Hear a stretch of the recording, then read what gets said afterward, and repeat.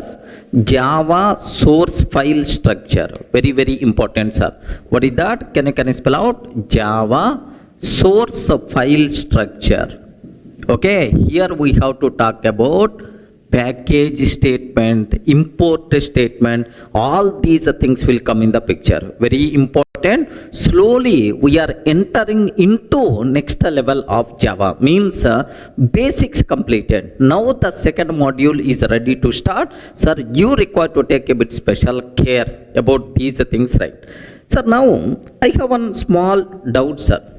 What's my doubt is, in Java program, sir, we write several Java programs. In Java program, how many classes we can take? Can you spell out? How many classes we can take? Is it only one class, or can I take any number of classes? Is it only one class, or can I take any number of classes? Yes, make sure in Java program we can take any number of classes, no problem at all. Suppose I am writing a program, sir. Yes, class A. Class A. Next class I am taking. Next, okay. Class D I am taking, sir. So total A, B, C, D, like this, four classes are available, right? Okay. Now, sir, this total is a single Java program. Remember this one. A Java program can contain any number of classes. Don't feel, sir, it is applicable, it allowed only one class. No, any number of classes we can take. Okay, well. Sir, how many classes are there? A, B, C, D, like 4 classes are there. Can you please tell which class name I want to use for this program name? Can I use A.Java? Or can I save this program with the B.Java name? Or can I save this program with the C.Java name? Or can I save this program with the Durga.java? Have you observed Durga.java? Durga class is not there yet. Can I save this one with the Durga.java? Yes, please confirm.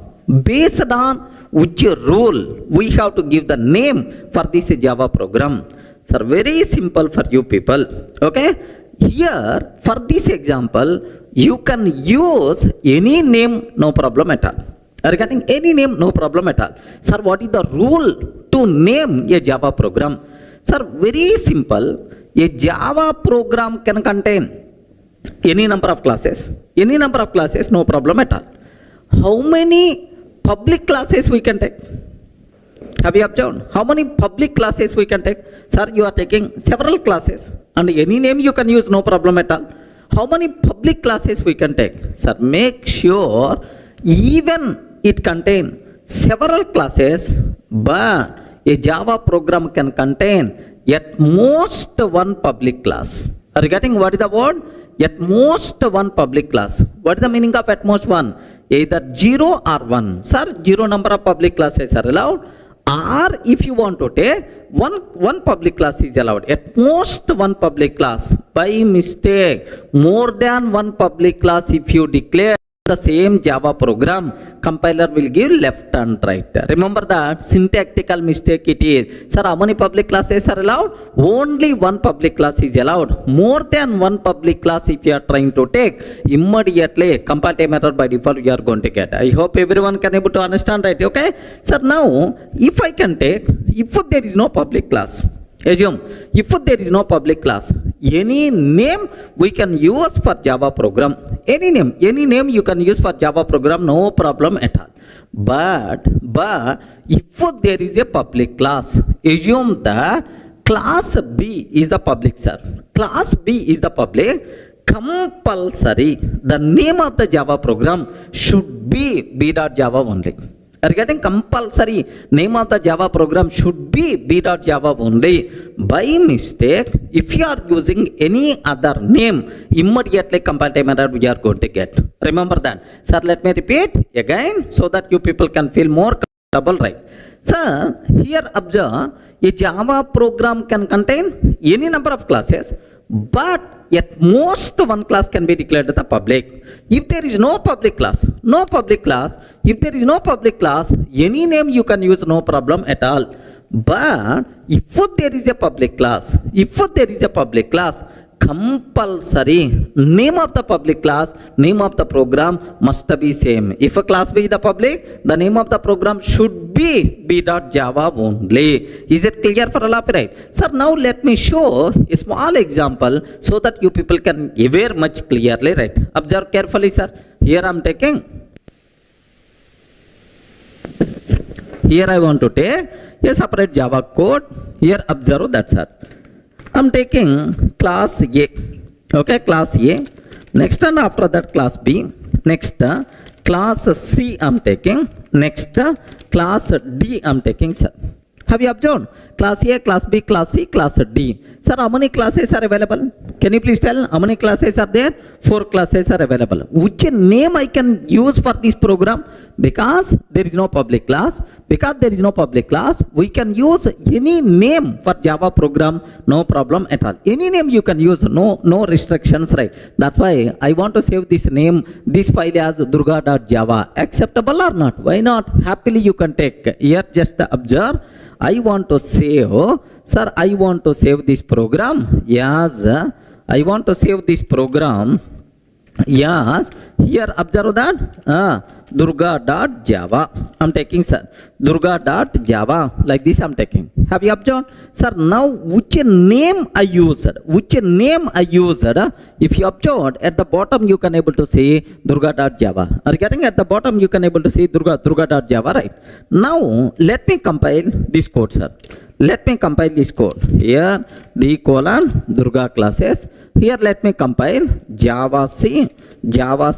What is the name of the program? Durga.java. Perfectly it's going to work, no problem at all, sir. Yes, happily the code compiles fine. There is no syntactical mistake. That's why itself is acceptable, right? Suppose if I declare B as the public, I want to declare B class as the public. If I declare B as the public, what will happen, sir? Observe that. If I declare B as public, compulsory name of the program should be b.java only. By mistake, if you are using any other name, immediately error you are going to get. Have you observed, right? Class B is the public. Compulsory name should be b.java, but I used the name durga.java. Are you getting? I used the name durga.java. That's why. So take a bit special care. Now if I can ask the compiler will give left and right. Hey Durga, class B is the public, should be declared in a file. But you are saving inside durga.java. Sorry, I can't accept this code to compile. Like observe carefully, right? Now here just have a look once. Now I'm trying to compile Java C durga.java. Immediately compile error you are going to get. Have you observed? Class B is public, should be declared in a file named b.java. Class B is public, should be declared in a file named b.java. This is the compile time error you are going to get, sir. So to avoid this compile time error, I have to save this program as b.java. If I save this program as b.java, happily the code is going to compile. Have a look once. I'm trying to compile. I'm trying to save as b.java. I use which name, sir? b.java. Now I hope you can able to see. You can able to see what is the name I used? b.java. Are you getting? Now let me compile this code b.java. Let me compile this code b.java. Java C b.java. Happily the code compiles fine. There is no problem at all. So the important conclusion is a Java program can contain any number of classes, but at most one class can be declared as public. So more than one public class is not allowed, because public means outside person can access. So that outside person, only one class should be exhibited. Remember this one. So a Java program can contain any number of classes, but at most one class can be declared as public. Remember, if there is a public class, the name of the public class, name of the program must be matched. If there is no public class, then we can use any name for Java program, no restrictions, right? Are you able to understand, right? Suppose if I can take two public classes. if I can take two public classes, immediately compiler will get left and right, because more than one public class in the same program not allowed. Correct, right? Sir, now B is already public. B is already public.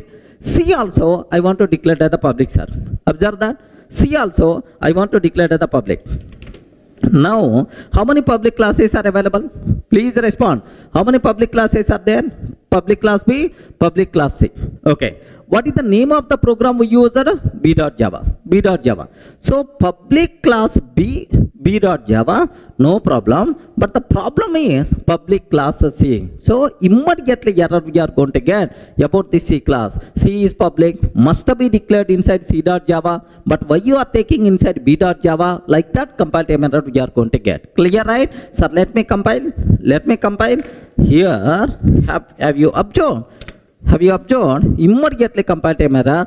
Class C is public, should be declared in a file named C.Java. Class C is public, should be declared in a file named C.Java. This is the compile time error by default we are going to get. Everyone in the position to understand, right? So, a Java program can contain any number of classes. Any number of classes, but at most one class declared as a public. If there is a public class, name of the public class, name of the program must be matched.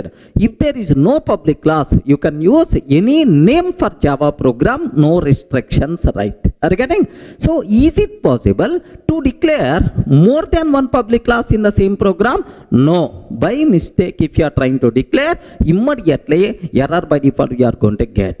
Clear for all of you, right? Sir, next, whenever I asked this question, which name I want to use for this program, whenever I ask this question, most of the people are going to feel, sir, the class which contain main method, that class name we have to use, sir, for the file name. So, the class which contain main method and the name of the program, there is no relation at all. So then, which two things are related? Public class name and the name of the program. These two are related, but the class which contain main method and the name of the program, there is no relation at all. Even for that also, I want to clarify a small point right here. Listen carefully, sir. Okay, well. Now, here just observe that. I want to take a small another program, just a matter of 5 minutes. Take very special care, sir. I have one program is there, class A. Are you getting? I have one program, class A. Public static void main method string array args. Now system.out A class main. This is which class, right? A class main method. Now, class B public static void main method string array args. I'm taking public static void main. Now, system.out.println B class main. Are you getting? B class main? Okay. Sir, this is A class main, B class main. Now, class C I am taking. Public static void main string array args. Now, system.out.println C class main. Like this I am taking, sir. So, how many classes are there? 3. A class contain A class main method, B class main method. One more class I am taking, class D, sir. Now observe.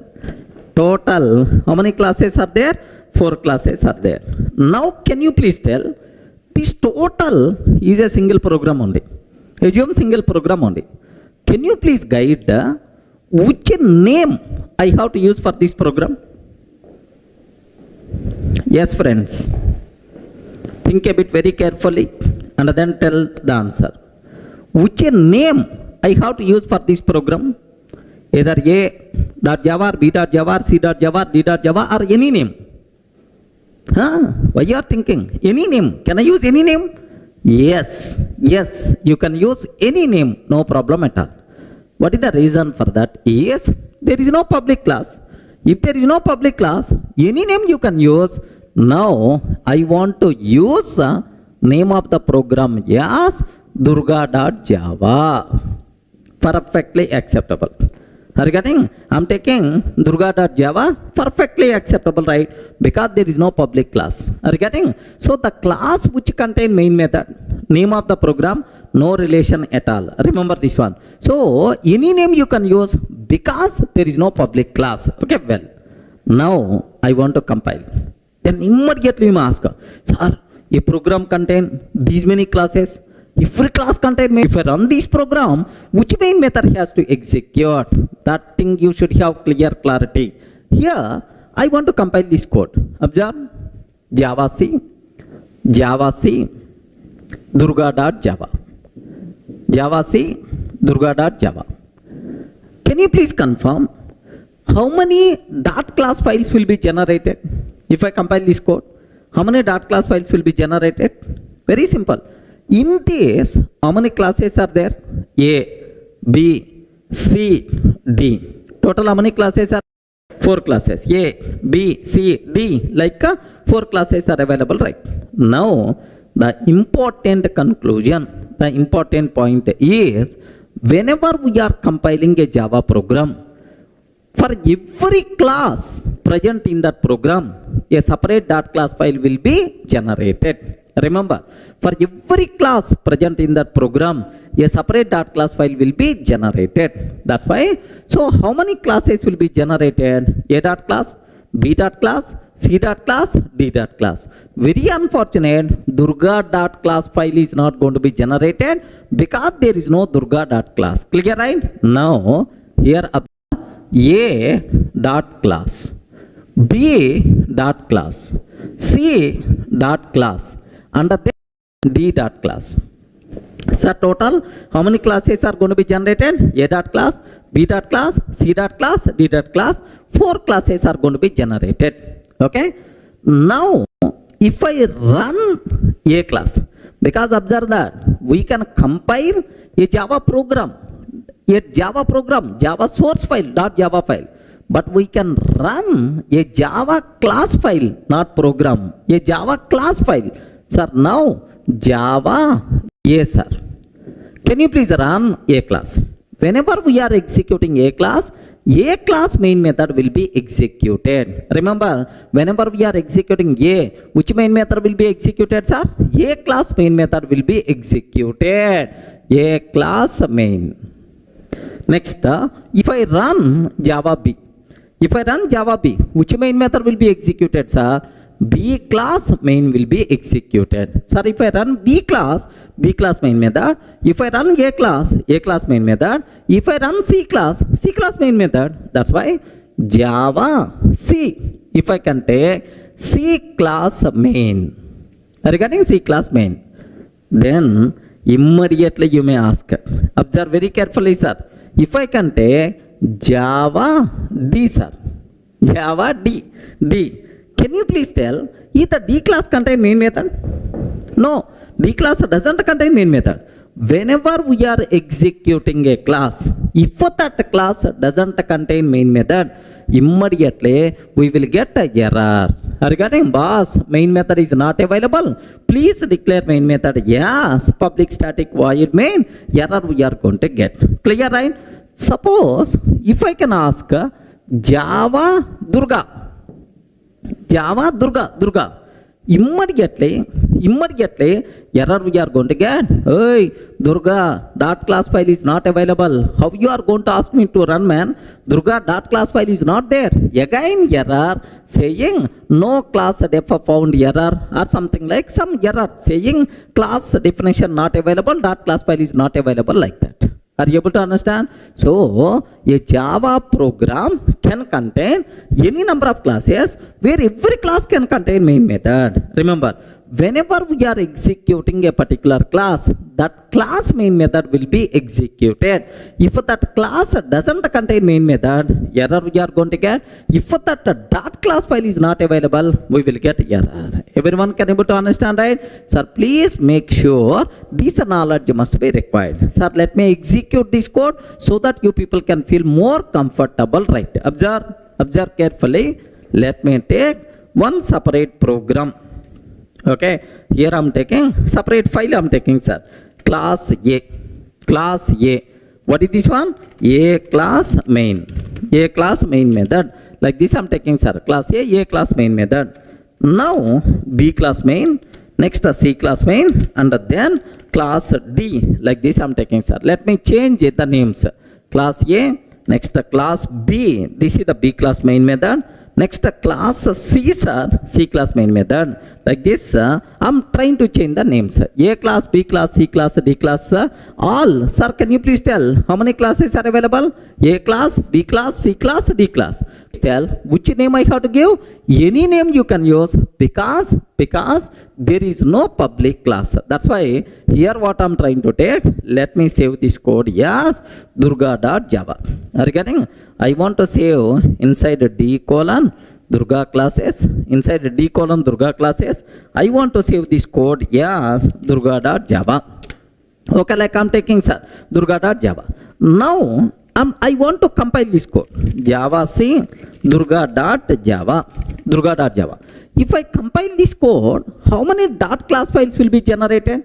For every class, a separate dot class file will be generated. A dot class, B dot class, C dot class, D dot class. Okay? So now let me compile this code. Java C Durga.java. How many? 4 dot class file. If I execute Java A class main method, right? Okay. Now observe A class main method. If I execute Java B class main method. If I execute Java C class main method. If I execute Java D, can you please observe? D class doesn't contain main method. Are you getting? D class doesn't contain main method. Immediately error we are going to get. Observe carefully, right? Sir, Java D, error, main method not found. Main method not found in class D. Please define public static void main. Like that we are going to get the error, right? Okay. Now my target is Java Durga I'm taking. Sir, Durga dot class file is not there because there is no class named with Durga. Durga dot class file is not there. What will happen, sir?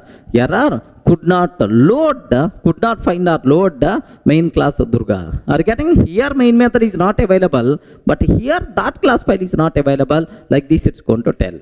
Okay? Please make sure you people should have clear clarity up to this. Sir, let me repeat, matter of 1 or 2 minutes. A Java program can contain any number of classes, but at most one class can be declared as public. If there is no public class, we can use any name for Java program. If there is a public class, compulsory name of the program and the name of the public class must be matched. Okay, next, sir, we can compile a Java program. Whenever we are compiling a Java program, for every class present in that program, a separate dot class file will be generated. Are you getting that? A separate dot class file will be generated. Suppose, sir, whenever we are executing a Java class, sir, we can compile a Java program .java file but class file.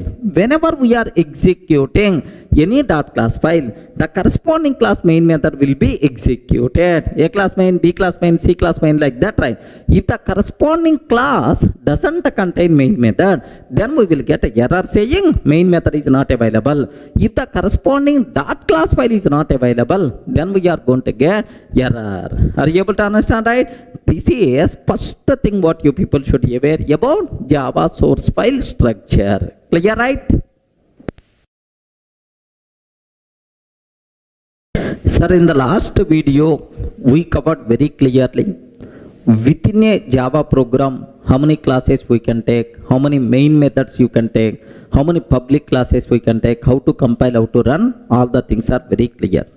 Now, the next important concept, import statement. let me perform postmortem on this concept. Observe carefully, sir. Sir, I'm taking class test. I'm taking class test. Public static void main method. Public static void main method. String array args. Public static void main string array args. Here, array list L is equal to new array list. Array list L is equal to new array list. Like this I'm taking, sir. Sir, if I'm trying to compile this code, if I'm trying to compile this code, sir, what I'm doing? I'm taking a class test. Within that main method, inside main method, I'm creating an object for array list class. Array list is a class which is present inside java.util package, collections. Array list, I'm creating array list object. Now the point is, can you please confirm if I will compile this code, is it going to compile or not? Respond. If I'm trying to compile this code, if I'm trying to compile java c test.java, either code will compile or not? Yes or no? Immediately compiler will give left and right. Durga, you are using array list. You are using array list. Where this array list is available? Where this array list is available? Please let me know. Okay, then only I can compile. Are you getting? Then only I can compile. Please let me know. Array list L is equal to new array list. You are using array list. Where this array list is available? Please let me know. Then only I can compile. I can't recognize you are using array list where it's available. I don't know. I'm not finding. Like compiler is going to tell very clearly error, sir. Okay. Let me show up to this. Have a look once, sir. I'm taking a simple class test. Public static void main array list L is equal to new array list I'm taking, sir. Array list L is equal to new array list. Like this I'm taking. Now have a look once, sir. If I'm taking array list L is equal to new array list, let me compile this code. Java C test.java. Java C test.java. Immediately error. Cannot find symbol. Which is symbol? Array list. Are you getting? Durga, you are using some class named with array list. I'm unable to find this symbol class array list. Where it is available? Please let me know. Like that, compiler is going to tell that. Are you getting right? Now, how I can solve this problem? Yes, compiler is telling very frankly, Durga, I'm unable to identify array list class. Please let me know. Like, then two ways are available. What is the first way is, can you please confirm where is array list is available? Inside java.util package. If I use a fully qualified name instead of this line, instead of array list, java.util.array list, java.util.array list L is equal to new java.util.array list. Java.util.array list L is equal to new java.util.array list. If I use this one, then the code is going to compile. Now I'm conveyed to the compiler. Hey, I'm using array list from util package. Util package is available inside Java package. Like a fully qualified name we are using, sir. Java.util.array list L is equal to like this. Now compiler is going to feel, oh, this person is using array list class from Java.util package. Like that, he is going to take happily the code is going to compile. Everyone can ever write? Sir, let me cross check here. Observe carefully. Here I'm taking, let's see this point well. Okay. Instead of array list, java.util.new java.util.array list. Sir, this type of name is called fully qualified name. Regarding what is this name, sir? Can you spell out? Fully qualified name. If I use fully qualified name, happily the code is going to compile. There is no problem at all. Now observe this one. Sir, here I am trying to compile. Happily the code compiles fine, no problem at all. Yes, the code compiles fine, sir. We are not seeing any error. So, sir, whenever we are using fully qualified name, automatically the code compiles fine. But it is not permanent solution. The reason for that is 10 times I want to use array list. How many times? 10 times I want to use array list. 10 times you have to take java.util.array list, java.util.array list. Unnecessary. Length of the code is going to increase. Readability by default is going to be down. Are you getting? Java.util.array list, java.util.array list. Readability by default is going to be down. Remember that, okay? So let me consider 10 times. 10 times. If I want to create 10 array list object, how the code looks like? Yes, have you observed how the code looks like? Java.util.array list, java.util.array list, something like it is the design kind of thing. Are you getting? Something like it the design kind of thing, which is never be recommended. Readability is going to be down, length of the code is going to be increases. Are you getting? So for that, some shortcut I want. Are you getting? Some shortcut I want. So I have to convey to the compiler. Array compiler, whenever, can you please consider from java.util package? Can you please consider from java.util package? I have to convey. What is the way for that is import statement. Are you getting what is the way, sir? Import statement. Now observe carefully, sir. Sir, now whenever we are using import java.util.array list. Import java.util.array list. Anyway, full forms are import java.util.array list. Whenever we are importing this, then we can use short names directly. Are you getting? We can use what? Short names directly. So the biggest advantage of import statement is we are not required to use fully qualified name. Length of the code is going to be reduced. Readability by default will be improved. Everyone can aware, sir. Length of the code will be reduced. Readability by default is going to be improved. That is the biggest advantage of import statement. Everyone in a position to understand clearly, right? Are you able to understand, right? So how many times we are going to use import statement? Only once. So, but every time, how many times I can use short name? Any number of times you can use short names. Length of the code will be reduced. Readability by default will be improved.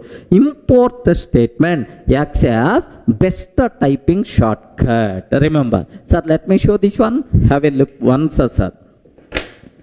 Now, I don't want to use fully qualified name. Observe. I'm taking array list L is equal to new array list. That's all.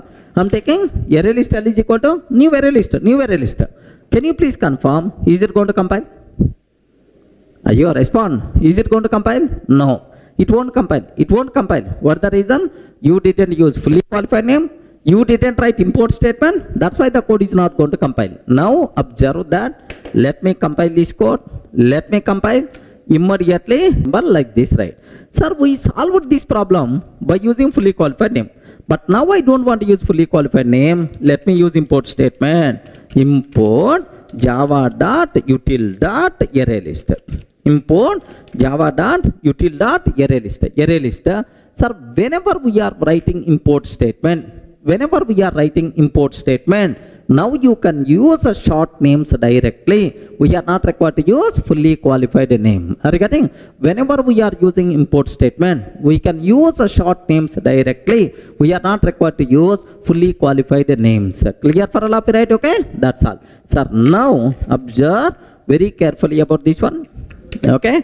Happily the code compiles fine. Yes, there is no problem at all. Happily the code runs up fine also. Itself is acceptable. Clear, right? So what is the need? What is the purpose of import statement? Clear? If you want to use a short names directly, compulsory at the top, import statement must be required. Import statement whenever we are using, we are not required to use fully qualified name. Clear? Are you able to understand? Import statement acts as best typing shortcut.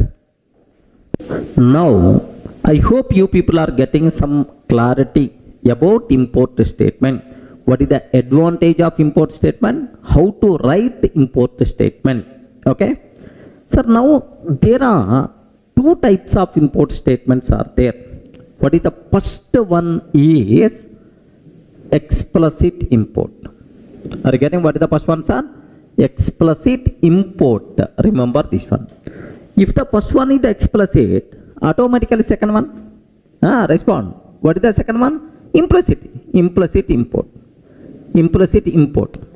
Sir, what is the first one? Import. Sir, let me go for a small example for this. Import java dot util dot array list. Sir, explicitly I'm specifying, boss, I want this class. Are you getting? I want this class java dot util dot array list. Directly we are specifying, right? But implicit means import java dot util dot star. Are you getting? Import java dot util dot star like this, right? Okay. Now the point is all classes present inside java dot util package. Can you please make it available? Can you please make it available? Such type of import is called implicit import. Next, I want a particular A class only, array list class only. Such type of import is called explicit import. Are you getting? Now I have one bigger doubt, sir. Which import statement is recommended to use? Either explicit import or implicit import. Remember this one. Just for the sake of exam, for exam point of view, it's not required. For your day-to-day coding, compulsory you people should aware on good programming practice. Most of the people are going to feel, sir, if you are using one or two classes, better to go for explicit import. If you are using multiple classes, huge number of classes, better to go for import. Some people are going to feel like this. No. Even you are using 100 classes from the same package, compulsory we should go for explicit import only. Readability of the code by default is going to be improved because of this explicit import. Are you getting? That's why readability is the very important, not typing. Typing is one time activity, but readability is multiple times we have to do. That's why in real time, readability is always highly recommended. Use account A is equal to new account. Account A is equal to new account. Now, this account class coming from com.hdfc or com.icici bank? We don't know. We have to open this one. Is there any account class is available? Then only I will come to know. Sir, because you are not specifying from where the account is coming. You use it simply star. Suppose I am taking loan, L is equal to new loan. Can you please tell loan class is coming from which package? Loan is coming from which package? We don't know. We didn't specify explicitly, sir, star. That's why readability wise explicit class import is good, but not implicit class import. Are you getting? Suppose this implicit class import I want to remove, and here I am using loan. Here I am using account. Now, is it implicit or explicit? Respond, man. Is it implicit or explicit? Explicit import. Are you getting right? Explicit import. Now, can you please observe? Account class is coming from which package? Account class is coming from which package? com.icici bank.account. Oh, from com.icici bank, account is coming. Next, loan class is coming from which package? com.hdfc. From that loan is coming. Readability is more if you are not using star. Are you getting? That's why in real time, compulsory we should go for explicit or implicit are highly recommended. We should go for explicit because it improves readability of the code. Sir, if you are working on IDEs like Eclipse, My Eclipse, like we have IntelliJ, like IDEs are available. In the IDEs, we are not required to write import statement. Automatically, sir, IDE itself is going to generate. Sir, in the world, every Java IDE is always going to generate explicit import only. If you want, you can cross check in the Eclipse. In the Eclipse, it's always going to generate explicit. no IDE is going to generate implicit class import, because readability wise not good, implicit, highly recommended, we should go for what? Explicit class import. Is it clear for all of you, right? So how many types of import statements are there? Two types, explicit class import, implicit class import. Which one is the recommended? Highly recommended, we should go for what? Explicit class import, because it improves readability of the code. Clear? Sir, in the last video we covered how many types of import statements are there, what is the need of import statement, which import statement is recommended. Clear up to that. Now, for the exam sake, there are two important conclusions are there. Let me talk about these things. Here, do you know, there are two packages we are not required to import. The classes and interfaces present inside two packages we are not required to import, because these are things by default available in every program automatically. Sir, for these packages we are not required to keep any import statement. What is the first one, sir? Java.lang package. Regarding what is the first one? Java.lang package. Because Java.lang package classes are commonly required for every program. That's why. So we are not required to import classes present inside Java.lang package, because by default these classes are available. Best examples are, we are using string class. If I'm creating an object, string s is equal to new string of Durga, any import statement is required? No, import statement is not required. Import statement is not required. Remember that. So Java.lang. So all classes and the interfaces present inside Java.lang package, happily we can access without writing any import statement, because by default these are available for every Java program. Sir, second one, default package. Default package. Which is the default package, right? Current working directory. Again, which is the default package, right? Current working directory. Remember this one. So if any class present inside current working directory or in the current package, we are not required to import. Regarding, if you want to use from outside package, compulsory import statement must be required. If we are using the classes present in the same directory or same package, import statement is not required. Sir, if you are using from outside package, import statement is required. Remember that. So these two packages, import is not required. Are you able to understand, right? Let me show a small example for this. Here, observe, I'm taking a class test. Have a look once, sir. I'm taking class test. No import statement. No import statement. I'm not taking any import statement, right? Now string s is equal to new string of Durga. String s is equal to new string of Durga. Thread t is equal to new thread. Thread t is equal to new thread. Next, exception e is equal to new exception. Next, string buffer sb is equal to new string buffer. Like this I'm taking, sir. Have you observed? These many classes I'm using. One is string object I'm creating. Second one is thread object I'm creating. Exception object I'm creating. String buffer object I'm creating. But I didn't write any import statement. Are you able to understand? Sir, can you please tell either code is going to compile or not? Array, respond, man. Either code is going to compile or not? Yes, perfectly the code is going to compile. No problem at all. What is the reason?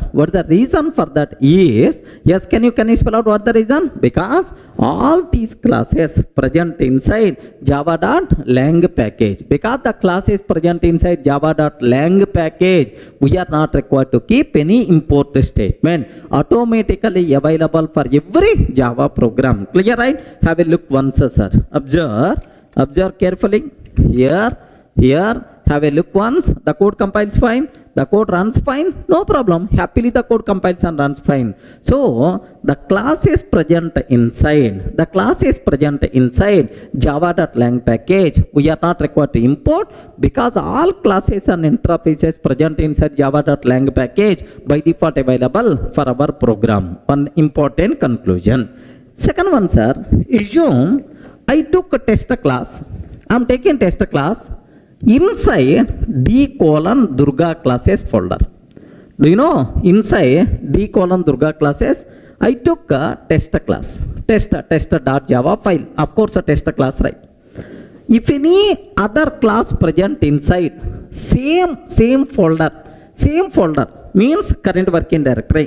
If any other class present inside same folder, to access this class, import statement is not required. I told right, all classes present inside current working directory automatically by default available for our program. We are not required to import. So let me test this condition also. Observe carefully. Here I am taking another program. I want to take another program. Sir, here class student, like this I am taking, sir. Class student like this I am taking, and one method also, public static void m1 method I am taking, sir. Here student class static method like this, just the student class static method like this I am taking, sir. Student class static method like I am taking. Sir, where have you observed right? It is the class student. It is the class student. Student class contains static method m1. Where I want to save this program is where test.java is available in the same location, D:Durga classes. Let me save this code here. Let me save. Can you please observe my location, sir? Inside same location, D:Durga classes. Here I am taking student.java I am taking, sir. Inside D:Durga classes, student.java I am taking like this. Now, sir, where test.java is available? In the same location only. Have you observed? Test.java is available in the same location only. Now, inside test.java, let me create student object. Student s is equal to new student. Next, s dot m1 static method you can call by using object reference also, no problem at all, or otherwise class name like this, right? Now I have one bigger doubt. I am creating student object, I am calling student class m1. Can you please tell any import statement is required? Please respond. Any import statement is required? No, import statement is not required because student class is available in the same location where test class is available. That's why all classes present inside current working directory by default available to our program. We are not required to keep any import statement. Clear, right? Observe carefully. Here what I am trying to take. Let me compile this code, sir. Happily the code compiles fine. Here 1 minute. The problem here is, have you observed it is not import. Variable s is already defined in. So s is already I used here, but I am using second time. Let me take s1. Now happily the code compiles fine, no problem at all.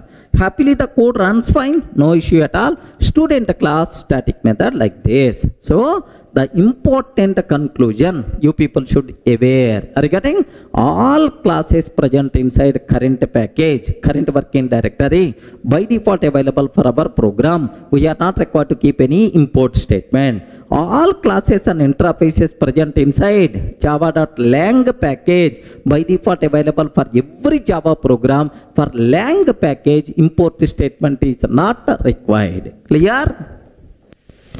Sir, the next important conclusion related to import statement, a bit dangerous point, very important for the exam sake. Take special care. Sir, I have pattern class is available. This pattern class present inside java.util.regex package. Are you getting? What is the package? java.util.regex. In that pattern class is available. Observe that. So regex is the sub-package present inside util. Util is the sub-package present inside Java. This regex came in the 1.4 version of Java, sir. Remember. Now my important conclusion is, I want to use this pattern class in our program. But how to use that while discussing regular expressions you may learn, but currently not required. How to use, just observe. I'm taking class test, public static void main method, string array args. Public static void means string array args. Let me create pattern object. Pattern P is equal to pattern dot compile of AB. Pattern dot compile of AB. Like this I'm taking, sir. So what is the meaning of this line? Don't worry, it is not in our context. Just I'm creating pattern object. That's all you should aware. To use a pattern class in our program, I'm using pattern class in our program. Which import statement is required? Regarding to compile this code, which import statement is required? Option 1. Where this pattern is available? Please respond. Where this pattern is available? Java, util, regex. In that it is available, right? Now, here I am taking import java.star. Import java.star. Second option, import java.util.star. Import java.util.star. Third option, import java.util.regex.star. Sir, like these are the three import statements are there. Obviously, which import statement we have to take to compile this program successfully? Very, very important point. Please make sure. Anyone, can you please guess? Yes, friends. Anyone, can you please guess? Remember that. Very important conclusion. Very important conclusion. You people should have clear clarity. What the point is? Whenever we are importing a package, sir, import java.star. Import java.star. Whenever we are importing a package, all classes and interfaces present in that package by default available, but not the sub-package classes. Are you getting? All classes and interfaces present inside Java by default available, but not util, but not regex. Remember. So very important point related to import statement. Whenever we are importing a package, all classes and interfaces present in that package by default available, but not the sub-package classes. Okay? If you want to use any class present inside sub-package, compulsory we have to write import statement until sub-package level. Are you getting? So where pattern is available? Java.util.regex. To use pattern, compulsory we require to use import statement. Import java.util.regex.star. That's why which import statement is the valid to compile this program is this import statement, sir. Please make sure you should have clear clarity about this terminology. Are you in the position to understand, right? Sir, let me repeat again. Whenever we are importing a package, all classes and interfaces present in that package by default available, but not the sub-package classes. If you want to use a sub-package class, compulsory import statement must be required until sub-package level. Clear? Sir, let me execute this code so that you people may get some idea. Have a look once, sir. I'm taking a small program. I want to take a small program. Here just have a look once. I'm taking a simple program, sir. Public class test, public static void main, pattern P is equal pattern.compile of AB. Don't worry about this line. Syntactically, this line is valid in the regular expressions. We will discuss in detail, right? Now the point here is, if I'm trying to compile, is the code is going to compile or not? No, because we didn't use any import statement. Clear, right? Okay, well, have a look once. Observe that. If I'm trying to use Java C, test.java. Yes, immediately it's going to tell cannot find symbol, class pattern. Are you getting cannot find symbol, class pattern? Like that, immediately we are getting compile time error, right? Now, I want to solve this problem. What I want to do is import java.star. Import java.star I'm taking. Can you please confirm, is it valid or invalid? Hey, please respond. Is it valid or invalid? Invalid. Because pattern is not available inside Java package. Pattern is available inside java.util.regex package. That's why this one is invalid, right? Okay? Have a look. Even you are taking, immediately error we are going to get. Observe that. Observe, same error we are getting because in the util it is not there. Suppose in the Java it is not there. Suppose if I can take java.util.star. Can you please confirm? Import java.util.star. Is it going to accept or not? Please respond.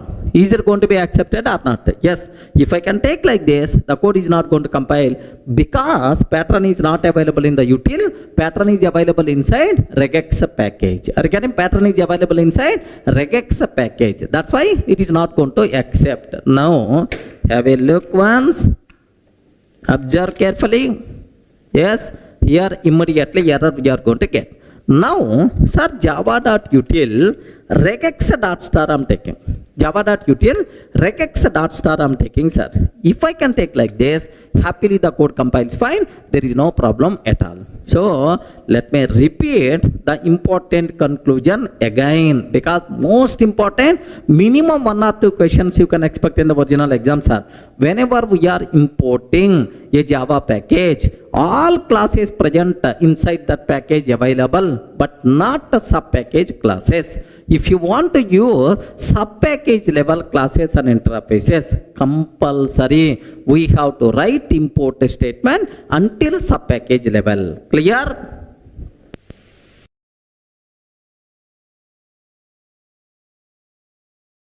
In the last videos we covered what is import, what is the purpose of import, what are various important points related to exam. But do you know, related to import, there is a big story is there. But I'm not covering all those things at the part of this course. So because this course purely meant for exam specific. So for the exam, whatever points are required, just only those things I'm discussing. The people who are very much interested, just to go through the material. In the material, I added all those things. Don't worry, sir. So next, after import, the next thing what I have to discuss, packages. Are you getting package statement? Sir, what is the package? Package. Do you know we have Europe tour package, US tour package. Okay, like we have core Java, Java package. Okay, advanced basic Java package. Next up frameworks package, something like. What is a package? Package is a group of related items. A group of related things is nothing but package. Sir, same in the programming, what is a package, right?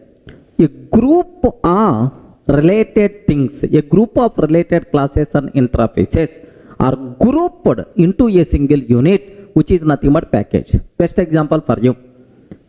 Sir, I want to perform database operations. DB, database operations I want to perform, sir. So, to perform database operations, the required classes and interfaces are grouped into a separate unit, which is nothing but java.sql package. Regarding what is that, sir? Java.sql package. Java.sql package. So, package is an encapsulation mechanism to group related classes and interfaces into a single unit. Regarding it is an encapsulation mechanism to group related classes and interfaces into a single unit. Java.sql package contain all classes and interfaces which are meant for database operations. Clear, right? Similarly, suppose, sir, I want to perform IO operations. Sir, I want to write some data to the file. I want to read some data from the file. IO, input, output operations I want to perform. If you want to perform IO operations, all required classes and interfaces are grouped into a separate package, which is nothing but java.io package. Are you getting java.io package? So what is package? Package is a grouping mechanism, encapsulation mechanism to group related classes and interfaces into a single unit, which is nothing but package. Everyone in the position to understand what the package, right? Now the next important terminology what you people should aware, sir. Okay, sir, how to write package statement, how to compile, how to run. Sir, before that, what are various advantages are there because of package statement? There are multiple advantages are there, sir. Do you know? In Java, there are two date classes are available, sir. Two date classes are available in Java. One is inside the SQL package, inside the util package. Are you getting inside SQL package, inside util package. Now how many date classes are there inside Java? Two date classes. One is date present inside SQL, another date present inside util. Sir, how two date classes are present? Yes, what is the possibility? Because of package statement only. So by using package, I can able to differentiate java.util.date, java.sql.date. I can able to differentiate. So if a package statement is not there, then it is impossible to have two date classes. That's why the biggest advantage of package statement is naming conflicts we can able to resolve. Naming conflicts we can able to resolve, sir. Uniqueness, unique identification will be there for our components. Next, sir, related things we can group. Suppose best example, database relation. All the database operation required classes and interfaces present inside SQL.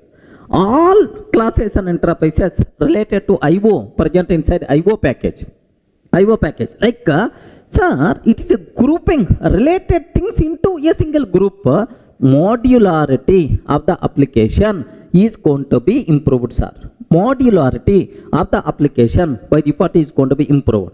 Maintainability of the application will be improved. Are you getting? Maintainability of the application will be improved, sir. Even sometime we can get security also. We can get security also because of package statement. How, sir? Very simple. Suppose assume it is the pack 1. Assume it is the pack 1, sir. Pack 1. Now I have class test is there. Class test is there, sir. Sir, this class test is not public. Assume it's not public. If it is not public, outside person can't access. So default means within the package only. So this package acts as a wall so that outside person can't access our components. Are getting? Package itself is going to provide security also for our components. Everyone can aware? Sir, there are lot of advantages are there because of package statement. Sir, compulsory recommended to use packages in the real time. Sir, best example, we have several classes are there like a string class, string buffer, system class like. Can you please tell? I have string class is there. String class present inside which package? Java.lang package. String buffer is there present inside Java.lang. Array list is there present inside Java.util package. File reader is there present in Java.io package. Are getting present in Java.io package. Like, sir, do you know every class in Java, almost around 5,000 plus classes are there. All those things part of some package, man. Okay, it is a mandatory. It's a part of some package. That's why while defining our classes also highly recommended to make the part of package. If you are not writing package statement, clear indication that this person is not coming from the real time, he is coming from, he is just a learner, like so the person who is seeing your code definitely is going to feel that. So in real time, every class, every interface should be part of some package. Remember, package statement is good programming practice, compulsory we require to use. Almost it is mandatory, but not really mandatory, but highly recommended to use package statement. Clear, right? So what is package? What are various advantages are there? Can you please tell what is the package? Arey, respond man. What is the package? It is an encapsulation mechanism to group related classes and interfaces into a single unit. What advantages are there? We can resolve naming conflicts. Modularity of the application is going to be improved. Maintainability is going to be improved. Security by default is going to be improved, sir. Are you getting? So these are various advantages are there because of package statement. Clear for you people? Any doubt? Okay. Sir, now I hope you people got what is package, what advantages, right? Now, how to write package statement, how to compile, how to run. Just observe carefully, sir. Here I am taking package. Sir, we can write package statement by using package keyword. Again, package is a keyword in Java. Package, sir, com dot durgasoft dot OCJA. Like this I am taking. Com dot durgasoft dot OCJA. Sir, there is a universally accepted naming convention for the packages. There is universally accepted naming convention for the packages, right? Use a client internet domain name in reverse. Regarding, suppose I am working for ICICI Bank. What is their website? com.icicibank.com. Okay? While naming the package com.icicibank. Regarding, this is universally accepted naming convention.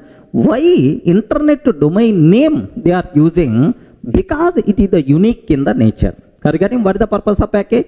For unique identification for our components, right? So, which is the unique in the universe? Internet domain name is the unique in the universe.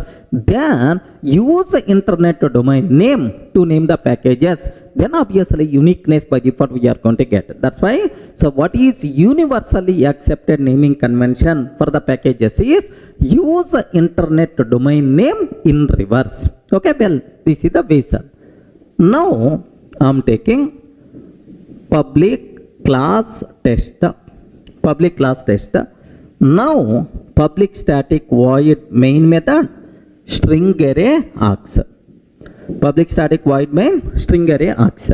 Here, system.out.println package demo, like this I am taking, sir. System.out.println package demo, like this I am taking. That's all. This is about, sir, how to write package statement in our program. Now, how to compile? Usually, if you want to compile, Java C test.java. But now package statement is there. How to compile this one, sir? Take very, very special care. If you want to compile, sir, Java C test.java. Okay. Is it going to compile or not? Array, respond. Is it going to compile or not? Because package statement I used. Now I am trying to compile Java C test.java. Is it going to compile or not? Okay. 100% pakka. The code is going to compile. Generated .class file will be placed in the current working directory. Are you getting? Test.class file will be generated. Where it will be placed, sir? Inside current working directory. Remember that. But now, my requirement is, array, tester.class file should be part of this package. If you are going to place in the current working directory, meaningless. Regarding, that's why, so should be part of com.durgasoft.ocja. I want, then what we have to take? Java C -D. What is the meaning of -D, sir? Destination to place generated .class files. Boss, I am talking about destination to place generated .class files. -D test.java. Are you getting? -D test.java. This dot means which one? Can you please confirm? Dot means which one? Current working directory. Are you getting current working directory? So what is the difference between this line and this line, sir? What is the difference is -d dot text I am taking in the current working directory. Can you please observe what is our package statement? Have a look once. com.durgasoft.ocja. In the current working directory, com within that Durgasoft, within that Durgasoft, within that ocja, in that test.class file will be placed, sir. Are you getting? In that test.class file will be placed. Sir, now test.class file is the part of our package. Are you getting? com.durgasoft.ocja, in that test.class file is there. Remember that. So if I'm not using -d dot option, where it will be placed, sir? Where it will be placed in the current working directory. Whenever we are using package statement, don't compile like this. Compulsory we require to compile -d dot test dot java like this. Happily the code is going to compile. This is the way, sir. Now here I have one small doubt. What the doubt is? Dot means current working directory. Com Durgasoft ocja. If these folders are not already there, sir, com folder is not there, or com folder is there but Durgasoft is not there, or Durgasoft is there, ocja is not there. If these locations are not, folders are not already available, what will happen, sir? So this Java C command itself is going to create this folder structure. So whether the required package structure, package folders available or not, we are not required to check, because if these are not available, automatically this command itself is going to create that, no problem at all. Everyone can able to understand? Next, that is one point, sir. Second point, instead of that, can I take any other location? Yes, why not? E colon you can take, E colon you can take, any valid directory name you can take. Now instead of current working directory, inside E folder, E colon, com will be created, Durgasoft will be there, ocja will be created, in the tester.class file by default will be placed. So any valid destination you can able to specify, acceptable, no problem at all. Are you getting? So whenever we are using package statement, how to compile -d dot, this is the option we require to use. Of course, instead of dot you can take anything, sir, no problem at all. Clear, right? It's a very, very important. What is the difference between this one and this one? You should have clear clarity, right? Sir, let me take up to this so that you people can feel more comfortable. How to run, that part I will discuss. Have a look once up to this, up to compilation. I want to show for you, right? Here, sir, I'm taking package. Can you please guide, sir? I forgot. Package com dot durgasoft dot ocja. Like this I'm taking com.durgasoft dot ocja. Now here just one statement, system dot out dot println, sir, package demo. Okay, package demo, like this I'm taking, sir. Okay, well, sir, here if you observe Java C test.java, happily the code is going to work, no problem. Now dir test.class, can you please observe where it will be placed, sir? In the current working directory. In the current working directory, it got placed. Are you getting? Current working directory it got. Sir, now I don't want Java C -d dot test.java. If I can take Java C -d dot test.java, now generated.class file is going to be placed in the current, it will be generated.class file will be placed in the corresponding package structure. Now observe this one. Now observe. Yes, happily the code compiles fine. In our current working directory, com will be there, Durgasoft will be there, inside ocja will be there, in that ocja test.class file will be placed. Now observe that. Now here cd com, next cd Durgasoft. Yes, cd com, cd Durgasoft, cd ocja. In that if you observe test.class file by default there. Regarding test.class file will be there, sir. So this is what you people should aware clearly, right? Are you in the position to understand, right? whenever we are using, whenever we are writing package statement, how to compile, this is what you should aware. Sir, I have to run this code. I want to run this class. If you want to run this class, there is one special care you have to take. Java test.class file is available where? Inside com Durgasoft OCJA. Com Durgasoft OCJA. Compulsory, you require to use fully qualified name regarding Java com dot Durgasoft dot OCJA. Regarding, if I can take com dot Durgasoft dot OCJA dot test, OCJA dot test. Regarding Java com dot Durgasoft dot OCJA dot test. Now happily this one is going to run. Regarding, whenever we are executing a Java class, if it is part of package, compulsory at the time of execution, package statement fully qualified name we require to use. If you are not using fully qualified name, it is not going to run. Remember this one, sir. Sir, let me use fully qualified name. Let me execute this code. Observe that.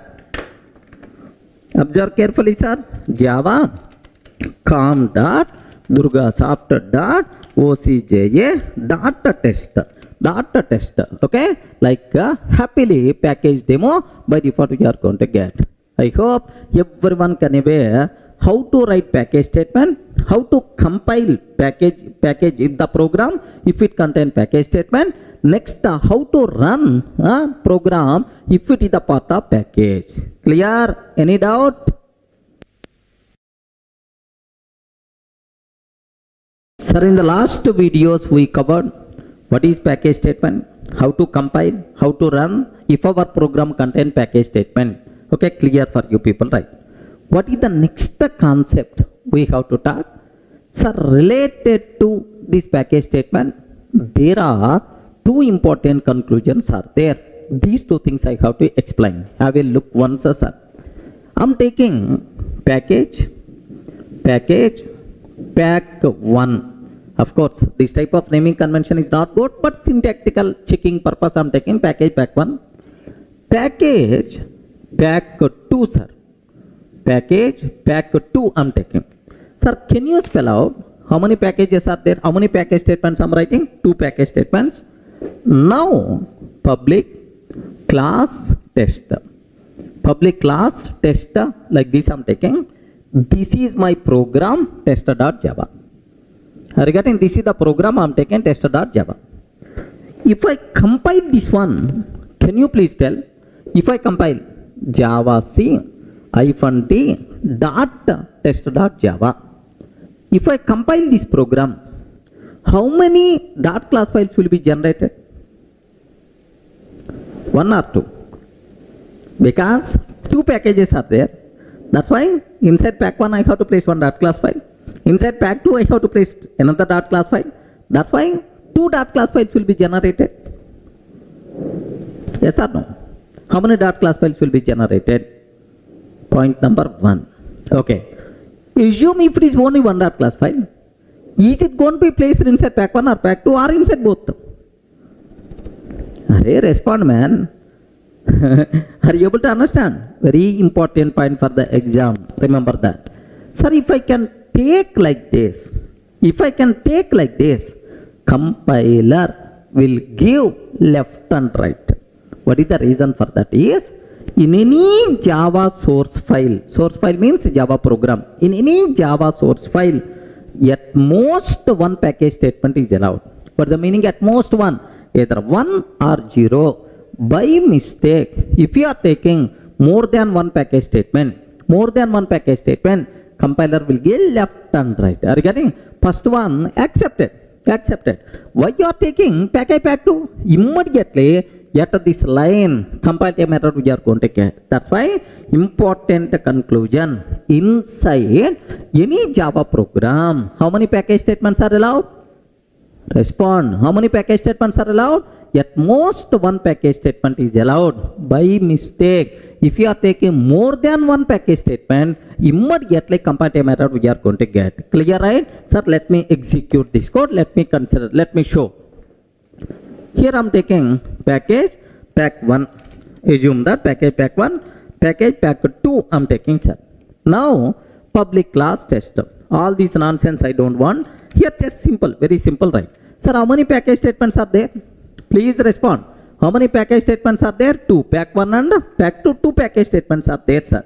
Now let me compile this one. Okay. Here Java C -d dot test dot Java. Observe carefully. Immediately error by default you are going to get. At which line the problem is coming? Package pack 2, class, interface are enum expected, but not this package statement. Are you getting? But not this package statement. Like this compile time error you are going to get. So the important conclusion what you people should be aware, in any Java source file, at most one package statement is allowed. Clear for all of you, right? Next, another point, sir. Very important. Take special care about this point. Here, this is the first conclusion. Second conclusion I'm ready to talk. Very important. Listen. Sir, I'm taking import java dot util dot star. Import java dot util dot star. Next, package pack 1. I'm taking package pack 1 and public class test. Public class test. Like this I'm taking, sir. Package pack 1 public class test. If I can take like this, can you please tell either code is going to compile or not? Respond. Very important for the exam sake this point. Please make sure. Is it going to compile or not? Okay? No chance at all. No chance at all. The reason for that is, in any Java program, the first non-comment statement should be package statement. Are you getting? But not import. So already you took import. After import, package is not allowed. First package. After that you can take import statement. The first non-comment statement should be package statement. That is, if you want to take package, compulsory first package, after that import, after that classes, any number you can take. So order is very important. First what we have to take? Package. After that import, sir, by mistake, after import package, immediately error we are going to get. Very important for the exam sake. Remember that. This point especially. Sir, after package, after import, you should not take package statement. Package statement must be first statement. Comments anywhere you can take. Other than comment, package statement must be first statement in our program. Clear for all of you, right? Now let me execute this code, sir. Here I'm taking import java dot util dot array list. Import java dot util dot array list like this. So first import statement, after that package statement, and then I'm trying to, sir, take a class. Now invalid immediately error by default you are going to get. Have you observed, right? Same error we are getting. Sir, here package statement is not allowed. Instead of package, class or interface are enum expected. Like that, right? Clear, friends? So these two are very important statements related to the package statement. Clear for all of you? So what are the first points, sir? So how many package statements are allowed? Only one. At most one package statement. More than one package statement is not allowed. Next, the compulsory package statement should be first statement only. After that you have to take important classes, right? Now let me give the finishing touch for this point, sir. Observe carefully. First we have to take package statement. Sir, after package statement, we can take import statements, import statements, and then we can take either class or interface or enum declarations we can take. Okay? Now this is, sir, first what? Package statement. Second one, import statement. Third one, either class or interface or enum. Okay, like you can able to take. Sir, please make sure this order is Very, very important. Order is important. Order is important. Remember. So first compulsory package and then import and then class or interface are enum. Next, how many package statements you can take? Hey, respond man. How many package statements you can take? At most one. Either one or zero. So how many? At most one. At most one. How many import statements you can take? How many import statements you can take? Any number. Any number. Any number. Acceptable. Either 0, 1 import, 2 import, 3 import, 10 import statements acceptable, right? Sir, how many class or interface or enum declarations are allowed?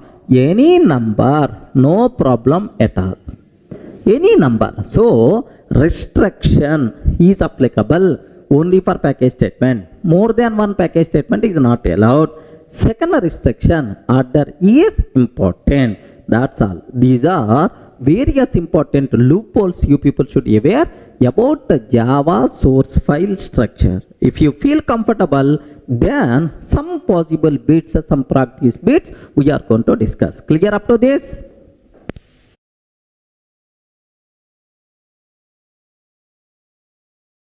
Hi friends, in the last videos we covered what is Java source file structure, what about import statement, package statement, how many types of import statements are there, important loopholes and practice bits also we covered. Sir, now the next topic, very important concept, class modifiers, class level modifiers. That concept we have to discuss. Sir, what class level modifiers, right? Very important concept, class level modifiers concept. Just observe that. Sir, whenever we are writing a class, sir, I am writing a class test. Now observe, I am writing a class test. Whenever we are writing a class test, we have to specify some information about our class to the JVM. Regarding, we have to specify some information about our class to the JVM, like whether this class can be accessible from anywhere or not. Regarding whether this class can be accessible from anywhere or not, whether child class creation possible or not, whether object creation possible or not, like we have to specify some information about our class to the JVM. How you can specify this information about our class is by using corresponding modifiers. Regarding modifiers describe the behavior of the class. Regarding modifiers describe what? The behavior of the class. Suppose this class accessible from anywhere or not. This class is accessible from anywhere or not. How you can specify, sir? By using public. Okay, remember, if the class is public, then you can sir, access this class from anywhere within the package, outside package, no restrictions at all. So how you can specify is by using public. Sir, if the class is not public, default means where you can able to access, where we can able to access only within the package. Regarding default means if it is not public, default means where we can access only within the package only. Remember, similarly, sir, whether for this class object creation is possible or not, for this class object creation is possible or not, how you can specify? By declaring abstract, sir. If the class is abstract, then object creation is not possible. If the class is not abstract, happily you are allowed to create object. So how the JVM can decide whether object creation is possible or not? Sir, simply based on abstract modifier. If the class is abstract, object creation is not possible. Instantiation, object creation is also known as what? Instantiation. Instantiation is not possible. If the class is not abstract, happily instantiation is possible. JVM will consider this behavior based on this abstract. Next, whether child class creation is possible or not. In the OOPS concept, I will discuss in detail, don't worry. Child class creation is possible or not. How you can specify, sir? By using final modifier. If the class is final, then child class creation not possible. If the class is not final, then the child class creation is possible. So means that by using appropriate modifier, we can describe the behavior of our required class. Everyone can able to understand, right? So whenever we are creating a class, we have to specify information about our class to the JVM. How you can specify this information about our class to the JVM, sir? By using corresponding modifiers. Clear for all, right? So JVM, based on these modifiers, JVM is going to use these modifiers while using this class, while accessing this class. Clear, right? Okay, that's all. Now the next point is which modifiers applicable for these top level classes. Are you getting? Can you spell out what are various allowed modifiers for the top level classes? Very important, man. Which modifiers are applicable for top level classes? Please make sure. Okay, but for our OCJA exam, we are not required to be aware all the modifiers. Just the basic idea about the minimum modifiers itself is enough. The people who require complete information just to go through the material, right? So which modifiers applicable for top level classes? Just aware. Happily we can declare top level class as public. Sir, we can declare top level class as default.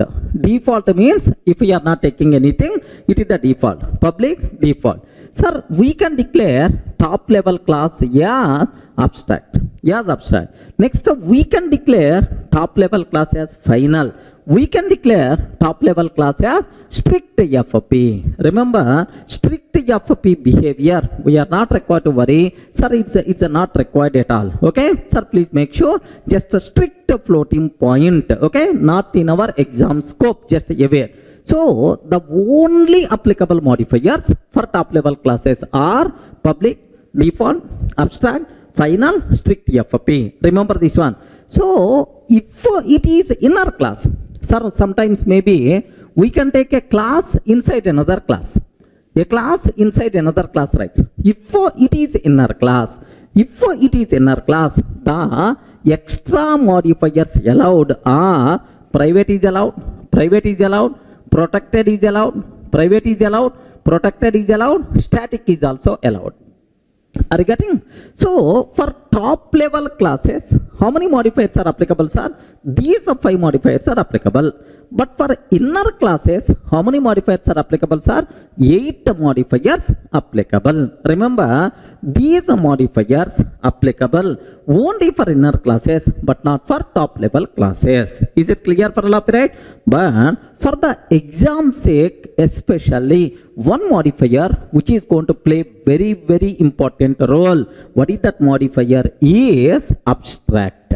Okay, here we have to perform post-mortem about abstract class, because compulsory at least 1 or 2 questions you can expect from this area.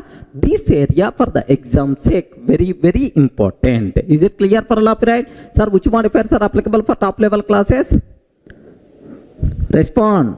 Which modifiers are applicable for top level classes? 5 modifiers are applicable. Public, default, abstract, final, strict FP. These 5 modifiers are applicable, right? Next, which modifiers are applicable for inner classes? Inner classes, these 5 plus 3 modifiers are applicable. But among these, for the exam sake, which one is the very important, sir? Abstract modifier is the very important concept. You people should aware complete behavior of abstract class, abstract method, like that, right? Sir, now anyway, let me explain very briefly about public, default, and then we will perform postmortem on abstract. Can you please tell, if a class is public, what is the meaning of that? Respond. Public transport, public toilet. Are you getting? Public toilet, public transport. What it means? Any person, public telephone, any person is allowed to use. Are you getting? Any person is allowed to access. Okay, like. So if the class is declared as the public, sir, I have package, pack 1 is there. Assume that, sir. Package, pack 1 is there. Now, I have public class A is there, sir. Public class A is there. Sir, if the class declared as public, we can access this class from anywhere, either within the package or outside package. Anywhere you can access, no restrictions at all. Now I'm taking here, just observe package, pack 2, sir. Package pack 2. Now, sir, public class B. I'm taking public class B. Public static void main method I'm taking. Main method I'm taking string array args. String array args. Now A is equal to new A I'm taking, sir. A is equal to new A. Next, sir, if you want to access a class from outside package, import statement must be required. Import pack1 dot A. Now, can you please tell, is it valid or not? Perfectly valid.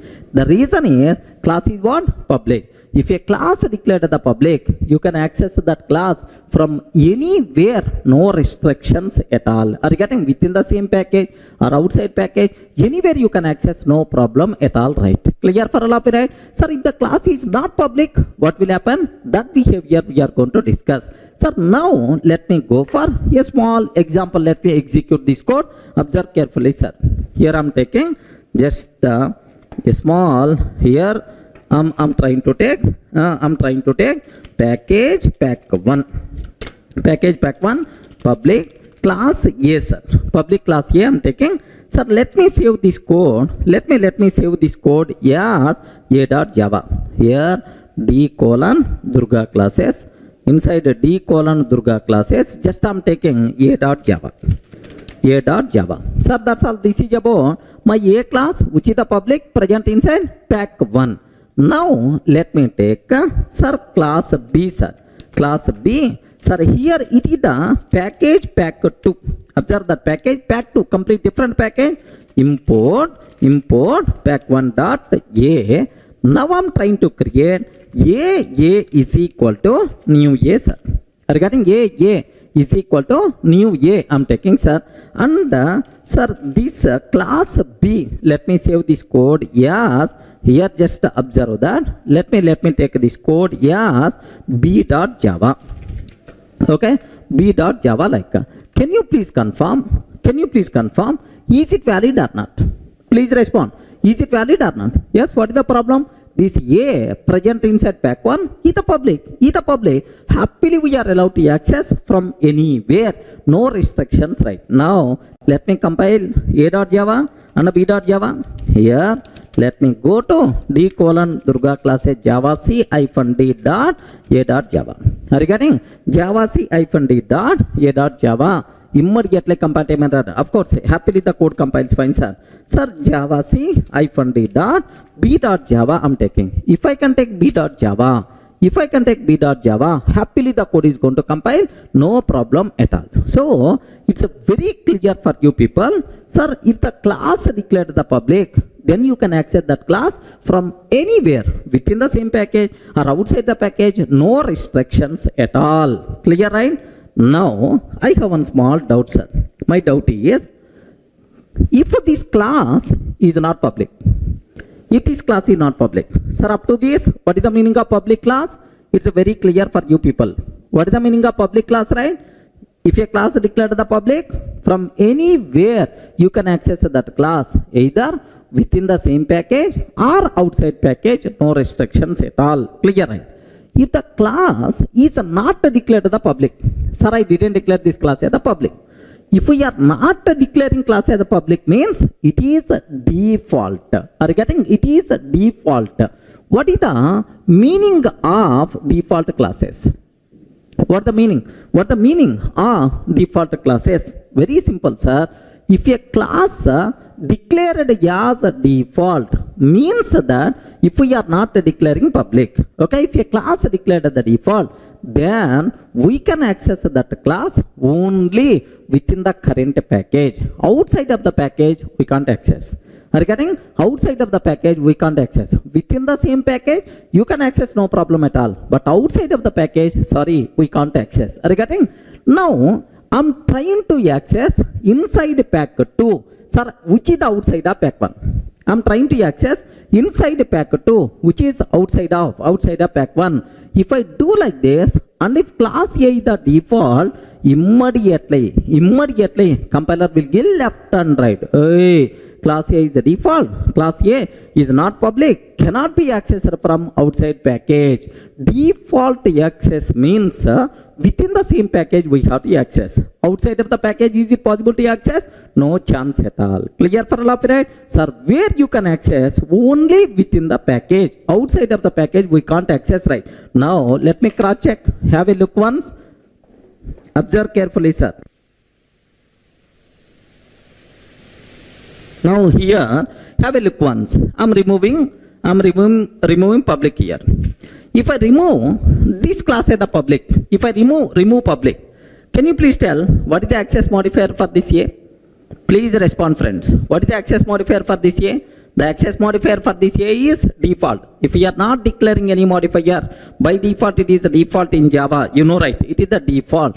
Default means only in the current package you can access. Outside not possible. Okay. Now let me consider here from B. It is the outside package. It is the outside package. So now what I want to take, Java C -d dot A dot Java. A.Java. Happily it compiles fine, but whenever we are trying to compile B.Java, immediately compile time error you are going to get. Have you observed, right? A is not public in pack 1. Not public in pack 1 cannot be accessed from outside package. A is not public in pack 1 cannot be accessed from outside package. Everyone can able to understand? So this is what you people should aware clearly, right? I hope not required to keep much explanation. What is the default class? What is the public class? Public class means no restrictions. Anywhere you can access.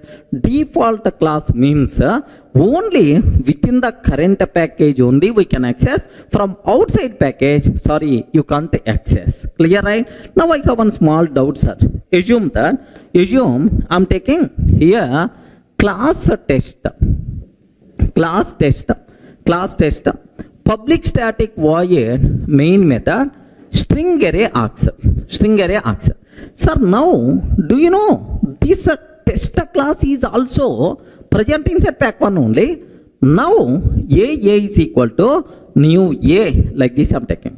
Can you please confirm, is it accessible or not? Respond, is it accessible or not? This is a test class present inside which package? Same package only.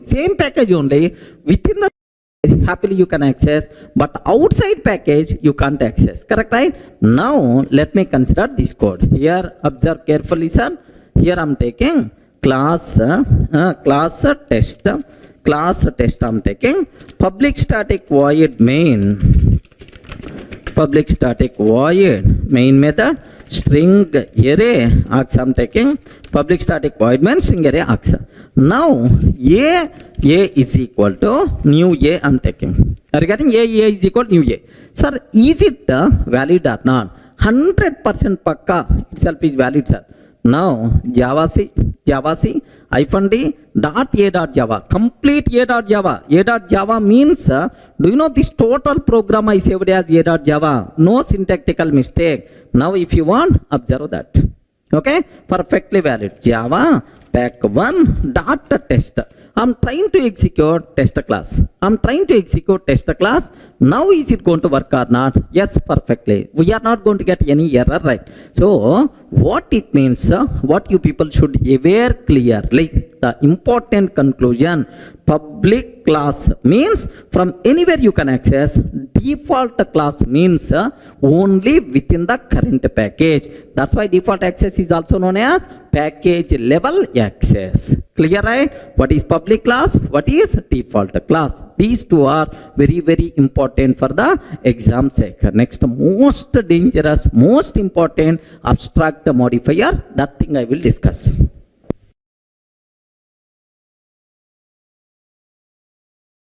Sir, in the last video, we covered about class level modifiers, public and default. Now, the next modifier we have to discuss, the most valuable, very important for the exam. That's why please make sure you have to take special care about this one. What is that modifier? Is abstract modifier. Regarding what the modifiers are? Abstract modifier, you people should aware, sir. So now the point is, what is the need of abstract modifier? What is the meaning of abstract where you can apply? Point number 1, very important, sir. Abstract modifier applicable for methods. Happily you can apply for the method, no problem, abstract method.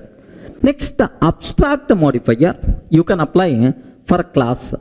Abstract class, abstract method is applicable, abstract class is available, like abstract modifier applicable for variable, abstract variable. Have you ever heard about this? You respond. Have you ever heard about abstract variable? No such type of terminology. Remember, abstract modifier applicable only for methods and classes, but not for variables. First point is very clear. Next, what is abstract? General. Forget about programming. Regarding general in our day-to-day life, where we can use abstract. Abstract means not clear. Not clear. Array, his mind is abstract. He is not open-minded person. It is not completed. Just only abstract. Abstract means not complete. Something partial implementation, partial. Such type of terminology is the abstract. Okay? Just K, which is not complete. Just the partially completed, which is nothing but abstract. Keep this point in your mind. Okay? Anyway, now let me talk about what is abstract method, what is abstract class. These two things I will discuss. Very important for the exam. Please make sure, take special care. So first, what is abstract method? What is abstract method, sir? Sir, very simple. I have one vehicle class is there, sir. Public class vehicle.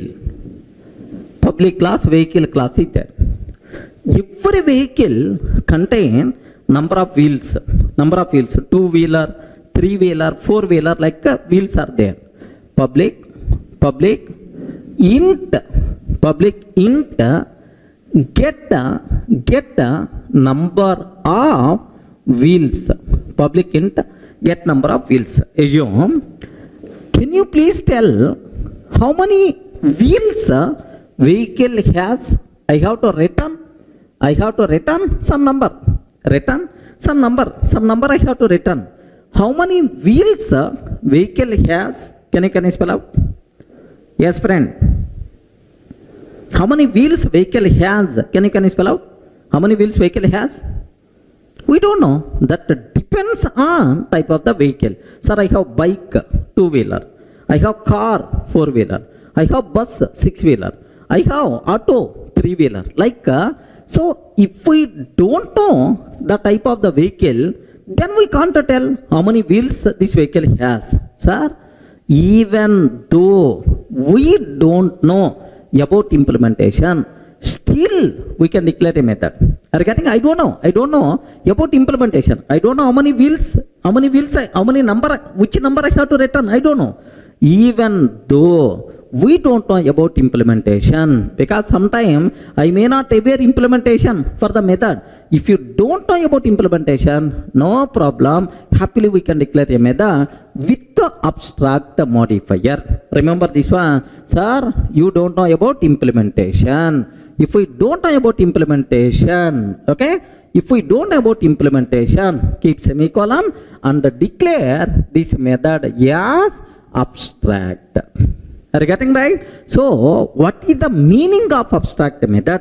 Abstract method has only declaration, but not the implementation. So, sometimes we don't know about implementation. Still, is it possible to declare a method in Java? Yes, possible, by using what? Abstract method.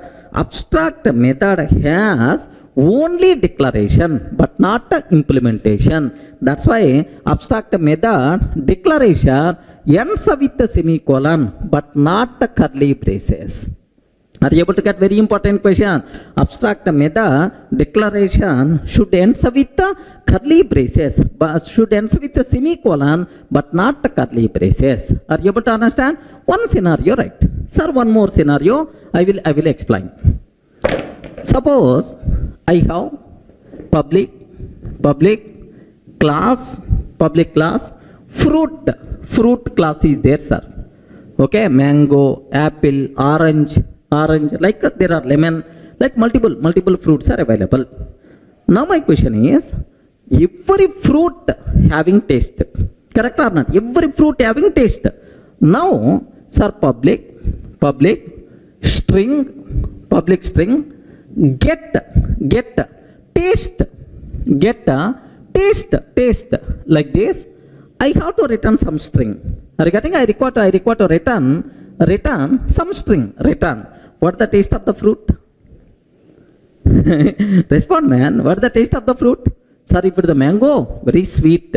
If it is lemon, a bit some other taste by default. So until if you don't know the type of the fruit, we can't tell what is the taste. If you can't tell what is the taste, then how you can declare that method? No problem at all. Even though we don't know about implementation, still we can declare a method with the abstract modifier. That's why what you can take, just keep semicolon, and let me take this class, yes, this method, yes, abstract. Regarding abstract method has only declaration but not implementation. Remember, who is the responsible to provide implementation? Child classes are responsible to provide implementation. That part we are going to take care next. First, aware what is abstract method? The method which has only declaration but not implementation. Such type of methods are by default considered as abstract method. Abstract method should compulsory answer with semicolon. Remember that. Now, sir, you are telling vehicle, fruit. Sir, can you please give a programming example? You people may ask, sir, best example. Here, see. I want to implement loan module. Are you getting loan module, right? Everyone is going to be attracted if there is a loan facility is there. Assume that loan module. What is the interest rate? Sir, if I can take class loan, sir. Public double get the interest rate. Are you getting public double? Get the interest rate like this, right? Sir, I have to return interest rate. Sir, 10.5, 13.4, 8.5 only. Like, do you know? Sir, interest rate. What is the interest rate of loan? Are which loan? If it is a personal loan, 15% or 15. If it is the gold, if it is the car loan, 12% or 12. If it is the house loan, 8.5. Something like the interest rate, you can't tell yet the loan level. It is varied from loan type to loan type. Sir, we don't know about implementation. No problem. Happily, you can declare this method with the abstract. This method with the abstract, and the compulsory, this method should answer with the semicolon. Everyone can able to understand, right? Now I hope you have some basic idea by seeing this vehicle, by seeing fruit, by seeing the loan. Everyone can aware, right? Sir, can you please tell what is abstract? Please respond. What is abstract? Abstract method? The method which has only declaration but not implementation. Who is the responsible to provide implementation, right? Child classes are responsible to provide implementation. But as of now, I don't know about implementation. Then such a type of method we have to declare with the abstract modifier. Everyone can able to understand, right? That's all. Now, from this exam sake, what important question is there? Let me talk very important points, sir. Let me talk about this one. Here I am taking public abstract, void M1. I am taking, sir. Public abstract, void M1, Okay, like this. Next, public void m1, like this I'm taking. Public abstract void m1, like this I'm taking. Public void m1, like this I'm taking, sir. Very important for the syntax, for the exam sake. Now take a bit very special care. Can you please tell, is the first one valid or not? Among these four, which are valid, which are invalid? This knowledge must be required for the exam sake. Out of public, default, all these abstract, very special for the exam sake. Can you please tell which is valid? Can you please tell, is it valid or not? First one. If I can ask compiler, can you please compile my code? Compiler, can you please compile my code? Compiler will give left and right, because the reason is you are declaring this method as abstract, but you are providing implementation. Curly brace open and close means implementation. Abstract methods cannot have body. Abstract methods cannot have body. This is the compiled method we are going to get. Point number 1. So this is invalid. Can you please tell if the second one is valid or not? Observe carefully, man. If the second one is valid or not? Public void m1. Public void m1. Array, you didn't provide implementation. You are keeping semicolon. If you didn't provide implementation, compulsory we have to declare this method as abstract. Compulsory we have to declare this method as abstract. But you didn't declare this method as abstract.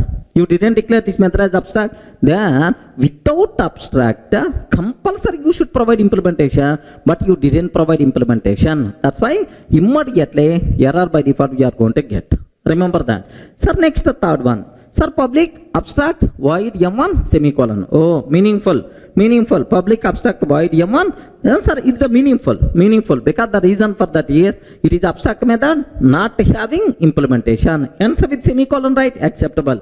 Sir, public void m1 curly brace. It is not abstract. That's why having the body meaningful, no problem at all. Are you getting? So very important, this syntactical thing you should aware. How to declare abstract method. Very important point. Clear for all of you, right? Sir, how you can declare as abstract method?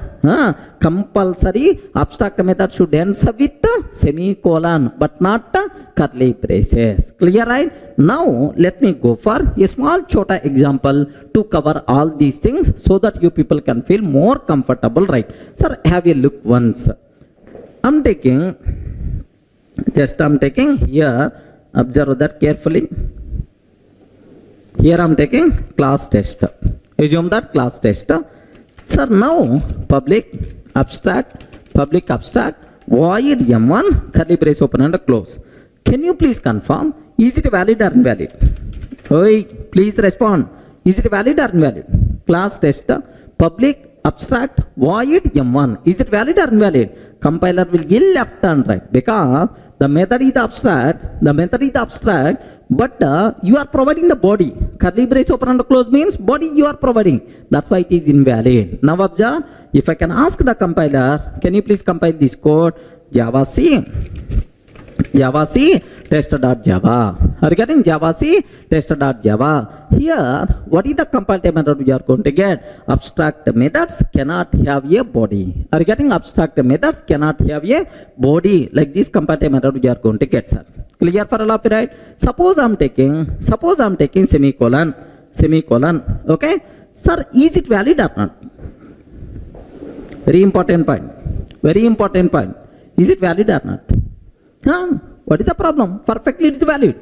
A small point is missing. That I will explain in detail. If a class contain at least one abstract method, compulsory classes should be declared as abstract. Remember this one. Can you please repeat again? If a class contains at least one abstract method, compulsory we have to declare class as abstract. Otherwise it is syntactical mistake. Okay, anyway, this class contain at least one abstract method. That's why I'm taking the class also as abstract. What is the reason? I will explain soon. Don't worry, sir. I will explain. Sir, now either code is going to compile or not? Yes, perfectly itself is valid. Again, perfectly itself is valid, sir. Suppose I'm taking public void m1. Public void m1. Can you please tell, is it valid or invalid? Public void m1, is it valid or invalid? Invalid. Because you didn't declare the body, you didn't declare method as abstract. So if you don't want to provide body, compulsory you have to declare method as abstract. But you didn't do that, that's why error we are going to get. Have a look once, observe that carefully, sir. Here, what that comparative error? Please, sir, missing method body or declare abstract. Missing method body or declare abstract. Okay. Now I'm taking like this. Public void m1. Sir, I'm providing the body. Then happily the code is going to compile. Okay. That's all. So what is abstract method? What is abstract method? How to declare abstract method? These two things must be very, very important. Okay. What is abstract method? Abstract method having only declaration but not implementation. Remember. So that's why abstract method declaration should compulsory ends with semicolon. Okay. But not curly braces. Who is responsible to provide implementation? Child classes are responsible to provide implementation. Clear? Any doubt?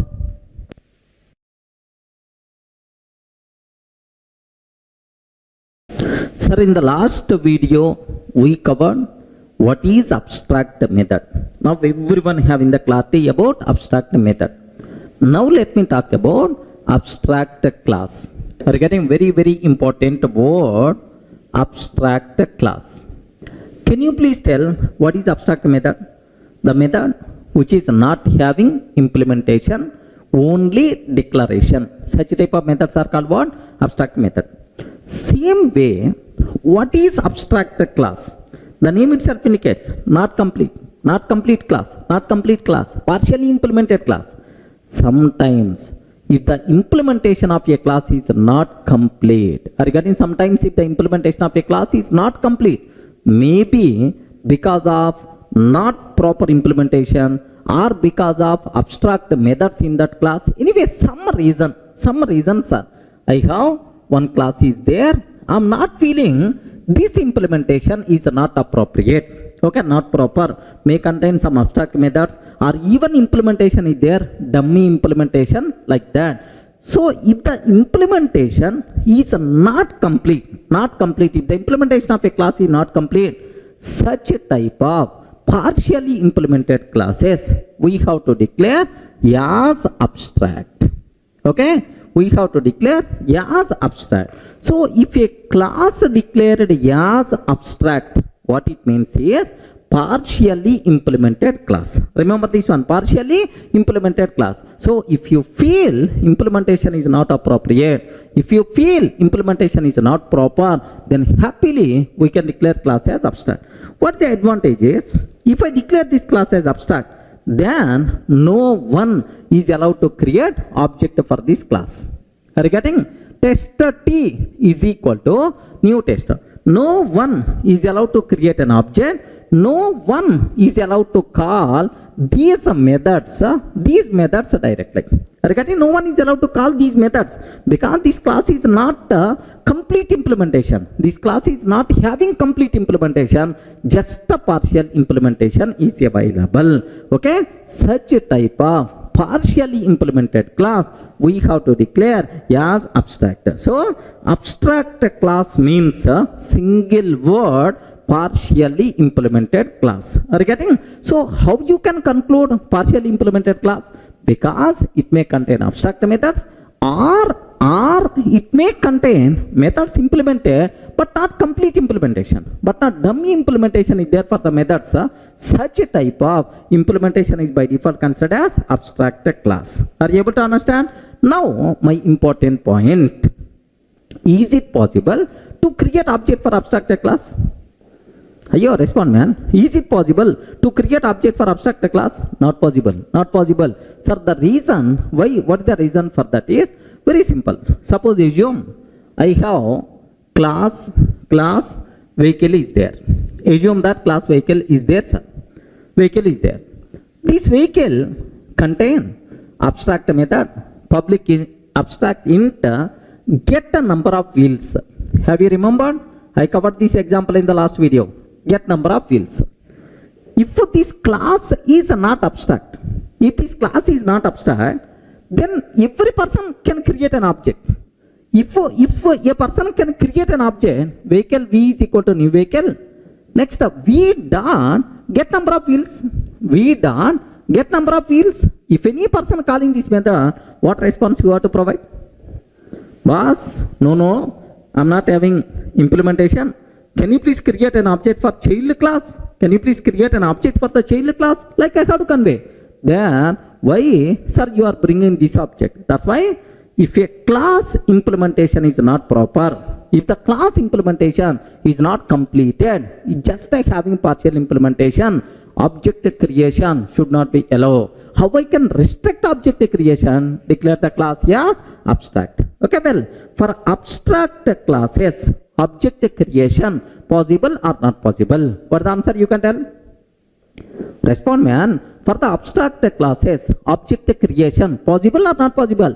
Not possible. Remember this one, it's not possible. So only 2 points you people should aware. What is abstract class? Partially implemented class is called abstract class. Sir, for abstract classes, it is not possible to create object, means instantiation is not possible. If any person trying to create an object for abstract class, immediately compiler will get left and right. Hey, it is not fully implemented. How you can create an object for this class? Immediately compile method by default we are going to get. Clear for all of you, right? Let me show this small example. Observe carefully, sir. Sir, I have a class test is there. Assume this test is abstract, sir. Okay, some reason I'm taking this class as abstract. Now I'm taking test T is equal to new test. Test T is equal to new test. Like this I'm taking, sir. If I can take test T is equal to new test, let me compile. Can you please tell, is it valid or invalid? Please respond. I'm trying to create an object for test class, but the test class is abstract. Immediately compile method you are going to get. Okay, let me show this one. Here, have a look once, sir. What is the error? By default we are going to get test is abstract, cannot be instantiated. Regarding test is abstract, cannot be instantiated. Suppose assume class test is not abstract. Assume class test is not abstract. Then is it acceptable or not? Yes, perfectly it is acceptable. So what important conclusion you people should aware, right? So for abstract classes, it is not possible to create object. Next, partially implemented classes are called abstract classes. Clear, friends? I hope it is very clear for you people. What is abstract class? What is abstract method? Now, what is the relation between these two things? Sir, just observe. Abstract class versus abstract method. Very, very important, very, very dangerous point. Take special care, sir. Sir, if a class contain at least one abstract method, remember that if a class contain at least one abstract method, sir, I have one class is there, sir, class test. This test contain one abstract method is there, public, abstract, void, M1 is there, sir. If a class contain at least one abstract method, compulsory the class should be declared as abstract method. Because the reason is, if I'm not taking this class as abstract, assume I'm not taking this class as abstract, then any person can create an object for this. Tester T is equal to new tester. T dot M1, he may call M1. If he is calling M1, which response you are going to provide? Sorry, this method not having any implementation. So if a class contain at least one abstract method, that the class is partially implemented class only, object creation is not possible for that class. That's why compulsory we have to declare that class as abstract. Regarding compulsory, that class we should declare as abstract. Remember this one. So abstract class can, if a class contain at least one abstract method, compulsory the class should be declared as abstract. Otherwise, compiler will give left and right, compile time error you are going to get. Remember, very, very important point. Let me repeat again. If a class contains at least one abstract method, compulsory, we have to declare that the class as abstract. Otherwise, compile time error. Sir, let me show up to this one, right? Have a look once. I'm taking a simple example, test.java. Assume that class test, public abstract void m1 method is there, sir. Public abstract void m1 method is there. Now, if I'm trying to compile this code, can you please tell either code is going to compile or not? Class test, public abstract void m1, is it going to compile or not? No chance at all. Compiler will get left and right because the class contains at least one abstract method, but the class you didn't declare as abstract. That's why. Observe carefully. Immediately, error by default you are going to get, sir. Have a look once. Test is not abstract and does not override abstract method m1 in test. Test is not abstract and does not override abstract method m1 in test. This is the compile method we are going to get. But if I declare class as abstract, then happily the code compiles fine. There is no problem at all. So, very, very important point, mantra about this abstract class and abstract method. If a class contains at least one abstract method, compulsory that the class should be declared as abstract. Clear, right? Otherwise, compile time error. Next, immediately you may ask, sir, I have one class is there. My class doesn't contain any abstract method. Are you getting? The class doesn't contain any abstract method. Abstract method is not there. Still, can I declare that the class is abstract or not? Sir, observe. Abstract. I have one class. That class doesn't contain any abstract method. No abstract method at all. Still, can I declare that class is abstract or not? Means abstract class can contain zero number of abstract methods. Possible or not? Yes, perfectly possible. Even though class doesn't contain any abstract method, still if you feel that implementation is not appropriate, implementation is not proper, happily you can declare class as abstract, no problem at all. Best example, sir, I'm taking class test. Have a look once. Class test. Do you know public void m1, it is not abstract method, having the body. Public void m2, sir, this is also having the body. Now, can you please tell, is this class contain any abstract method? No abstract method. Happily implementation is there. Next, if I create an object, tester t is equal to new tester, t.m1, what response I will get? Syntactically it is valid. Tester t is equal to new tester t.m1, what response I will get? So, nothing, empty. So, even these methods having implementation, but that implementation is what?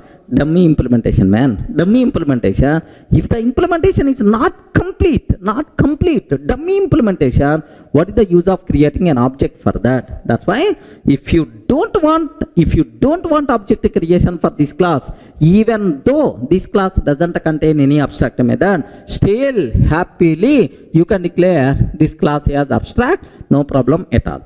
Remember, so means that abstract class can contain zero number of abstract methods also. Is it clear, right? Sir, do you know dummy implementation? No problem, no abstract method. Still, we can declare class as abstract if you don't want object creation like this, right? Sir, do you know in our OOPS concept somewhere, you may have adapter classes. Adapter class doesn't contain any abstract method.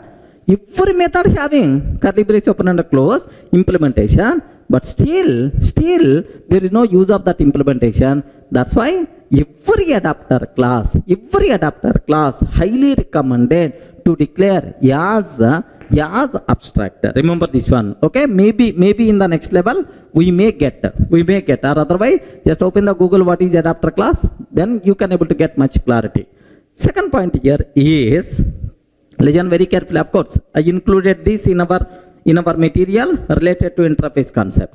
Next, second point, sir, very important point. HTTP servlet, because after completing our Java, we have to go for web applications. There we have to learn web technologies like servlets and JSP. In the servlet, HTTP servlet is one class. HTTP servlet is one class.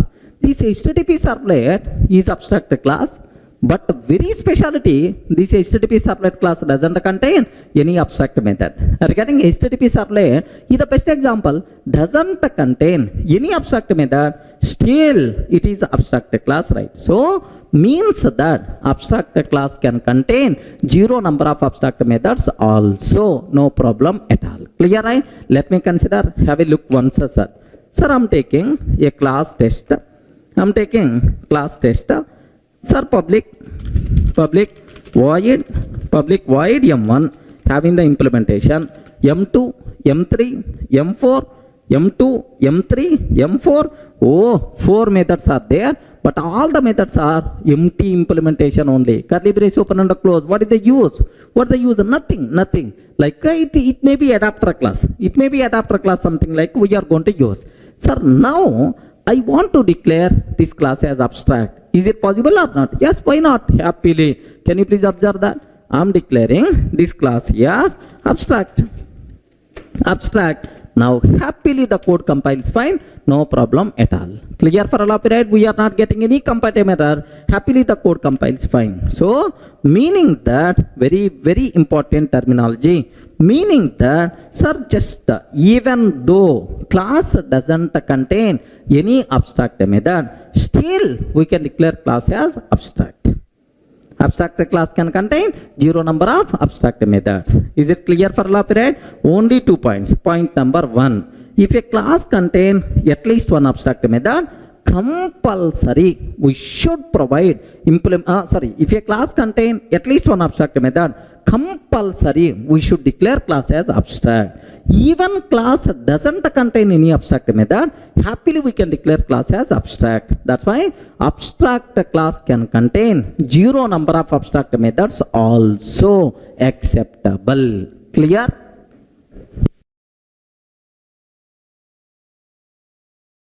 Now the next point related to abstract class, listen very carefully, sir. I have one abstract class test is there, sir. Abstract class test is there. Public abstract void m1 method. Public abstract void m2 method is there. Now listen very carefully. I have one abstract class is there. Sir, public abstract void m1, public abstract void m2. There are two abstract methods are there, sir.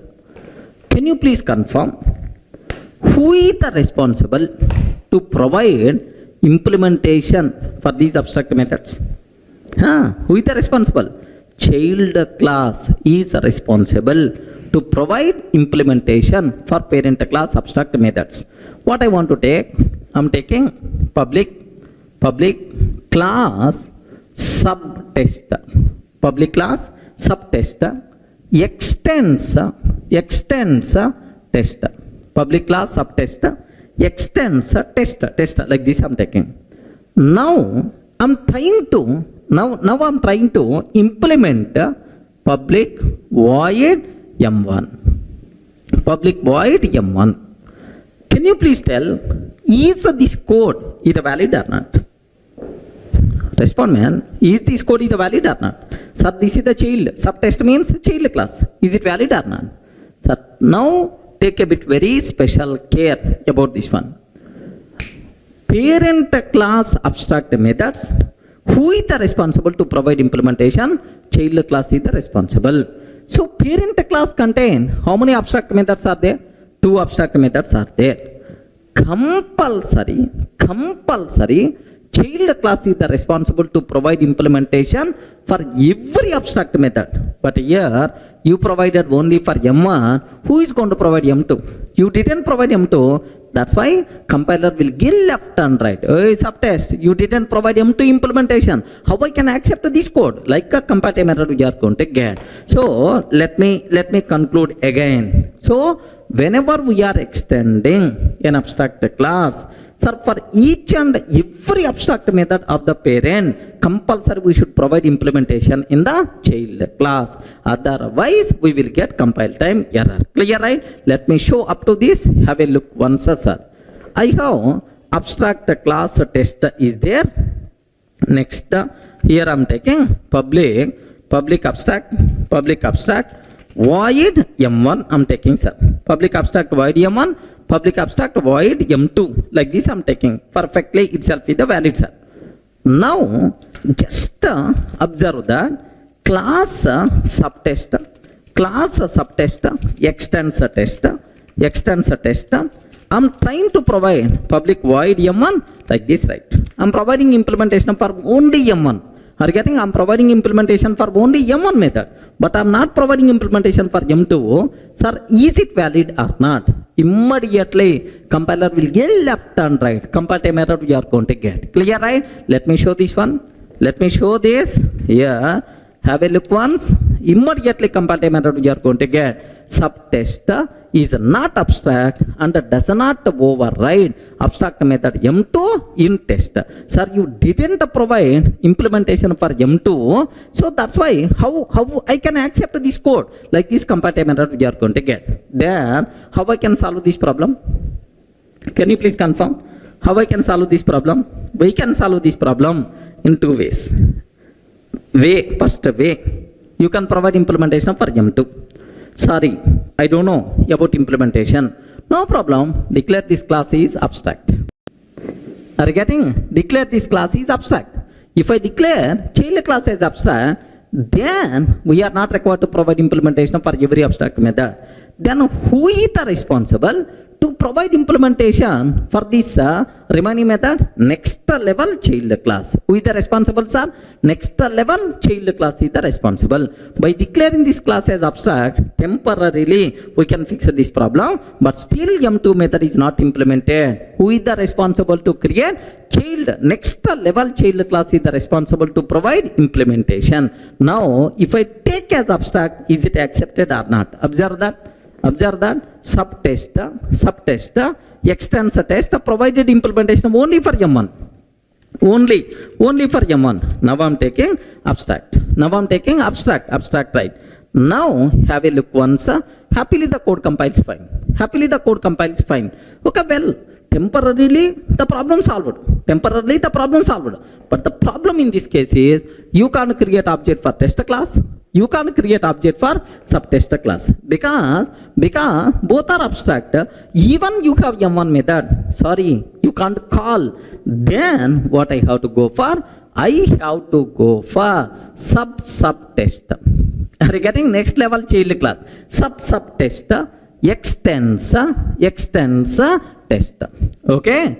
This person should compulsory provide implementation for M2 method. If he is not providing implementation, immediately compile time error we are going to get, sir. What is that error? So compulsory you should provide implementation for M2 method, then it is valid. Okay, like so. Parent class abstract methods, who is the responsible to provide implementation, sir? Child class is the responsible to provide implementation. Everyone can able to understand? Yes, friends. Are you in the position to understand, right? What is abstract method? Who is the responsible to provide implementation? Like this, that's all. This is what you people should aware clearly. Okay, now I have just a matter of 2 minutes. I want to review the whole story with a small example, meaningful example, so that you will get much clarity. Let me take a vehicle class. Here I am taking, let me take vehicle class vehicle. Are you getting? Class vehicle. Now public abstract int get number of wheels. Public abstract get number of wheels. Sir, because at a vehicle class level we don't know about implementation, that's why this method I declared as abstract and ends with a semicolon. Next, if a class contain at least one abstract method, compulsory the class should be declared with the abstract. Okay, it is mandatory. Now I am taking class bus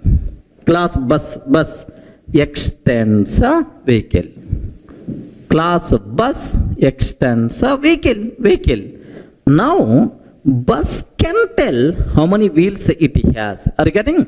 Public int get number of wheels. Public int get number of wheels. Return. Can you please tell how many wheels bus has? Front 1 plus 1, left and right. Back 2 wheels will be there. Left side 2 wheels, right side 2 wheels. Left back, right back, 2 plus 2. So total 6 wheels are there. Return 6. Valid perfectly, because once you know the bus, how many wheels bus has, we should be in a position to answer. Are you getting? Same way, class auto extends a vehicle. Class auto extends vehicle. Public int get number of wheels. Public int get number of wheels. Return 3 I'm taking. Auto get number of wheels, return 3, like this, right? So because auto having 3 wheels, bus having 6 wheels, like this, right? Now, sir, is it possible to create object for the vehicle? No. Is it possible to create object for bus? Yes, happily, because it is not abstract. Auto, yes, it is not abstract. Happily, you can able to create object for this. Now, I am taking here, observe. Class test. Public static void main method string array args. Class test. Public static void main string array args. Here, bus B is equal to new bus. Bus B is equal to new bus. I am creating bus class object. System.out.println B dot get number of wheels. B dot get number of wheels. Bus B is equal to new bus.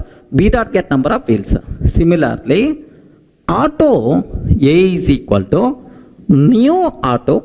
Auto A is equal to new auto.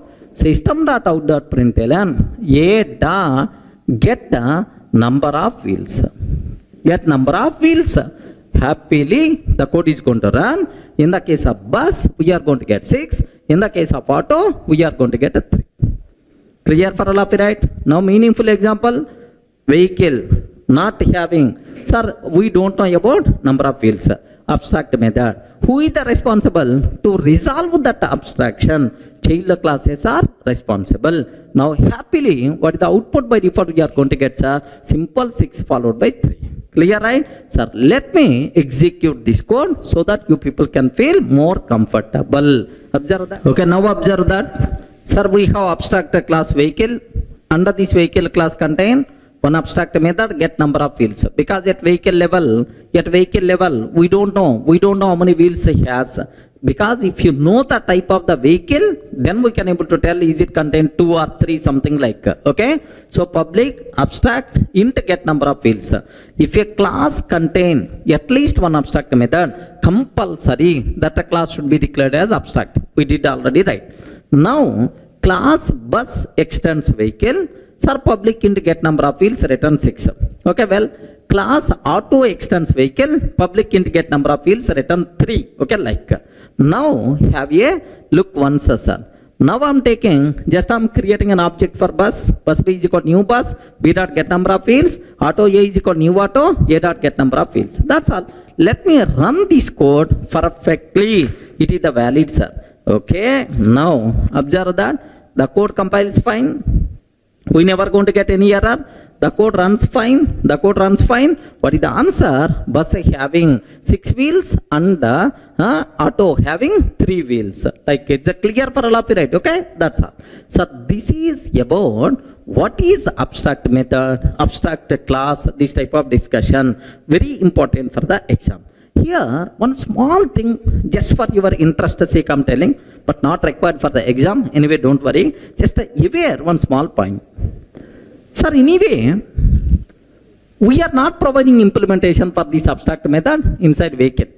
Who is the responsible? Child already providing. Child already providing. What is the advantage of declaring this abstract method in the vehicle class?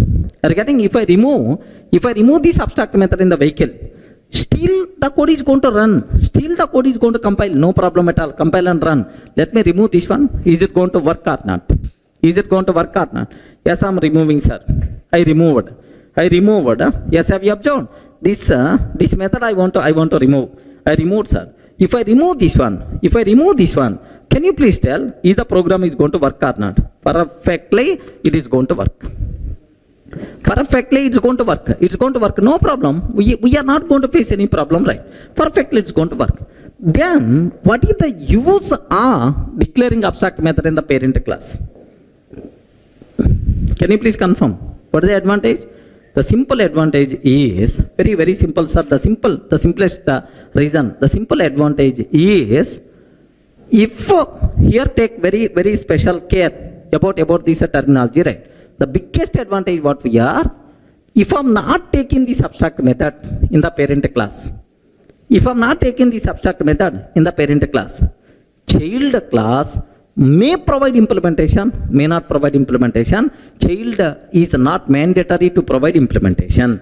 Child may provide, may not provide. But every child class of vehicle should compulsory provide implementation for get number of fields. If you have such a type of programming requirement is there, then declare this class as this method as abstract.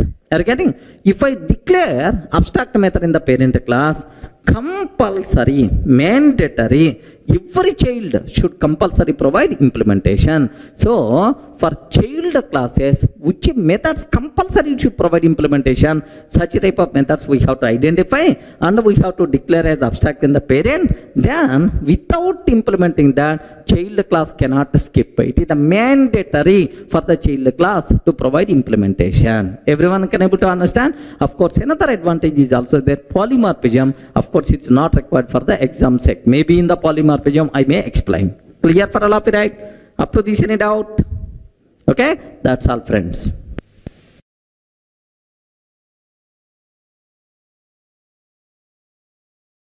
Hi friends, in the last video we covered about class level modifiers. Sir, if I declare class as a public, default, abstract, like we did, we performed a great postmortem on that.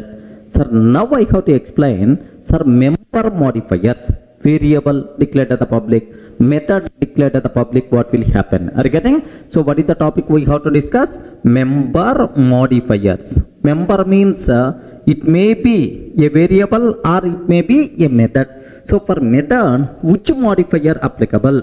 For variable, which modifiers are applicable? Member modifiers. Okay, these are things we have to discuss. But anyway, one thing you should aware.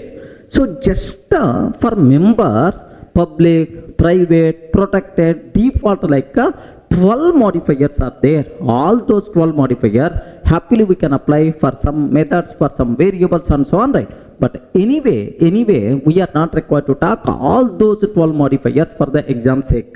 Just the required things are public, private, protected, default. Anyway, abstract we covered already.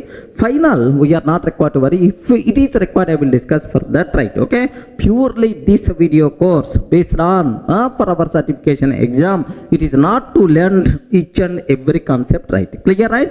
So now the important point what we have to discuss.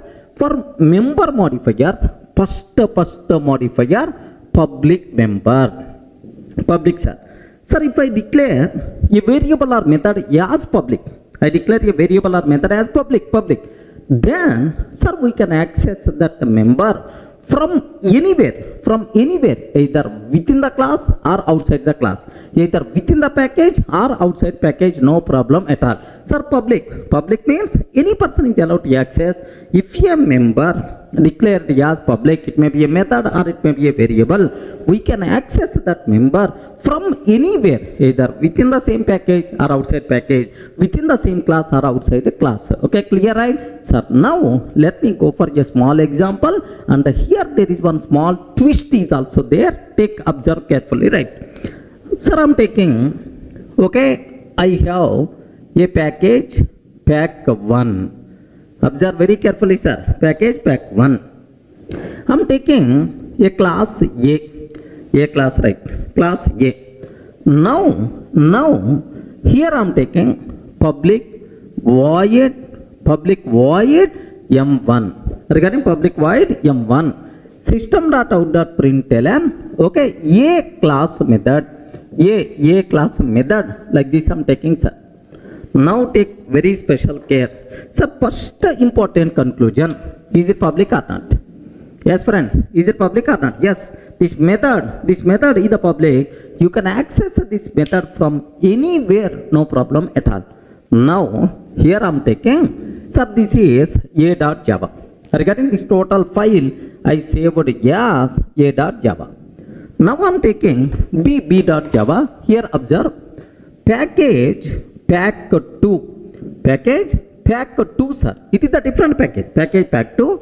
Now, here I'm taking, sir, public class B, sir, public static void main method, string array args. Okay, here my target is A is equal to new A dot M1 method. So I'm creating an object for this, and then I'm calling a.m1. Sir, first, if you want to access any class from outside package, compulsory we require to use either fully qualified name or import statement. Let me write the import statement. Import pack1 dot a. That's all. Sir, first I will compile this code. I will compile this code. Java C -d dot a dot Java. Happily the code is going to compile. No problem at all. The code will compile, sir. But if I compile this code, can you please tell, is it going to compile or not? Array, very important. Is it going to compile or not? Yes, compiler will give left and right. The reason for that is, array, it is the public method. You can call, but corresponding class is not public. Regarding corresponding class is not public. Sir, if the class is not public, so you can't access that member from outside the package. Regarding from outside the package, because even though member is the public, but class is not public, that's why you can't access. Immediately compiler will give left and right. Remember, so if a member declared as a public, you can access that member from anywhere, either within the package, outside package, no problem at all. But make sure the corresponding class also visible. If the class is not visible, the member is the public, there is no use. Are you getting right? So class should be public, method should be public, then only we are allowed to access. Sir, let me show this one, sir. Have a look once. Sir, here I'm taking, sir, a class. I'm taking a class, right? Same, whatever I explained on the board. Sir, pack 1, class A. Class is not public, but method is the public. Are you getting? Method is the public. Now let me go for, sir, b.java. Here b.java, I'm trying to access A is equal to new M1, like this, right? First, let me compile a.java. Here Java C -d dot a.java. Happily a.java will be compiled, no problem at all. Now let me compile Java C -d b.java. if I'm trying to compile b.java, compiler will give left and right, because the reason is A is not public. Are you getting? A is not public. How you can access from outside? How you can access from outside? Like immediately we are going to get the problem right. Sir, observe that. How many compile errors are there? 3 errors. A is not public in pack 1, cannot be accessed from outside package. Okay, like immediately we are going to get the problem right. Are you in the position to understand, right? So even though method is public, but class is not public, that's why the problem is coming. So the conclusion here is, before checking visibility of member, compulsory we have to check class visibility. If the class is visible, then only we have to think about member visibility. Clear, right? So now let me take this class is also here the public. Class is accessible because it is the public. Member is accessible because it is the public. Happily, this code is going to compile, sir. Now let me compile Java C -d dot b dot Java.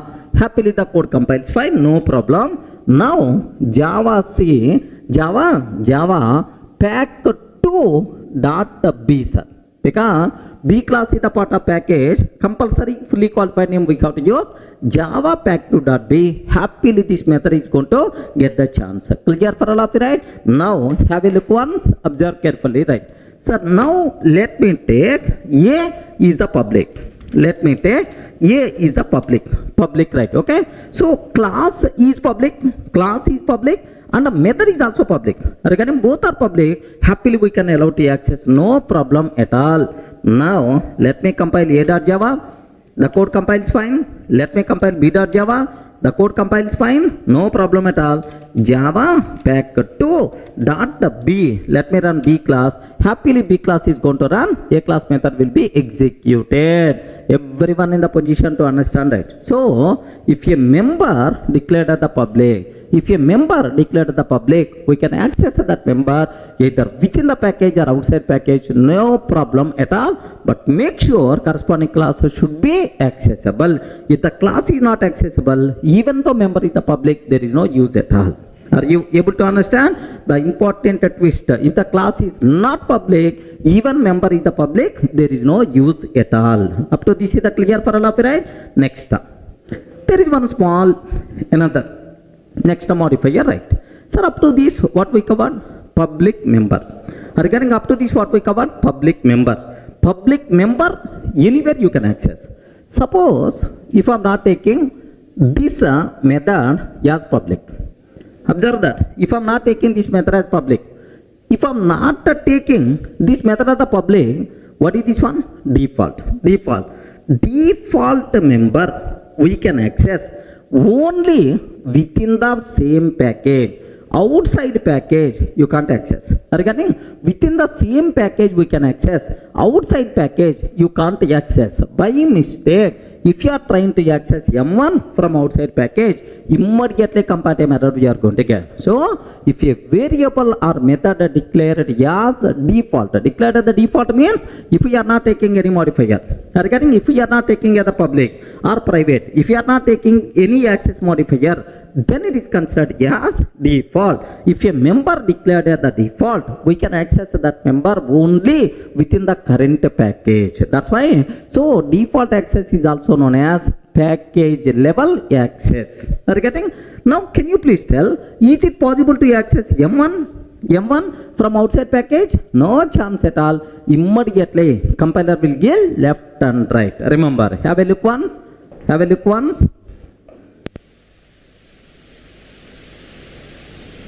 Now see this one.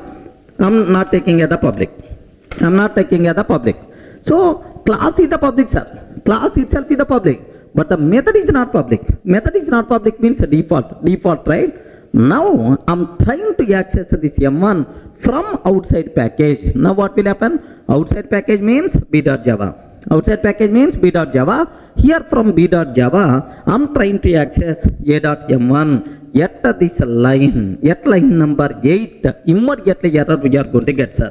Have a look once. Sorry, 1 minute. First let me compile A.java. because A program, source code modified. Now compile B.java. Let me compile B.java. Have you observed, right? A.m1. M1 is not public in A. M1 is not public in A, cannot be accessed from outside package. Everyone can able to understand? So, if a member declared as a default, we can access that member only within the current package. It may be a method or it may be a variable. Clear, right? So, two modifiers are very clear. Public modifier, okay, default modifier for members. Sir, up to this, we covered very clearly public members and the default members. Now the next one what I have to discuss, private members. Remember this.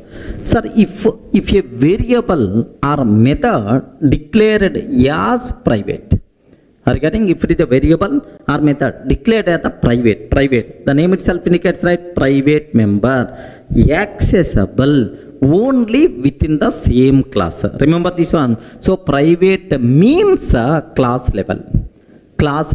You can access only in the same class is called private. Okay. Default means, have you remembered? Default means within the same package. That's why we can use the word package level. That's why we can use the word package level. Next, the public means global level. Any person can able to access either same package or outside package, anywhere, no problem at all. Remember this one, sir.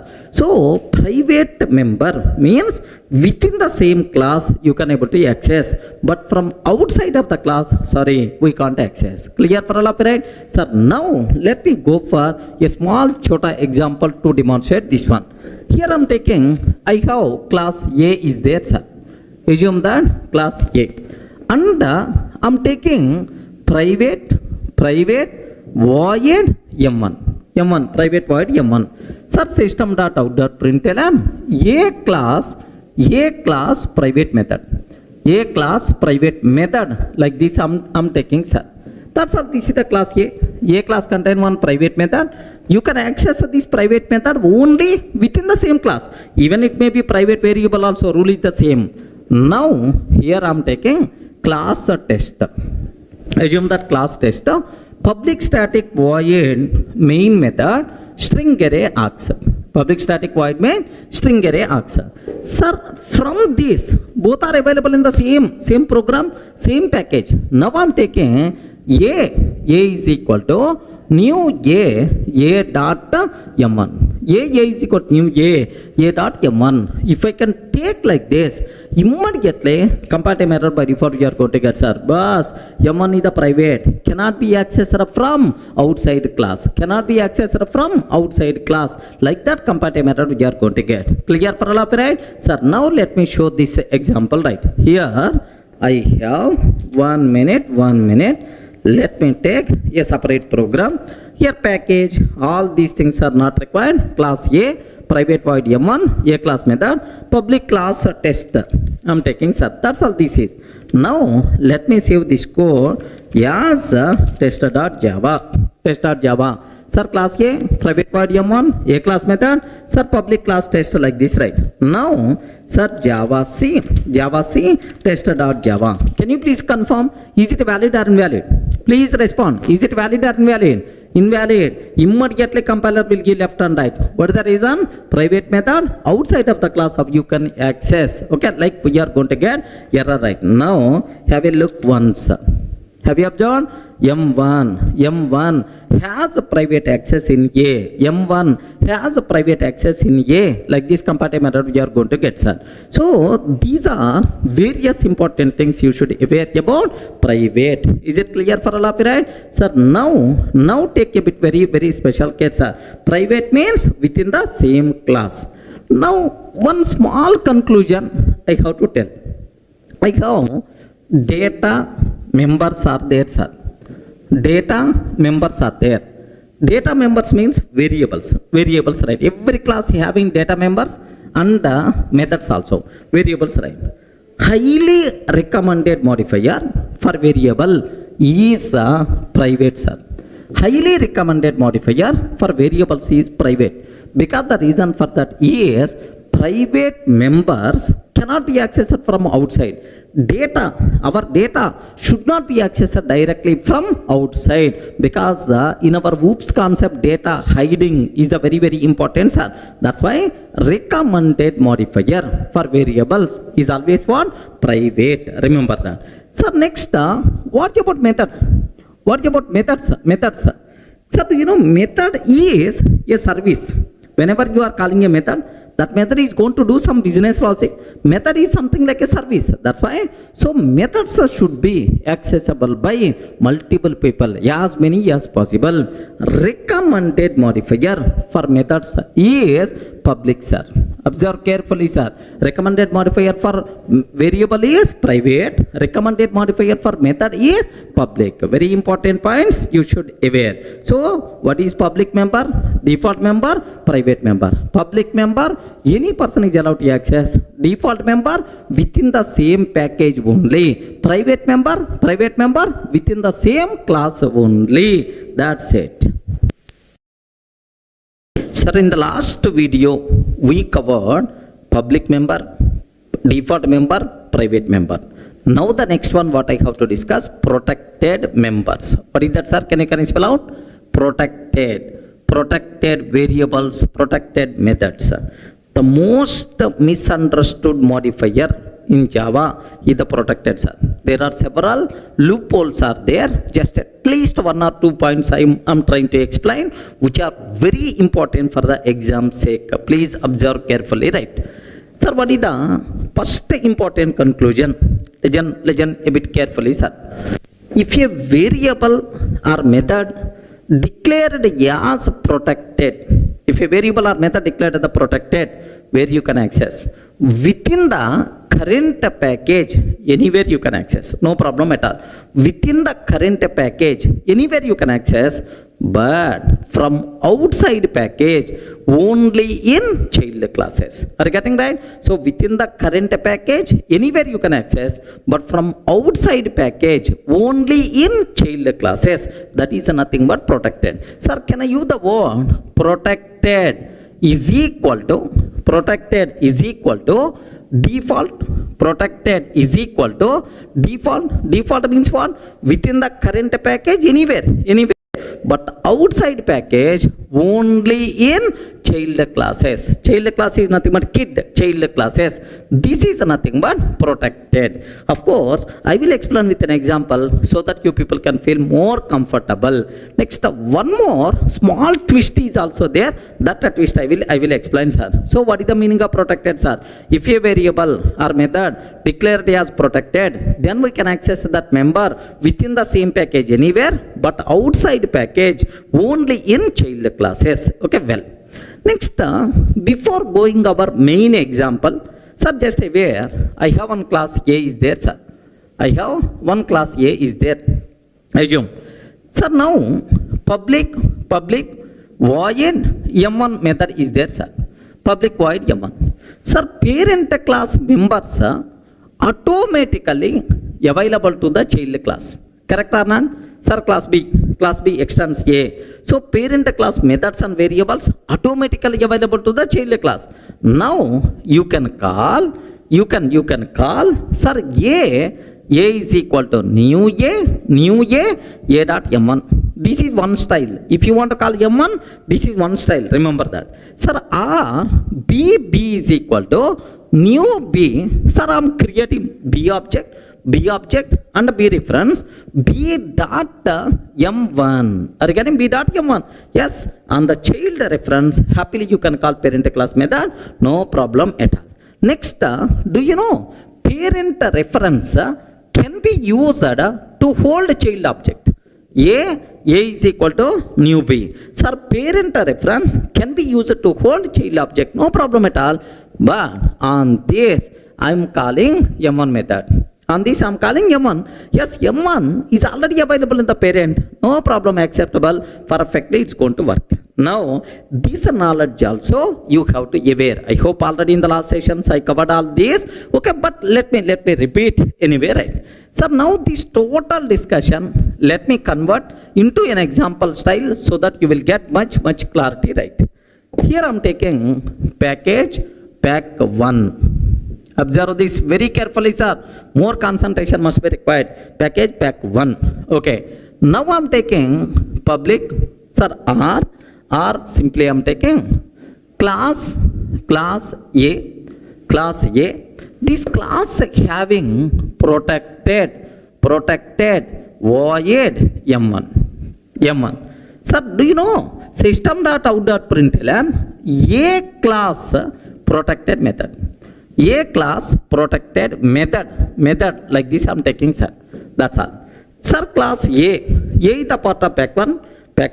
Under this A class contain protected method like this, right? Now, sir, class B extends A I'm taking. Class B extends A. Sir, it is the child class of A and the class B is also part of pack 1 only. Now, here observe public static void main method string array args. Public static void main string array args I'm taking, right? Now my target is very important, sir. I want to call M1. Within the same package, anywhere you can access, no restrictions, right? That's why what I'm trying to take, A is equal to new A. Sir, just I'm creating A class object with A reference. A class reference, A class object, A dot M1. A class object, A class reference, A dot M1. First way, sir. Second way, yes, valid, don't worry. Second way, parent class member by default available to the child class. Because B is the child class, right? That's why it is now B is equal to new B I'm taking B dot M1. Again, B is equal to new B dot M1. Perfectly it is going to work. So you can call A dot M1, you can call B dot M1, no problem at all. Now parent reference can be used to hold child class object. Parent reference can be used to hold child class object. Then automatically A1 dot M1 like this I'm taking. Again, parent reference can be used to hold child class. By using that, you can call the method available in the parent class, no problem at all. A1 dot M1, happily it is also work. So means that, sir, parent class protected member you can access anywhere within the same package in the child classes also, anywhere, even it is not child class also acceptable, man, because within the same package you can access either child class, non-child class, no problem at all. Next, in the child class you can access either parent reference or child reference, no problem. All these are valid ways, okay, to access parent class protected members. Sir, how many packages I'm using? You respond. How many packages I'm using? Only one package. There is no big speciality. Once if I'm introducing second package, then the cinema is going to start. Remember this. But anyway, let me execute up to this one, sir. Have a look once. Okay, now observe that. The same code whatever I wrote on the board. Okay, package pack 1. Public, class A contain protected method, A class protected method, class B extends A, it is the child class. Sir, now main method, parent reference, parent object, A dot M1, child reference, child object, B dot M1. Sir, A1 is equal to new B, parent reference, child object. Now, here just observe that A1 dot M1. Are you getting A1 dot M1 like this, right? Sir, let me compile. Sir, in this example, how many classes are there? Oi, respond. How many classes are there in this? 2 classes. What is the first one? A class and B class. Next, both are part of same package. Okay. Which is the parent class? Which is the child class? A is the parent class. B is the child class. Okay. Here I am using parent reference, parent object, child reference, child object. Parent reference, child object like this. You can use any reference, no restrictions at all within the same package. Remember this. Okay, let me execute this code. Now have a look once, sir. Java C -d dot A dot Java. Let me compile. compiles fine. Now Java here main method is available inside B class. This B the part of pack1. That's why Java pack1 dot B. How many times we are calling M1? Can you please tell? How many times we are calling M1? 3 times we are calling M1. That's why 3 times we have to get that print statement. A class protected method. Yeah, A class protected method. Like this we are going to get, sir. Sir, everyone in the position to understand parent class, I mean protected members within the same package, you can access anywhere, either by using parent reference or by using child reference, no problem at all. Sir, what the specialty is there? Okay, if this B class present inside outside package, assume that this B class present inside, child class present inside outside package, then the cinema is going to start. Take very, very special care, sir. Sir, I want to remove this B class. This B class is not available in the pack 1. Okay. Here I am taking pack 2. Package, pack 2, sir. Package, pack 2. Next, here public class B extends A, sir. Public class B extends A. Public static void main method string array args. Public static void main string array args. Take very special care.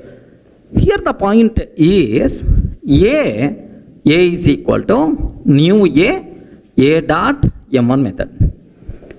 A is a parent or child? A is the parent class or child class? Parent class.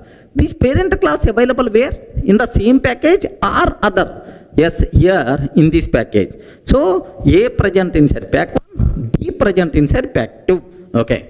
Now B is equal to new B I am taking B dot M1. Child reference, child object. A1 is equal to new B, A1 is equal to new B, A1 dot M1 I am taking. That's all. Can you please confirm?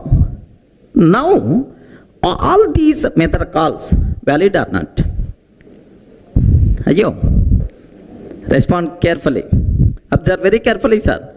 Sir, here A dot M1, parent reference, parent object. B dot M1, child reference, child object. Parent reference, child object, A1 dot M1. Among all these, sir, which method calls are valid, which method calls are invalid? Very important bit for the certification exam. Please make sure you people should aware. Yes, remember that. Remember that. Parent class protected members, of course, protected members, we can access anywhere within the same package, no restrictions. Within the same package, no restrictions. Remember, either parent reference or child reference, any reference you can use. But from outside package, protected members, we can access only in the child classes. Point number 1. Only in the child classes. Yes, man, it is the child class only. Public class B, it is the child class only. And we should use that child class reference only to access protected members from outside package. Remember that. So means that, let me repeat again, sir, protected members from outside package, you can access only in the child classes. Okay, well, within the same package, anywhere you can access. But outside package, only in child classes. And extra masala here is compulsory we should use child class reference only. It is also one restriction. So if you want to access protected members from outside package, parent reference cannot be used to access. By mistake, if you are trying to use parent reference, compiler will give left and right. Remember that. So now observe here, which reference I am using? Parent reference. Parent reference. That's why immediately compile time error we are going to get. Are you getting? Next, which reference I'm using? Child reference. Perfectly, it is the valid. Now, which reference I'm using? Parent reference. Immediately, comparative method we are going to get. Okay? M1 has protected access. M1 has protected access in pack1.a. This is the comparative method we are going to get, sir. Sir, protected members, if you want to access from outside package, only in child classes, and we should use that child class reference only. Suppose you are accessing in the B, child class B, you should use child class B reference. If you are accessing in the child class C, then we should use a C reference only. We are not allowed to use any other reference to access protected members. By mistake, if you are trying to access protected members by using sir parent reference, immediately error by default we are going to get. Are you getting the point, right? So, this much time I spend only to cover this important point. Let me execute this code so that you people can feel more comfortable, right? Observe that. Last example.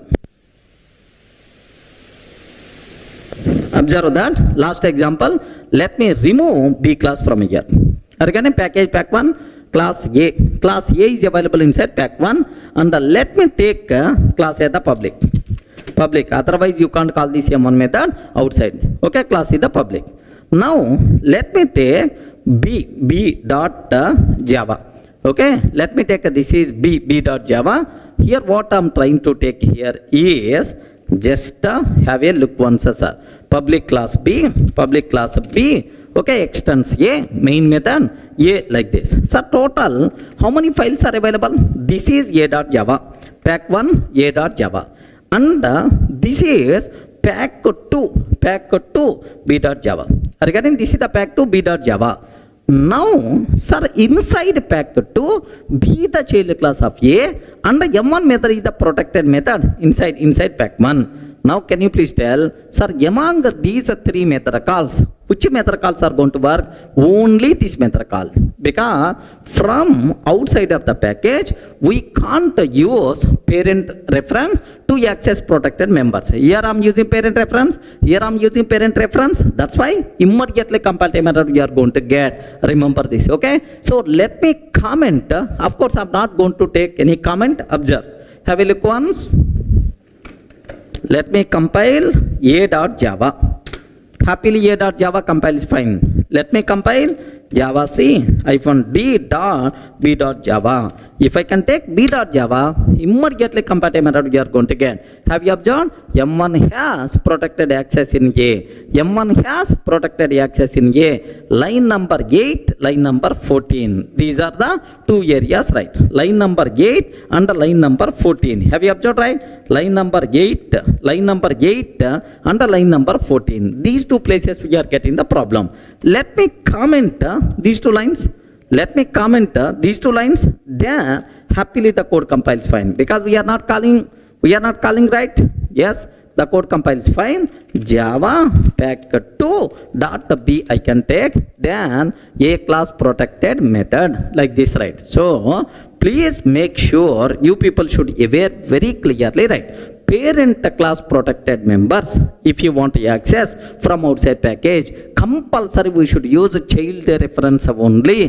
Parent reference cannot be used to access protected members from outside package. Everyone can able to understand? This is a very, very important conclusion, right? Okay, please understand, very important for the exam.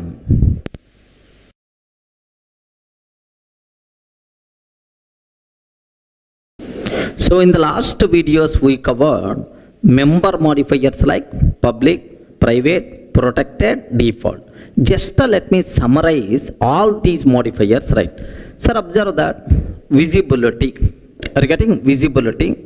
Sir, if it is the public, protected, default, private, four modifiers are available within the same class. Sir, I'm in the same class. Within the same class, public member. Yes, happily you are allowed to access. Public members are visible in the same class. Within the same class, protected members available, default members are visible. private members also visible. So if you want to access any variable or method within the same class, no restrictions, all modifier data is by default available. Next, from child class of same package. Oh, you are in the same package only. You are in the same package, but from child class. From child class, sir, public, no restrictions. No restrictions. Next, protected within the same package, anywhere you can access, no problem at all, protected. Whether it is a child or non-child, no problem. Next, default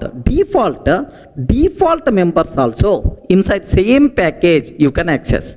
Okay, what about private? Sir, private from outside of the class you can't access. Have you observed, right? What it is telling? From child class of same package. From child class of same package, not in the same class. So from outside of the class means from child class of same package. Private not visible. Next, from non-child class of same package. Boss, you are in the same package only, but it is not child class. So, public, anywhere accessible, protected within the same package, whether it is a child or non-child, no restriction, happily you can. But outside package, only in child classes. That's why, so within the same package, even it is a non-child, no problem, acceptable. Default also acceptable. Okay? From outside of the class, you can't. That's why private not possible. Next, from child class of outside package. Sir, not in the same package. Outside package, but it is the child class. From child class of outside package. What about public? What about public? Yes, anywhere, no restrictions, right? Sir, what about protected?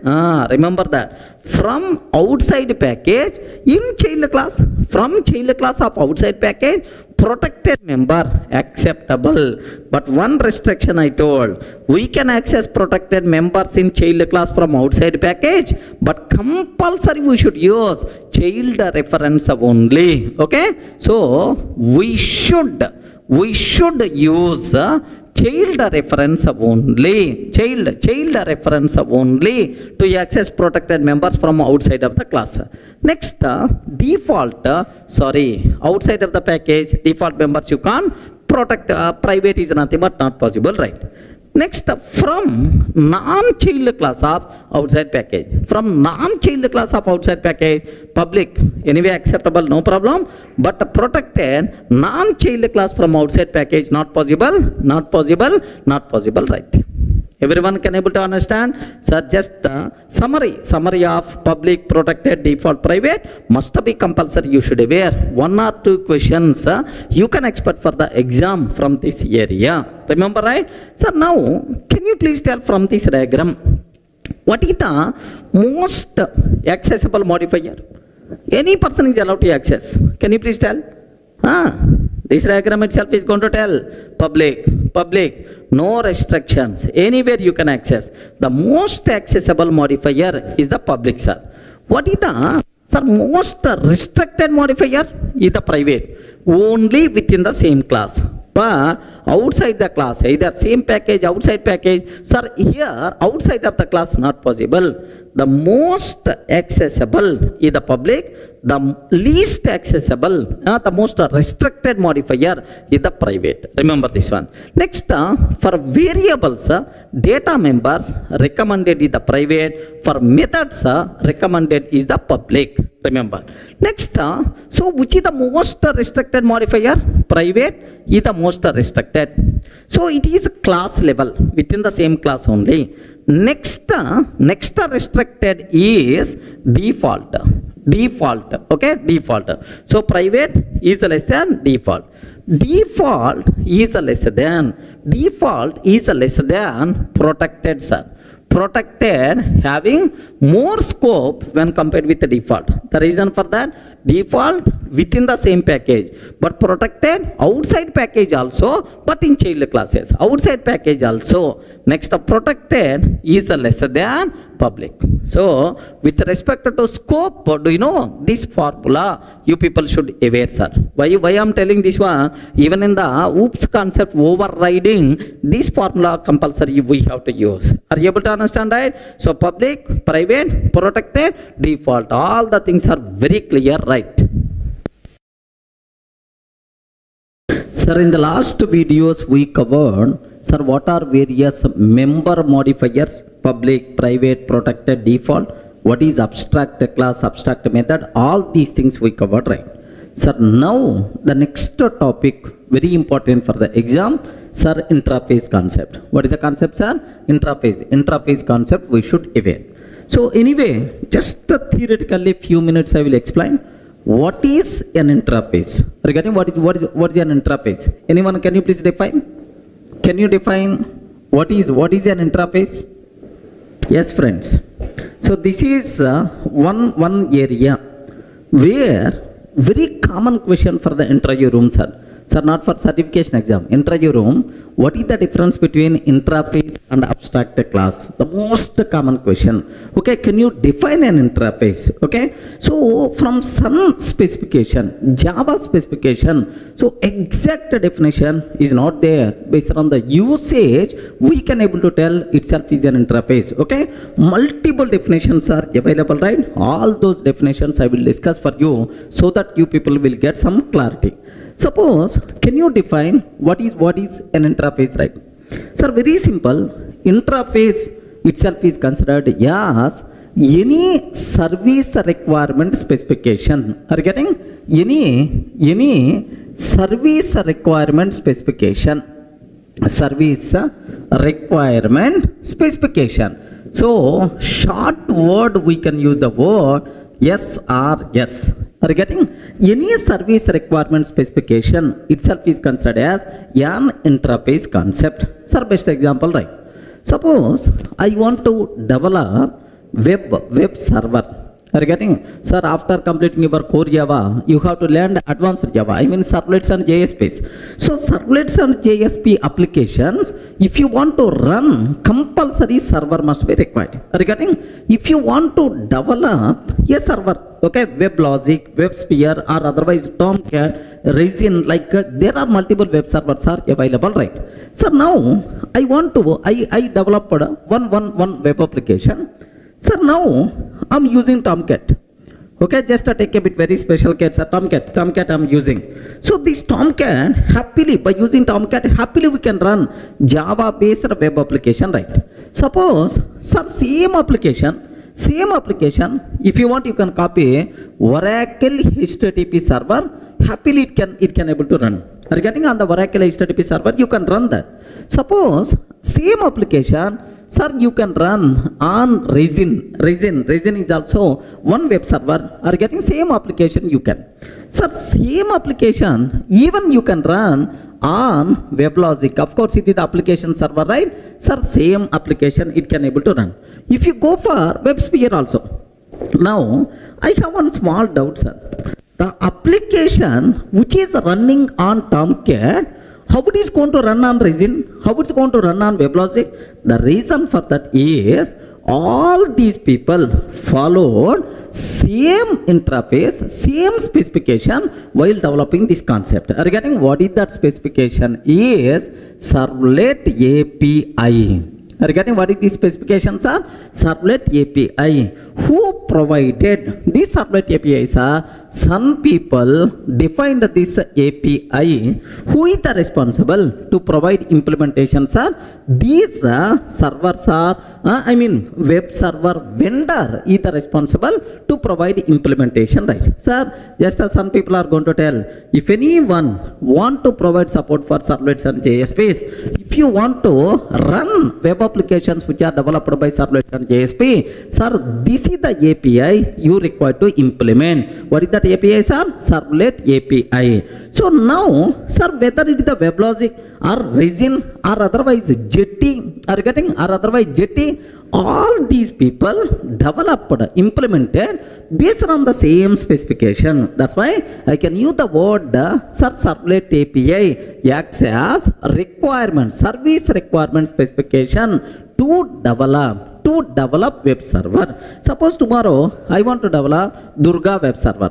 Are you getting right? I want to develop Durga web server to run web application, Java based web applications, right? So to develop this one, which methods I have to implement, which classes I require to develop, all this information where it is available, sir? Inside Servlet API. Now I have to implement this interface, right? Sir, what is this one? Servlet API acts as service requirement specification to provide implementation for, can I spell out, to provide implementation for web server. Clear, right? Sir, do you know Servlet API? What is that I? What is that I? Application programming interfaces. Are you getting? I means what? Interface only, right? So the first definition, what you people should be aware, sir, any service requirement specification, sir, this is my requirement. Web server vendor is the responsible to provide implementation, so that okay, so any Java based web application happily we can run by using that product. Clear, right? Any service requirement specification is by default considered as interface concept. Clear? One example, suppose same way, best example, sir. Sir, I want to communicate with the Oracle database.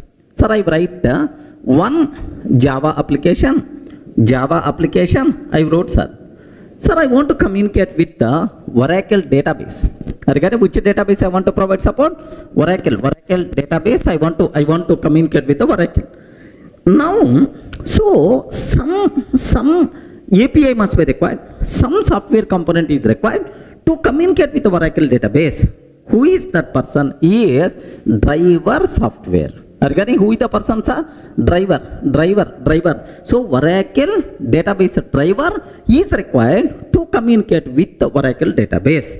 Similarly, sir, MySQL database is there, sir.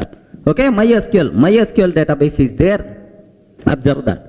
For MySQL database, Java application wants to communicate compulsory. Here some software component is required, driver must be required. So now Oracle driver, MySQL driver, tomorrow if I'm going for, sir, Postgres. Are you getting? Postgres SQL. Are you getting Postgres? So if I'm going for if I want to develop these driver softwares, sir, where the requirement specification is available, the requirement specification is defined by some people. That requirement specification is nothing but JDBC API. Can you please tell what is this one, sir? JDBC API. This requirement specification implemented by Oracle driver, implemented by MySQL driver, implemented by, sir, Postgres driver. By using this driver, happily can communicate. Java application can communicate with the corresponding database. So tomorrow I want to introduce my own database, Durga DB. Are you getting? Durga DB. So if a Java application wants to communicate with the Durga DB, driver must be required. I want to develop database driver. To develop database driver, where the requirement specification, which methods I have to implement, which classes I have to implement, where that information is available inside JDBC API. That's why JDBC API acts as requirement specification, okay, to develop driver software. Everyone can able to understand, right? So this JDBC API or the Servlet API by default considered as interfaces. So the first definition of an interface is very clear for you people, right? What is that? Any service requirement specification is by default considered as an interface. Clear, right? Sir, the first definition of an interface is very clear. Any service requirement specification is by default considered as an interface, right? Now, the second definition, sir, take a bit very special care. Okay. Suppose a client came, Durga, my requirement is, so I want a college automation system. Can you please develop like this, right? Sir, now what is going to tell is, sir, this is my required college automation system. Observe that, college automation system. Sir, I want Durga. This is the college automation system I want. Now, sir, here, these are the services I want. Sir, get attendance. Assume that M1. Sir, I want this service. I want this service. I want this service. I want this service like this line. Sir, now client came up with, sir, this is my requirement. Regarding this is my requirement, right? So now this requirement specification itself is nothing but an interface. Regarding this requirement specification itself is an interface. Now from the client point of view, interface defines the set of services what he is expecting. Boss, these are the services my expecting, what client is expecting, right? So now someone is responsible to provide implementation. Assume that he the second person, okay, service provider, okay, service provider is the responsible to provide implementation, right? Assume.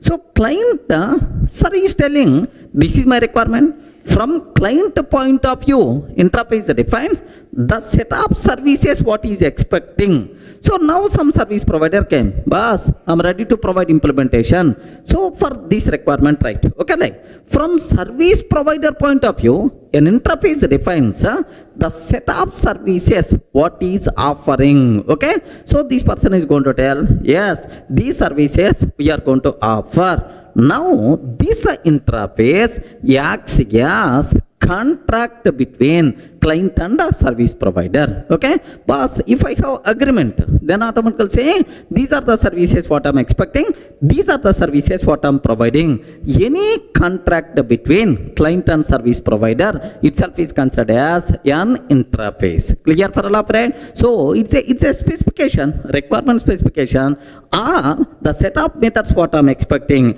the set of services what I'm providing. Any contract between client and service provider itself is considered as an interface. So any contract between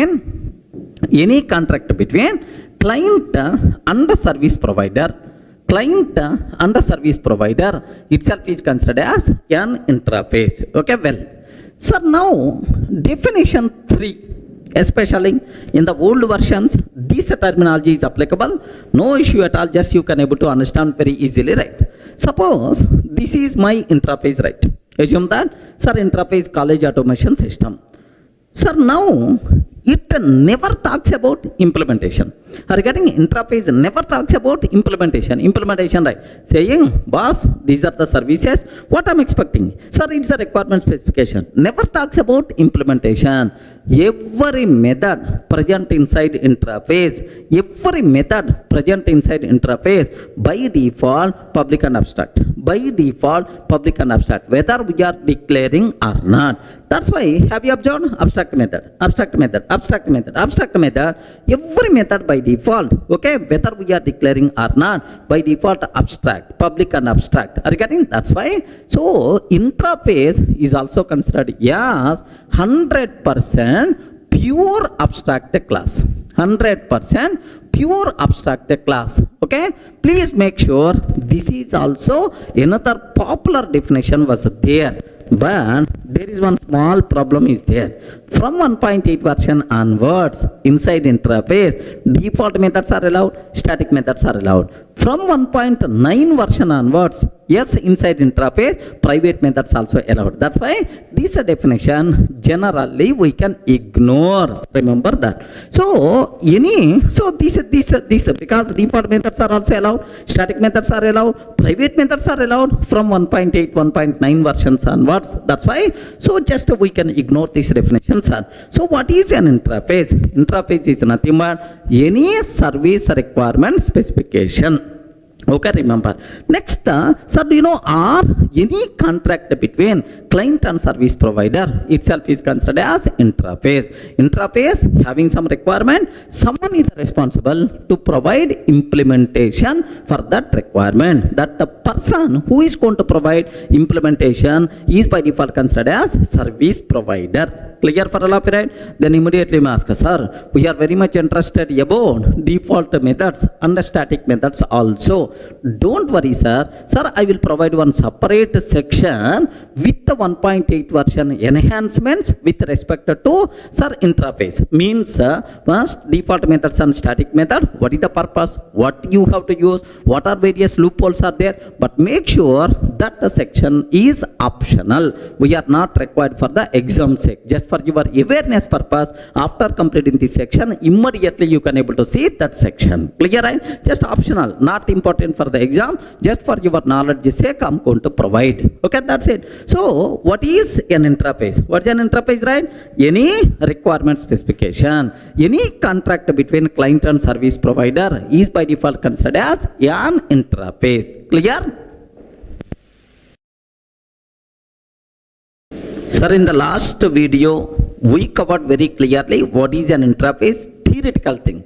Anyway, not required for certification exam. Just for your idea purpose, I'm telling what is an interface, right? Now, how to declare an interface, how you can provide implementation for that interface. Very simple. Have a look once, sir. I'm taking, sir, interface, interf. Just the interface, interf. Okay, here I have public void M1 method is there, sir. This is the first service I'm expecting, public void M1.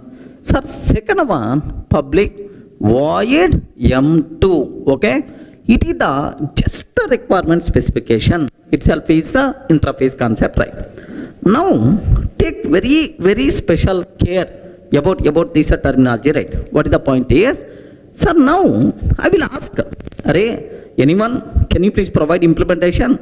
Just I have, this is the requirement, like this, right? Now I have observed, what is an interface? Interface itself is nothing but what? Just a requirement specification. Just it never talks about implementation, right? Okay, well, now someone came to provide implementation. Okay, how we can provide implementation? The class is responsible to provide implementation, right? So interface we can define by using which keyword? Interface keyword, right? Now take a bit very special care. A person came, class service provider. Class service provider.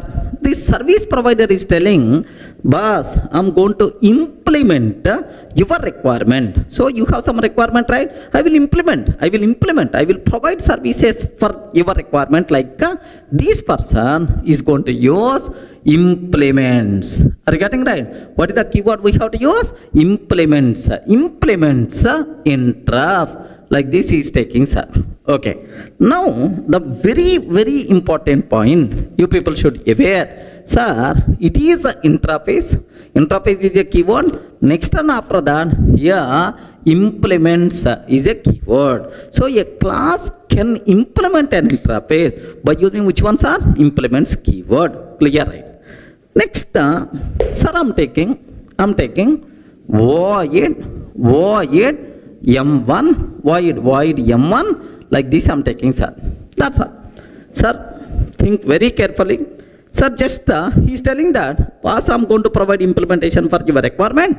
He provided like this. Now, can you please tell, is it valid implementation or invalid implementation? Remember, so for our certification, there are, sir, only 2 or 3 possible bits are there, but both bits are based on this point only. That's why I take very special care about this one, sir. Can you please confirm? Class service provider implements interf. Okay, void M1, implement interf, void M1, like this. Can you please confirm, is it valid implementation of this interface or not? Respond. Very important for the exam. Don't be silent. Yes, friends. Can you please tell, is it valid or not? Okay. Invalid. Okay, invalid. I'm telling directly the point, invalid, sir. It is not proper implementation. Now my next question. How many mistakes I did? Ayo, respond. How many mistakes I did? 1 or 2? Options also there, either 1 mistake or 2 mistake. Because every mistake is an important conclusion. Regarding every mistake itself is an important conclusion. That's why. Is it one mistake or two mistakes? Good. Now take very special care. Here two mistakes we did. Every mistake itself is an important conclusion. Okay? First mistake I am ready to show. Just observe every method present inside interface. Of course, every abstract method present inside interface. I am talking about 1.8 version, right? So that's why every method present inside interface is always public and abstract. Okay? Forget about default methods and static methods. At last I will talk about that. So every method present inside interface is always public and abstract. That's why, sir, here have you observed, right? Okay, like this we have. Now the point is, sir, it's always public, it's always abstract, whether we are declaring or not. Even I'm not taking public, sir, still it's always public, because by default it's always public and abstract, whether we are declaring or not. Now, while implementing interface method, compulsory we have to declare that method as public. Remember this is something like overriding parent class method in the child class. While providing implementation, we can't reduce scope of access modifier. Remember, very important points are. Even this point is applicable for overriding also. In the whoops concept, overriding also, right? So this method you didn't declare as public. That's why immediately compiler will give left and right. Are you able to understand? So the first mistake what we did is, sir, compulsory this method should be declared as public. Otherwise, compile time method we are going to get. Rule number 1 is the clear. Whenever we are implementing any interface method, compulsory we should declare that method as public. No alternative at all. Any doubt? Are you getting the point? So this is the first mistake what I did. Okay, well, let me show up to this. Let me execute up to this so that you people can feel more comfortable, right? Observe carefully, sir. Here I'm taking interface interf, public void m1, public void m2, class service provider implements interf, void m1 I'm taking, sir. Void m1, like this I'm taking. So here I saved service provider dot java. This one I saved as service provider dot java. So two mistakes I did. First mistake I told already, compulsory this method should be declared as the public, otherwise the code is not going to compile. Now observe in what way compiler is going to respond. Just have a look once, sir. Java C service provider dot java. Java C service provider dot java like this, right? Java C service provider dot java like this I'm taking, sir. Now if I can take like this, now can you please observe this? This error is very important. M1 in service provider cannot implement M1 in interf. Array, you didn't provide proper implementation for M1 method. Sir, what is the problem with that? Attempting to assign weaker access privileges was public. Sir, in the interface it was public, but you provided is the default access. Compulsory we should declare as the public. Regarding attempting to assign weaker access privileges public to default. That's why. So how I can correct that? Declare compulsory this method with the public. Clear, right? Now have a look once. Let me take public. I'm taking, sir, public. Now let me compile this one. Let me compile. Of course, sir, earlier we got two errors, but now we are getting only one error. Only one error. That problem gone. What is that second problem? We will discuss for you people, right? Okay? So it's very clear. The point number 1. Whenever we are implementing any interface method, compulsory we should declare that method as public. Point 1 is the clear. Sir, what about second point? Second, here this person is telling, array interf, I will provide implementation for your requirement, like he used implements interf. Implements interrupt means he signed on the agreement saying, yes, I can provide implementation for your requirement like. But this person provided implementation only for M1. Where is M2? You are getting the point? Where is M2? He provided implementation only for M1. Where is M2 method? That's why immediately compiler will give left and right. Another problem. This is the second point. Whenever we are implementing an interface, for each and every abstract method of that interface, we should provide implementation. But we are not providing implementation for M2. We didn't provide implementation for M2. That's why the problem is going to come. Now, just read that compile time error. Have a look once. If I compile, now observe that. What is that compile time error we are getting? Service provider is not abstract, and does not override abstract method M2 in interrupt. The service provider is not abstract and does not override abstract method M2 in interrupt. Like this we are going to get the error. Everyone can aware, right? So this is the problem. Then how I can solve this problem? No issue at all. Happily you can solve this problem two ways. One way. Way one, very important for the exam. This, especially these points. One way is provide implementation for M2. If you provide implementation for M2, no problem. Happily the code is going to compile. If you provide implementation for M2, acceptable, sir, inside. Now let me do that. Have a look once. I'm taking, sir, public void M2. Okay, public void M2. M2 also, I'm implementing M2 method. Now, sir, service provider class contain how many methods? How many methods? For both methods implementation is available. No mistake. Happily the code is going to compile. Now have a look once. Yes, I'm not seeing any problem at all. Happily the code compiles fine. I'm not seeing any problem. Itself is acceptable. Okay, well. Now take very, very special care. Sir, assume I don't want to provide implementation for M2. So if you are not providing implementation for M2, what is the other way? Here see this, sir, I don't know about implementation for M2. If you are unable to provide implementation for at least one abstract method, no issue at all. You have to tell, I'm not complete, just a partially implemented class. What you have to take? Declare class as abstract.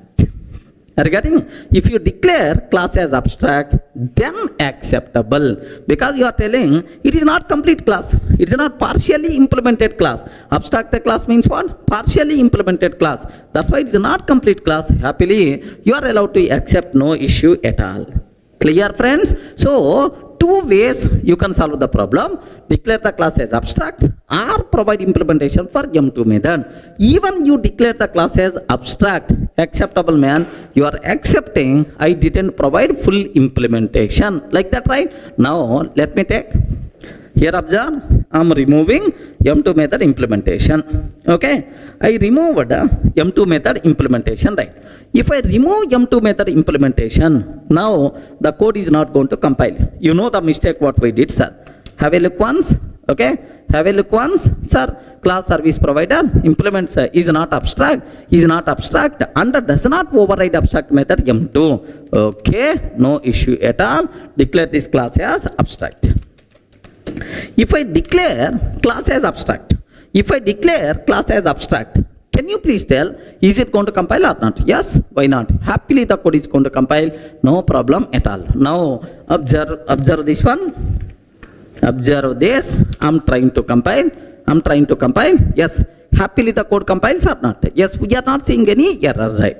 So take very, very special care. These are the two important points you should aware, right? So whenever we are implementing an interface method, compulsory that method should be declared as public. Rule number one. Second, whenever we are implementing an interface, for each and every abstract method of that interface, we should provide implementation. If you are unable to provide implementation for at least one abstract method, declare the class as abstract. Are you able to understand? Declare the class as abstract. then who is the responsible to provide implementation for next remaining abstract method, right? Child class is the responsible. Okay, if I'm taking any child class, okay, class sub service provider, class sub service provider extends class sub service provider extends service provider. Are you getting? Class sub service provider extends service provider. If I can take, now this person is the responsible to provide M2 method implementation. Sir, by mistake, this person not provided implementation. Again compile time error. Again compile time error at this level. Hey, you are extending service provider, but service provider contain abstract method M2. You didn't provide implementation. Like that, we are going to get the problem. Okay, now observe that. Have a look once. Okay, I'm taking class sub service provider. Okay, class sub service provider extends service provider. Okay, but inside sub service provider, I'm not taking any method. I'm not taking any method. Then compiler won't accept. Yeah, this class service provider contain abstract method M2, but you didn't provide implementation. Like that, problem is going to come. Now have a look once. If I'm trying to compile, yes, sub-service provider is not abstract and does not override abstract method M2, like this, right? Now, again, this person having two options. One option, declare the class as abstract. Second option, provide implementation for M2 method. I will provide implementation for M2 method, like this, right? Okay? Now, here, public void M2 method, public void M2 method, like this. If I can take like, happily the code compiles fine, there is no problem at all. So it's very clear for you people. Now to make this code compile, what we have to take, sir? Compulsory. We have to provide implementation for M2 method. That's it. So, very important discussion for the exam. Don't ignore. Are you getting? So, how to declare interface? How to provide implementation for that interface? Whenever we are implementing an interface, 2 points you should aware. Point number 1. Whenever we are implementing any interface method, make sure it should be declared as public. Point 1. Second point here is, do you know, sir, compulsory we should provide implementation for every abstract method of that interface. If you are unable to provide implementation for at least one method, compulsory we have to declare class as abstract. Otherwise, the code won't compile. Clear, right? For our OCJA exam, this is more enough. Regarding this knowledge is more enough, right? So, but anyway, if you are very much interested for learning purpose, just download our material. There I provided where we have to use extends, where we have to use implements. Next, what about interface methods? What about interface variable? Next, naming conflicts, adapter classes, like several things I discussed, right? Just to go through the material. But for exam, these points are more enough. Clear, right?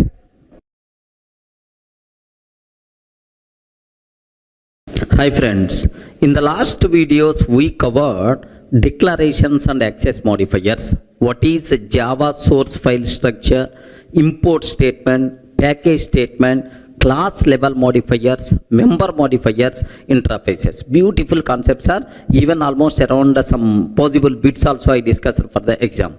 Sir, now the next important concept, very important for the interview room, even for our certification exam, what that concept is, OOPS concept, right?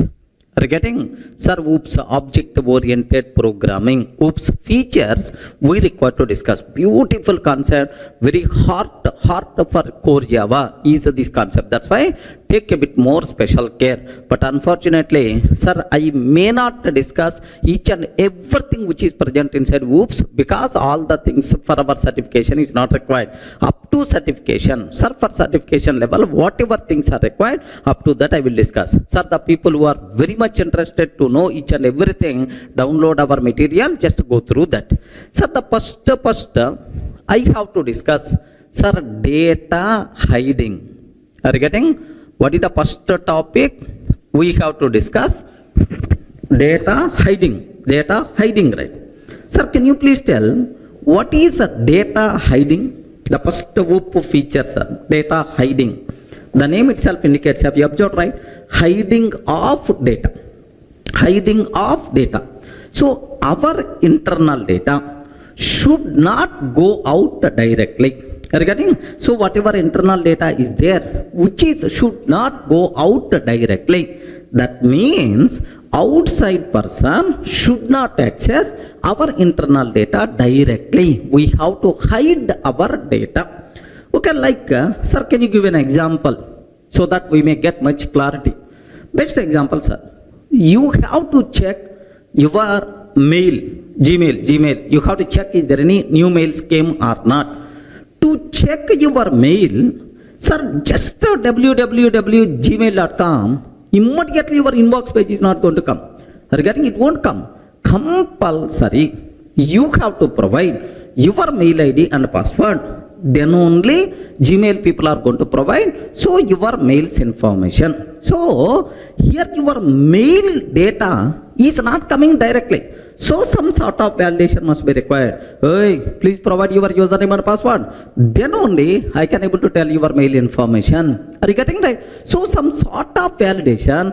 After validation, then only the data is going to come. So if any person is allowed to access any person mail ID, meaningless. Are you getting? Any person mail data, meaningless. Are you getting? So I have my own secrets are there. If some third party person can able to access my mail, he can able to see my mails. Where is the security? Are you getting right?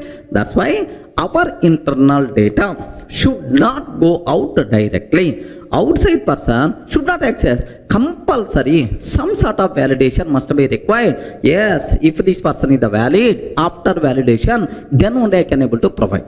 You are getting? Suppose assume that I have ICICI bank account is there, sir. Then I will go to the bank. Okay, can you please tell how much account balance? How much account balance I have? Like, bank people simply they are going to ask, what is your account number? Is there any ID proof? Are you getting? Is there any ID proof like? Yes, myself, my ID proof is like this. Then the bank people are going to check, okay, your account balance is so and so, like this, right?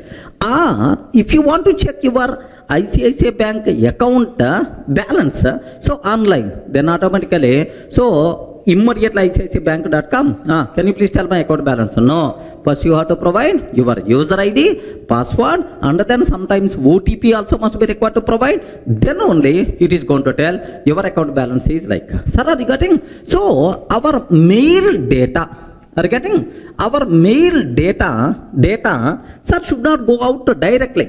First, if any person is asking, hey, can you please provide mail data? First, provide your username and password. Sir, my account balance, information is not going directly. First, if any person is asking, can you please provide my account data? First, you have to tell your username and password. Then only I can able to provide your account information. So, our internal data should not go out directly. Some sort of authentication must be required. Then only the data should go. This type of beautiful whoop feature is nothing but what? Data hiding. Everyone can able to understand, right? Sir, theoretically, okay, sir. Data hiding of the data. So, any person is not allowed to access any data. Some sort of authentication must be required, like this, right? Sir, programmatically, how you can implement a data hiding? Very, very simple, sir. Assume that I have class account is there. Assume that, sir. Class account is there. Every account having balance. Every account having balance. Balances, sir. Public double balance. Balance is there. Okay, like. Sir, do you know private double balance? Okay. So, by declaring this balance variable as the private, by declaring this balance variable as the private, we can implement data hiding. Are you able to understand, right? So how you can implement data hiding, sir?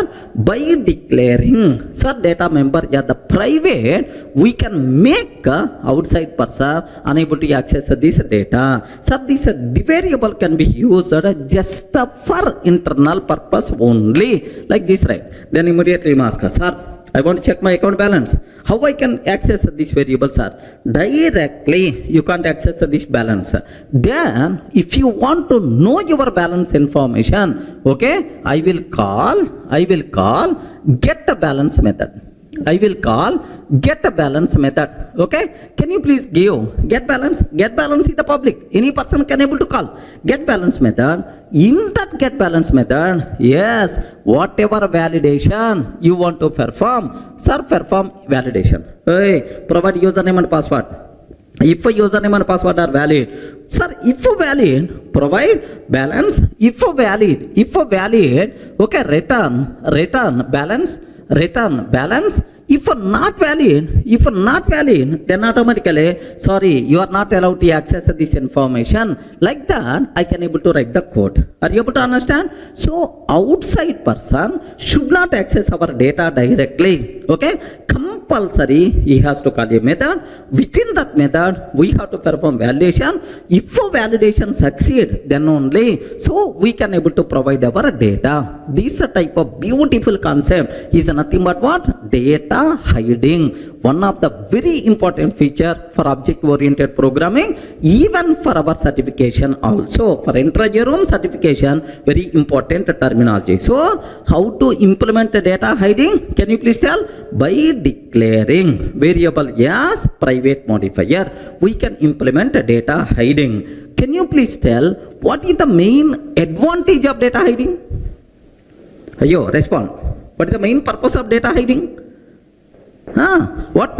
If you are going to hide something, wherever hiding is there, the biggest advantage we are going to get is security is the advantage. Are you getting what is the advantage, right? Security. So, my account balance, I can only check, the other people are not allowed to check. My mails, I can able to check, the remaining people can't access my mail database. Clear, right? So, the biggest advantage of data hiding is security. Okay, clear. So what is data hiding? Next, what is the advantage of data hiding? How to implement data hiding? All the things are clear. Outside person should not access our internal data directly. So by declaring data member as the private, we can implement data hiding. The main advantage of data hiding is security. Clear?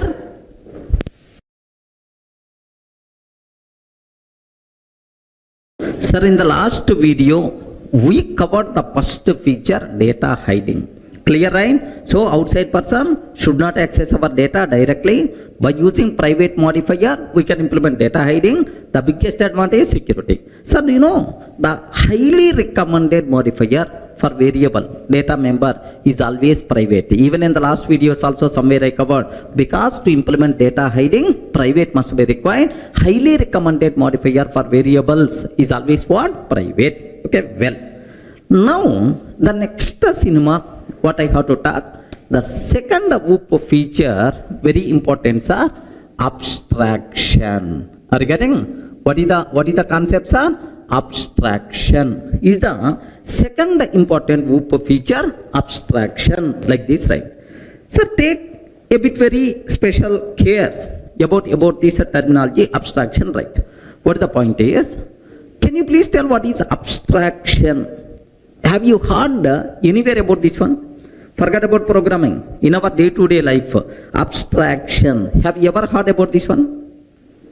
Yes, friends. Abstraction. Okay? Sir, his mind is always abstract. He is not open-minded person. Regarding he is not open-minded person.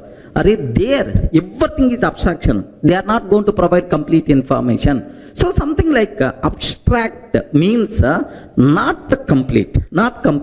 In the last session somewhere we covered abstract class. Have you remember, right? Abstract class. Abstract class means partially implemented, not completely provided class. Partial. That is not complete. Such a type of word is nothing but abstraction. Okay, well. Sir, in the whoops, sir, which feature is called abstraction? Very simple, sir. Hiding internal implementation.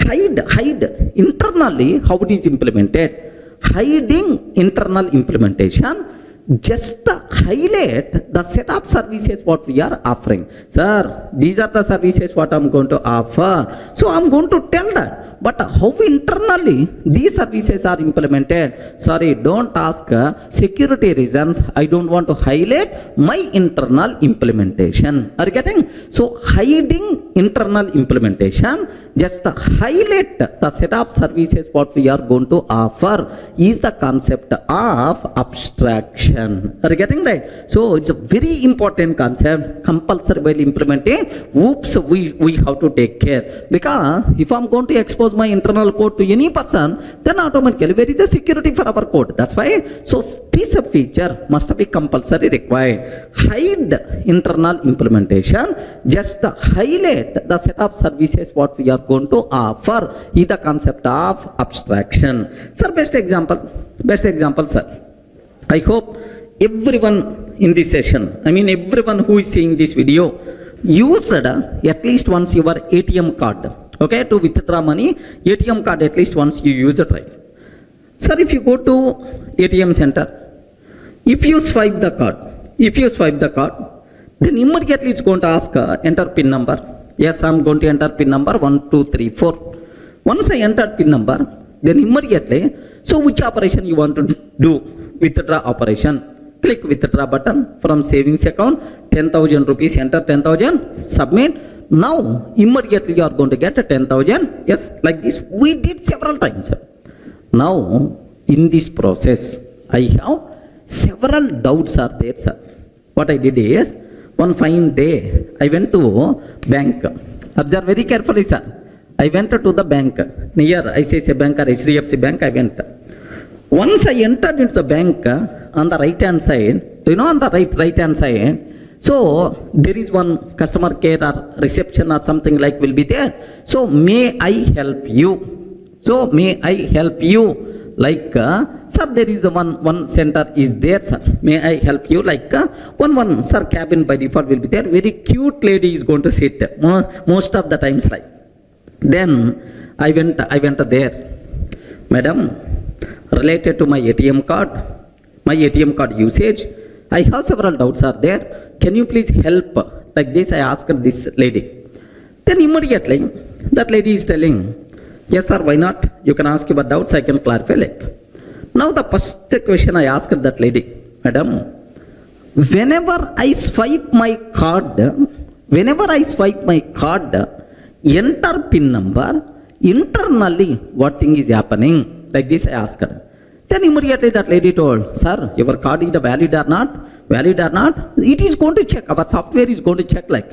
Madam, up to that I know, but my requirement is internally which code is executing. Is it Java code or Python code or .NET code? Next, is that a validation, authentication, checking validation, is it happening in the ATM machine or somewhere in the server? If it is happening inside server, okay, where is the location of that server? Are you getting? Where is the location? What is the IP address? What is the username and password? Next, which SQL query is it triggering? Can you please let me know? Like this I ask her. Are you getting right? Immediately, sir, if you don't mind, just wait here for few minutes. I will call my next level. That person can guide you, like she entered inside. She had a discussion with the manager. Those people made a phone call to 100 saying, someone came, he is asking about internally server location, IP address and so on. We thought that he is the hacker. Can you please come? Like, they made a call to policeman. Within 10 minutes, policeman is going to come in front of me. Are you able to get right? So, you are the valid customer of the bank. You have already ATM card. Sir, you can able to use this card, but you should not aware internally how that functionality is implemented. Are you getting right? So, if you want to validate, enter, swipe the card, enter PIN number, that's all. Internally validation is going to be happen. Hurry, how the validation is going to be happen? Sorry, bank people, they never going to highlight their internal implementation. Okay, now, if you click withdraw button, withdraw button, sir, I'm taking withdraw button. if you click withdraw button, if you enter 10,000, so you will get 10,000. So internally, how this functionality is implemented, which SQL query is executing, where is the database server is locating, all these things, bank people, they're never going to highlight. Are you in the position to understand, right? So this is the, this type of feature is nothing but abstractions are. Bank people through ATM GUI screen are getting through ATM GUI screen. They are going to highlight the set of services what they are offering. So ICICI Bank ATM Center, they are going to tell, even very recently they got one mini bank ATM machine itself is nothing but mini bank counter, like they got some award. They are going to tell, boss, these are 15 services we are going to offer through ATM machine. Like ICICI Bank people are going to tell very proudly. So withdraw facility is there, deposit facility is there, next fund transfer facility is there, so request for checkbook, like there are multiple services you can able to get from ATM machine. But internally, how these services are implemented, at least one service also they never going to highlight. Are you able to identify? Are you able to understand the point, right? So this concept itself is nothing but abstraction. So in our coding also, compulsory we have to maintain this type of feature. Hide the internal implementation and highlight the set of services what we are going to offer is the concept of abstraction. Is it clear for all of you, right? So by using GUI screens interface concept, we can able to implement abstraction. Sir, best example at a programmatic level. Just observe this one, sir. Suppose I want to develop a Java application. Assume that it is the Java application, right? Now there are some services are available: withdraw, funds transfer, deposit. Like there are several services are available, right? Now, sir,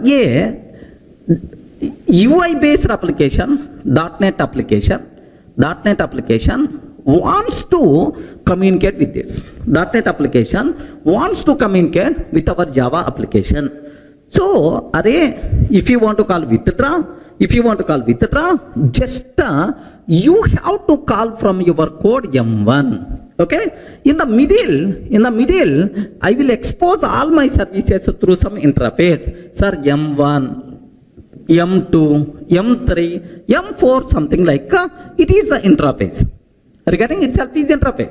.NET person has to call M1 method. Internally, whenever this person is calling M1, internally, which method is going to execute? Maybe some withdraw method is going to execute. The required result we are going to offer to this .NET person.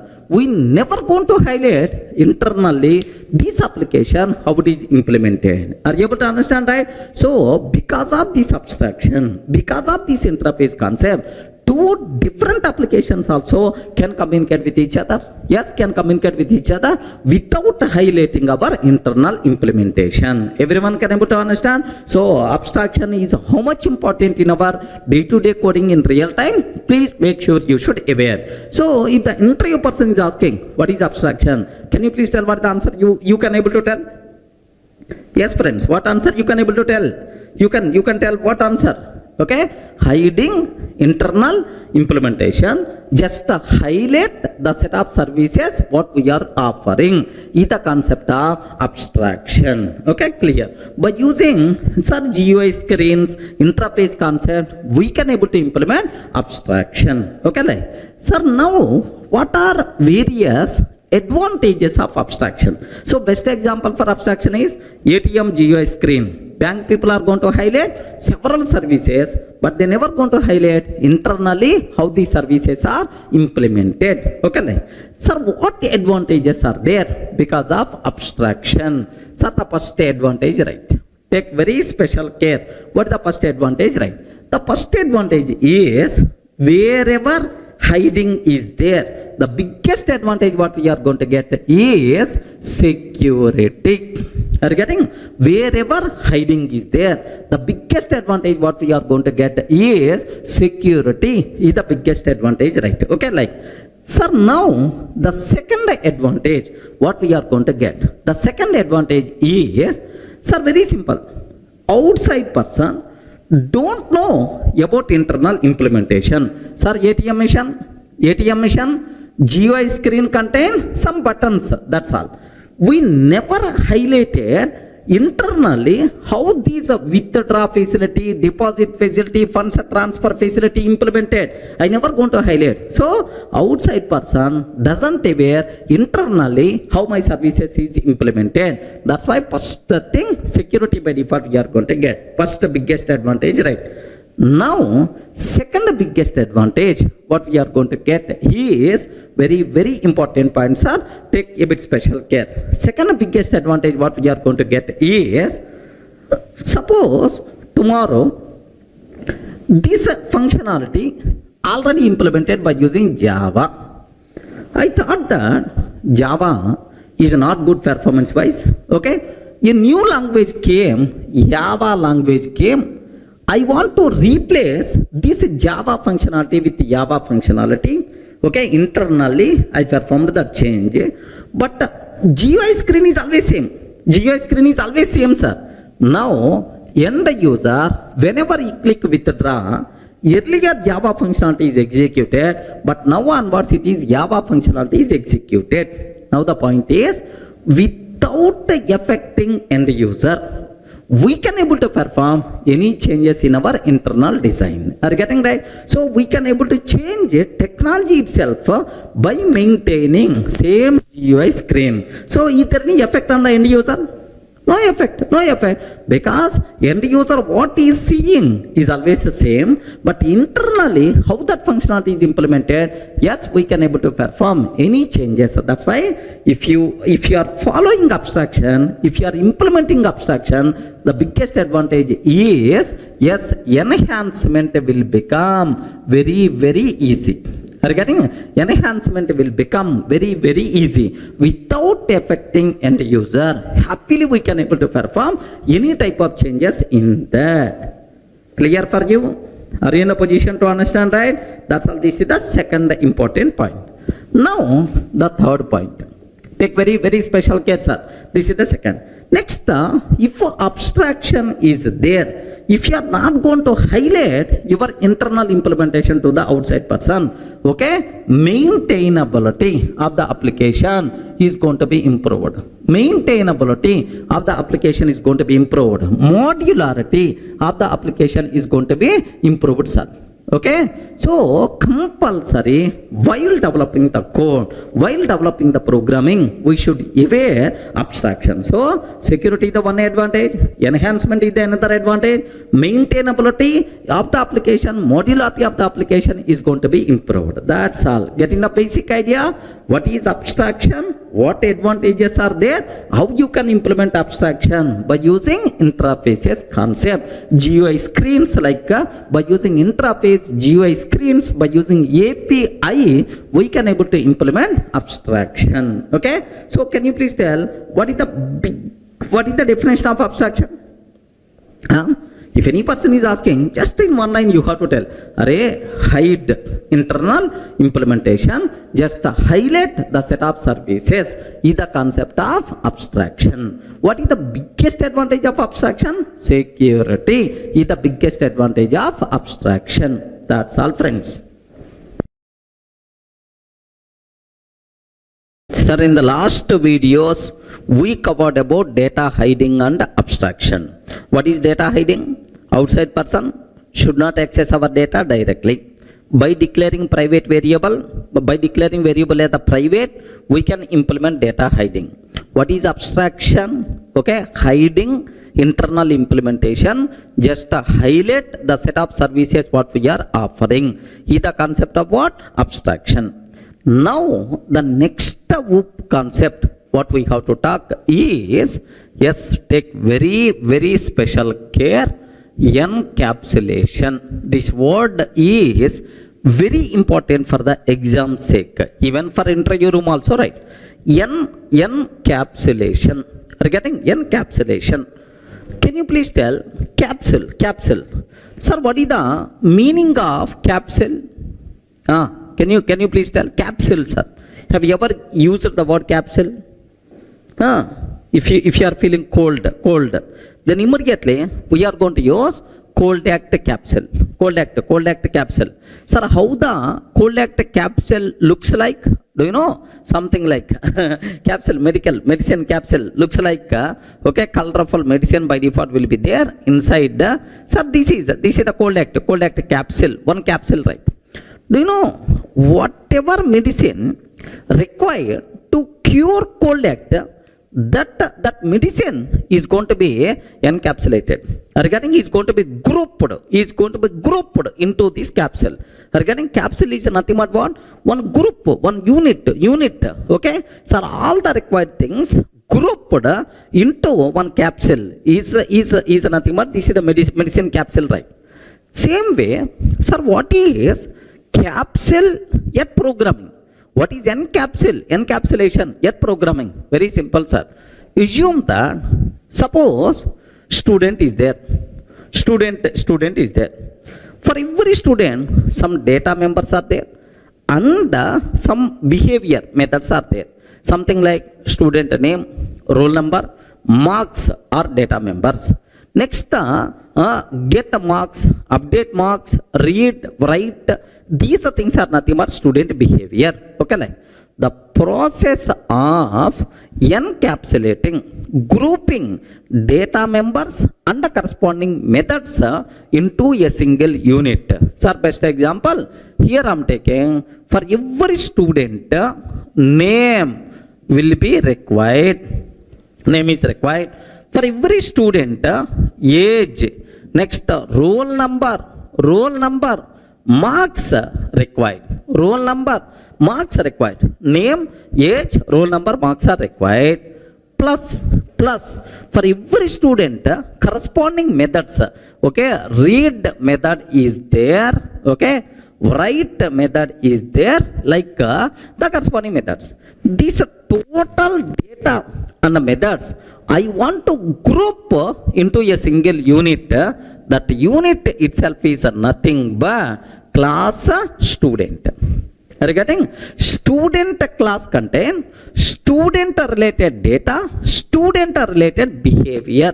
The process of grouping, combining data members and the corresponding methods or behavior into a single unit, which is nothing but encapsulation. Are you able to understand, right? Capsule grouping mechanism itself is like this, right? Sir, every Java class is an example of encapsulation. So from our childhood onwards, in the books, if you open any book, then it's going to tell us what is the meaning of encapsulation. That's all. This itself is nothing but encapsulation. The process of grouping data members and the corresponding methods into a single unit is the concept of encapsulation. Every Java class is an example for encapsulation.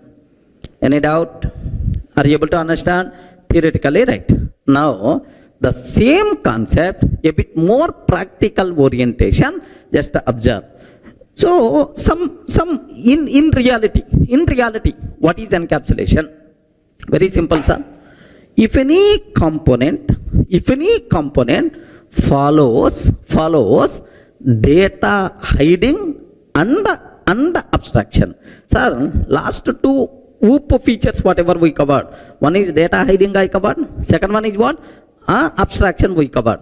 If any component follows data hiding and abstraction, that component is said to be encapsulated component. Are you getting? If any component follows data hiding and abstraction, that component is said to be encapsulated component. Sir, now observe that I can use the word encapsulation. Encapsulation is equal to data hiding. Encapsulation is equal to data hiding plus abstraction. Data hiding plus abstraction is itself is encapsulation, right?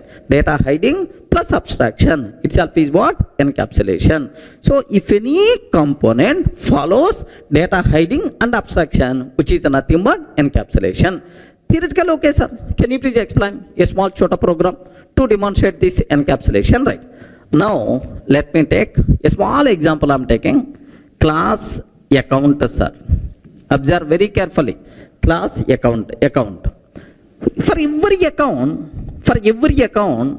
private double balance field is there. Private double balance field is there, sir. Now this balance variable cannot be accessed directly by outside person because the reason is private. Remember this one, because the reason is private. Outside person can't access this data directly. That's why it is the private. Okay, data hiding. Next, how the outside person can able to access? Compulsory we have to provide getter and the setter methods for this variable. Okay. Now I'm taking get balance. Public double get a balance. Public double get a balance. Get balance. Now validate, sir, perform required validations. Because so whether this person is the correct person or not, ask his username and password and so on. Yes, valid. If this person is valid, return balance. If this person is the valid, return balance like this, right? Now, sir, I want to update my balance. I want to deposit. I want to update my balance. Something like public void.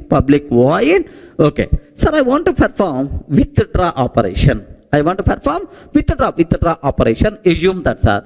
Or, sir, I want to change my balance. Set balance. Double balance like this, right? Okay. Boss, can you please withdraw so and so amount? Or can you please deposit so and so amount like? So here also you can perform the required validations. Okay. If it is the deposit, sir, this data balance is equal to balance. This dot balance is equal to, sir, this dot balance is equal to, sir, balance, this dot balance plus amount, whatever amount we are going to provide. Sir, assume that amount.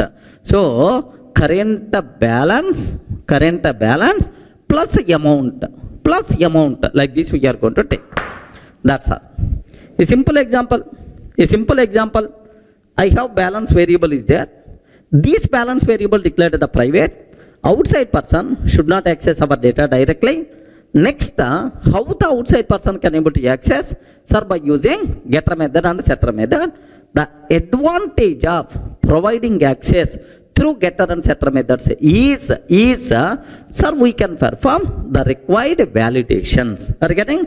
Outside person is always going to call either get balance or set balance. So through that, after validation, then only he can able to get the required data or he can able to perform required operations, right? So now I can use the word, it is the best example for encapsulation. Are you getting example for encapsulation? Now I have bigger doubt is there.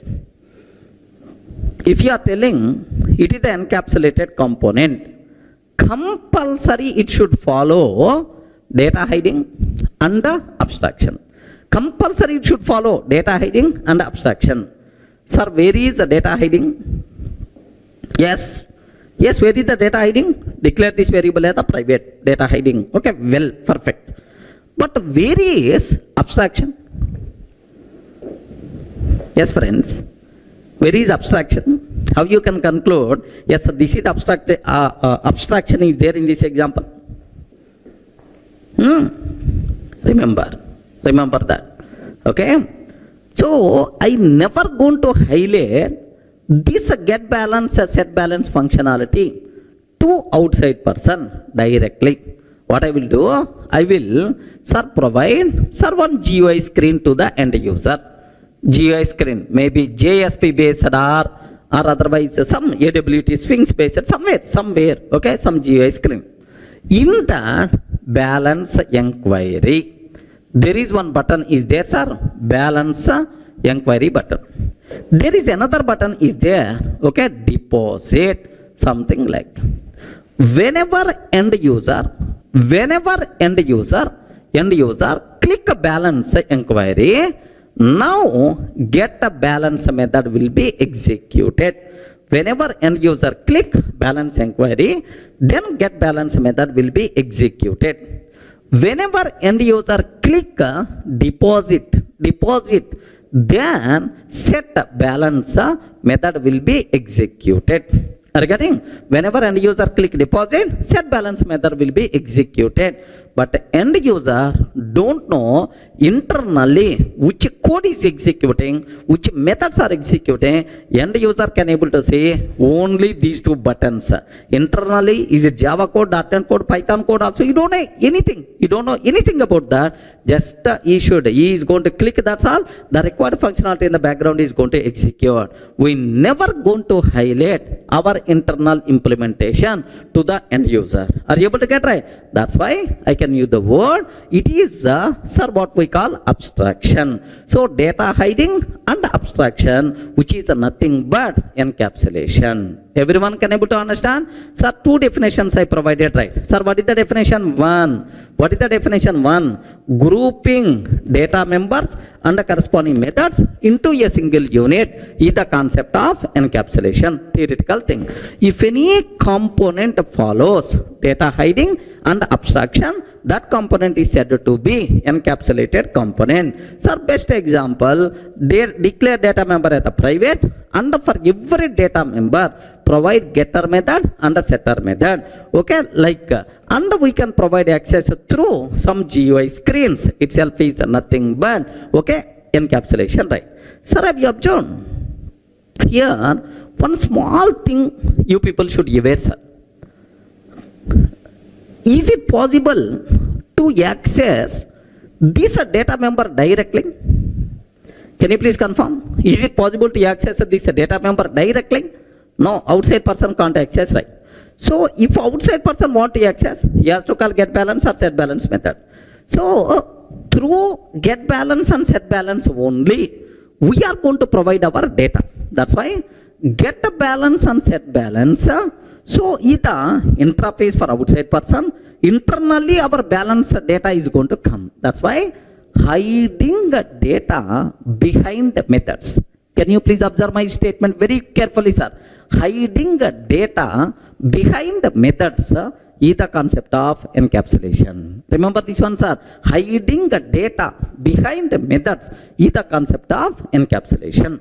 Okay, like now here there are two important conclusions are there. What is the advantage of encapsulation? What advantages are there? Okay, whatever advantages are there for data hiding and abstraction, all those advantages are advantages for encapsulation, because encapsulation is not a new word. It is the data hiding and abstraction only.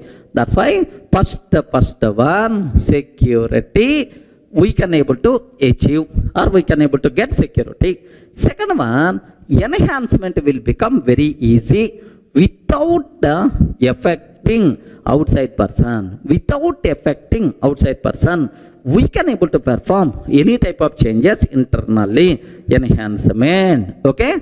Third one, sir. Third one, the biggest thing what we are going to get, maintainability of the application, modularity of the application will be improved. Are you getting? Maintainability will be improved, modularity of the application will be improved, sir.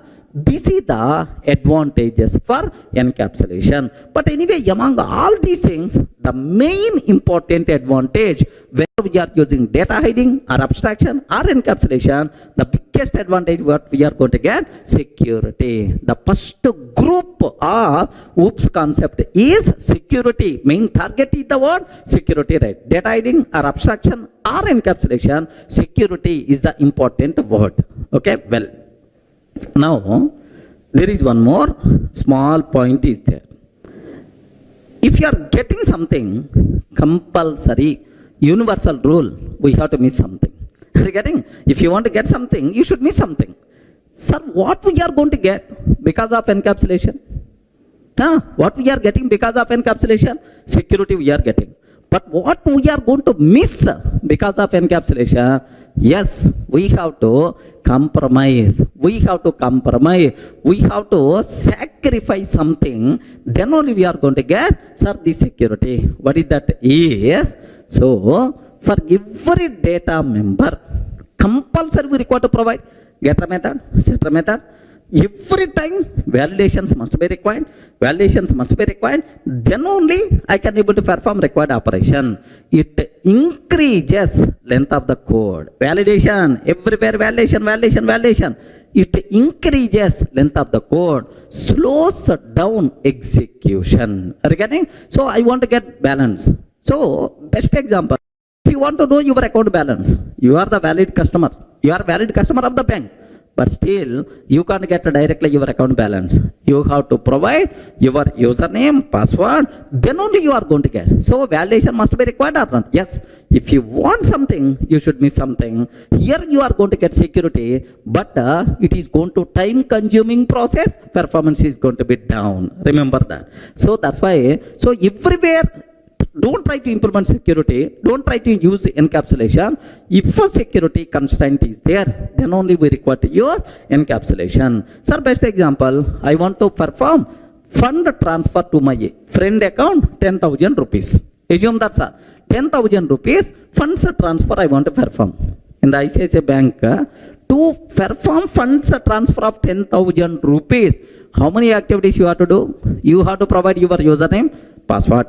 Next and after that, OTP you are going to get. Next, in your card backside grid, you have to enter some numbers. You require to enter some number. After doing all these things, after 3 minutes or 4 minutes, you can able to perform, you can able to complete transaction of 10,000 rupees for your friend. Are you getting? So the problem, time consuming, performance is down, but advantage, right person only can able to perform funds transfer. Security by default you are going to get.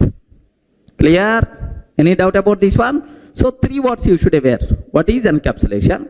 What is the advantages of encapsulation? What is the disadvantage of encapsulation? These are things you people should be aware very clearly, right? Sir, can you please observe the process of grouping data members and the corresponding methods into a single unit is nothing but encapsulation. Next, what we call, if any component follows, data hiding and abstraction is the concept of encapsulation.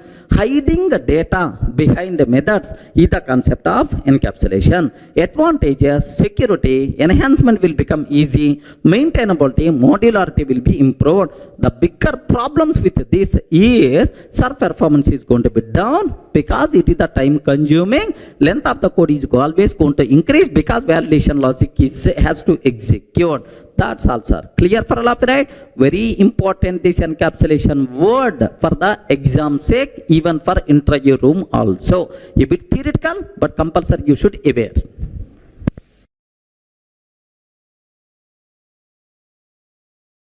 Sir, in the last videos we covered data hiding, abstraction, and then encapsulation. It is very clear.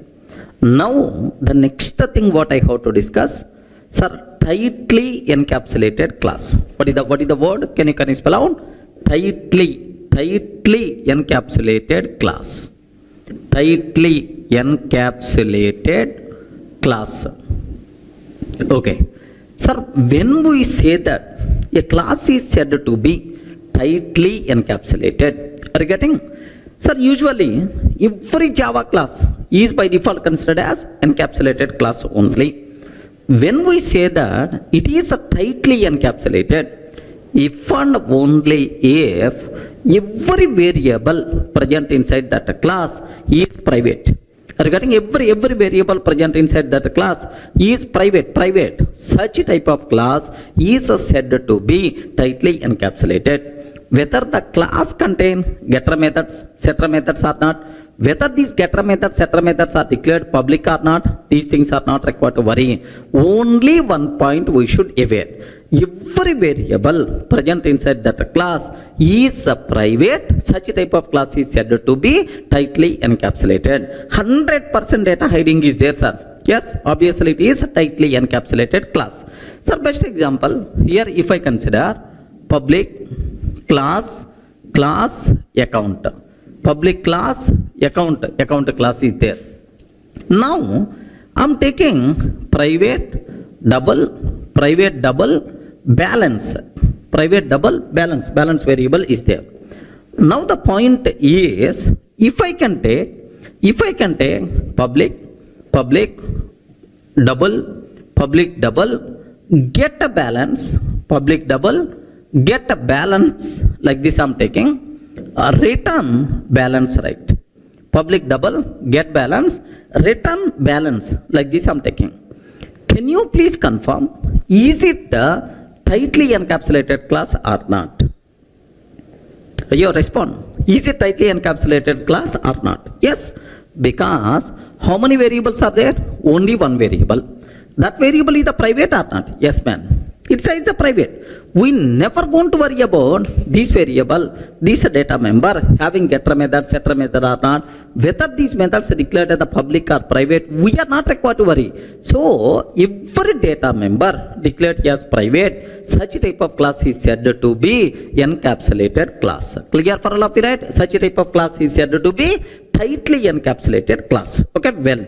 So now from the exam, of course, in our OCJA 8 version, this concept is not that much important, but in the old version certification, OCJP 1. SCJP 1.4 version, especially in the syllabus, they specified explicitly what is the tightly encapsulated class. Identify tightly encapsulated class, like that. That's why just aware. But anyway, for our current certification, this concept is not that much important. Just aware, sir. I have one example is there. Now observe class A, sir. Class A. A class contain private int x is equal to 10, sir. Class A class contain private int x is equal to 10. Class B extends A. Class B extends A. Int y is equal to 20.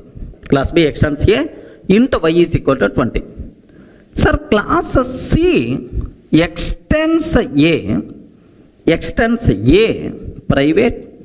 private int z is equal to 30. Private int z is equal to 30, like this, right? Can you please tell total how many classes are available? 3. A, B, C. 3 classes are there. Among these 3 classes, which is tightly encapsulated, which are not tightly encapsulated? Class A tightly encapsulated, because it contains only one variable and every variable is always private.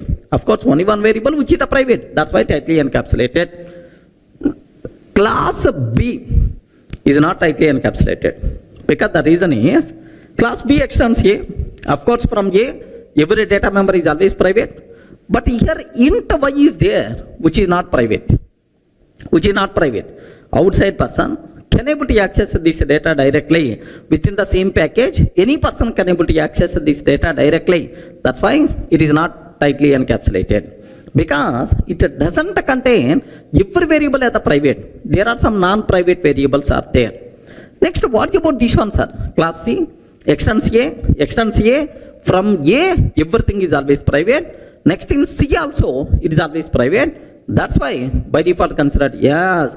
Is tightly encapsulated. Because, sir, very simple rule. Every variable present inside that class is the private, then automatically tightly encapsulated. So A and C are tightly encapsulated, but B is not tightly encapsulated. Okay, well, sir. Now I'm ready to go for one more example. Even you may get some conclusion also. What is that? Is, observe that class A, sir. I'm taking class A. Inside class A, okay, just I'm taking int x is equal to 10. Observe very carefully, sir. Int x is equal to 10, non-private data. Class B extends A. Class B extends A. Private int y is equal to 20. Class B extends A, private int y is equal to 20.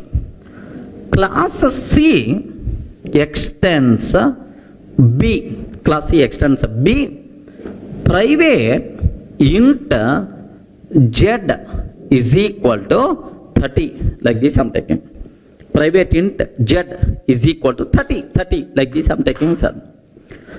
Can you please confirm among these what is the output by default you are going to get?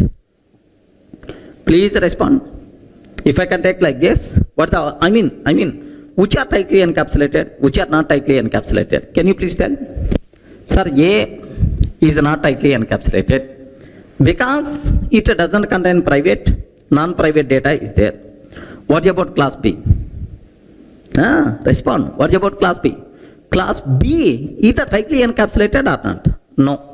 No. The reason for that is class B extends A.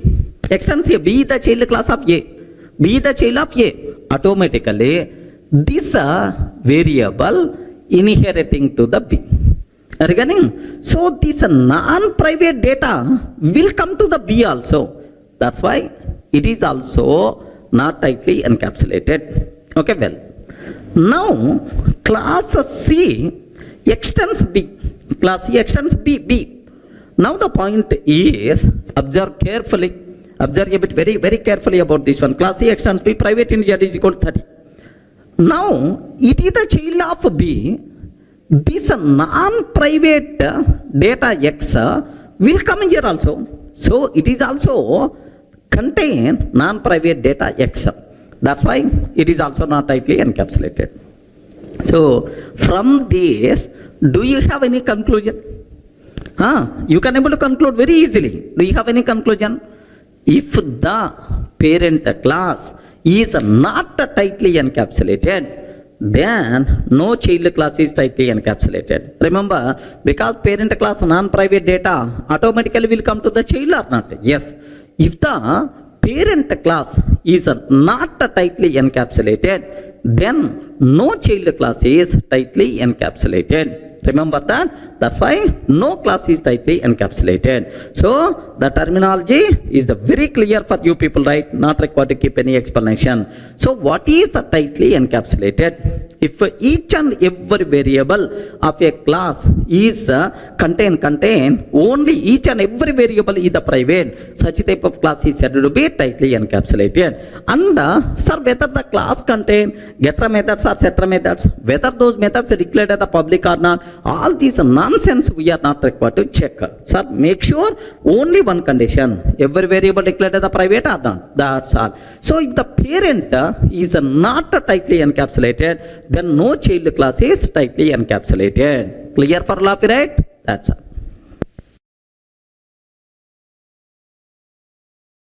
Sir, in the last videos we covered very clearly what is abstraction, what is data hiding, encapsulation, tightly encapsulated class. These concepts always talks about one very important word, security. Clear, right? Sir, now the next thing what I have to talk, the most valuable important concept, inheritance. Remember this one. The most valuable important concept, inheritance, right? Sir, the first point what you people should be aware, inheritance is also known as is a relationship. Regarding inheritance is also known as is a relationship. Okay. Next, the main advantage of inheritance is, the biggest advantage of inheritance is code reusability. Regarding what is the biggest advantage of inheritance, right? Code reusability. Of course, I will explain with examples all these things, don't worry. Next, how to implement inheritance by using extends keyword, we can implement inheritance concept. Are you getting right? So inheritance, the thumb rules, only 3 points just I'm telling. What are the first one, sir? Is a relationship. Inheritance is also known as is a relationship. The main advantage of inheritance is code reusability. Okay. Next, by using which keyword we can implement is a relationship. By using which keywords are extends. By using extends keyword, we can implement is a relationship. Up to this is the clear. Sir, what it means? You are telling some conclusions directly. Can you please explain with an example so that we will get much clarity like this, right? Sir, I will go for a small program. There you people are going to get several new things. Take a bit special case, sir. Here I am taking class P. Observe carefully, sir. Class P. Parent class I am taking. Assume class P. P class contain one method, public void M1. P class contain one method, public void M1, system.out.println, parent, like this I am taking, sir. Class P, public void M1, sir, SOP of parent, like this I am taking. Now, class C extends P, sir. Class C extends P, okay. Public void M2 method, public void M2 method, system.out.println, okay, child, like this I am taking, sir. Now, take very special care. This is the parent class, this is the child class, this is the parent method, child method. Now, my question is, how many methods parent has? Respond. How many methods parent has? Only one method. How many methods child has? How many methods child has? Two methods. Two methods. Whatever methods, whatever members available in the parent automatically should come to the child. Whatever members available to the parent automatically will come to the child. We are not required to redefine on the child class object. Happily you can call parent class methods also. This concept is nothing but inheritance. This concept is nothing but code reusability. Are you getting? Whatever members parent has, it may be variable, it may be a method. Whatever members parent has, by default available to the child class. This concept itself is nothing but inheritance concept. Any doubt, friends? Are you in the position to understand, right? Now child class contain how many methods? Child class contain how many methods? Two methods. M1 method and M2 method both. Now, sir, my requirement is, I am taking class test. Class test. Okay. Public static void main method. Public static void main method. String array args. String array args. Now, take very special case, sir. The most valuable point for the OCJA exam sake. Okay, here I am taking parent P is equal to new parent. I am creating which class object? Parent class object. I am creating which object? Parent class. Parent class reference, parent class object. Now, on P, I am calling M1 method. On P, I am calling M1 method. On P, I am calling M2 method. Can you please confirm? Is it valid or not? Hurry, respond.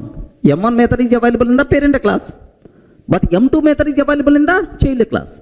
Whatever methods available, by default available to the child, but whatever methods available in the child class, by default not available to the parent. Regarding inheritance is always parent to child, not from child to parent. Remember this one. So on the parent reference, you can call any method available in the parent class, no problem at all. But sir, you can't call child specific method on the parent reference. Remember this one. By mistake, if you are trying to call, immediately error by default we are going to get. Sir, most valuable point for our certification. Please make sure you should aware. On the parent reference, child specific method you can't call because child members are by default not available to the parent. Is it clear for all of you? Of course, I will execute and I will show. Don't worry about that. Sir, this is the scenario 1. Do you want me to execute up to this? Just have a look once, sir. Now, observe that the same example, class P, public void M1, class C extends P, public void M2, class test public static, parent P is equal to new parent P dot M1. Sir, up to P dot M1. Sir, P dot M1. M1 is a method available in which class? Parent class. Sir, on the parent reference, have you observed right? On the parent reference, the method available in the parent class, happily you can call, no problem at all. Now, let me execute this code. The code compiles fine. Let me execute. Happily, parent by default is the answer we are going to get. Okay, well. Now, on this P, I am calling M2 method. But M2 method available where? M2 method available where? In the child class. Regarding in the child class. So, on the parent reference, child specific method you can't call, sir. By mistake, if you are trying to call, need not be method, even variables also. So, on the parent reference, child specific methods, child specific variables you can't call. By mistake, if you are trying to call, immediately error we are going to get. Observe carefully, right? Observe a bit very carefully. Here I am taking Java C, test.java. Java here, have you observed? Cannot find the symbol. Sir, M2 method is not available for a type P. Regarding for type P, M2 method is not available. Like that comparative method we are going to get. Sir, any doubt? Are you in the position to understand, right? So the first important conclusion, on the parent reference, child specific methods, child specific variables we can't call. Clear, right? Now, the second case I am ready to explain. Suppose I am taking child C is equal to new child. I am taking child C is equal to new child. C dot M1.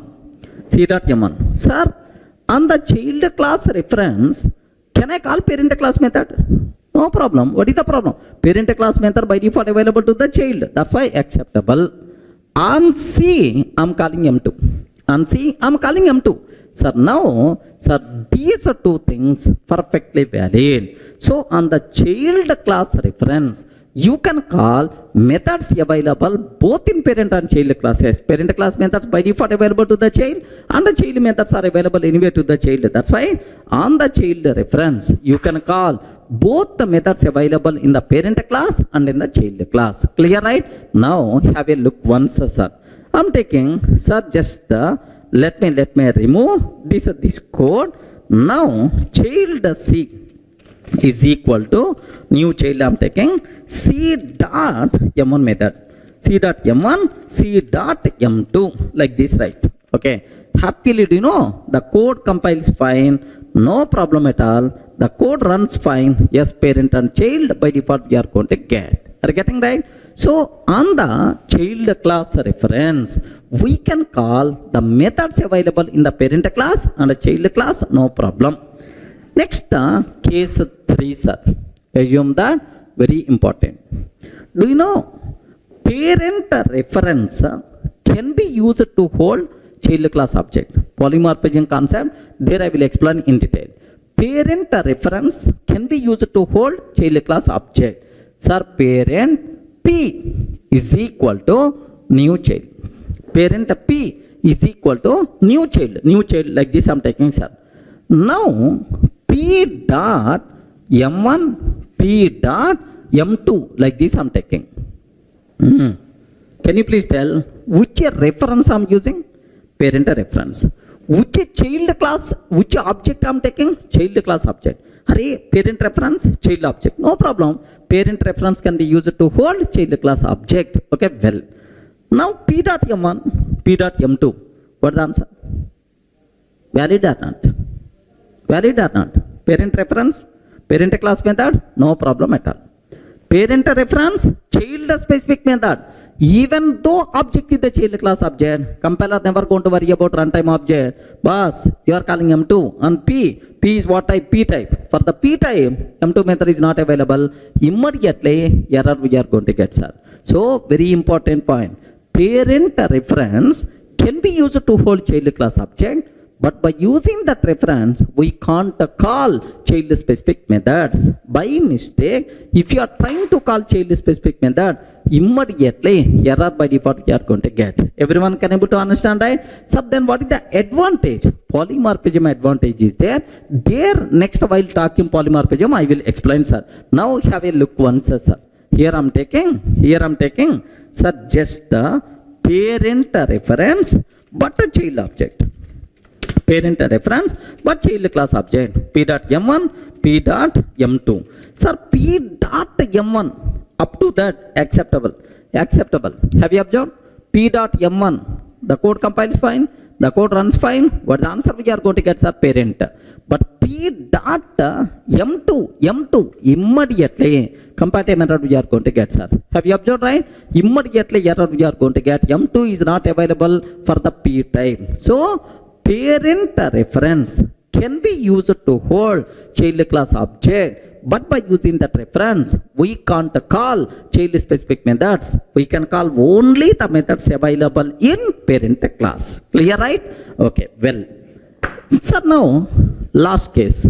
Case 1, case 2, case 3, last one, sir, case 4. Very simple. What is this line? Can you please read once? Parent P is equal to new child. Parent P is equal to new child. So now I'm taking child C is equal to new parent. Are you getting? Child C is equal to new parent. Child reference I'm using to hold parent object.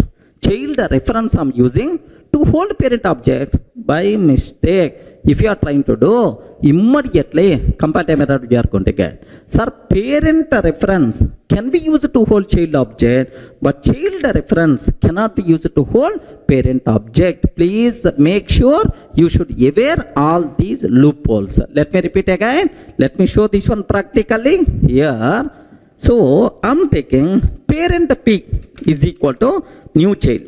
No problem, sir. This one is acceptable. Parent reference can be used to hold child class object. Acceptable, right?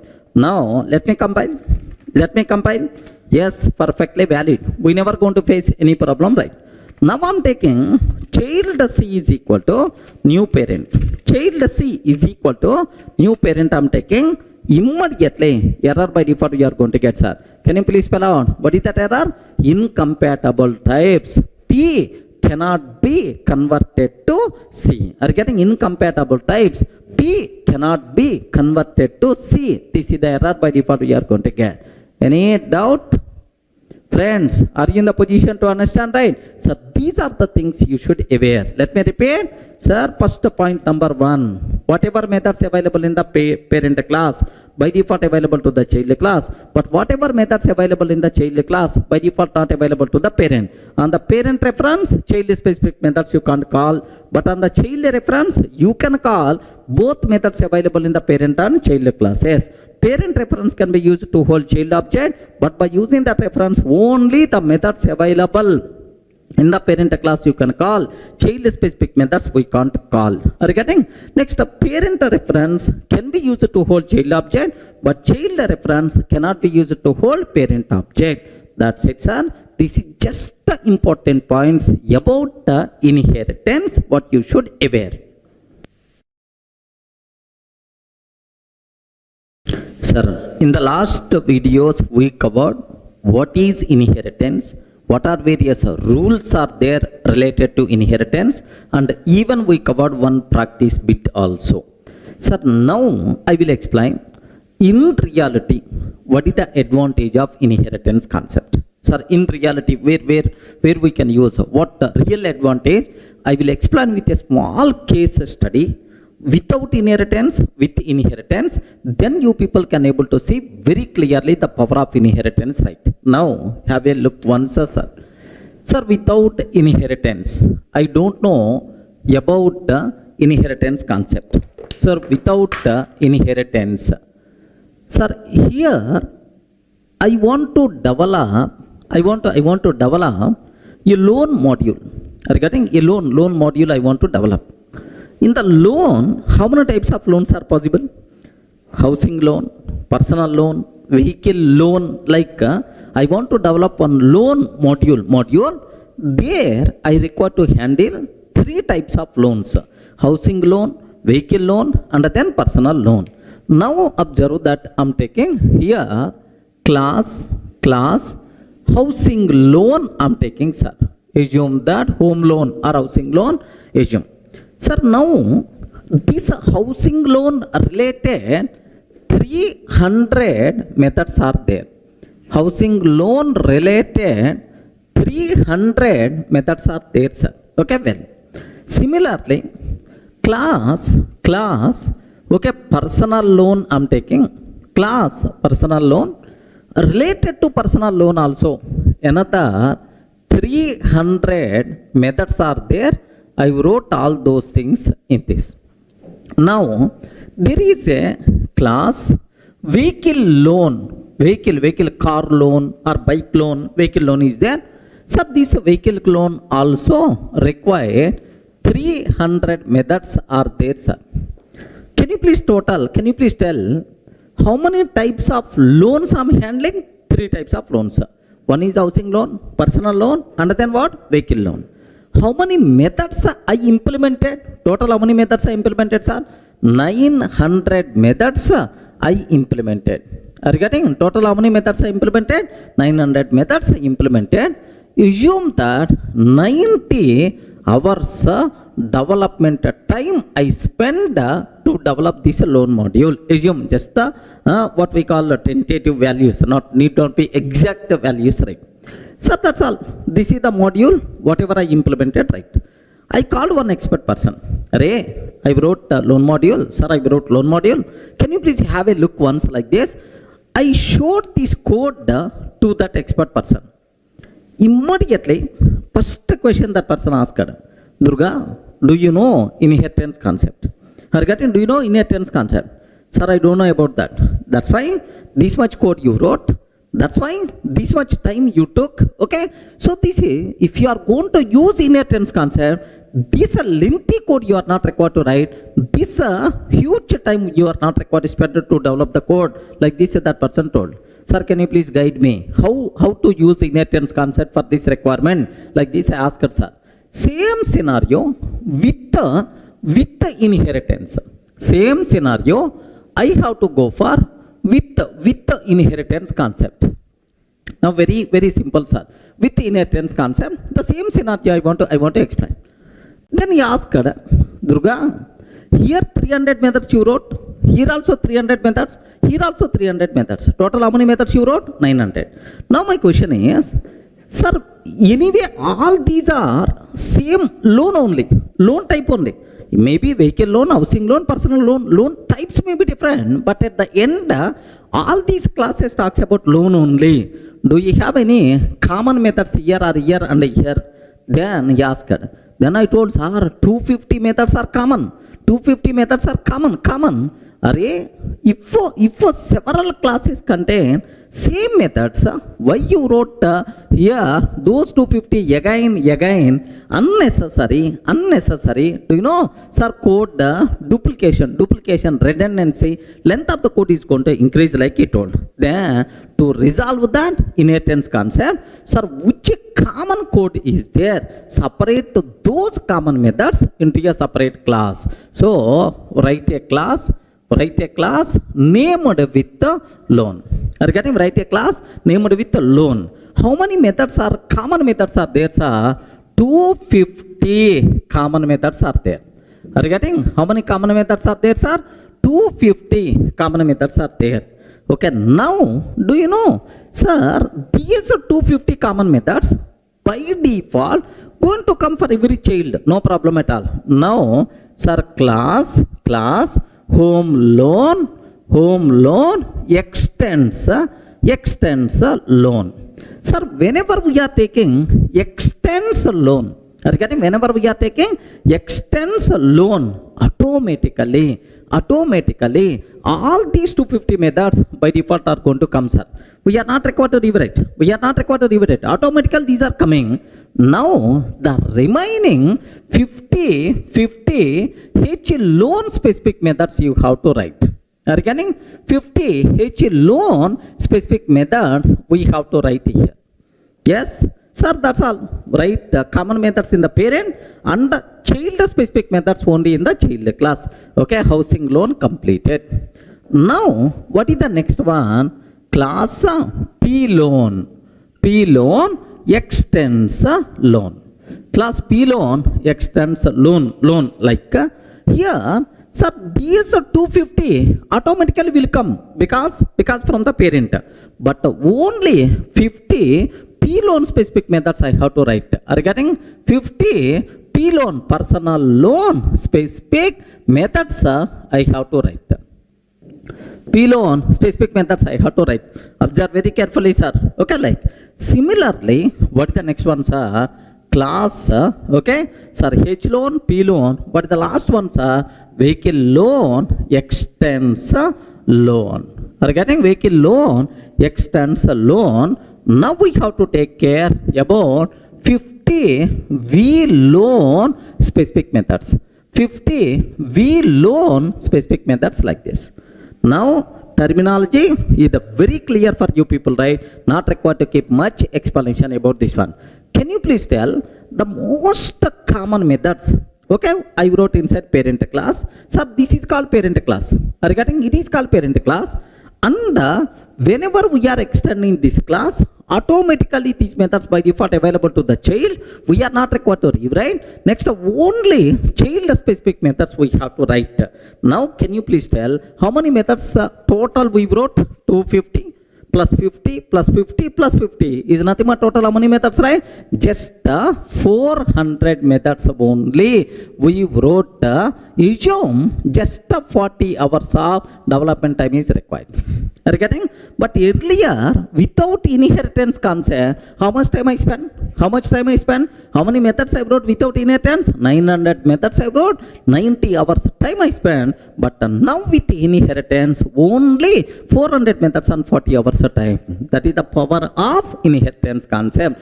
Code reusability, concise code, lesser code, automatically we can able to reduce development time also. Is it clear for all of you, right? So beautiful case study to understand without inheritance, with inheritance, observe that, right? Sir, I have one small doubt. In the parent class, which methods we have to write? In the parent class, which methods we have to write? The most common methods, which are common for all child classes, such type of common methods we have to write inside parent class. Next, in the child class, which methods I have to write? Child specific methods, the methods which are applicable only for that particular child. Only for that particular child, those methods we have to write inside child class. Clear, right? So, what is the advantage of inheritance concept? Code reusability, we can reduce development time. Like there are multiple advantages are there. Clear up to this? Sir, it is very clear what is the power of inheritance with a small case study, sir. Now, do you know the total Java API, the total Java API classes are implemented based on inheritance only. Sir, where is the proof? How you can conclude it is? Just observe. Sir, do you know what is the super class for all Java classes? Which class access? Root for all Java classes? Object class. You know, sir, now object. For the object, there are several child classes are there, sir. String class is one child. Next, and after that, string buffer is one child. String buffer is one child. Next, and after that, number is another child. Math is another child. Next, exception. Sir, do you know? Here there is a throwable is one child. Throwable is one child. ... For the throwable, there are again two child classes are there, sir. What is the first one? Exception. Second one, error. For the exception, anyway, there are several child classes are there. Runtime exception, IO exception, runtime exception, IO exception, like that, right? Next, under runtime exception, again, there are several child classes, arithmetic exception, null pointer exception, like. Sir, even under error also, VM error, regarding virtual machine error, sir, here, out of memory error, stack overflow error, like there are multiple things are there. Now observe, take very special care, sir. Very important question for the entire room. Which class acts as root for all Java classes? Can you please tell which one is the correct answer? Which class acts as root for all Java classes? Object. Okay, well, object class.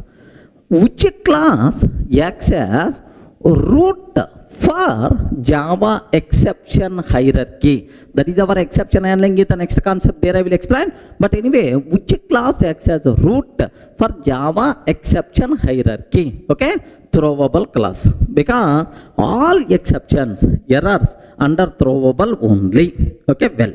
Now my question is, almost around 4,300 classes are there, sir.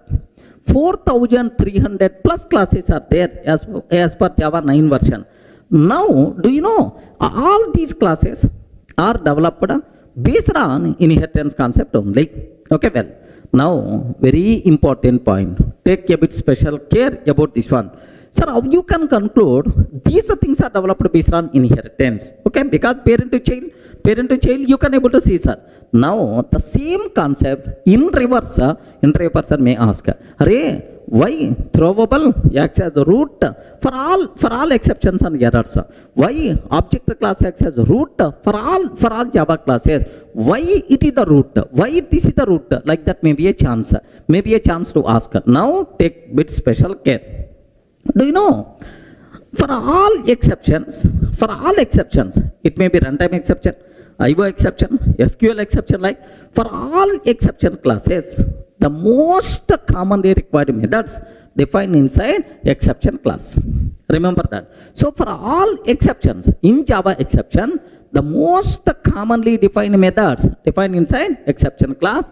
And for all these things, these methods are required. That's why exception class acts as the parent for all Java exceptions. Observe very carefully, sir.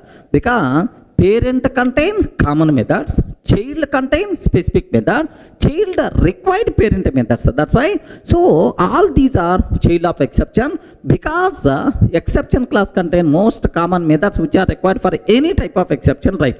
Similarly, sir, for any type of error, the most commonly defined methods are defined inside error class. Regarding inside error class, right? Okay, the most commonly required methods are defined inside error class. That's why error class acts as sir parent for all errors. Like next, whether it is exception, whether it is error, for any exception or error, the most commonly required methods, sir, the most commonly required methods, whether it is exception or whether it is error, those commonly required methods are available inside the throwable class. Are you getting? That's why throwable class methods are required for all exceptions, for all errors. So when these methods are available, if it is the parent, are you getting right? Because it contains common methods. That's why. So throwable class contain the most common methods which are required for all exceptions and errors. That's why throwable class acts as root for Java exception hierarchy. Clear, right? Sir, similarly, sir, it may be string class, it may be string buffer class, it may be number class or math class, it may be sir, customer class, it may be student class, like this. Now, for any Java class, the most commonly required methods are available, are defined inside a separate class. Sir, for all Java classes, what commonly required methods are defined inside a separate class? That separate class is nothing but object class. Remember that, sir. So object class contain the most commonly required methods which are applicable for any Java object. Okay, well, sir, once these methods required for every Java class, sir, how I can make these methods available for all Java classes if I can make this class as parent class? Are you getting? If it's the parent class, automatically parent class methods by default available for all child classes. That's why please make sure this class itself is nothing but acts as root for Java classes. Sir, are you able to understand? Because object class, only 2 points you should aware. What object class contain? Object class contain the most commonly required method for all Java classes, for all Java objects. So, when these methods by default available for all Java classes, if it is the root, automatically root methods by default available for every child. That is the reason why object class acts as root for all Java classes. Because object class methods are required for all Java classes. Clear for all of you? Sir, let me compare. I have object is there, I have string is there. Listen carefully, sir. I have object class is there, I have string class is there. Sir, now object class contain several methods. ToString method, hash code method, equals method, like a ToString method. Okay, equals method, like there are several methods are there. These methods required for all Java classes. Are you getting? For all? It may be student, it may be customer, it may be string, it may be string buffer. These methods are required. These methods are required. But string class contain, assume that length method is there, sir. How many characters present inside string? This length method required only for the string, but not for student, but not for customer, but not for dog. That's why. So this is not parent. This is the parent for all Java classes. Are you able to understand, right? So why object class acts as a root for all Java classes? Because it contains the most commonly required method for all Java classes. So if it is the root, automatically these methods by default available for all Java classes. That is the internal reason why this object class acts as a root for all Java classes. Everyone can able to understand, right? Suppose just observe. Do you know how many methods are there inside object class? 11 methods are there, sir. 11 methods are there. Okay. These 11 methods, how many times I have to write? Only once. Regarding how many times I require to write? Only once in the object. Automatically, for all Java classes, we are not required to rewrite, by default available. How many Java classes are there? 4,300 plus predefined classes are there. So 4,300 plus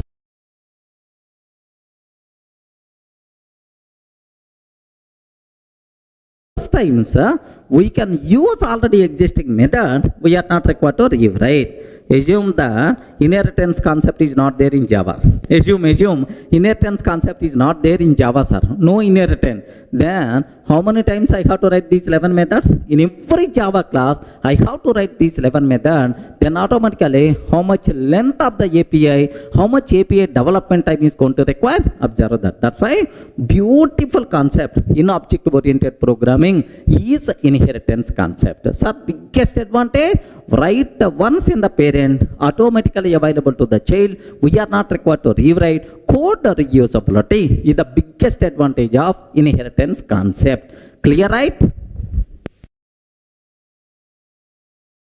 The next thing what I have to explain, sir, what are various types of inheritances are possible? Are you getting? What are various types of inheritance? In Java, which type of inheritances are supported? Okay, just sometimes you may heard multiple inheritance is not supported, hybrid inheritance is not supported. Somewhere you may heard. First, what are various types of inheritances are possible, right?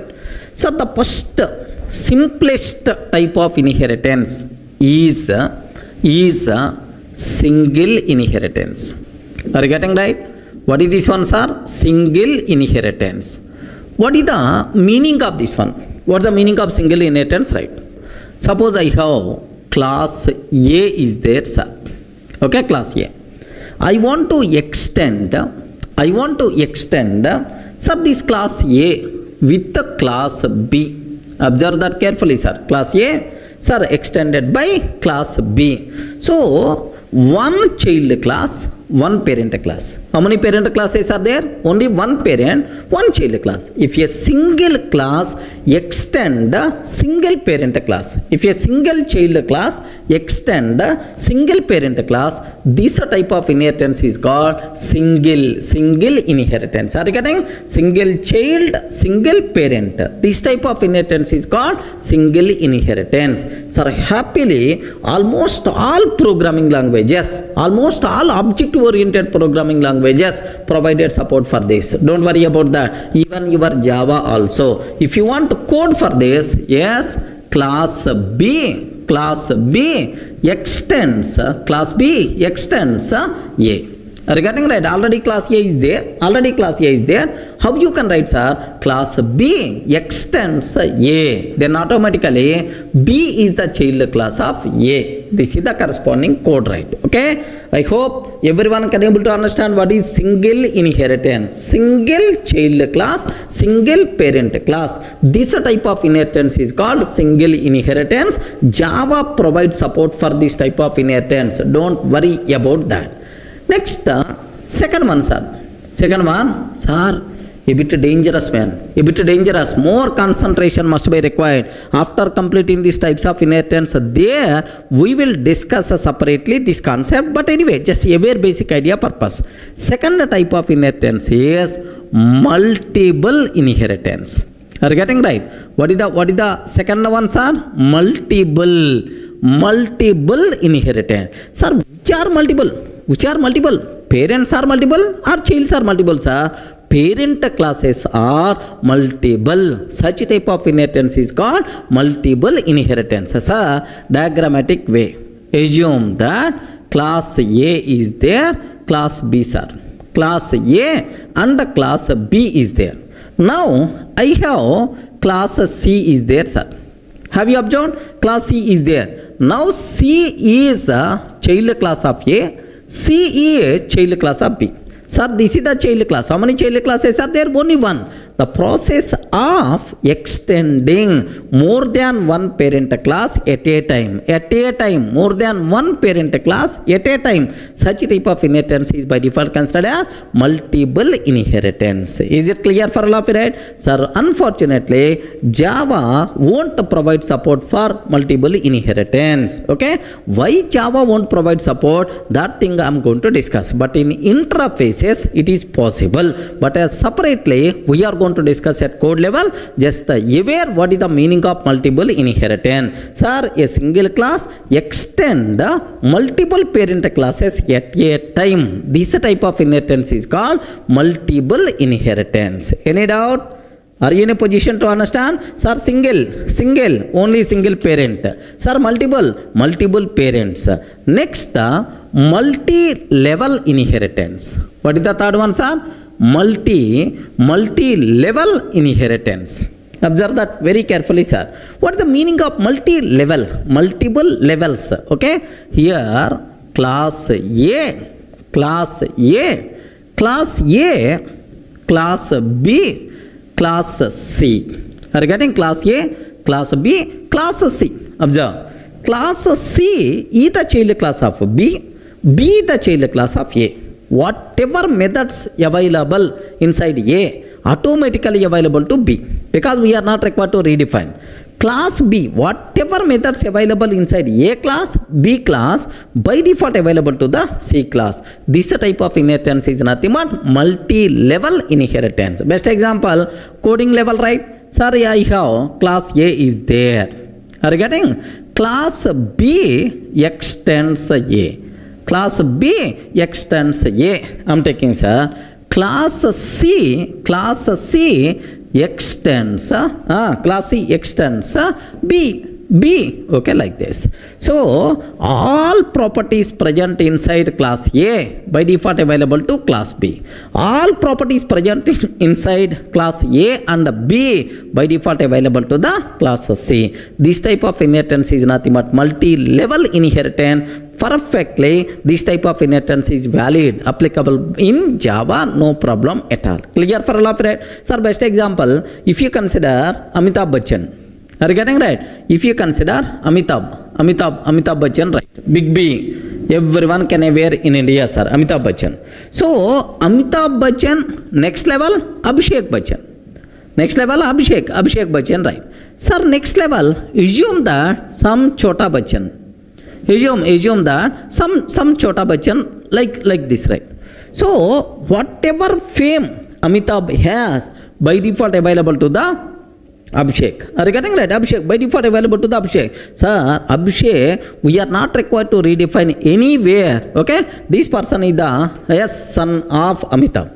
Next, tomorrow, sir, if this Chota Bachchan is going to come, then the properties of Amitabh, the properties of Abhishek, by default available to this person, right? So, child is the most luckiest person because parent properties, parent assets, parent, whatever property parent has, by default automatically available to the child class. Is it clear for all of you? This type of inheritance is nothing but what? Multi-level inheritance.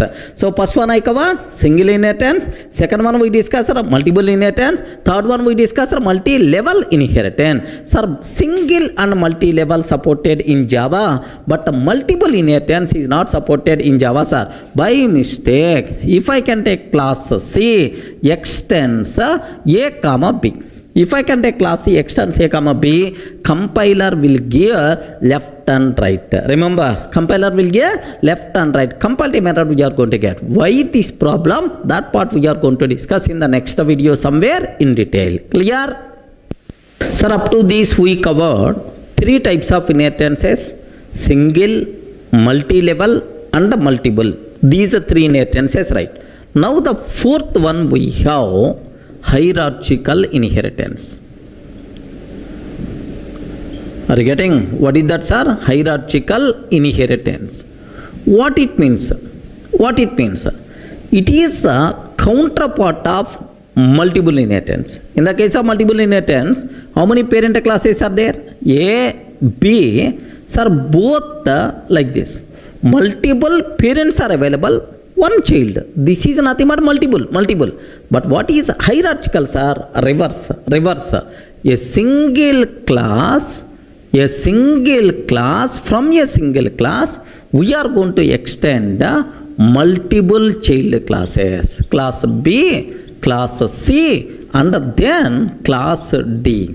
Are you getting? So, from a single parent class, we are creating how many child classes, right? Multiple child classes. This type of inheritance is nothing but what? Hierarchical inheritance. Are you getting? Class B extends class A. Class C extends class A. Class D extends class A. Perfectly it is possible. It is the reverse of multiple inheritance. But hierarchical inheritance supported by Java or not? Why not? Why not? Happily Java can provide support, sir. If you want corresponding coding, just observe that class A is there. Okay, class A is there.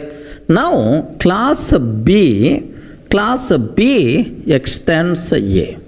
Are you getting? Class B extends A. Similarly, class C extends A. Are you getting? Class C extends A. Next, class D extends A. Class D extends A. Sir, all these classes are extending same class. This type of inheritance is nothing but hierarchical inheritance. It is something like single inheritance only. A group of single inheritances is by default considered as hierarchical inheritance. Everyone can able to understand? Next one, sir. What is the next cinema? The fifth type of inheritance, right? Very important, hybrid inheritance. Are you getting what is the fifth one, sir? Hybrid inheritance. Can you spell out what the meaning of hybrid? Hybrids are mixed. Group is by default considered as hybrid.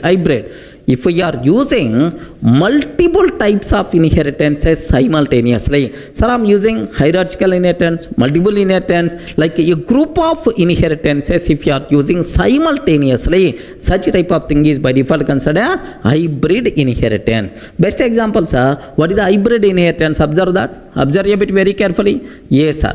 A, B. Next C I'm taking. A, B, C. Next D I'm taking. Next E I'm taking, sir. Just F I'm taking. Observe this. This is the hierarchy, sir. This one itself is the hierarchy. Hierarchy assume that. Sir, this is an example for, it is itself is an example for my hybrid inheritance, right? How you can conclude it is the hybrid inheritance? Sir, here single inheritance is there. Next here multi-level inheritance is there. Are you getting? This one itself is the single, sir. This one itself is multi-level inheritance. Next, from the same child, from the same parent, two child classes we are defining. This one is by default considered hierarchical inheritance. Hierarchical inheritance. Are you getting? From multiple parents, we are defining single child class. This one is nothing but multiple inheritance. Are you getting? Multiple inheritance, right? So if we are using different types of inheritance simultaneously, this type of concept is nothing but what? Hybrid inheritance. But in Java, hybrid inheritance concept is not supported because multiple inheritance is not supported by Java. Clear for all of right? So these are various types of inheritances what are possible in Java. Sir, can you spell out what the first one? Single. Next one, multiple. Next multi-level. Next one, hierarchical. Next one, sir, hybrid. Sir, which types of inheritances are not supported by Java? Two types. What is the multiple inheritance? Second one, sir, hybrid inheritance. These two things are not supported by Java in classes, but in interfaces possible, no problem. We will discuss in detail. Up to this is the clear types of inheritances in Java. Sir, in the last videos we covered what are various types of inheritance are there. Single inheritance, next multiple inheritance, multi-level inheritance, hierarchical inheritance, hybrid inheritance. But sir, Java won't provide support for two types of inheritances. What is the first one, sir? Multiple inheritance. Next and after that, hybrid inheritance. These two things are not supported. Clearly I explained. Sir, now the next point what I have to talk, the most dangerous point, take a bit special care, multiple inheritance. Okay. Sir, in Java, multiple inheritance concept is not supported. You can't extend more than one class simultaneously. By mistake, if you are taking class C, extends P1, P2, immediately compatible method you are going to get, sir. Sir, now, what is the reason? Why? What is the internal reason for that? Very simple, sir. Assume this is the parent 1. Sir, this is the parent 2, like this. Now I am taking C, sir. Now see, if C extends P1 and P2, sir, I am taking class C extends P1 and P2. If I can take like this, immediately compatible error we will get. Compiler will give left and right. Are getting compatible error we will get. Sir, now what is the reason? Why Java won't provide support for multiple inheritance? What is the reason for that? Very simple, sir. Suppose assume this parent class contain M1 method. M1 method is there, sir. M1 method is there. This P2 also contain M1 method is there, sir. M1 method is there. Sir, whatever parent has by default available to the child through inheritance concept. Now, from this P1, one M1 is coming. From this P2, one M1 is coming. Sir, on C object, if any person calling M1 method, on C, if any person calling M1, which M1 method has to execute? Either from parent 1 M1 or from parent 2 M2. So there is no way to resolve this one. Are you getting? There may be a chance of ambiguity problem which M1 has to execute. My compiler or my JVM is always in the trouble. That's why, sorry man, because of this ambiguity problem, yes, it's not possible to extend more than one class simultaneously. Sir, why Java won't provide support for multiple inheritance? Sir, this is the reason. Okay, so this parent and both parent, more than one parent, both parent classes contain same method, then on the child, if I'm calling that method, which M1 method has to come? There is no way to resolve. That's why Java won't provide support for multiple inheritance. Sir, do you know this is a problem? Some people may use diamond access problem. Are you getting? Diamond access problem. Some people may use the word. Have you observed, right? Something like a diamond style. Something like a diamond style. Diamond access problem. Or some people may use the word ambiguity problem. Are you getting? Ambiguity problem, right? So, because of this problem, Java won't provide support for multiple inheritance. Is it clear for all of you, right? Okay, well, sir, now let me execute this code. Is it really error or not? I will show, sir. Observe that a bit carefully. Here, I'm just taking class P1 class contain M1 method. Class P2 class also contain M1 method, right? Regarding M1, like this class C extends P1 comma P2 I'm taking, sir. Even whether these methods are available or not available, so you can't extend, a Java class can't extend more than one class, immediately compile a method by default you are going to get. Are you getting? Sir, let me compile this code. Observe a bit very carefully, sir. Here Java C dot Java, because I saved this code, C dot Java. Have you observed? Immediately compile a method you are going to get, sir. Sir, class C extends P1. Immediately I'm expecting curly brace, but not another class. Are you getting? Curly brace expected, but not another class. That's why. So Java won't provide support for multiple inheritance because of diamond access problem or because of ambiguity problem. Okay, like this. But now in interfaces, Java provides support for multiple inheritance, man. In interfaces, it's always possible. Sir, how, sir? In classes, it's not possible. But in interfaces, how multiple inheritance is supported? Why this ambiguity problem is not going to come? Just observe a bit very carefully about this one, sir. Suppose assume that if the interface, parent interface 1. Regarding this one is assume that parent interface 1, parent interface 2, parent interface 1, parent interface 2.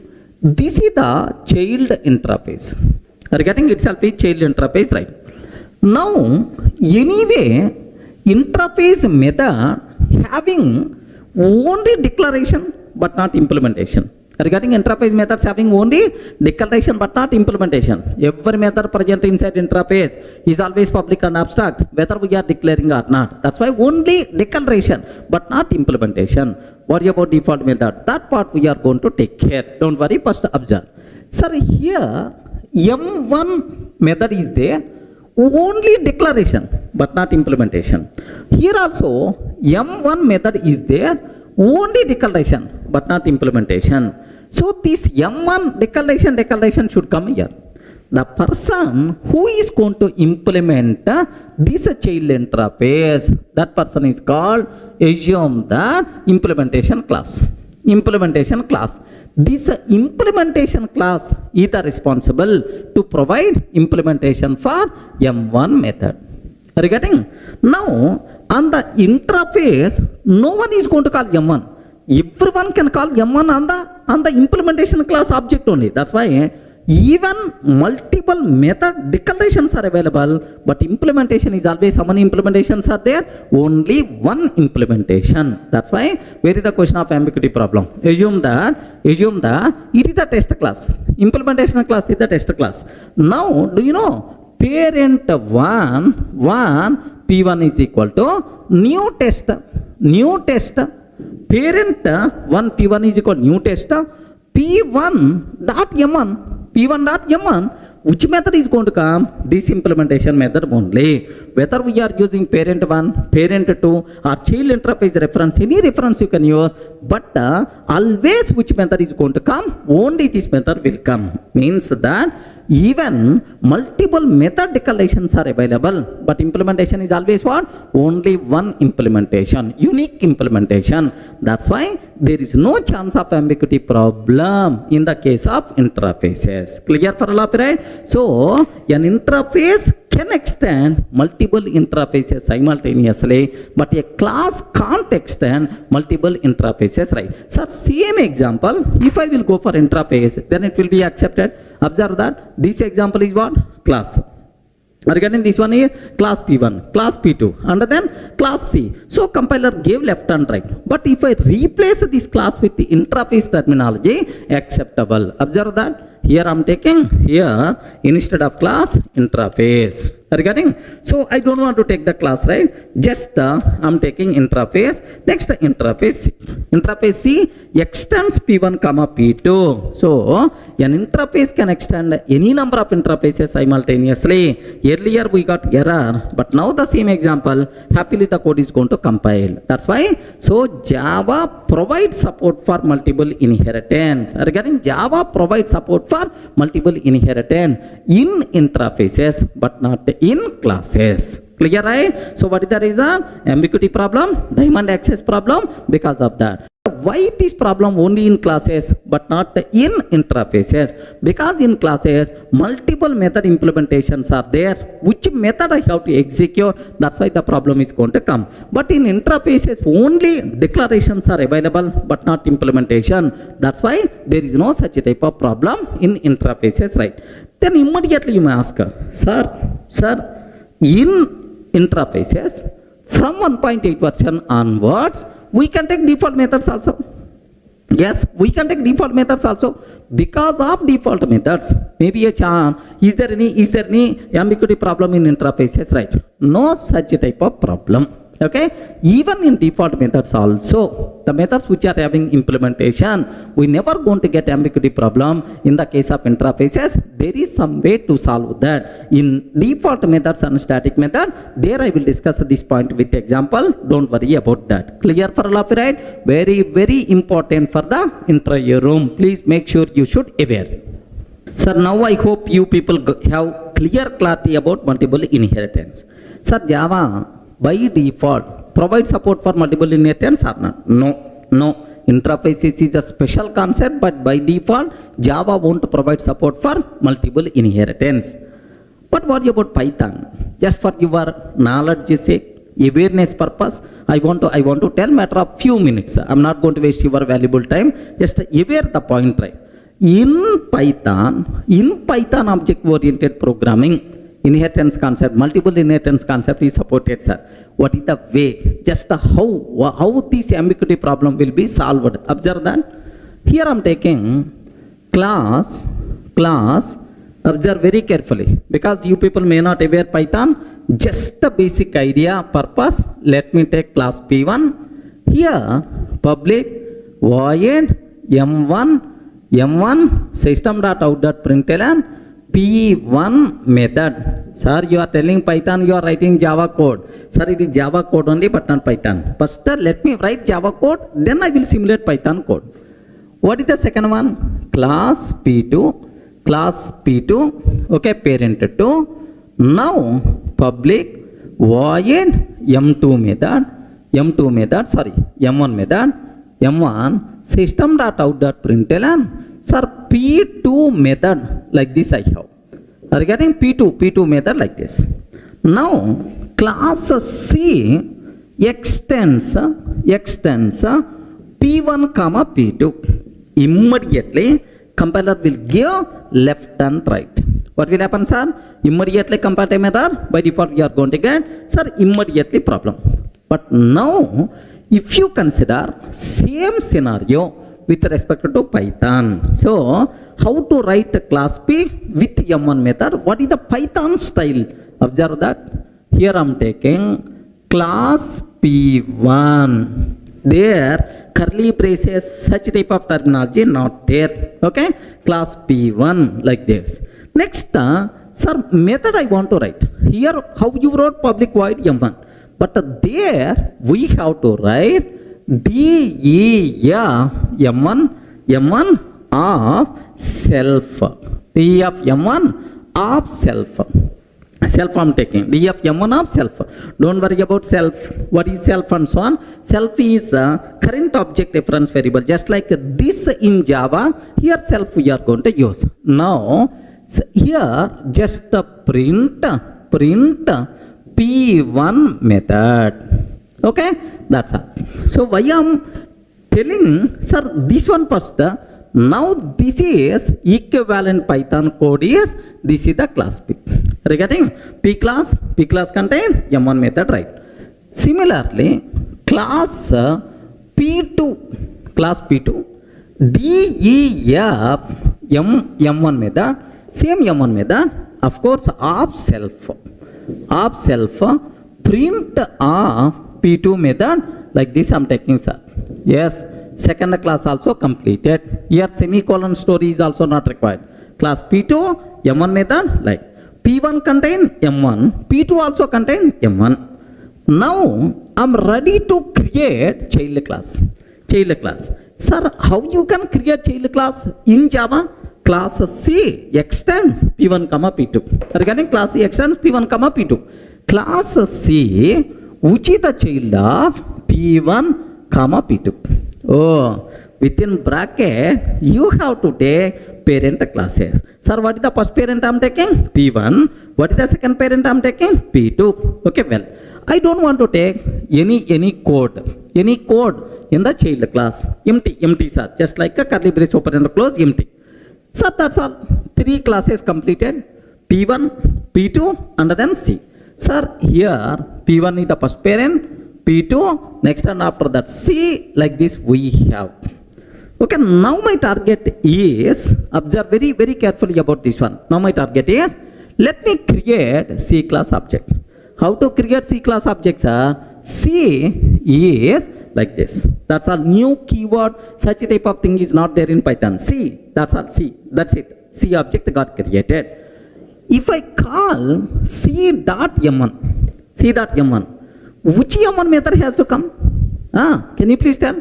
One M1 method is coming from P1, another M1 method is coming from P2. Which M1 method is going to come? In Java, there is no way to solve this problem. That's why Java won't provide support for multiple inheritance. But in Python, this problem will be solved in very beautiful way. In what way the problem will be solved is very simple, sir. While declaring parent classes, in which order we took, sir?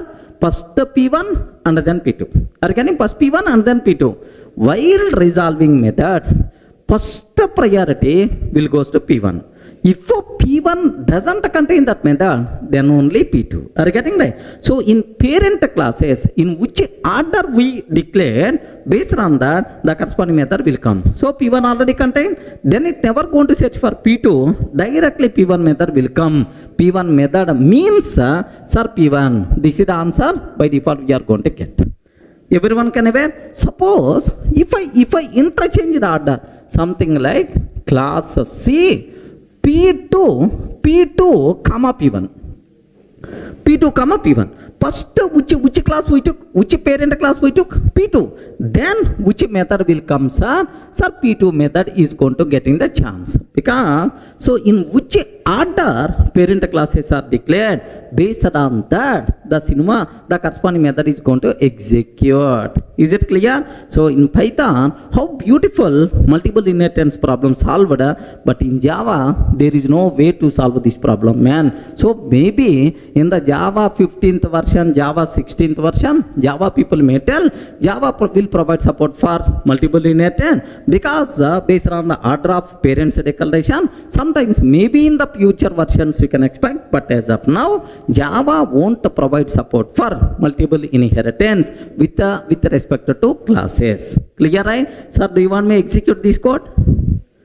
Python code. Do you want me to execute this code? Yes, I'm expert in Python also. Don't worry. Sir, let me write the code. Here just very, very simple, sir. Very, very simple I'm taking. This is, sir, class P1. Class P1. DEF M1 method I'm taking. Self. Sir, now print print P1 method. Like this I'm taking, sir, print of P1 method. That's all. This is the first class, right? Sir, like this, right? Sir, similarly, like this I'm taking class P2, sir. Class P2, sir, here also M1, P2 method like this. Now I have to take class C, which is the child of P1, P2, and this child class not having any job. Okay, I want to create child class object C. Either this is called in Python, this is the object creation. Remember this one, this is called object creation, right? Now I'm calling M1. Are you getting? C dot M1 method. I'm calling C dot M1 method, and I saved this code as test.py.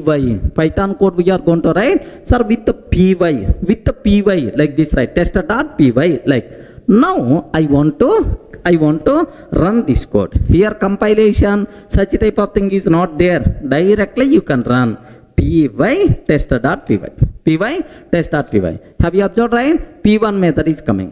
P1 method is coming as the output. The method from P1 class is coming, sir. So because first you declared P1, that's why. If I change the order, P2 comma P1, P2 comma P1, can you please guide?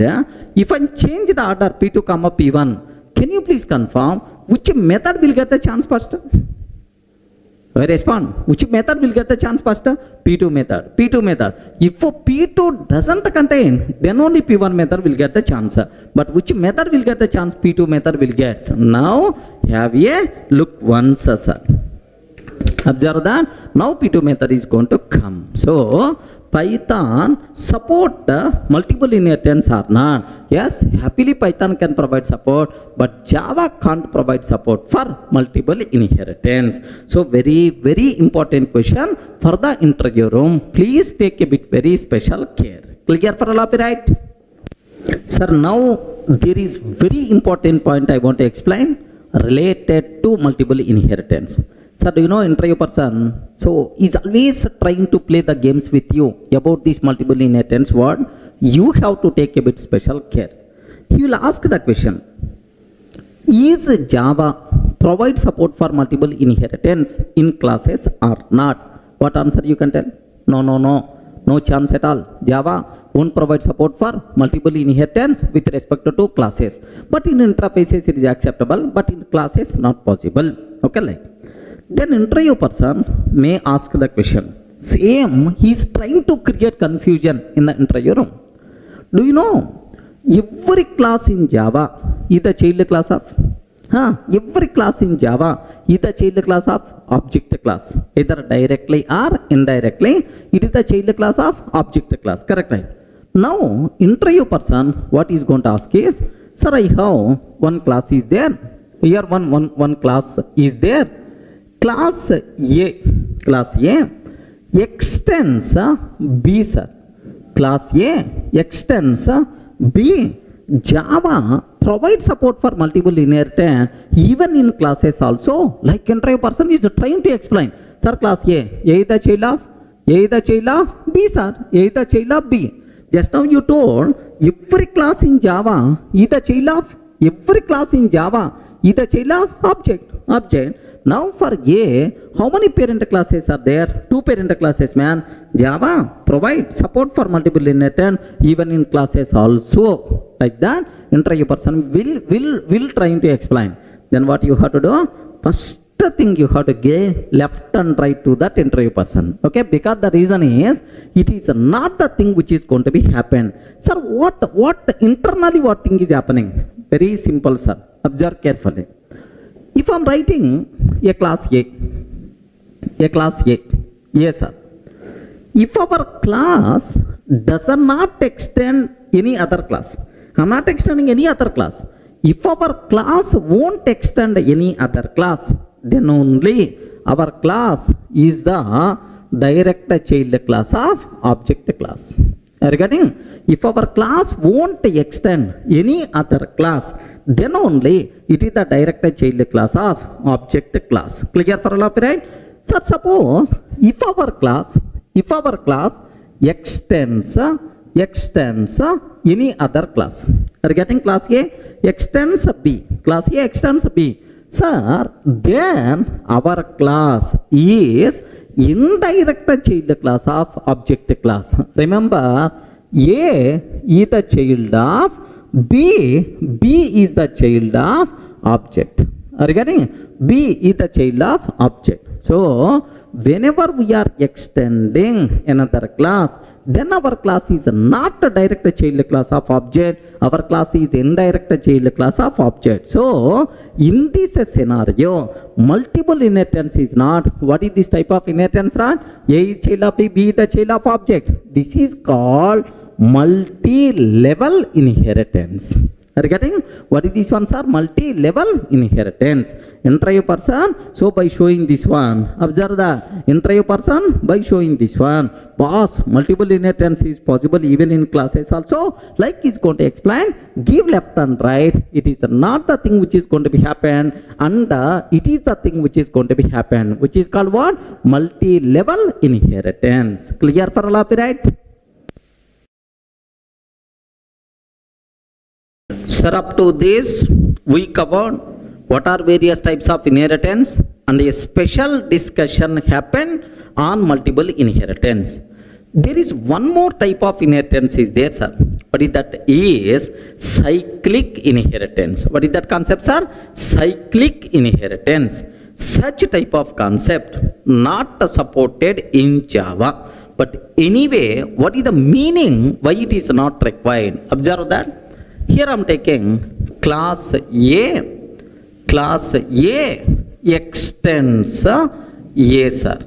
Are you getting? Class A extends A. One scenario. Class A extends class A extends B. Class A extends B.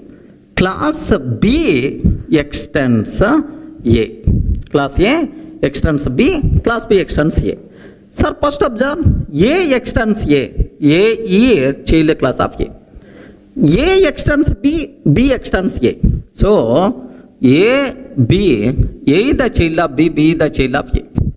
Now take very special care about this terminology, right? Sir, in this case, do you know, if I'm trying to do either first one or second one, compiler will give left and right, because this type of inheritance is called cyclic inheritance, which is not supported in Java. Okay? Not only in Java, sir. Everywhere, cyclic inheritance is not supported because it is really not required. Really not required. Why it is not required? Observe that. Observe that. If I can take class C extends P, sir. Class C extends P. What the meaning of that? Sir, for the P, I am creating child class. Whatever members are there in the P, I want, sir. I don't want to rewrite again. All members of P, can you please make it available to C? For that purpose, for the code reusability purpose, I am creating object. I am creating child class, right?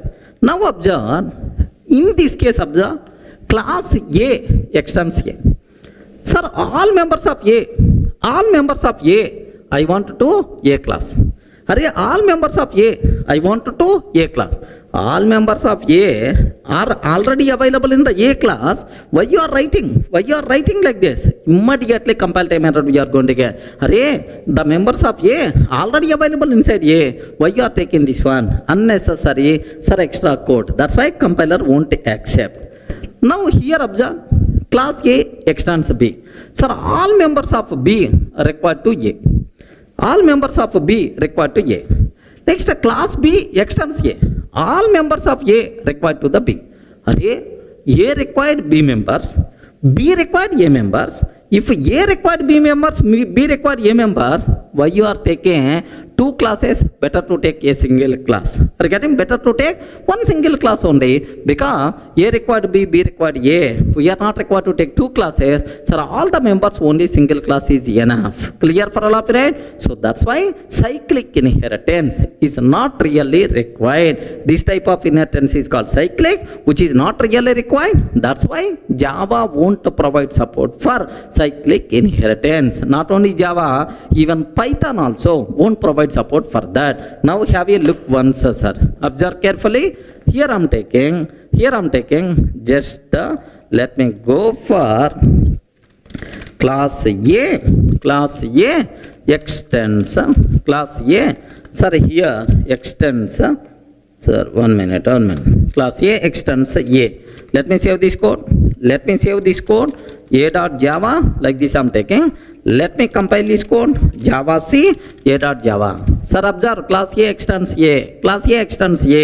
Immediately, cyclic inheritance involving A, like that compatible method you are going to get. Similarly, class A extends B, class B extends A.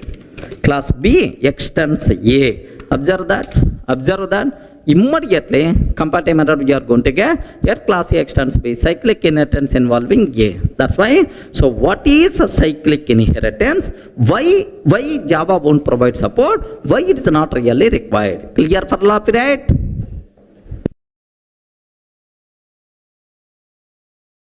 Sir, in the last videos, we covered about inheritance. Next, encapsulation. These two modules we covered very clearly, right? Sir, now the next cinema, what we have to start? Polymorphism concept. Sir, under polymorphism, we have to discuss overloading, overriding, these kind of things we have to discuss in detail, right? But before talking about overloading and overriding, one very important concept we have to discuss, because that concept I'm always keep on using in overloading and overriding. What is that concept is? Method signature. Are you getting? Sir, you people should have clarity about method signature. Method signature. What is the signature of a method? Okay, like, can you please tell, if I'm taking a Java method, public void M1 method I'm taking, int I, or let me take int return type. Instead of void return type, int return type I'm taking. Public int M1 of int I float F. Okay, this is about my method. Can you please tell what is the signature of this method? Yes, friends, which is called method signature. What is the signature of this method? Very important, because in overloading, method signatures must be different. In overriding, method signatures must be same. Like several times we are going to use the word method signature. That's why you people should have clarity. What is the method signature? Can you please tell? Sir, for this method, which is called method signature? Yes, friends. Okay, please make sure method signature consists of method name. Sir, what is the method name? M1. Method name. What is the method name? M1. Next, followed by argument types. Are you getting? Sir, int, comma, float. Okay, that's all. This is called method signature. Method signature contains method name followed by argument types. Remember this one, sir. So here just only types. Here int I am not considering, because it's a variable. It can be any variable name, can be anything, but type int. Second one, sir, float. Even this order is also important. First we took what? Int. Next we took what? Float. That's why method signature contains method name followed by argument types. Clear for all, right? Sir, who is going to use method signature? Next, what about return type? Return type, sir, int return type is there. Please make sure in other languages like C++, return type is part of method signature, but not in Java, sir. In Java, return type is not part of method signature. Remember, method signature contain only method name followed by argument types. Okay, well, clear for all, right? Which is called method signature. Okay, well. Now, who is going to use method signature? Sir, very simple. Compiler will use this method signature while resolving method calls. Are you getting who is going to use, right? Compiler will use method signature while resolving method calls. Sir, what it means? I will explain a small chota example, then you people can get much clarity here. Just observe that. I'm taking a simple class test. Assume that class test I'm taking, sir. Now here public void m1, like this I have public void m1 of int I, sir. Public void m1 of int I. Sir, public void m1, okay, m2, let me take m2 of string yes, m2 of string yes, like this I have. Now just sir, this is about how many methods are there inside test class? 2 methods are there, sir. Now sir, just I'm creating an object test t is equal to new test. I want to call these 2 methods, right? Sir, do you know, whenever we are making a call t dot m1 of 10, t dot m2 of Durga, something like I'm just calling these methods, right? Sir, whenever we are performing method calls, compiler should check whether these methods are available inside test class or not. You are getting how the compiler will check, sir? So while resolving method calls, compiler is always going to use method signature. Remember this one, sir. Now for this class, for every class, compiler will maintain one table which is called method table. Remember this one. For every class, compiler will maintain one table. What is that table, sir? Method table. For that class, it's going to maintain method table for test class, right? Sir, how many methods are there? 2 methods. What is the signature of first method? M1 of int. M1 of int. What is the signature of second method? M2 of string. Regarding M2 of string, sir, method signature contains only method name followed by argument types. Now, sir, observe that t dot m1 of 10. How the compiler can decide, sir, is it a valid method call or not? Very simple, sir. You are calling m1 and t is what type, sir? Test type. Observe, this type of orientation must be required next.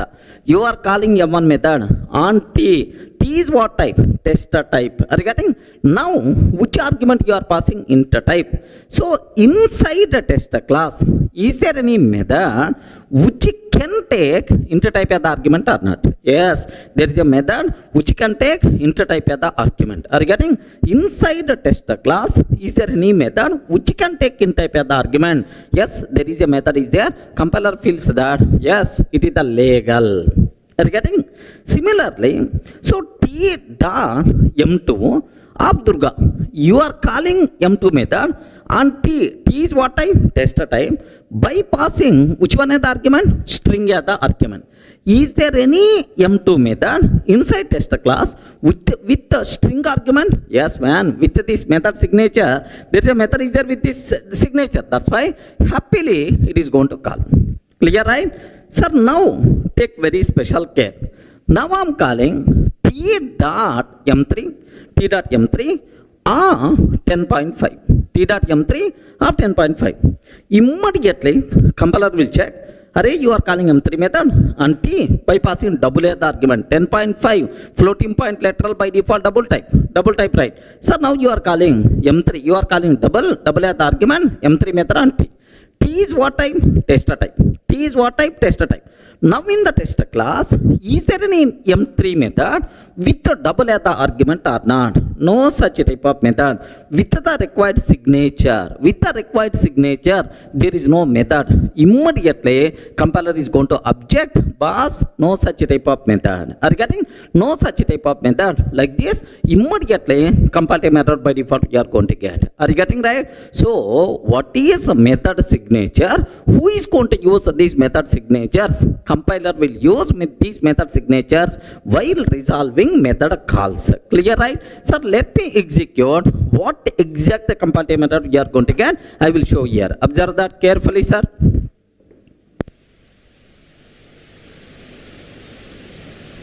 Here observe that. Sir, here forget about all this stuff. I don't want to worry. Sir, here inside class test, I'm taking one method, public void m1 method of int I as the argument. This is the first method, sir.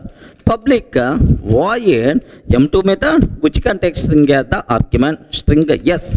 Like this I'm taking, sir. Sir, that's all. This is about m1 and m2, two methods are there. Now, sir, I'm trying to take test t is equal to new test. Test t is equal to new test. T dot m1 of 10. Can you please tell, is it valid or not? Yes, friends. Is it valid or not? Yes, because you are calling m1 and t. T is what time? Test time. Sir, m1 with int as the argument. Is there any method with the signature or not? Yes. That's why perfectly itself is valid. Clear for all period, okay? Sir, let me execute this code. Here, observe that. Let me compile Java C test.java. Perfectly valid. Perfectly valid. We are not facing any problem at all, right? Similarly, T dot m2 method bypassing Durga as the argument. Are you getting? T dot m2 method bypassing Durga as the argument. Yes, this one is also perfectly valid, sir. No problem at all, because with the required method signatures already, sir, methods are available. That's why no problem at all. But now observe carefully, sir. T dot m3 method bypassing 10.5 as the argument. Are you getting? Immediately comparative method by default you are going to get. Can you please observe what is that comparative method, sir? What is that comparative method? Cannot find the symbol. Which is symbol, sir? Method m3 of double. Have you observed, right? What is this, m3 of double? But there is no such type of method. There is no such type of method with this signature. Have you observed, right? Method name followed by argument types. With this signature, my compiler unable to find any method. That's why immediately comparative method we are going to get. Clear for all of it, right? Sir, now observe very carefully about this one. What is method signature and who is going to use method signature? Method signature contains method name followed by argument types. Who is going to use method signature? Compiler will use method signature while resolving method calls. Clear, friends? Up to this? Sir, there is one very important point is there related to method signature. What is that point is? Just observe that carefully, sir. Sir, I'm taking class test. I'm taking class test. Public void m1. Public void m1 of int I. Like this, I have one method is there, sir. Next, public int m1. Public int m1 of int j is there, and here return type is a int. That's why it is expecting some int value. When I get a return 10, it is expecting some int value, right? That's all. This is the method what we have. Now my question is, take very special care about this terminology, right? Can you please tell, if I'm taking, let me create an object.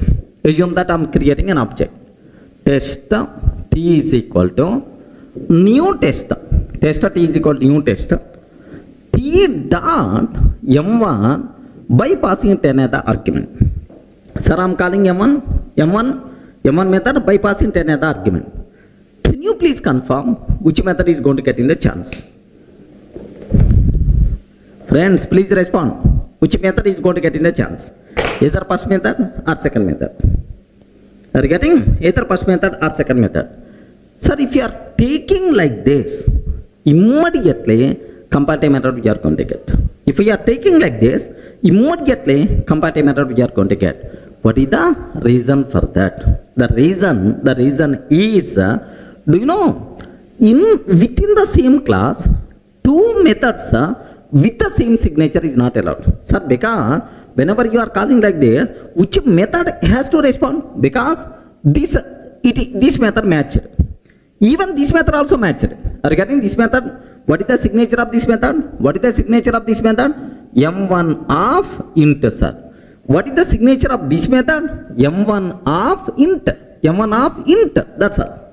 Now two methods with the same signature, two methods with the same signature itself is there. Are you getting? Two methods with the same signature itself is nothing but not at all acceptable, because if any person is calling m1 by passing into value, which m1 method has to respond? It is always a problem. That's why, so within the class, two methods with the same signature is not allowed, sir. Whether we are calling or not calling, immediately comparative method we are going to get saying m1 of int is already defined in test class. Pass is already defined. Why you are redefining again another method with the same signature? Like that comparative method we are going to get. Clear for all, right? So the important conclusion here is, within a class, two methods with the same signature not allowed. By mistake, if you are trying to take comparative method, we will get, even though return types are different. Are you getting? One is void, but the second one is int. Even return types are different, but make sure, okay, within the same class, two methods with the same signature not allowed. Sir, let me check this one. Sir, which comparative method we are going to get, I will show. Have a look once. I'm taking class test, public void m1 of int I. Okay, like public void m1, public int m1 of int k. Can you please tell what is the signature of first method? Please respond. What is the signature of first method, sir? M1. What is the signature? M1 of int. Are you getting? M1 of int. What is the signature of second method? Yes, second method signature is also M1 of int. So both the methods having the same signature. That's why immediately comparative method we are going to get. Clear for all, right? Sir, let me cross check. Observe carefully, right? Now let me compile. Let me compile. What is that comparative method, sir? Method m1 of int is already defined in test.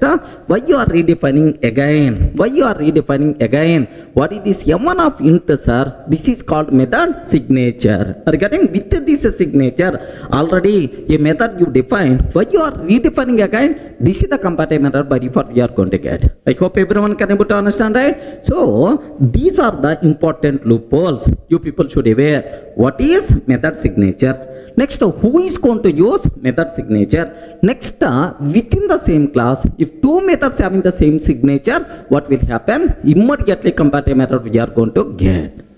Clear for you? Okay, that's all. Hi friends, in the last video we covered what is method signature, who is going to use method signature, and important point related to method signature. Okay, well, sir, now the next concept, major concept, very important for the interview room, very important for day-to-day coding, overloading. What is the concept, sir? What is the concept? Overloading we require to discuss in detail, right? Can you please observe, when we say that two methods are said to be overloaded. Sir, these two methods are called overloaded. When we say these two methods are said to be overloaded, sir, very simple. Have you observed, right? Here I have m1 method is there. M1 method is there. Sir, what is the argument? Is argument type? Argument is m1 of int. I have another method is there. What is the argument type? Long. Can you please observe these two things? Sir, method names are same. Method names are same, but argument types are different. Method names are same, but argument types are different. So when we say that two methods are said to be overloaded, if and only if both the methods having same name but different argument types. Okay, remember this one. Same name but different argument types. Okay, what about return type? What about modifier? What about throws keyword? All that nonsense we are not required to worry. Of course, in detail we will discuss. So just at very top level, you people should be aware, when we say that two methods are said to be overloaded, if both methods having same name but different argument types. Okay, well, so now, do you know in C language, C language is a method of overloading concept is available or not available? Not available, because C language is not object oriented.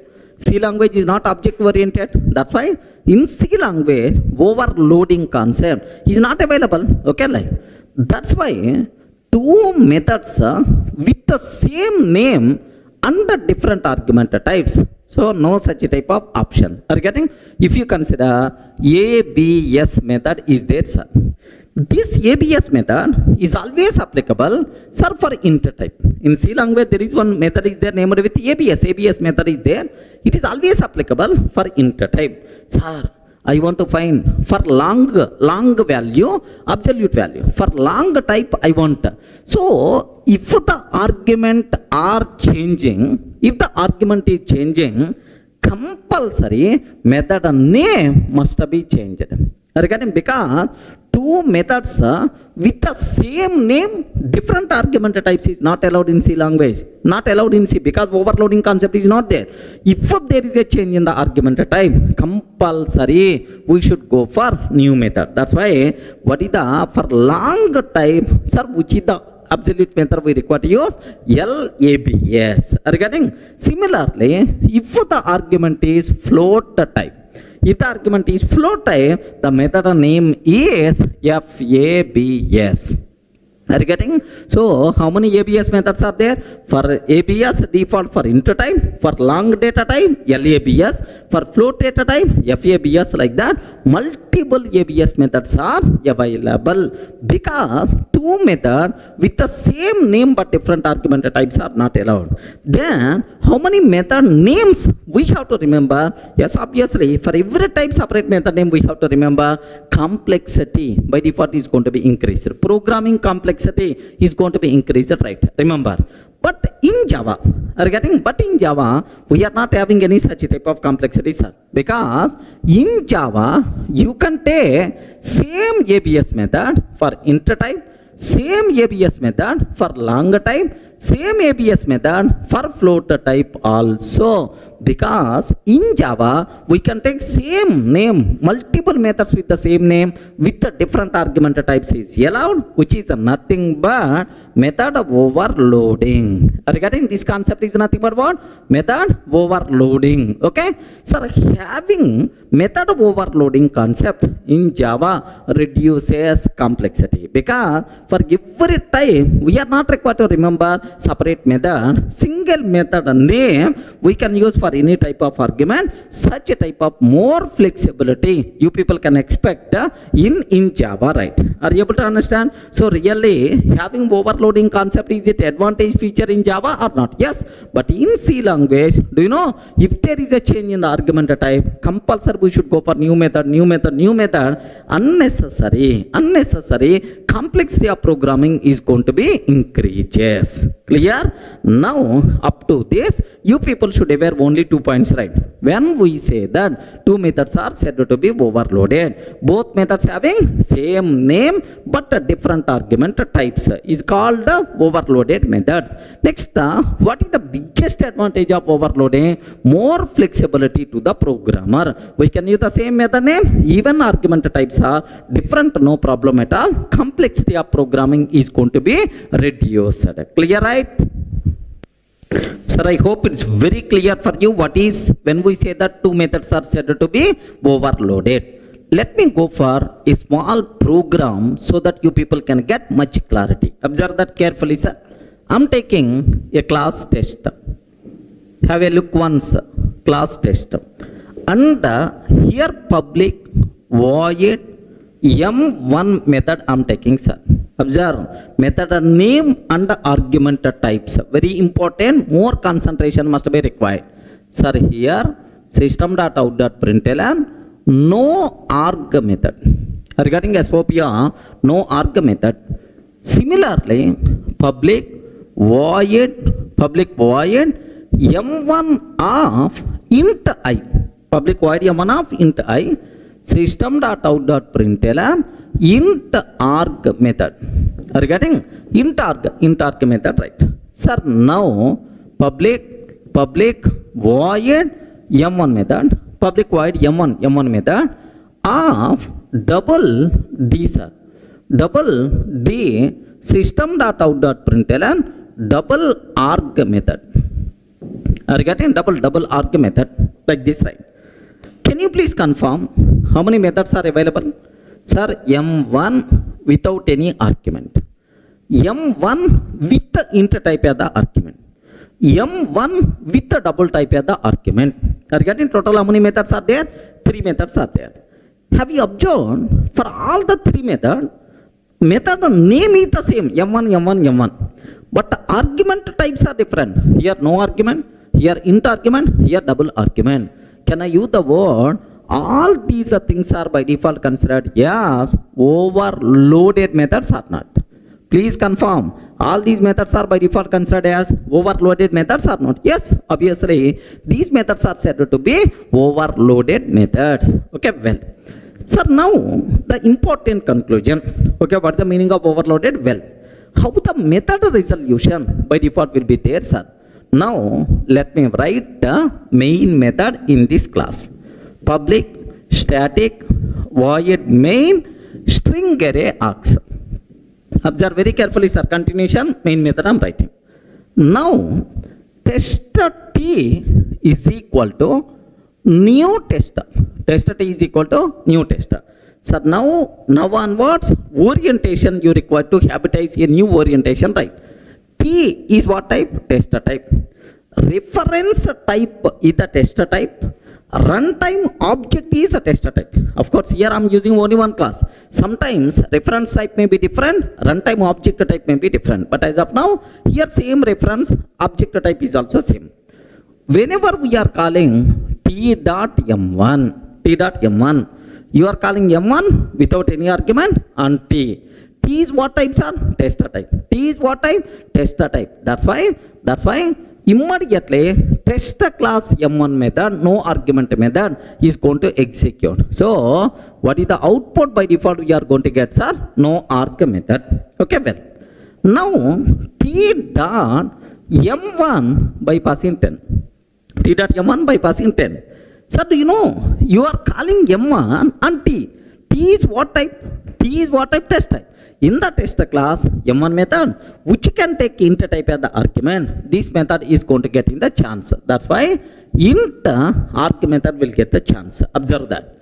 Similarly, do you know t dot m1, if I can take 10.5, if I can take 10.5 is by default what type? Double type. Now, do you know m1 method which can take double as the argument? Now the corresponding method will get the chance. Observe that a bit very carefully. Sir, based on argument type, based on reference, automatically the corresponding method by default will be executed. So I hope is the clear for all of you, right? Sir, let me execute up to this and then I will go for very important conclusion, sir. Observe carefully. Here I have a look once. I have no arg method is available. Sir, first method no arg method, int arg method, and then what the last one? Double arg method. Like 3 methods are there, sir. Now the point is inside main method, let me create an object. Tester t is equal to new test I'm taking, sir. Test is equal to new tester t.m1. Are you getting t.m1? Sir, have you observed? I'm calling no argument method. Then obviously which method is going to get in the chance, right? No arg method will get the chance. Observe that. Happily the code compiles fine. Now if I run this code, which method we will get the chance, sir? No arg method is getting the chance. Okay, well. Now t.m1 of 10, sir. T.m1 of 10. 10 means int value. 10 means int value, right? Now, which method is going to get in the chance, right? Int arg method by default will get the chance, right? Sir, which method is going to get in the chance? Int arg method will get the chance. Similarly, t.m1 of 10.5. T.m1 of 10.5. Sir, obviously double argument method will get the chance. The code compiles fine. What is that answer we are going to get? Double arg method we are going to get in the chance. So please make sure you people should be aware how to declare overloaded methods. Next, how you can call overloaded methods. It is a very clear, right? But from this example, one very important point we have to conclude, sir. In overloading, observe, T is what type? Please respond. Sir, you are calling M1 and T. T is what type? Test type. Runtime object is what type? Runtime object is what type? Test type. In overloading, method resolution means which method has to execute. That process is called method resolution, sir. In overloading, method resolution always takes care by compiler. Regarding who is the responsible, sir? In overloading, method resolution is always takes care by compiler based on reference type. Remember this one. But anyway, here reference type, runtime object type is the same. That's why you may not get much clarity from this example. But while next examples going on, somewhere definitely you people are going to get much clarity about this one, sir. But please make sure you people should aware, sir, in overloading, method resolution always takes care by compiler based on reference type, but not based on runtime object. Sir, it's always going to take care by compiler based on reference type. That's why overloading is also known as compile time polymorphism. Regarding what is this one, sir? Overloading is also known as compile time polymorphism. Compile time polymorphism or static polymorphism. Static polymorphism or early binding. Early binding. These are various other words for overloading. Regarding in overloading, method resolution is always takes care by compiler based on reference type. Regarding compiler based on reference type. That's why, so overloading is also known as compile time polymorphism or static polymorphism or early binding. Remember this one. Here, runtime object is the dummy and JVM is not responsible for method resolution. Compiler is responsible. But from this example, you are not going to get much clarity. But while examples going on, you people can get much clarity up to this. Are you able to get right? About this point, I will explain in detail in the next coming example. Somewhere you will get much clarity. Believe me, sir. That's all. Sir, in the last video, we covered very clearly about what is overloading. Next, in overloading, who is the responsible to perform method resolution? Can you spell out? Who is the responsible to perform method resolution? Compiler is responsible to perform method resolution based on reference type. Hence, overloading is also known as compile time polymorphism or static polymorphism or early binding. Clear, right? Sir, now there are multiple cases are there related to overloading. Let me talk one by one, right? Sir, the first case, observe carefully, sir. Here I have class test, public void m1 of int I, int arg method, public void m1 of float f and float arg method. Regarding this is the int arg method, this is the float arg method. Now, can I use the word these two methods are overloaded or not? Can you please spell out? These two methods are overloaded methods or not? Yes, obviously these are overloaded methods, right? Now, main method, public static void main, tester t is equal to new tester, t dot, observe very carefully, sir, t dot m1 by passing 10 as the argument. 10 means which type? Int type. By default, every integral literal is of what type? Int type. That's why int arg method will get the chance. Okay? Well, int arg method will get the chance. T dot m1 of 10.5 f. 10.5 f. F means float type. Float type. Float type means float arg method will get the chance. Are getting? Float arg method will get the chance. We know up to this. Already we covered in the last example same. Sir, let me execute up to this. Now the next I will explain. First up to this, let me execute, sir. Here, sir, the same public void m1 int arg method, public void m1 of float f, float arg method, t dot m1 of 10. Then obviously, which method we are going to get, sir? Int arg method will get the chance. Observe that. Observe that int arg method, right? Now t dot m1 of 10.5 f. T dot m1 of 10.5 f. Are you getting which method will get the chances, sir? Now observe that float arg method will get the chance. Clear for all of you, right? Sir, that's it. Now the next point you people should be aware, sir. Sir, it is the very, very important. Observe carefully. If I can take T da M1 of A, sir. Array, A is what type? A within single quote. A is what type? Char type. Char type. Can you please tell T dot M1 of A char type? Which method will get the chance now? Ayyo. Which method will get the chance now? Can you please confirm? Which method is going to get in the chance? Either int method will get the chance, or float method will get the chance, or we will get compile time error saying no such type of method because your int is there, float is there, but you are passing char as the argument. Can you please confirm? Very, very important concept. That is our first case. Which method is going to get in the chance? Okay? Very simple. Very simple. In overloading. So while performing overloaded method resolution, if exact matched argument method is not available, sir, you are passing char, but there is no method with char argument, right? Compiler immediately won't raise compile time error. Regarding compiler won't raise immediately error, sir. What the compiler will do?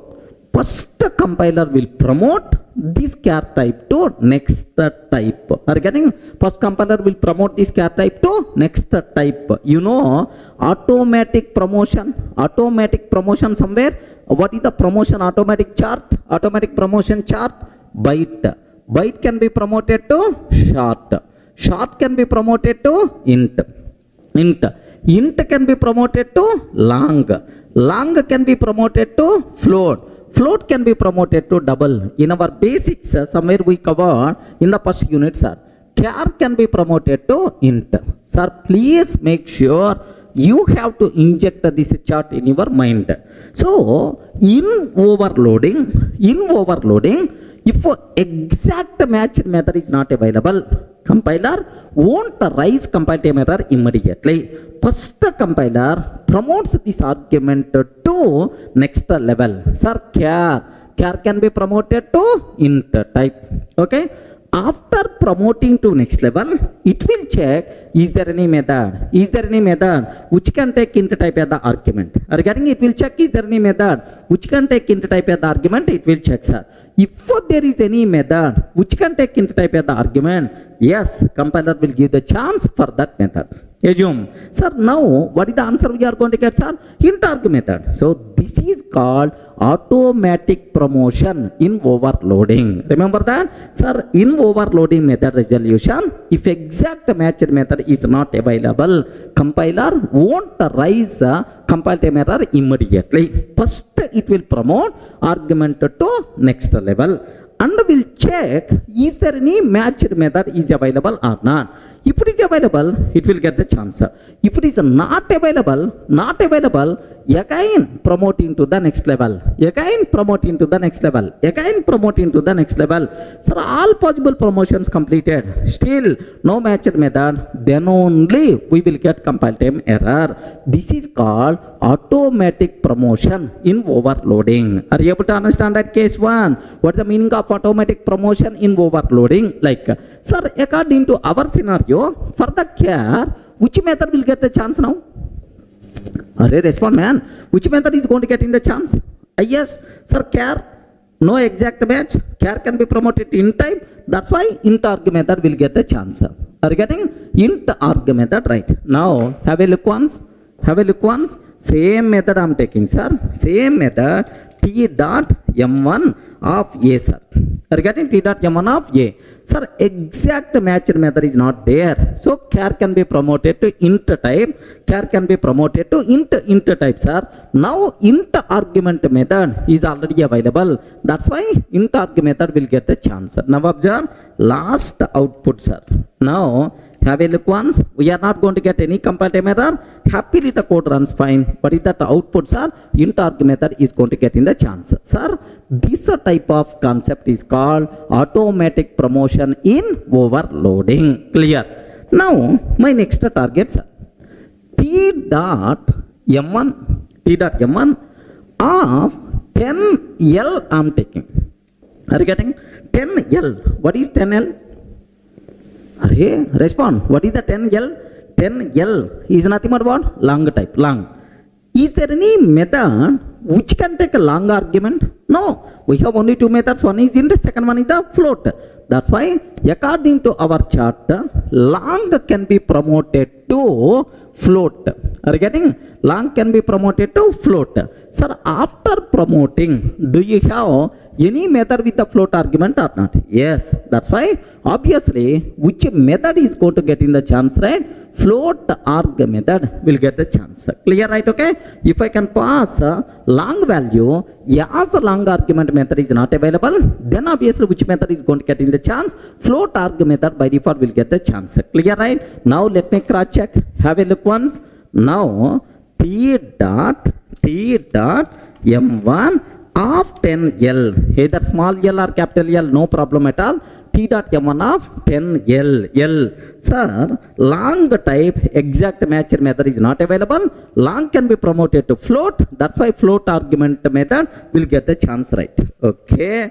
Well, last output, can you please observe that? What is the last output we are going to get, sir? Float arg method. Very clear.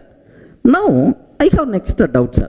What is my next point is, if I can take t dot m1 of 10.5. Sir, very important. T dot m1 of 10.5.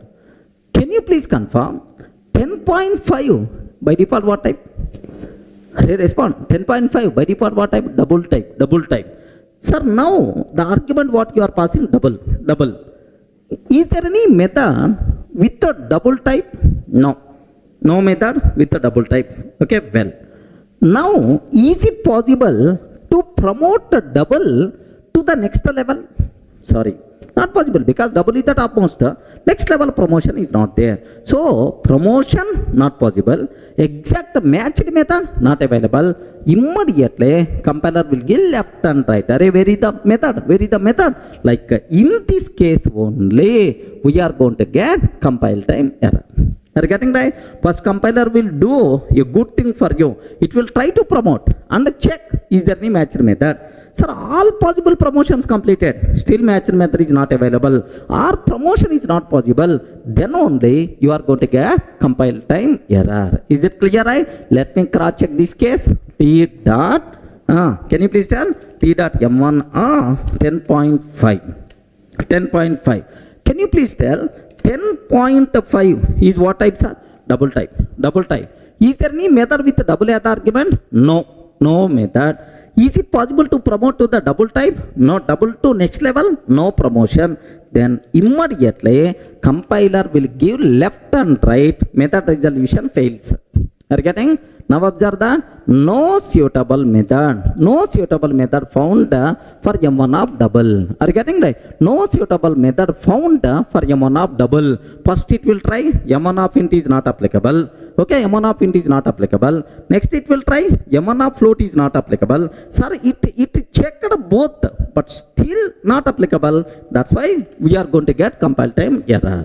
Are you able to understand? This concept is called automatic promotion in overloading. Very important concepts are even next level constructors concept. There also it is applicable. So in overloading method resolution, if exact matched method not available, we won't get compile time error. First this argument will be promoted to next level. Okay, sir, after promoting either matched method is available or not available. Next level promotion again.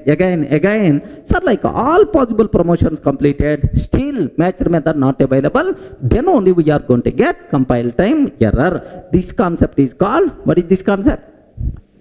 Respond, man. What is this concept? Automatic promotion in overloading. Clear, right? Sir, in the last case we covered automatic promotion in overloading. Now the next possible question, even the next case, let me talk. Here class test public void m1 of objective SOP of object version. Next public void m1 of string S SOP of string version. Public static void main like this, right? Can you please tell what is the argument to the first method? M1 of object O. What is the argument to the second method? M1 of string S. Both methods same name but different argument types. So can I use the word overloaded methods or not? Yes. These two methods are said to be overloaded. Okay, well. Now main method tester T is equal to new tester. Sir, T dot M1 of sir new object I am taking. Are you getting? New object. T dot M1 of new object I am taking, sir. Now the point is, listen a bit very carefully, sir. If I can take new object, so which method will get the chance, sir? Sir, object argument, string argument, then object argument will get the chance. Sir, very, very important point. In overloading, while overloading method resolution, exact match will get highest priority. Remember, that's why which method will get the chance, right? Object version will get the chance. Okay, well, no problem at all. Now, T dot M1 of Durga, I'm taking, sir.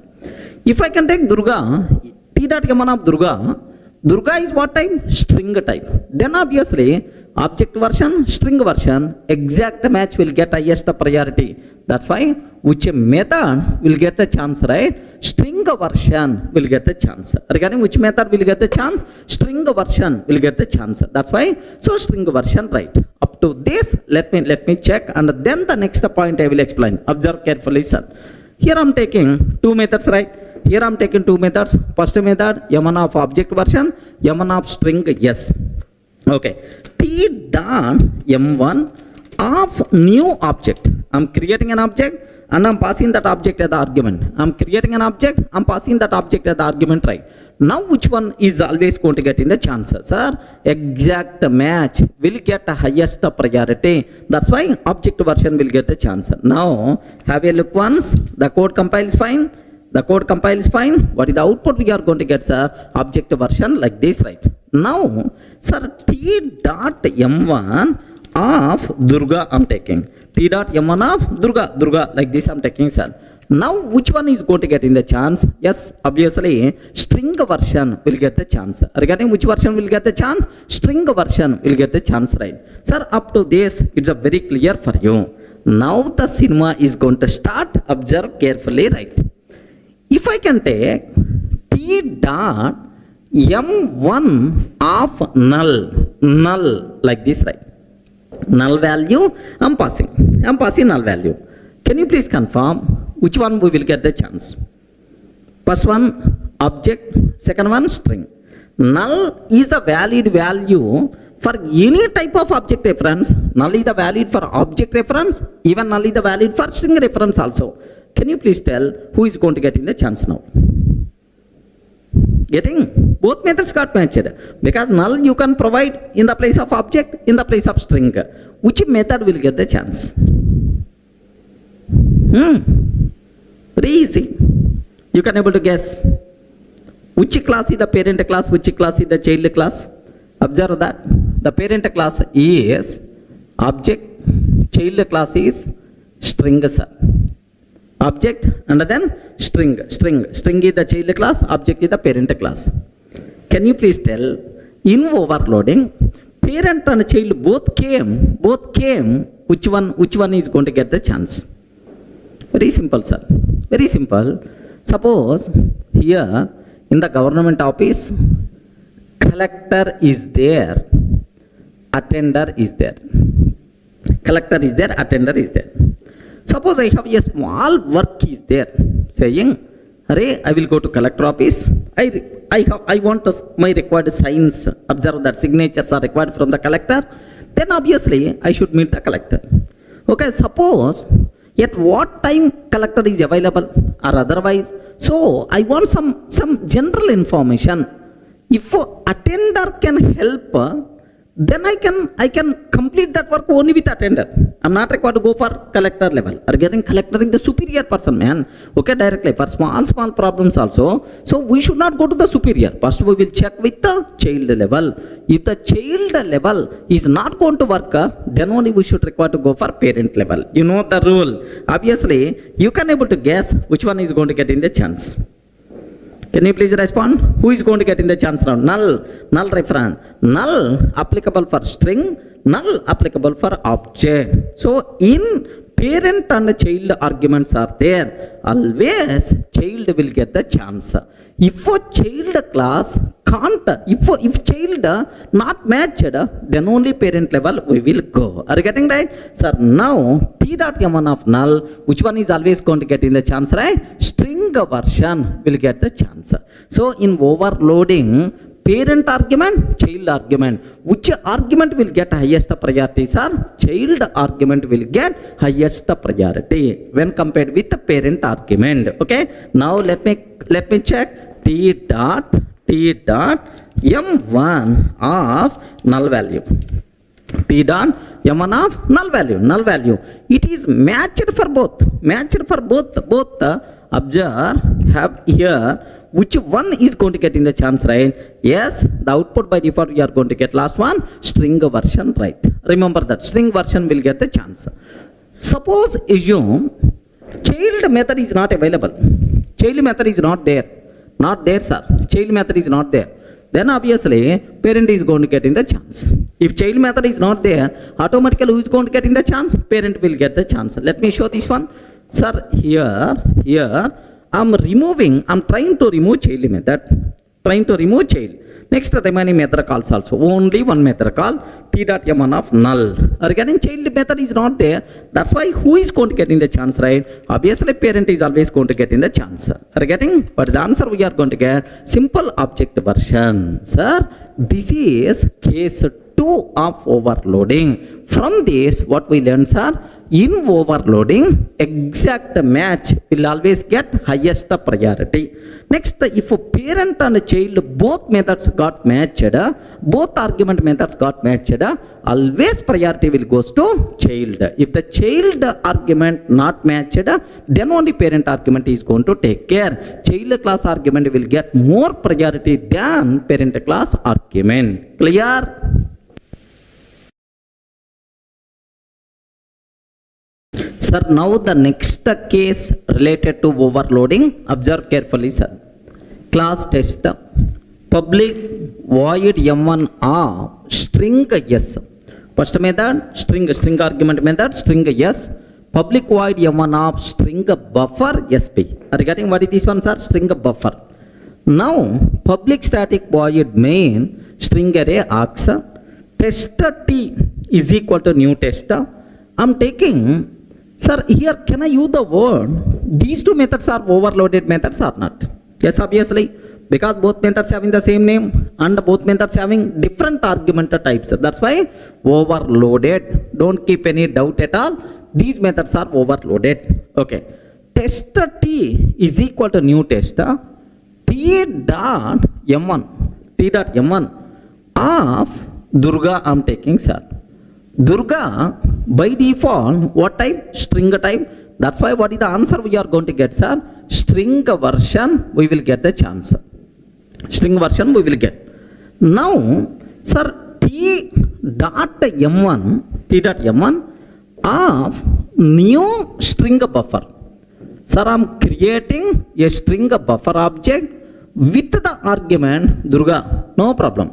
Sir, do you know? It is which argument I am passing? String buffer object. So in overloading, in overloading, exact match is always going to get highest priority. Here string version, string buffer. That's why string buffer version will get the chance.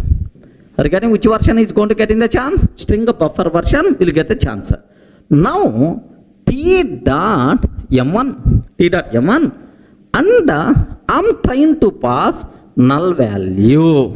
Are you getting null value? Okay, I'm trying to pass. Sir, up to this, let me show.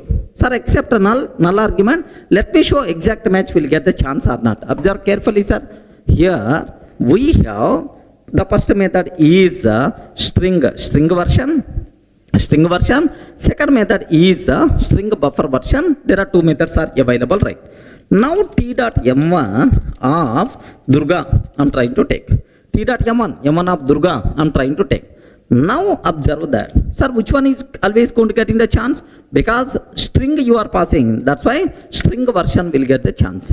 Similarly, t dot m1 of new string buffer of Durga I'm taking, sir. New string buffer of Durga like this I'm taking.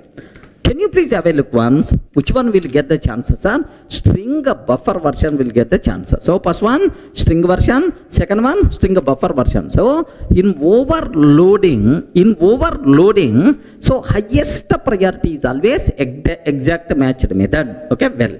Now what about next, sir? T dot m1 of null. Can you please confirm? Who is going to get in the chance now?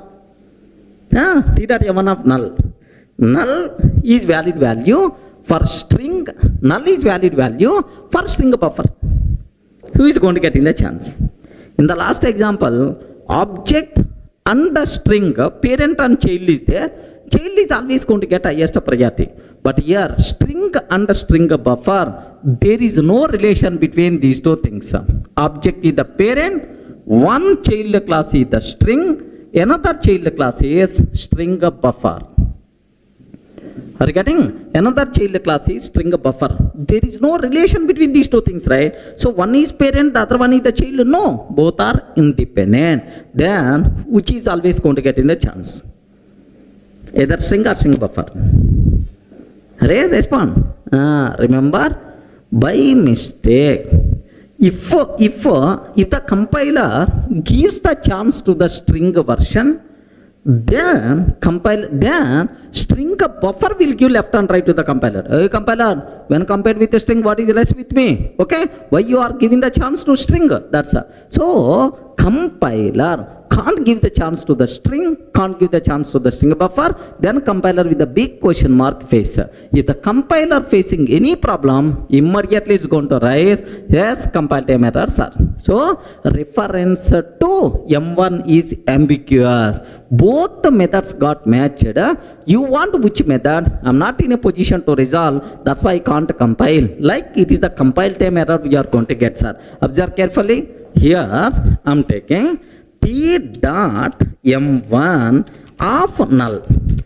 T dot M1 of null I'm taking, sir. So if I can take T dot M1 of null, sir, for this null, sir, string argument method matched.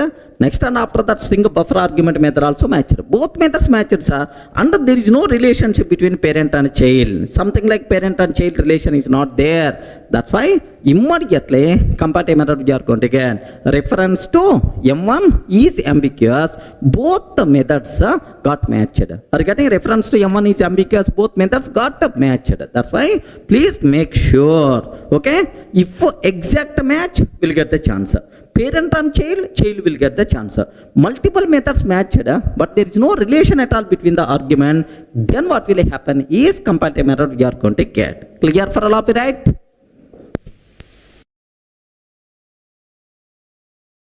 Sir, now the next case related to overloading, a bit important, take special care. Of course, this case is not required for our certification, but anyway, aware. Okay. Here, see this one. Public void M1 of int I. Are you getting public void M1 of int I? This is general method. Are you getting this one is what? General method, right? Public void M1 of int dot I. What is this method? Var-arg method, sir. A new concept which came in which version? 1.5 version. Are you getting in which version? 1.5. Sir, very simple, sir. If I'm taking a method of int I, like this, I have one method is there. How you can call this method? You can call this method by passing, sir, only one argument. Are you getting? We can call this method by passing only one int value. Okay, well. Suppose if I can take like dot I, sir, M1 of int dot I. Do you know we can call this method by passing any number of int values including 0 number. Are you getting? Suppose you can call without any argument. You can call one int value. You can call two int values. You can call this method by passing 1 lakh int values also, no problem at all. So this type of thing is nothing but what? Var-arg method. This is the new concept which came in the 1.5 version. Okay, that's all. This basic idea is enough. Now come back here. Can I use the word both the methods are different or not? Same name, but different argument types. Sir, that's why. Can I use the word overloaded or not? Yes. M1 of int dot. Both are overloaded methods. Sir, now first one general method, var-arg method, right? Now test T is equal to new test I'm taking. Test T is equal to new test I'm taking. T dot M1 without any argument. Sir, observe very carefully, sir. T dot M1 without any argument. Can you please confirm which method will get the chance? Which method will get the chance? T dot M1 without any argument. Can you please confirm? Either first method will get the chance? No. The reason for that is, here have you observed, it is always expected one int value. Is the second method will get the chance? Yes, man. Because it can expect any number of int values including 0 number also. You are not passing anything. That's why which method will get the chances? Var-arg method. Are you getting? Which method will get the chance? Var-arg method, because first method is not getting the chance. Similarly, T dot M1 of 10, 20. T dot M1 of 10, 20. Sir, 10, 20, which method? First method? No. Because first method can take one int value, but you are passing two int values. Second method? Yes, because second method can take any number of int values. So that's why, sir, here in this case, var-arg method only will get the chance. Up to this, any doubt? Because first one not matched. If the first one not matched, sir, the second one matched. That's why matched method will get the chance. Now observe that carefully, sir. Here I'm taking. Observe a bit carefully, sir. This is the general method. Public void M1 of int I, general method. This is public void M1 of int dot I, var-arg method, right? Now T dot M1 without any argument. T dot M1 of 10, 20. Sir, do you know, in both cases, sir, first method not matched, only second method matched. That's why in both cases, only second method will get the chance.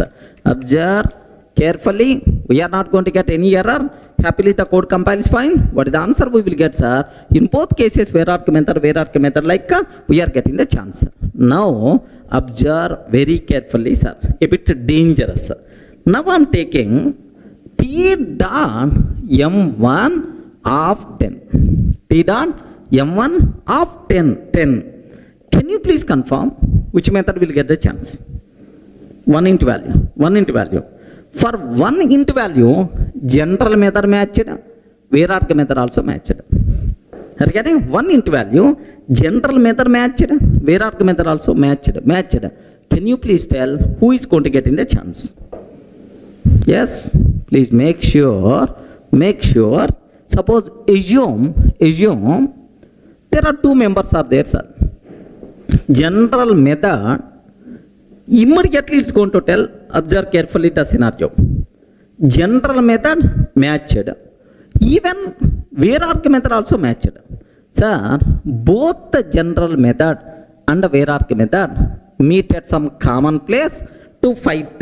Because both methods got chance, they have to fight. So almost 1 hour they are going to fight. At last, who is going to win the race? Can you please tell? Who is going to win the race? General method will get the chance. Because the reason for that is, general method concept came from 1.0 version, but var-arg method concept came in the middle, new concept, right? whenever old concept and new concept fighting is there, always old concept is always going to win the race in Java. Remember this general method concept from 1.0 version of Java, it is there, but this bloody Var-arg method concept came in which version? 1.5 version. Whenever if there is any fighting between old concept and a new concept, please make sure old concept is always going to win the race. In Java, old is gold. Remember this. Are you getting right? So which concept is always going to get in the chance? Old. Old concept means general method. So now what is the answer? We are going to get, sir, for this general method only. Now have a look once. Observe carefully, right? T dot m1 of 10, sir. Are you getting T dot m1 of 10, only one into value. Sir, first method matched because it is expecting only one into value. Even second method also matched because it is expecting any number of into values including one into value also. So that's why it is also matched. But always general method will get the chance because it is the old concept. That's why, right? Let me compile. Observe the last output what we are going to get, sir. Yes, general method will get the chance. Everyone can able to understand? Sir, I am repeating even in the next classes also. This point is the very important, sir. Whenever fighting is there between old concept and new concept, always old concept is always going to win the race. Clear, right? Next, one more small point I have to talk about this Var-arg method, right? So Var-arg method is always good person, man. Is always good person. How you can conclude it the good person is because of its behavior. Var-arg method will always get least priority. Remember this one, Var-arg method is always going to get least priority. If no other method matched, then only Var-arg method will get the chance. So remember this one, if no other method matched, then only Var-arg method will get the chance. Var-arg method will always get least priority. Remember this one. This is something like in our switch statement. In the switch of X, switch statement. Do you know case 1, case 1, case 2, dot, default. Are you getting case 1, case 2, dot, default is there. When default case will get the chance? When the default case will get the chance? If no other case matched, then only default is going to get in the chance. Same way, when Var-arg method will get the chance, if no other method matched, then only Var-arg method will get the chance. Var-arg method will always get least priority. Compiler is always going to give the precedence, least precedence to Var-arg method. Please make sure you people should aware. Clear, right?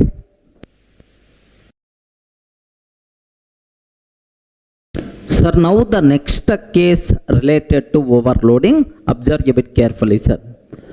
Here class test public void m1 of int I comma float f. Sir, how many arguments are there? 2 arguments. What is the first argument? Int. Second argument float.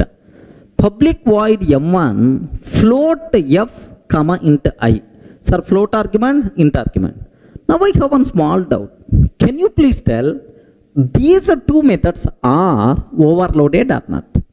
Yes, friends, overloaded or not? Yes, because both the methods should have same name but different argument types, at least order.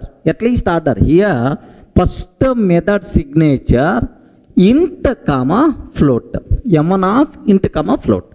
Second method signature m1 of float comma int. Observe the difference, right?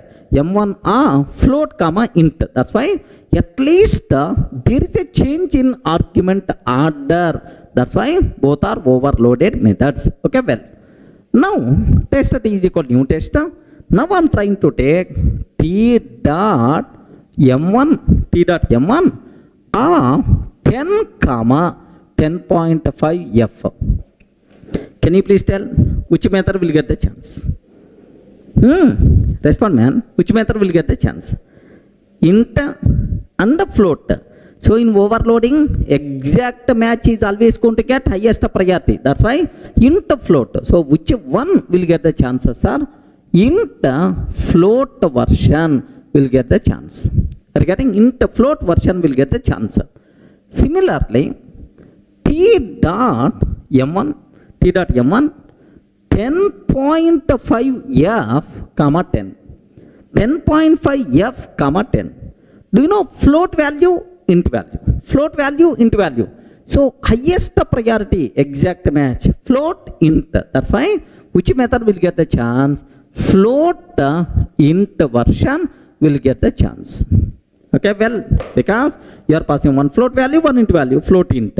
Here you are passing one int value, one float, int float, like this, right? Let me execute up to this one. Have a look once. Here I am taking. So same thing only. First method int float version. Second method float int version we have. Test t is equal to new test t dot m1 10 comma 10.5 f. Okay, well, 10 comma 10.5 f. Have you observed? The code compiles fine. The code compiles fine. Int float version we are getting because you are passing int value, float value like. Sir, similarly, t dot m1 10.5 f comma 10. Are you getting? 10.5 f comma 10 like this, right? Now, which one is going to get in the chance, right? Float int version will get the chance. Are you getting? Which one will get the chance? Float int version will get the chance, right? Okay. Well, this is the float int version, right? Sir, up to this, okay. Because exact match always going to get high priority, right? But now the next thing what I have to discuss is, sir, take very special care. Now the cinema is going to start. Observe carefully. T dot m1 10 comma 10. Can you please confirm which one is going to get in the chance? First one int value, second one is also int. Are both are int. You are passing int. Which one will get the chance? First one matched int. Second one is expecting float. Int can be promoted to the float. No problem. So int float version. Maybe first one matched. Second one float int value will promote to the float. Second one int, no problem. Second one also matched. If I can ask this question in my offline classes, out of 100, 99% of the people are always going to tell, sir, first one will get the chance, sir.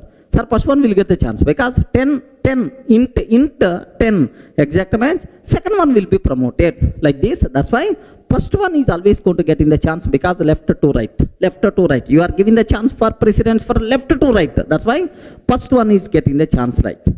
Then immediately I will ask, okay, in India, we are always giving the precedence from left to right. But if you go for Pakistan, in Pakistan, they are always going to give the precedence from right to left. Then, in Pakistan, 10 int matched. Second argument from right to left means int will be promoted to the float. Array means in India, first version will get the chance, but in Pakistan, second version will get the chance. Java language is the country dependent language. Platform independent anyway. Is the country dependent language? No right. Okay. Can you please tell who is going to get in the chance? Compiler will give left and right. Array, both methods got matched, man. Which method? I'm not in a position to resolve. Reference to M1 is ambiguous.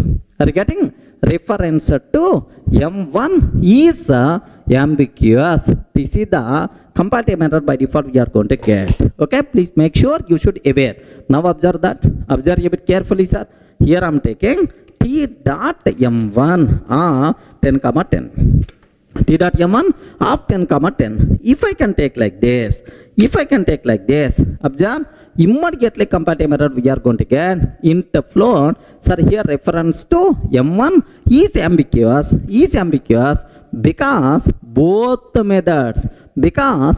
methods got matched, man. So this is, are you getting? Very important case. There is no precedence like left to right, right to left while resolving method arguments. That's why. So immediately error we are going to get. Now I have one more case, right? Okay, well, let me comment this one. Now t t dot m1 10.5f 10.5f. Sir, both are float. Both are float. Can you please tell who is going to get in the chance now? First one, not matched. Because first argument is always expecting int, but you are providing float. So float to int conversion not there, into to float is there. So it is a wrong. Second one, not matched. Because in the second method, second argument is what type? Int type. But here you are passing float. In the place of int, you can't pass float value. First method not matched, second method not matched, so no method matched. That's why cannot find the symbol method m1 of float like we are going to get the problem. Okay, like sir, do you know in the previous case 10 both methods matched, that's why compiler getting confusion, ambiguity problem, right? But in the second case, no method matched, that's why cannot find the symbol. There is no such type of method. Okay, like let me execute this code. Now, here I'm taking, this one I'm trying to comment. T dot m1 of 10.5f, comma 10.5f I'm taking. 10.5f, comma 10.5f. Can you please observe? Can you please observe that?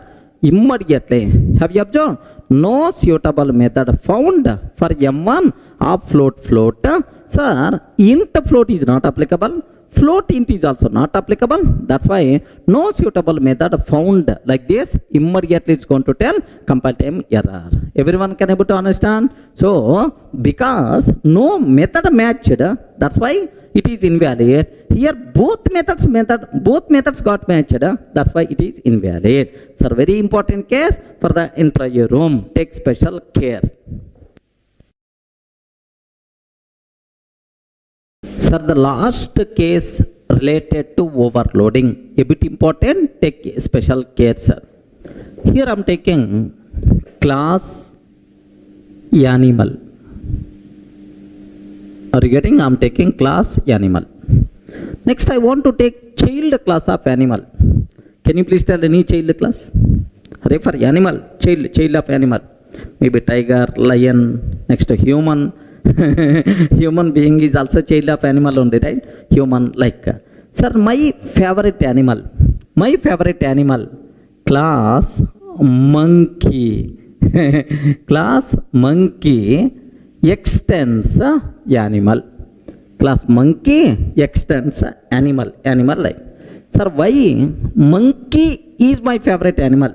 Because most of software engineers like us are monkeys only. Monkeys. Most of software engineers are monkeys. Because the reason is, so for the sake of some 20% hike, 30% hike, so we are going to keep on changing the company. Today I'm in Infosys. Tomorrow I may jump to IBM because IBM people are offering 30% hike. Day after tomorrow I may jump to TCS because they are offering more, another 20% hike. That's why, so software engineer like me keep on jumping from one tree to another tree. Same one software company to another software company. Like anyway, monkey is the best example. Class monkey extends animal. So which is the parent class? Animal is the parent, monkey is the child class, right? Now class test. Observe very carefully, dangerous case. Public void m1 of animal A. Public void m1 of animal A.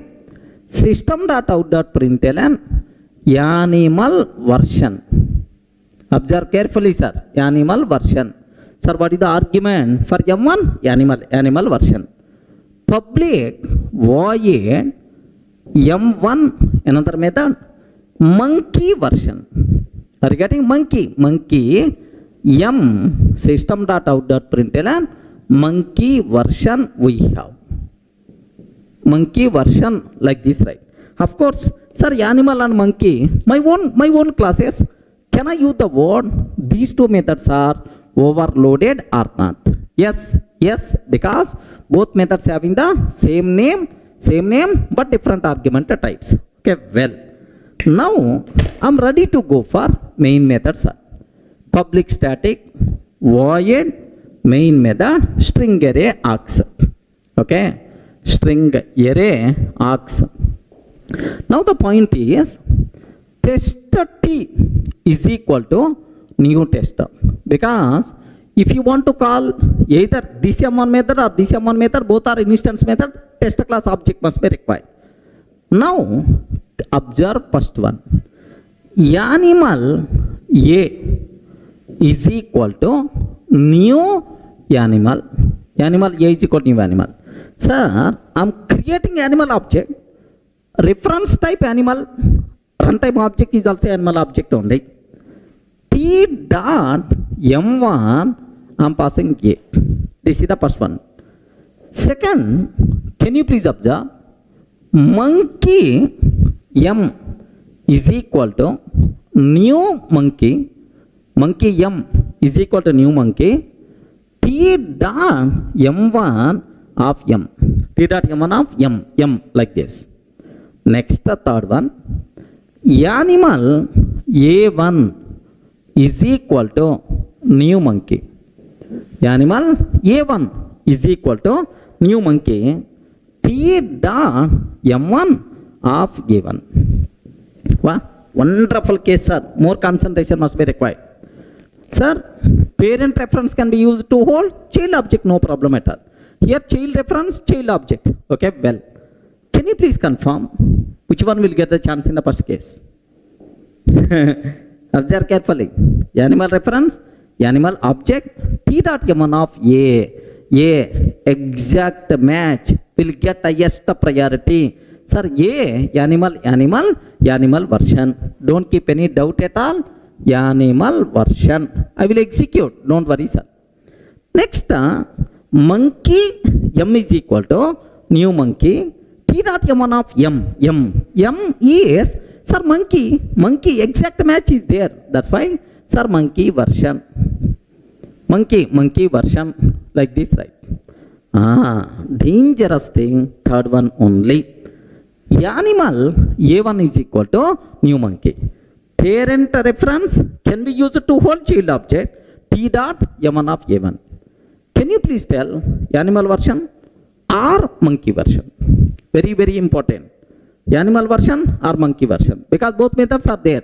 There is one method which can take animal type. There is one method which can take monkey type. Who is going to get in the chance? That's what. At the beginning of overloading, I covered one point. How many people remembered? I don't know. I covered one important point, sir. In overloading, method resolution always takes care by compiler based on reference type. Runtime object never going to play any role. Remember, here which reference A1 is what type? Animal. So this is it, never going to worry about runtime object. So that's why which version will get the chances, sir? Animal version only. Remember this. Sir, which version will get? Animal version. Sir, practical proof in overloading. Always, method resolution is always based on reference type, but not based on runtime object. Any doubt, friends? Are you in the position to understand? Let me execute this code. Observe that carefully. Here I am taking, sir, same. Observe code, class animal, sir. Next, class monkey extends animal. Next, there is one method, first method, animal version, second method, monkey version is there. Now I am taking animal A is equal to new monkey. Animal A is equal to new animal. Like this I am taking, sir. Now T dot m1 of A, sir. T dot m1 of A. Sir, animal reference, animal object. Then obviously animal version is the output we are going to get. The code compiles fine. What are the answers, sir? Animal version. Okay, well. Now, sir, here next case I am taking monkey m is equal to new monkey. Monkey m is equal to new monkey. T dot m1 of m, sir. T dot m1 of m like this I am taking, sir.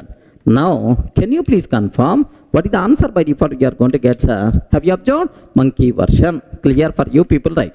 Sir, third case, very important, sir. Animal A1 is equal to new monkey. Animal A1 is equal to new monkey. T dot M1 of A1. T dot M1 of A1. Can you please confirm what is the output by default we are going to get, sir? Yes, clear for you people? Yes, animal version. Like this we are going to get. Okay, please make sure in overloading method resolution always takes care by compiler based on reference type. A runtime object is a dummy in overloading. So hence overloading is also considered as compile time polymorphism or static polymorphism or early binding. Clear for you? Is it clear for all of you, right?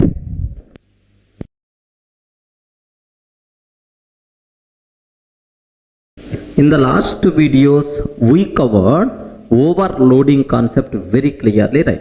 So now the next concept what I have to discuss, overriding. Regarding what is the next topic, sir? Overriding, the most valuable concept. You people should require to take special care. Here just observe, I have class P. Now listen very carefully, sir. Sir, whatever methods parent has by default available to the child class or not? Can you please tell? Yes, through which property? Inheritance property. Whatever methods parent has by default available to child class, the child class directly can use without rewriting. Okay, like sometimes child class may not satisfied with the parent method implementation. If the child class not satisfied with parent method implementation, then the child is allowed to redefine that method based on its requirement. Regarding such type of concept is called overriding. Sir, let me go for a small example, then you people can feel more comfortable, right? Observe that class P, sir.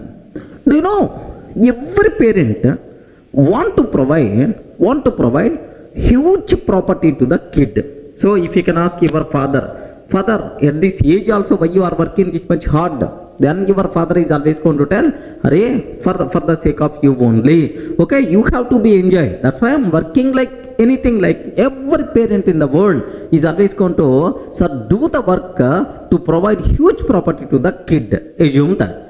So now class P, public void property. Public void property, like there is one method is there, sir.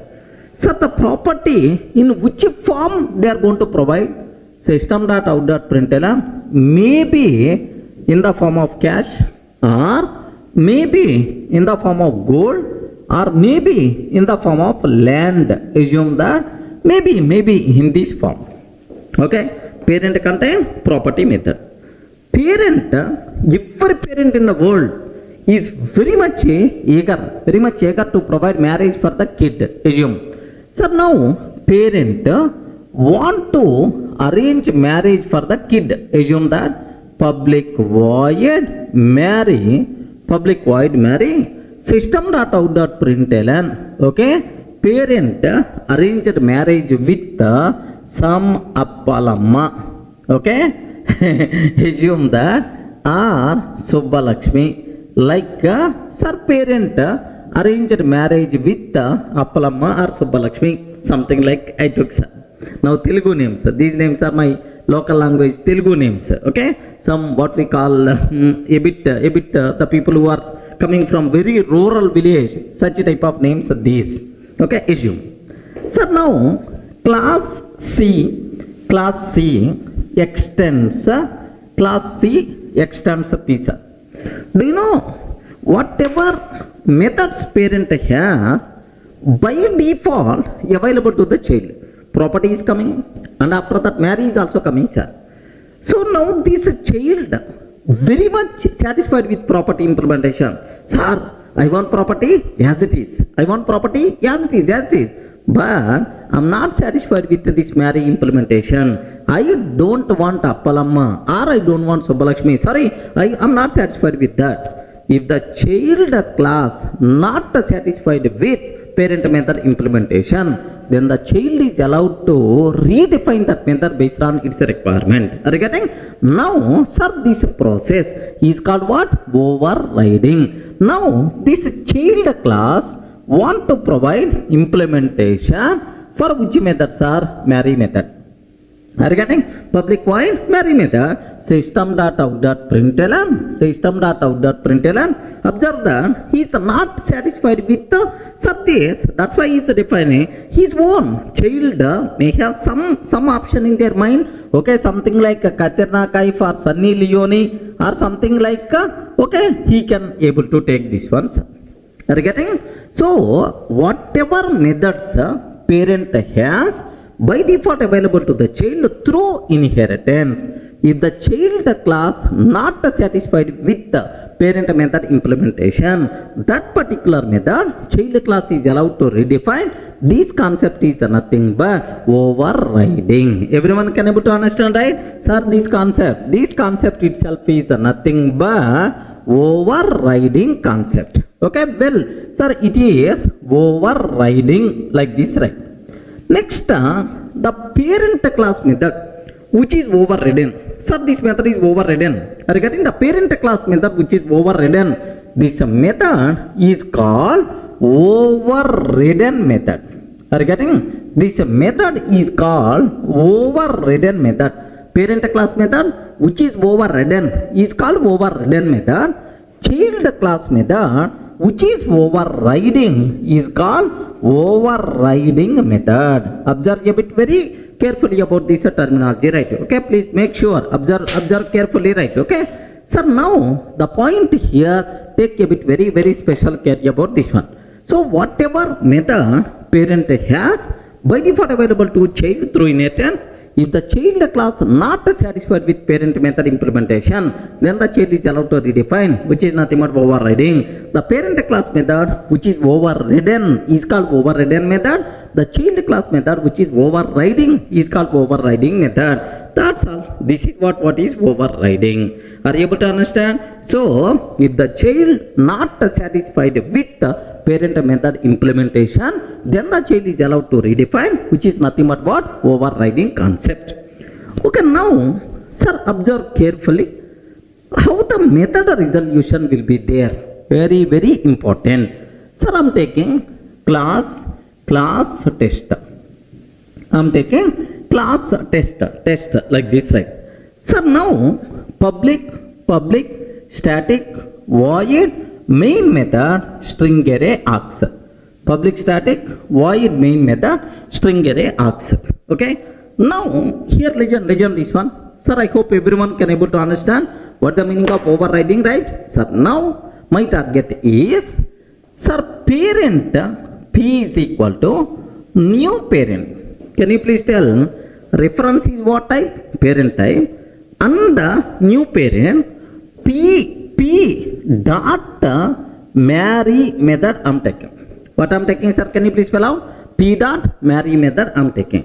Sir, which reference I'm using? Parent reference, parent object, P dot marry. Sir, there is no ambiguity. Always parent method will get the chance.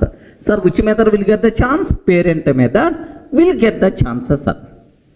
Parent method, because you never talk about child reference or child object, everything is the parent method will get the chance. So C is equal to new C. I'm creating child class object. C dot marry method I'm taking, sir. C dot marry method. Sir, child reference, child object, child already contain marry method. That's why child method will get the chance. Child method will get the chance. Sir, there is no speciality up to this. Now, the next point you people should aware. Parent reference can be used to hold child class object. Parent reference can be used to hold child class object.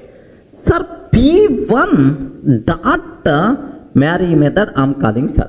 Can you please confirm which marry method will come? Because have you observed marry method is available in the child class, marry method is available in the parent class. Overriding happens, sir. Can you please tell if parent P1 is equal to new child, P1 dot marry, which method will get the chance? Sir, we are using which word? Overriding concept. Which method will get the chance? Now take very special care in this. What is the role of compiler? What is the role of JVM? Sir, you are calling marry method on P1. Observe very carefully. We are calling marry method on P1. P1 is what type? P type. P1 is what type? P type. P type. Now in the parent class, marry method is available or not. Compiler is always going to check. Can you please observe?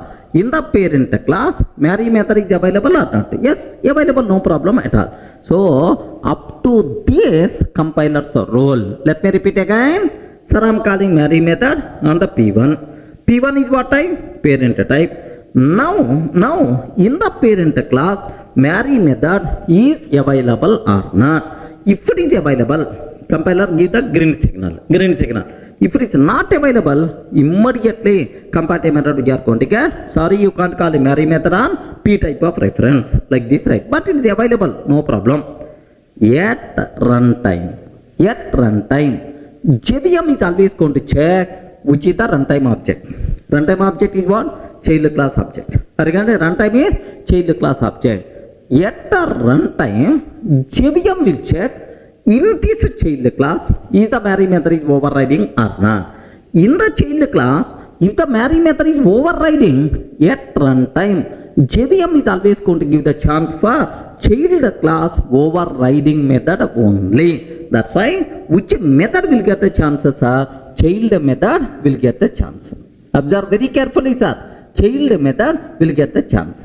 So means that in overriding method resolution always takes care by JVM. Who is the responsible, sir? Method resolution is always takes care by JVM based on runtime object. So here which runtime object I am using? Child. That's why child method. Here which runtime object I am using? Child. That's why child method. Which runtime object I am using? Parent. That's why parent method we are going to get in the chance. So please make sure you people should inject this point very strongly in your mind.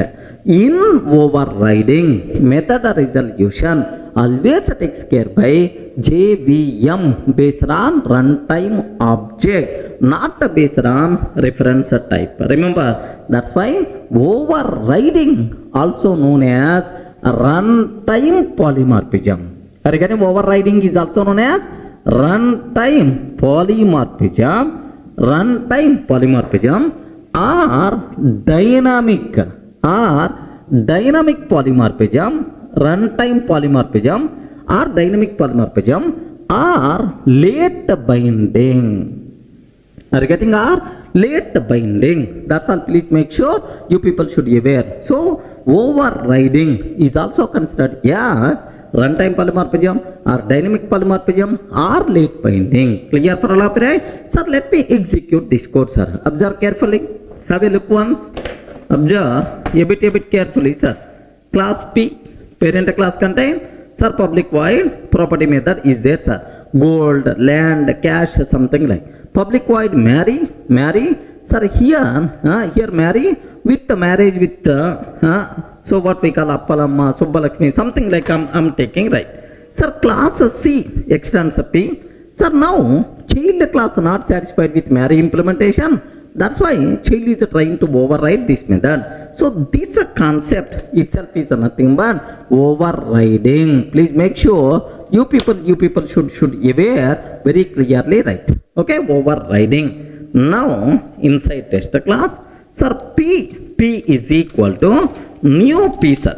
P is equal to new P dot marry.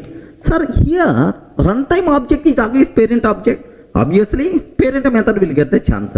Parent method, marry method means Appalakshmi, so Appalamma, Subbalakshmi, something like this. It is there, sir. Okay, here parent method, like I'm making some small change. This method is child method. Like this I'm taking, sir. Now observe this. So which method will get the chance? Parent method will get the chance. Now have a look once. The code compiles fine. Sir, what is the output? By default we are going to get parent method, we are getting the chance. Are you getting that? Which method? Parent method will get the chance. Sir, now child C is equal to new child I am taking.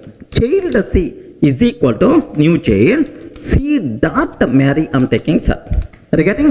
Now child reference, child object. So runtime object is always what time? Runtime object is always what time?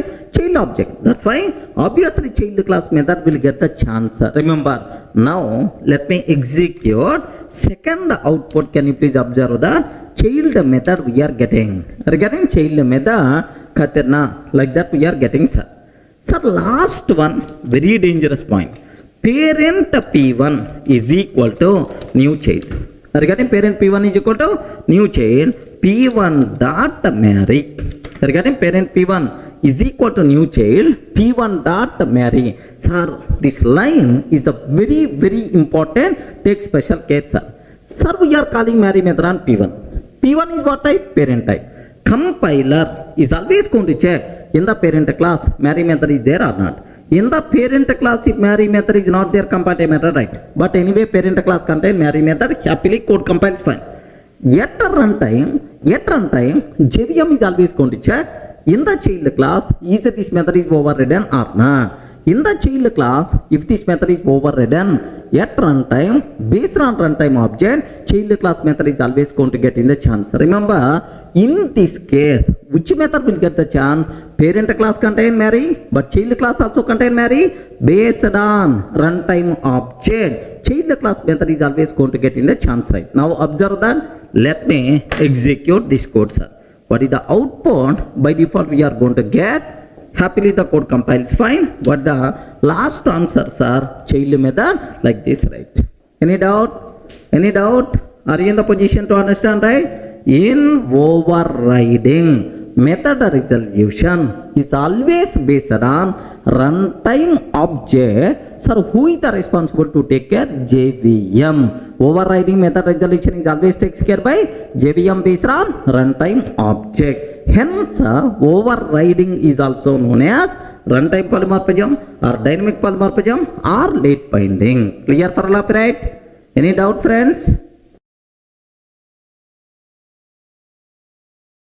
Sir, in the last videos we covered what is overloading, what are various important rules, what is overriding, basic idea about overriding, next method resolution in overriding, everything we covered, right?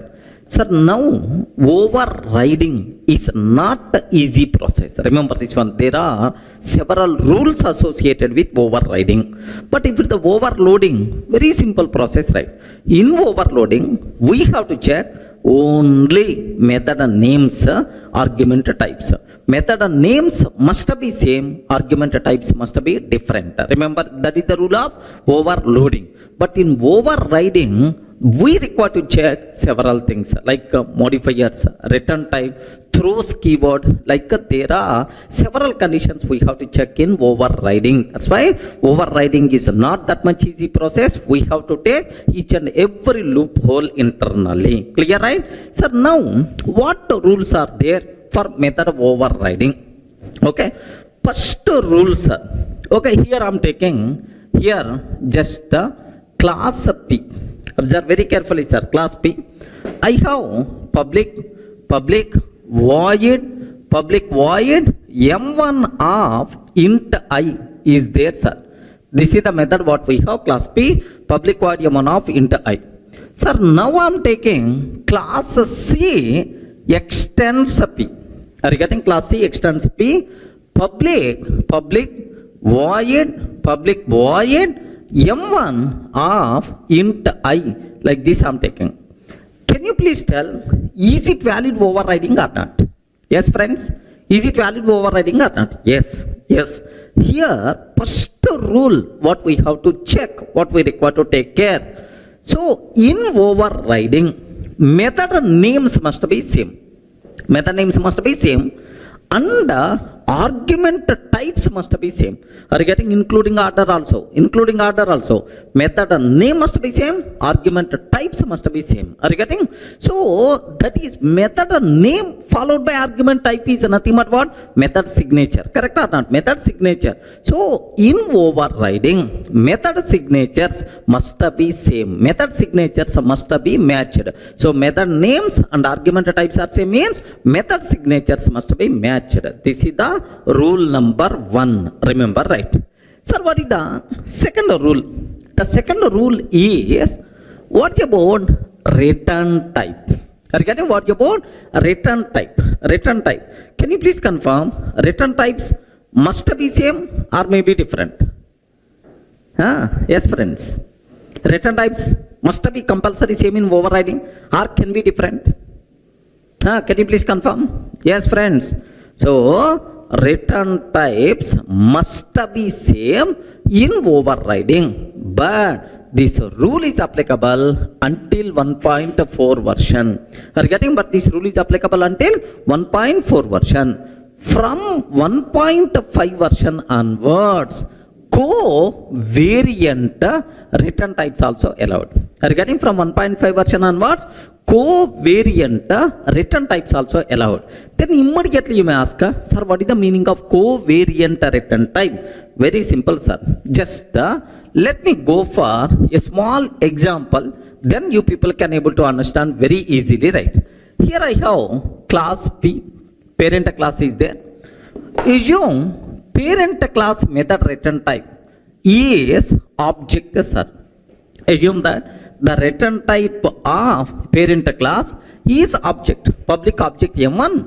So it is expecting some return value, return null, acceptable, syntactically valid, because it has to return some object, return null, acceptable, right? Now I want to override this method in the child class. Class C extends P I'm taking. Now I want to override, sir. Here public object M1, sir, return null, like this I'm taking, sir. Sir, here have you observed the return type here object and here object, no problem at all. If the same return types are there, no issue at all, right? But from 1.5 version onwards, we have more flexibility. Co-variant return types also allowed. What is the meaning of co-variant return type? Means the child method return type need not be same as parent method return type. It's a child types also allowed. Can you please tell for object what is the child? String or string buffer or anything. So it's a child types also allowed. So means that need not be object. Happily you can take string also. Happily you can take string buffer also. Integer also, like any child class of this object is allowed, no problem at all. Such type of return types are called co-variant return types, right? But please make sure this concept is applicable only from which version? 1.5 version onwards. Okay, so child class method return type need not be same as parent method return type. It's a child types also allowed. This is nothing but what? Co-variant return type concept. Now I have one small doubt, sir. Can you please tell, if I compile this code, is it valid or invalid? Is it valid or invalid? In 1.4 version, invalid. Because in the 1.4 version, return types must be same. But in 1.5 version, from 1.5 version onwards, perfectly it is allowed. Because from 1.5 version onwards, co-variant return types also allowed. Everyone can able to understand, right? Observe very carefully about this type of terminology, right? Okay, let me go for this one, sir. Observe carefully. Let me execute this code. Have a look once, sir. Here I'm taking just the same example, whatever there, sir. Here class P, just observe that class P, public object M1 method, public object M1 I'm taking, just return null I'm taking, sir. Public object M1 return null like this I'm taking, sir. Here same class C extends P. Are you getting? Class C extends P, public object M1. Sir, whether you are using 1.4 version, 1.5 version, in all versions, this one is perfectly valid because I'm maintaining same return type. That's why perfectly valid, sir. Now let me compile this code. Here just observe. Let me go to my working directory, right? Yes, here just observe that Java C p.java, perfectly valid. We never going to face any problem, sir. Now instead of object, here I'm taking string, sir. Here I'm taking string. Can you please confirm in 1.8 version, because I'm using which version of compiler, sir? Java C -version. Observe that which version of compiler I'm using? 1.8 version, sir.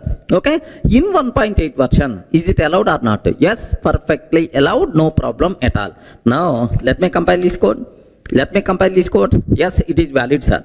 Now I'm asking Java C -source 1.4 p.java. Boss, can you please compile this code? According to 1.4 version, we can compile a Java program according to a particular version by using -source option. Remember this one. So can you please compile this p.java according to 1.4 version? Now I'm asking, in 1.4 version, can you please tell, is it valid or invalid? Is it valid or invalid? Invalid, because in 1.4 version, return types must be same. So covariant return types concept applicable from which version? 1.5 version. That's why this one is invalid. Compiler is ready to give left and right. Observe that carefully, sir. Here, have a look once. Sir, here one error. So M1 in C cannot override M1 in P. Return type string is not compatible with the object. Like this it's asking, sir. But the same question, I'm asking in the 1.5 version. Can you please compile according to 1.5 version? Yes, perfectly valid. Here, just we are getting warnings, man, but not error. But earlier we got error. Observe the difference, right? Itself is valid. So, this is the small rule what you people should be aware about overriding a return types concept. So, is it clear for all of you, right? Until 1.4 version, return types must be same in overriding. From 1.5 version onwards, covariant return types are allowed. Okay, sir, which is called covariant return type? Child method return type need not be same as parent method return type. It's a child types also allowed. This concept is called covariant return types concept. Clear for you, right? Sir, now if you feel comfortable, just I will keep more elaboration on this covariant return types concept. Okay, sir, now just observe parent method return type, child method return type. Sir, if the parent method return type is object, sir, can you please tell which types are allowed for child method return type? Yes, either object is allowed, or its child classes are allowed. Like string concept is allowed, string buffer concept is allowed, string buffer is allowed, ... Remember that. So if the parent method return type is object, now the child method return type is either object is allowed or its child types are allowed. Okay. Similarly, if the parent method return type is a number, then for the child, which types are allowed, sir? For the child, which types are allowed? Number is allowed, integer is allowed, number is allowed, integer is allowed, float is allowed, ... Number are its child classes. Do you know? For number, what are various child classes are there? Wrapper classes, right? Byte, next and after that short, integer, long, float, double. Are you getting? Float, double. Like these things are various child classes of number. That's why either number is allowed or its child classes are allowed. Okay, these are wrapper classes, right? Okay, like next, similarly, here observe, I'm taking in the parent method return type is a string, sir, string. But child method return type I'm taking as object. Are you getting? Can you please confirm, is it valid or not? Respond, is it valid or not? So what is our rule? Child method return type need not be same as parent method return type. It's a child types also allowed, but here you are taking child method return type is the parent of parent method return type. For this string I'm taking object as the parent. Sorry, this one is not acceptable. Okay, so it should be either same or it's a child, but not its parent. Here I'm taking its parent. Immediately compiler will give left and right. Remember this one. Just I have a look once, sir. Here I'm reversing the content. Here just I'm taking, here string I'm taking, sir, but here object I'm taking. So in the parent string, but in the child I'm taking object. So child method return type I'm taking parent of parent method return type, which is not covariant return type. That's why immediately compile error we are going to get. Observe that, sir. Here I'm trying to compile according to our original version 1.8 version only. Immediately compile time error we are going to get. Have you observed, right? M1 in C cannot override M1 in P. Return type object is not compatible with the string. Return type object is not compatible with the string. Like this compile time error we are going to get. Clear, right? So next, so this one is not a covariant return type, right? Now I'm taking, here observe carefully, sir. Double. I'm taking int, sir. Double int. Can you please confirm, is it valid or not? Double int, is it valid or not? Okay, please make sure. If you are trying to take like this, compiler will give left and right, because covariant return type concept applicable only for object types but not for primitives. Regarding it's applicable only for object types but not for primitives. That's why this one is invalid. Compile time error we are going to get. In the case of primitive, whatever return type of the parent, compulsory child method return type must be same if a primitive return type. But in the case of object types, covariant return types are allowed. Is it clear, right? Sir, let me cross check here. Observe that carefully, sir. Here I'm taking double, sir.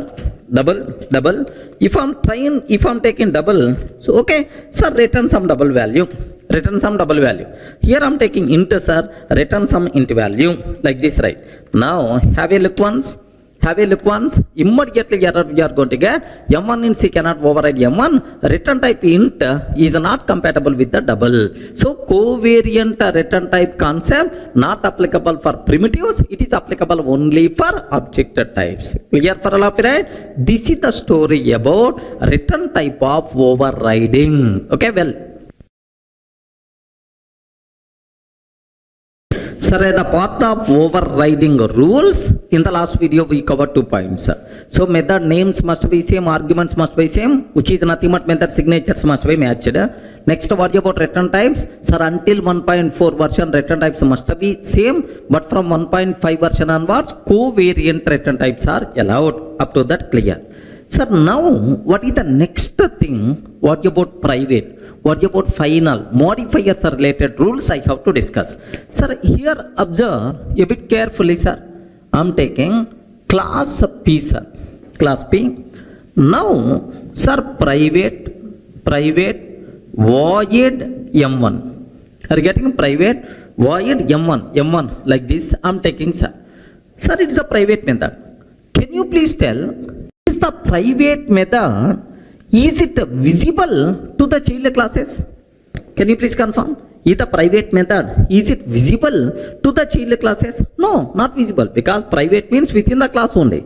Once this private method not visible to the child classes, then where is the question of overriding? Sir, if it is visible and the child is not satisfied with implementation, then the child is allowed to override. But first parent class private method not visible to the child, then where is the chance of overriding? Are you in the position to understand it? That's why overriding concept not applicable for private methods. Sir, for the private methods, because these are not visible to the child, overriding is not applicable for private methods concept, right?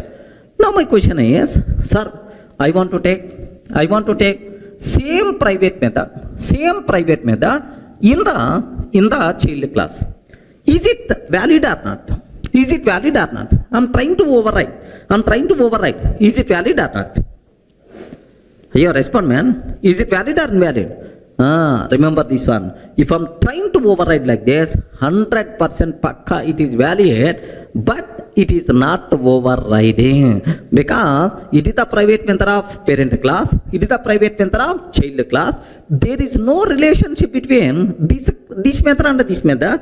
Both are independent. It's a personal, internal methods, right? Okay, like then immediately you may ask the question, sir, if it is the case, parent P is equal to new child I'm taking P dot M1. Then which method will come, sir? Can you please tell? Which method is going to come? Parent P is equal to new child P dot M1. Which method will come? If you are calling like this, compiler will give left and right because private methods outside of the class, how you can call? Are you getting? Outside of the class, you can't call this private method, immediately compare method we are going to get. So the rule is very clear. Remember, private methods not visible to the child classes. Hence, overriding concept is not applicable for private methods. But based on our requirement, we can define the same private method in the child class also. It is valid, but it is not overriding. Clear, right? It's clear about private modifier, right? So next, there is one more dangerous modifier is there. Related to overriding, final. Are you getting what is that modifier, sir? Final modifier, right? Sir, here I am taking class P. Parent class method I declared as final. Public final void M1. Public final void M1. Okay, like. Sir, now class C extends P. Class C extends P I'm taking. Can you please confirm? Here just I'm taking final. Final, sir. Public, final, void, M1, curly brace, open and close.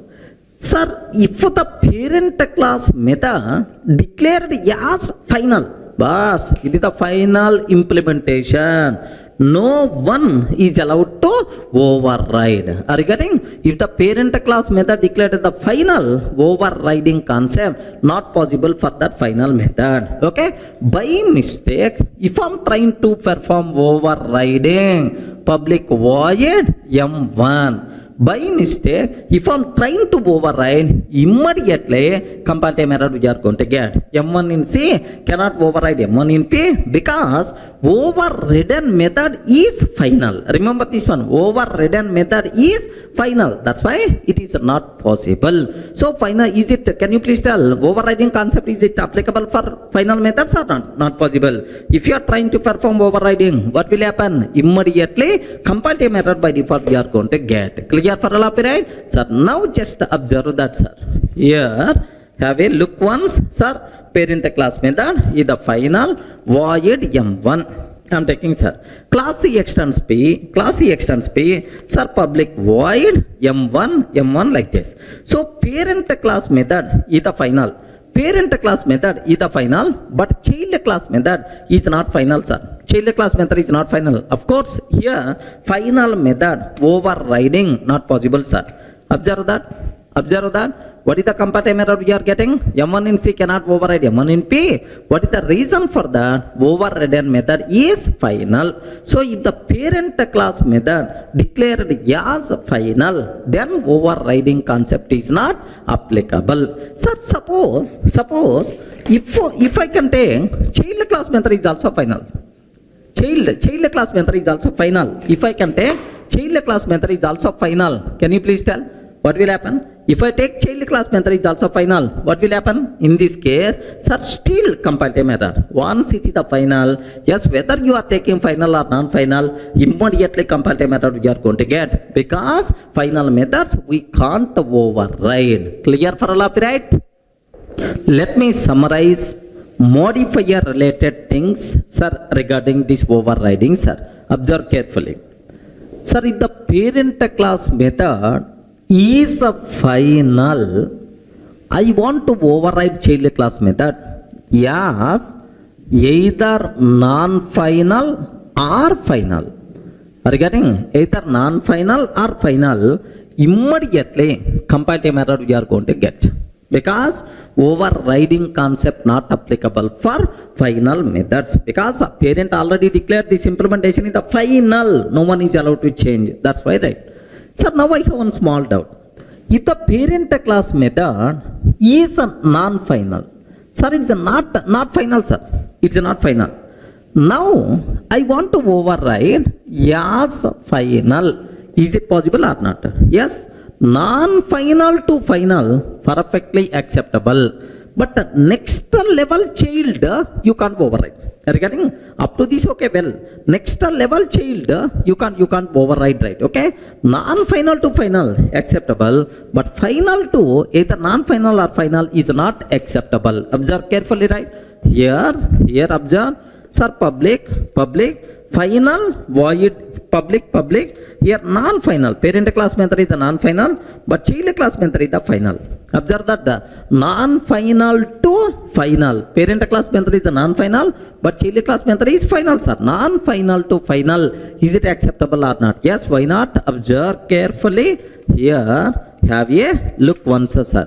Perfectly itself is valid, no problem at all. So non-final to final acceptable, remember, but final to non-final not acceptable. Okay, like, sir, similarly, if the parent class method is abstract,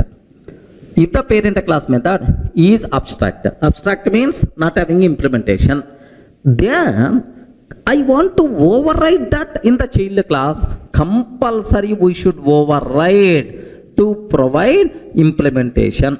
So abstract to non-abstract acceptable. You are getting? Abstract to non-abstract acceptable, no problem at all. Sir, if the parent class method is non-abstract, sir, implementation is there. What I want to take is, sir, I want to override this method as abstract. Is it possible or not? If the parent method is abstract, happily you should override to provide implementation as non-abstract, acceptable, right? But if the parent class method is non-abstract, but I want to take the method as abstract, so child class method as abstract, possible or not? 100% pakka possible. Sir, if the child class feels that I don't want parent method implementation, my next level child is the responsible to provide new implementation for this method, then non-abstract to abstract, it is always possible. Now let me show this one. Observe carefully, sir. Sir, parent class method is not abstract. Now, sir, child class method, it is taking public abstract void m1. Public abstract void m1 I'm taking, sir. Can you please consider, is it valid or not? Perfectly, because anyway, if the class contain at least one abstract method, now let me take this one as abstract, sir. Okay, well, parent class method non-abstract, but child class method is abstract. No problem, because of this abstract, okay, next level child compulsory should provide implementation for this method. So it is hiding this implementation, it is restricting this implementation should not available to the next level child classes. That's why, so non-abstract to abstract overriding is always possible. Observe carefully, sir. Here I'm taking, let me compile. Yes, perfectly valid. Then who is the responsible to provide implementation for this next level child, sir? Class sub C, class sub C extends C. Now this person is the responsible for public void m1. Again, new implementation, right? Sir, are you getting new implementation? This person is the responsible to provide. Now observe that perfectly itself is valid, no problem at all. So terminology is very clear. So abstract to non-abstract to abstract, yes, overriding is always applicable. Okay, like, sir, what about remaining modifiers? Do you know remaining modifiers are synchronized native, strict FP, but for our OCJA exam, these things are not required, but still just aware if the parent method is synchronized. If the parent method is synchronized, synchronized to non-synchronized. Synchronized to non-synchronized. Synchronized to non-synchronized. Non-synchronized to synchronized. Sir, have you observed? Synchronized to non-synchronized, non-synchronized to synchronized, perfectly valid. Because synchronized keyword won't keep any restrictions in overriding. Sir, if the parent class method is synchronized, compulsory child class method should be synchronized. No such type of rule. If you want, you can take, otherwise you can ignore, no problem, right? Same rule applicable for native methods also. Native, non-native. Sir, it is no restrictions. Either native to non-native, non-native to native, perfectly acceptable. Similarly, strict FP to non-strict FP, non-strict FP to strict FP, acceptable, right? But anyway, sir, what about these native synchronized strict FP? For our certification, not required. That's why I'm not keeping that much clear explanation. Don't worry about that. The people who are very much interested, just go through the Google. You people can able to understand clearly, right? That's all. Sir, now, if you observe all the rules, among all these things, only one restriction. Only one restriction. What is that restriction? Can you please cross check once? Among all these things, just only one restriction. What is that restriction? What is that restriction? Only one. Final method we can't override. Sir, what about abstract? What about non-final, synchronized, native, strict FP? All the things are perfectly acceptable, no problem at all. Only one restriction. Sir, we can't override final method. If you are trying to override final method, immediately comparative method we will get. But still, in our list, one modifier is missing. Have you remembered? Have you observed? Right? Static modifier is missing, sir. Static modifier. Okay, there's a big story is there. That part soon we will discuss in detail. Just accept a static. All the remaining things are clear, right?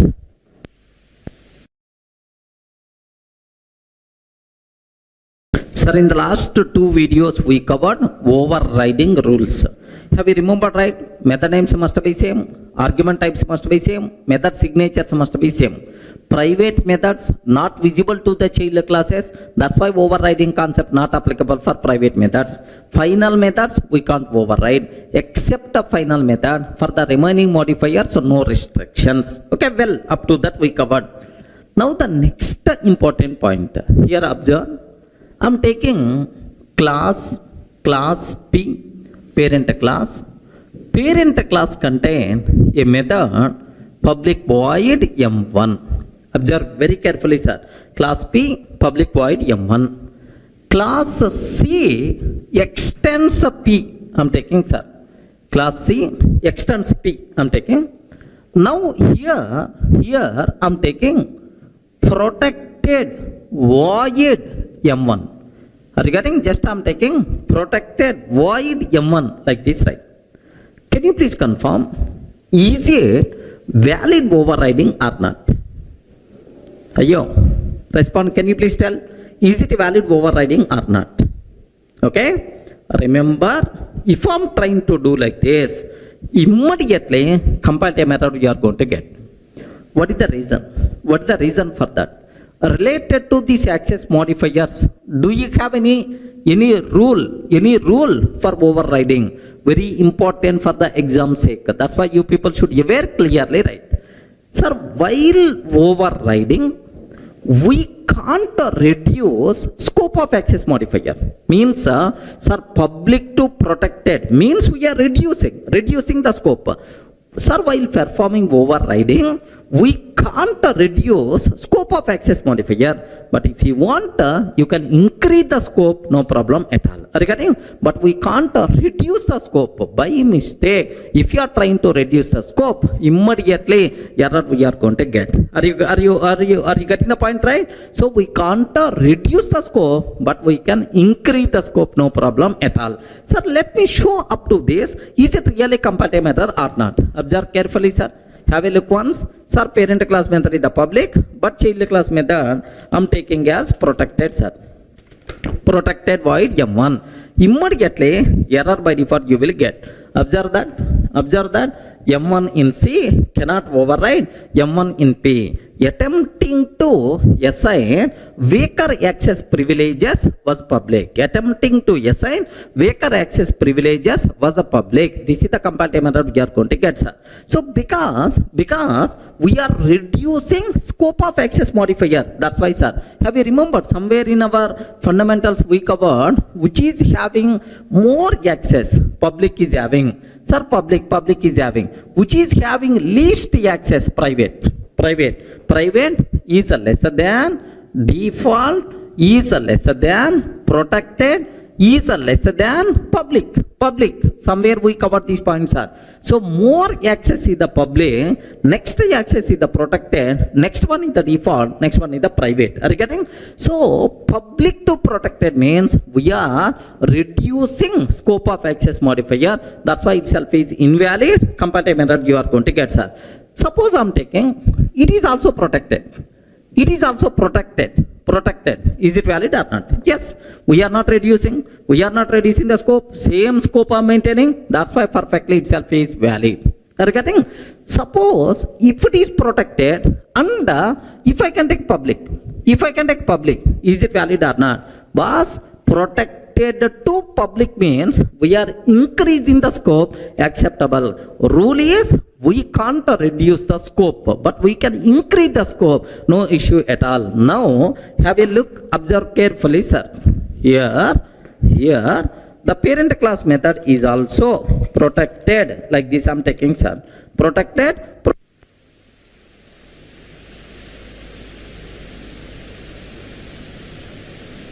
Protected like this, right? Now observe, happily the code compiles fine, no problem at all. Regarding protected, acceptable, right? Suppose assume parent class method is protected, but child class method is the public, sir. Regarding parent class method is the protected, but child class method is the public. Sir, we are increasing the scope. That's why 100% pakka it is acceptable. Now have a look once. Perfectly itself is valid. There is no doubt at all. So the rule while performing overriding, the rule is, sir, we can't reduce scope of access modifier, but we can increase the scope. Next, you should aware this one, which is having more scope, which is having least scope. Like this diagram also compulsory you have to keep in your mind. Clear, right? Now observe, sir, which is having least scope? Private is having least scope. Next, when compared with the private, next default, next protected, next public. You know, somewhere while covering access modifiers, I covered these points, sir. Which is having highest scope, public, which is having least scope is a private modifier, right? Okay, well.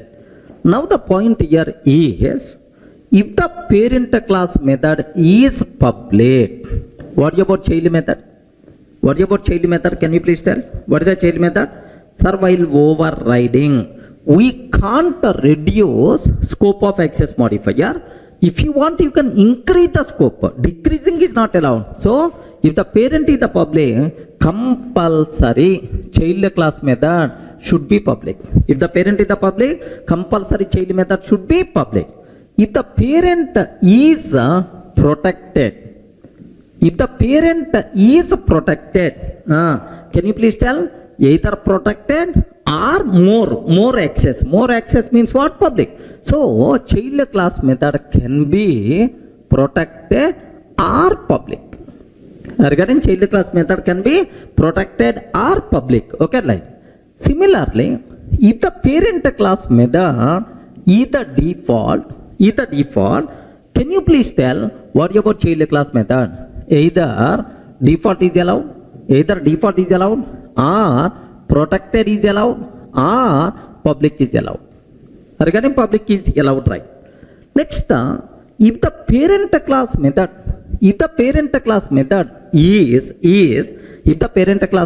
is private, sir. Private, What about child class modifiers? Sir, parent class method is the private. What about child method modifier? Sir, no restrictions, because overriding concept for private method, overriding concept for private methods not applicable. Have you remembered, right? For private method not applicable. Remember this one. We covered already in the last video clearly about these points, sir. Okay.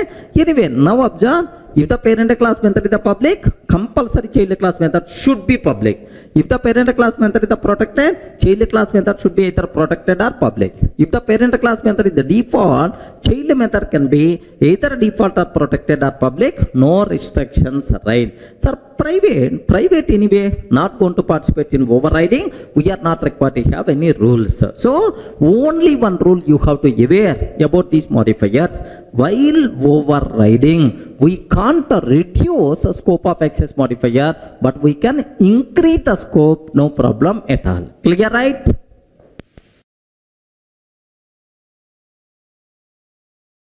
Sir, the next point related to overriding, of course, sometimes we may use throws exception, throws IO exception. Do you have any restrictions in overriding related to throws keyword? Compulsory you people should aware. Observe that carefully, sir.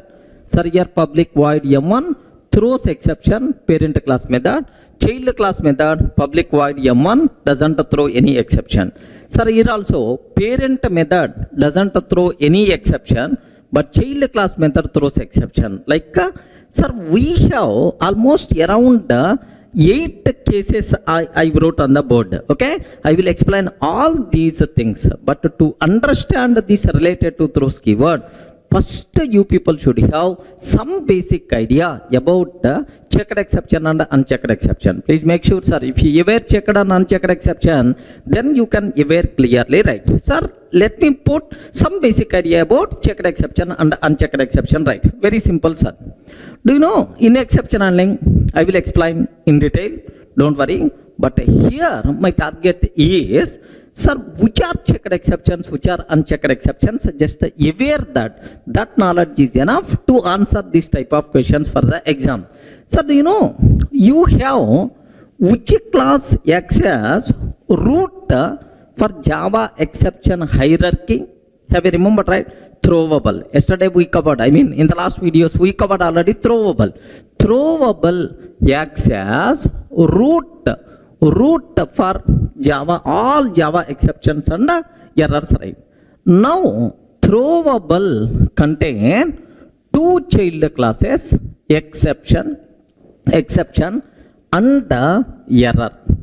2 child classes, exception and error. Sir, under exception, there are several child classes are there. Runtime exception, IO exception, runtime exception, IO exception. Next, interrupted exception, IE, very important, sir. Throws interrupted exception in multi-threading, very common exception. Next, servlet exception, several things are there. Under runtime exception, do you know, sir, what are various child classes are there? Arithmetic exception, null pointer exception, class cast exception, Are you getting? Arithmetic exception, null pointer exception, class cast exception. These are child classes of runtime exception. Similarly, IO exception, for this file not found exception. Are you getting? File not found exception. EOF exception, exception, Okay, sir, interrupted exception, servlet exception, there are several things are there. Even under error also, VM error. Are you getting? What is the VM errors are? Virtual machine error. Under that, okay, out of memory error. Are you getting? Out of memory error like this. Stack overflow error. Out of memory error, stack overflow error like a ... Several things are there. Sir, please make sure in this which are checked exceptions, which are unchecked exceptions. Compulsory you people should have clarity, right? The point here is, do you know what is this one? What is this? Runtime exception, arithmetic exception, null pointer exception, class case exception. These are child classes of runtime. Next, what is this one? Error. Under error, virtual machine error. Like there are several things. Among these, which are checked exceptions, which are unchecked exceptions, there is a clear division is there. What is that division is, sir, a runtime exception and its child classes. Observe very carefully, sir. Runtime exception and its child classes. Error and its child classes. Regarding error and its child classes, so are unchecked. Are unchecked, sir. These are unchecked.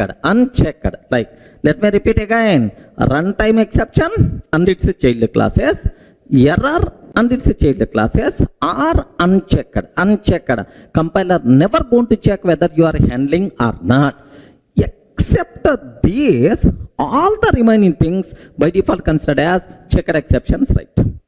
Regarding except this part, the total remaining thing is by default considered as checked exceptions, right? Sir, can you please observe? Sir, IO exception, checked exception, checked exception, file not found exception, checked, interrupted exception, checked exception, servlet exception, checked exception, right? So the important point, this is the thumb rule you should aware. Runtime exception and its child classes, error and its child classes are unchecked, except this, the total remaining area is the checked exceptions, right? Okay, sir, please make sure if you aware this point, then automatically nothing will be there in our overriding rule. Are you in the position to understand, right?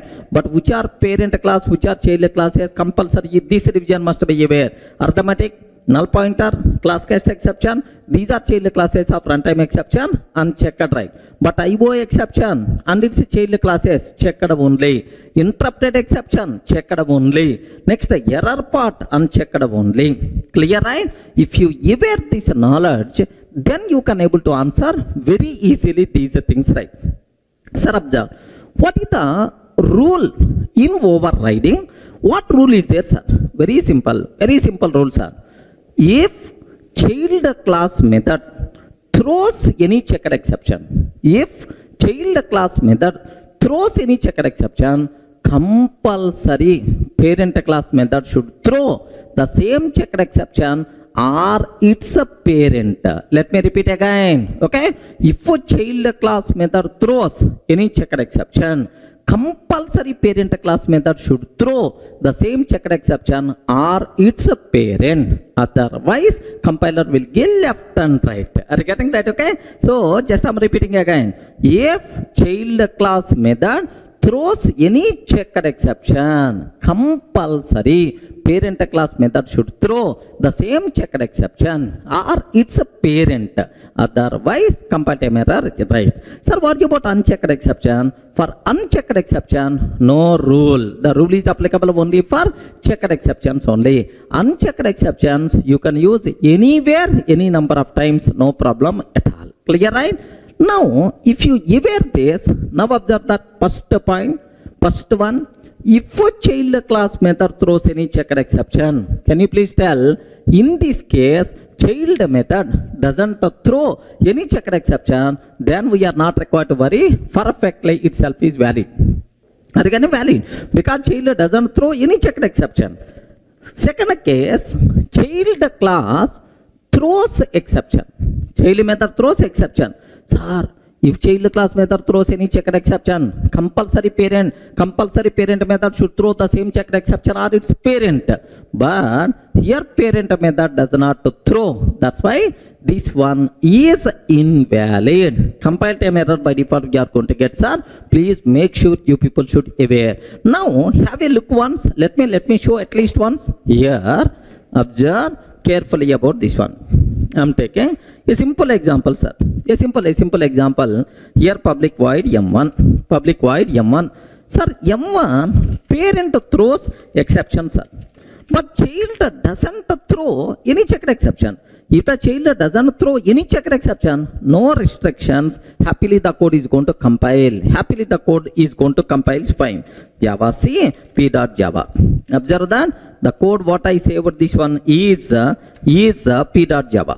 Regarding this is the p.java, right? That's why Java C p.java. Happily the code is going to compile, no problem at all. Suppose if the child class method throws checked exception, but the parent class method doesn't throw that checked exception, have you observed, right? Immediately error we are going to get. M1 in C cannot override M1 in P. Overridden method does not throw exception, like this, right? So if a child class method throws any checked exception, compulsory parent class method should throw the same checked exception or its parent. Sir, suppose I want to make this one as a valid. One option, better to throw parent class method also throws either same or its parent. Either same. I'm taking M1 throws exception. Are you getting?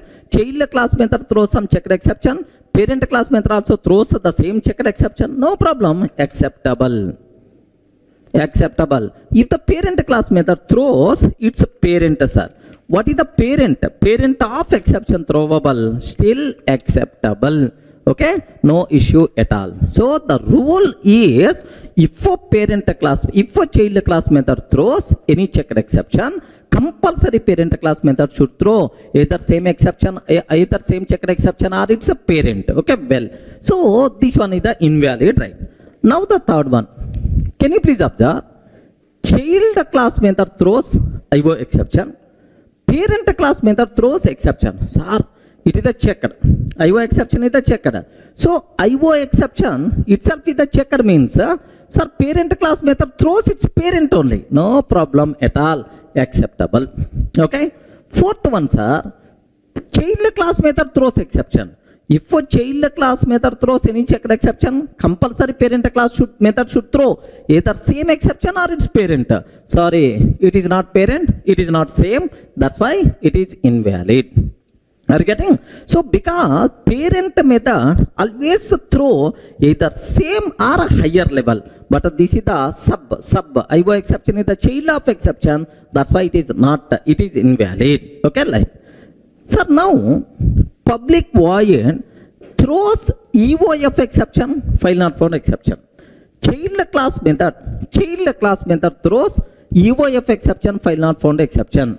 Have you observed? According to our diagram, EOF exception, file not found exception are child class of IO exception. So these two are child of IO only. No problem at all. So each and every checked exception thrown by child class method, compulsory thrown by parent class method or its parent. Sir, parent already IO. Yes, more superior only. That's why no problem at all. Next, have you observed, right? Sir, public void M1 throws EOF exception. Sir, parent IO. No problem at all. EOF exception, parent throws IO exception, no problem. But interrupted exception, child class method throws interrupted exception which is not thrown by parent class method. That's why immediately compile time error we are going to get, sir. This one itself is invalid because interrupted exception which is the checked exception thrown by only child class but not by the parent class. That's why itself is invalid, right? If you want, let me show this one. Have a look once. Parent class method throws IO exception. Parent class method throws IO exception. But child class method throws EOF exception, comma, interrupted exception, like this, right? Sir, anyway, IO exception like import java.io.star must be required. Import java.io.star. Now observe that the problem here is EOF exception, the corresponding parent already thrown. But interrupted exception, where is the corresponding parent? That's why the problem is coming. Are you getting? Now, let me compile this code. Immediately error, M1 in C cannot override M1 in P. Overridden method does not throw interrupted exception. Suppose if this interrupted exception thrown by parent, sir, if this interrupted exception is thrown by parent, then perfectly valid, no problem at all. Are you getting? Sir, or for both the common parent is interrupted, sir, exception. If the parent class method throws exception, now also it is valid. Are you getting right? Sir, observe various possibilities, right? So that's why this one is invalid, it's very clear. Sir, what about next, the seventh one? Public void M1 throws IO exception. Public void M1 throws IO exception. Public void M1 throws EOF exception, null pointer exception. Sir, observe, EOF exception, it's parent IO exception, already parent method thrown. But what about null pointer exception? Have you remembered? Null pointer exception is the checked or unchecked? Unchecked. That's why you can take anywhere, no restrictions, right? Valid. Okay. Now, sir, this one. Child class method throws arithmetic exception, null pointer exception. Sir, both are unchecked exception. Child class method doesn't throw any checked exception. That's why perfectly this one is valid. Restrictions are applicable only for checked exception but not for unchecked exception. Child class method throws any number of unchecked exceptions perfectly itself is acceptable, but only restriction applicable for checked exceptions, right? Clear for all of you, right? All these things clearly available in our material. Don't worry, just go through that so that you people can feel more comfortable. If any case, if you are feeling, sir, doubt, just try to execute, automatically you can get much clarity, right? But you should aware, what is the rule? Can you please spell out? What is the rule, sir?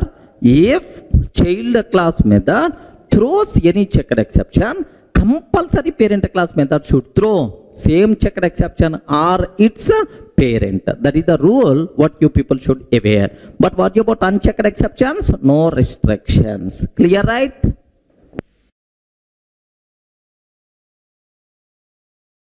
Sir, the next point related to overriding is, what is the behavior of overriding for static methods? Okay, very, very important, sir. Do you know what is the main difference between instance method and static method? Static method is class level, nowhere related to object. Instance method means object related method. Correct, right? Object related method. So the important conclusion, what you people should aware, I want to override static method with a non-static method. Okay? So class level method with the object level method. Or I want to override non-static method with a static. Okay? So observe carefully. Listen. You can get much clarity with example. Class P I am taking, sir. Assume here I am taking public static void M1 method. Public static void M1 method.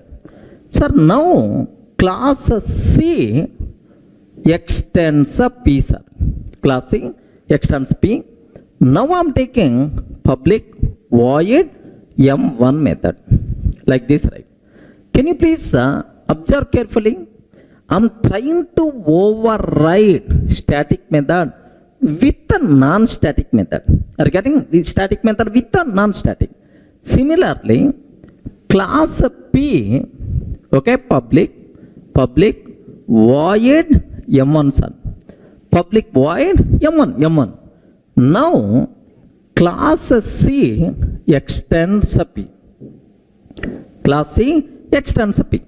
Now, here I am taking public static void M1.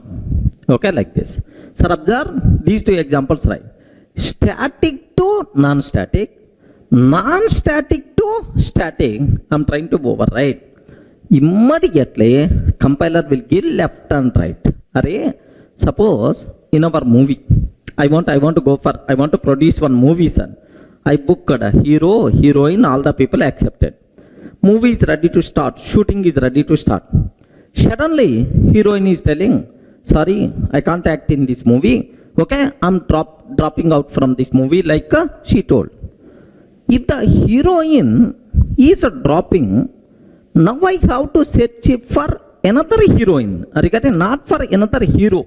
Okay, because in the place of one heroine, I can place another heroine only. Are you getting right? Not with the hero. I can't replace heroine with hero or hero with heroine. Not possible, right? Same way, class level method is the static method. If you want to override with that method with the object level method, not possible. Regarding one is object related, one is class related. Static to non-static, non-static to static, overriding, not possible. Remember this one. Sir, observe very carefully, sir. Static to non-static, non-static to static. If you are trying to do, compiler will give left and right. Hey, class level method. How you can replace with the object level method? Or object level method, how you can replace with class level method? Like that compile method we are going to get. Clear, right? Sir, let me execute this code. Observe carefully. Here, forget about throws terminology. What the first one? Public static void m1, public static void m1, public void m1. Observe that, sir. Parent class method is the static method, but child class method is not static method. That's why now if I can ask the compiler, immediately compiler will give left and right. M1 in C cannot override M1 in P. Overridden method is a static. This is the problem we are going to get, sir. Suppose if the parent method is non-static but child method is static, sir. Observe that parent method is non-static but the child method is static. Now also compile method we are going to get. What is the reason for that? Why this one is invalid, sir?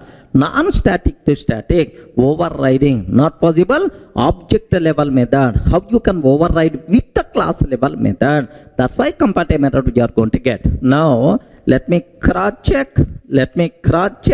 Here overriding method is static. M1 in C cannot override M1 in P. Overriding method is a static. This is the compile method we are going to get. So the important conclusion you people should aware, right? So non-static method with the static method with the non-static, overriding not possible.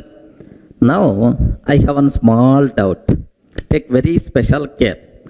If both methods are static, what will happen? If parent class method is the static, child class method is also static, sir. Sir, static like this, right? Both methods are static.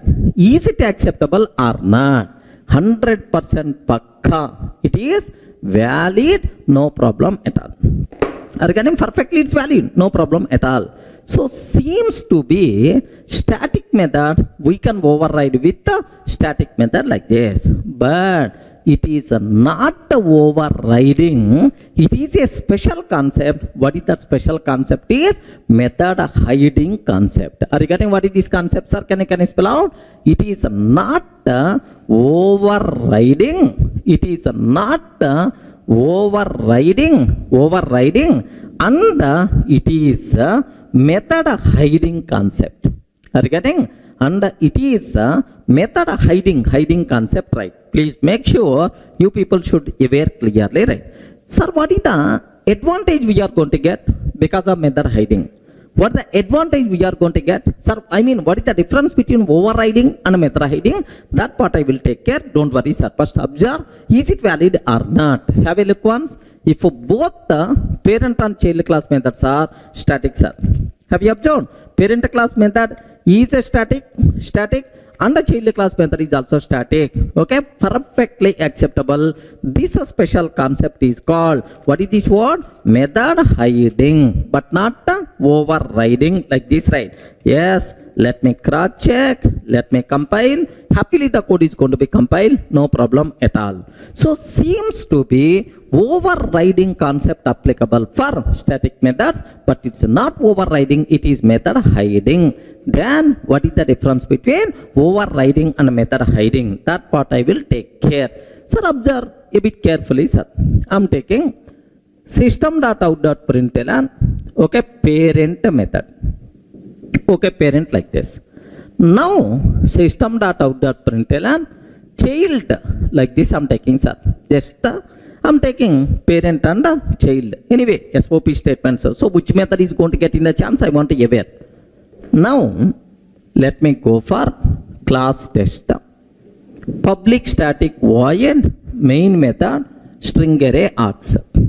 Take very special care, sir. Parent p is equal to new parent, parent p is equal to new parent, p dot m1 method, first case. Child c is equal to new child, c dot m1, second case. Sir, parent p1 is equal to new child, parent p1 is equal to new child, p1 dot m1, p1 dot m1 like this, right? Sir, if it is overriding, method resolution always takes care by JVM based on runtime object. Correct or not? In overriding, method resolution is always takes care by JVM based on runtime object. Sir, here which is the runtime object? Parent. That's why parent method should come. Here runtime object child. That's why child method should come. Here what is the runtime object? What is the runtime object? Child. That's why compulsory child method should come like this, right? If really it is the overriding, definitely this is the answer we have to get. But I told it is not overriding and it is method hiding. That is what you should aware. In method hiding, method resolution always takes care by compiler based on reference type. Remember this one. So if both the methods are static, then it is method hiding. In method hiding, method resolution is always takes care by compiler based on reference type. Sir, if these are not static,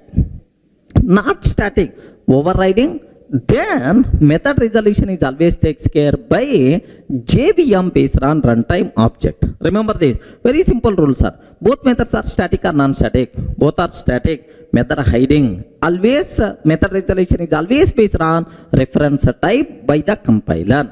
Sir, both are not static. Then overriding. Method resolution is always based on runtime object by the JVM. Sir, now both are static, sir. If both are static, what is the output you will get based on the reference? Parent, child, and here parent. That's why the answer by default we are going to get parent, sir. If it is method hiding, if it is the overriding, then the answer will become parent, child, and then child. Observe the difference. I will explain. I will execute this code. Observe that. Sir, I'm taking same example. I'm taking same example, right? Here just have a look once, sir. I'm trying to take here just public static void m1, system.out.println parent like this I'm taking, sir, parent. Next here I'm trying to take, sir, public static void m1 here just I'm taking child, sir. Now, can you please confirm, is it overriding or method hiding? Sir, it is method hiding. Method resolution is always based on reference type and by compiler. Compiler is the responsible for method resolution and method resolution is always based on the reference type. Okay, well, now parent p is equal to new parent p dot m1, okay, like this. Next child c is equal to new child c dot m1. Next parent p1 is equal to new child p1 dot m1, okay. Observe that, sir. So if it is the method hiding, method resolution is always based on the reference type. Here parent reference we are using, that's why parent method. Regarding that's why parent method we are going to get in the chance. Here child reference I'm using, that's why child method we will get. Next, here parent reference we are using. That's why parent method we are going to get in the chance. Observe that a bit very carefully about this terminology, right? So method resolution is always based on reference type because it is a static method. Now observe that. Now let me save this code. Test.java. Okay, well. Now let me compile this code. Java C test.java. Perfectly valid. Now Java test. What answers are parent, child, parent, parent, child, parent. This is the answer, right? Suppose if both are not static. Sir, if both are not static. If both are not static, can you please tell is it overriding or not? Overriding. Method resolution is always based on reference type. Sorry, method resolution is always based on runtime object. Sir, now here what is the output, sir? Here parent object we are using. That's why parent method. Child object we are using child method. Child object we are using child method. So parent, child, like this we are going to get in the output. But in the answer we are going to get, sir. Here the code compiles fine. The answer by default we are going to get parent followed by child. This is the answer we are going to get, sir. Clear, right? So if both the parent and child class methods are static, then it will become method hiding. If both are not static, then it will become overriding. Take special care overriding with respect to static methods. Clear for all of you, right? Sir, now let me summarize all differences between overriding and method hiding. Sir, with examples we covered already. Sir, now let me summarize that. Sir, first method hiding, second one overriding. Sir, very simple. In method hiding, both the parent and child class methods should be static. If both are static, such type of thing is called method hiding. So if it is the overriding, both parent and child class methods should be instance methods. Correct, right? Now observe. Sir, both the parent class and child class methods should be static if it is the method hiding. Next, both the parent class and child class methods should be non-static if it is overriding. Okay, well. Next, in method hiding, method resolution is always takes care by.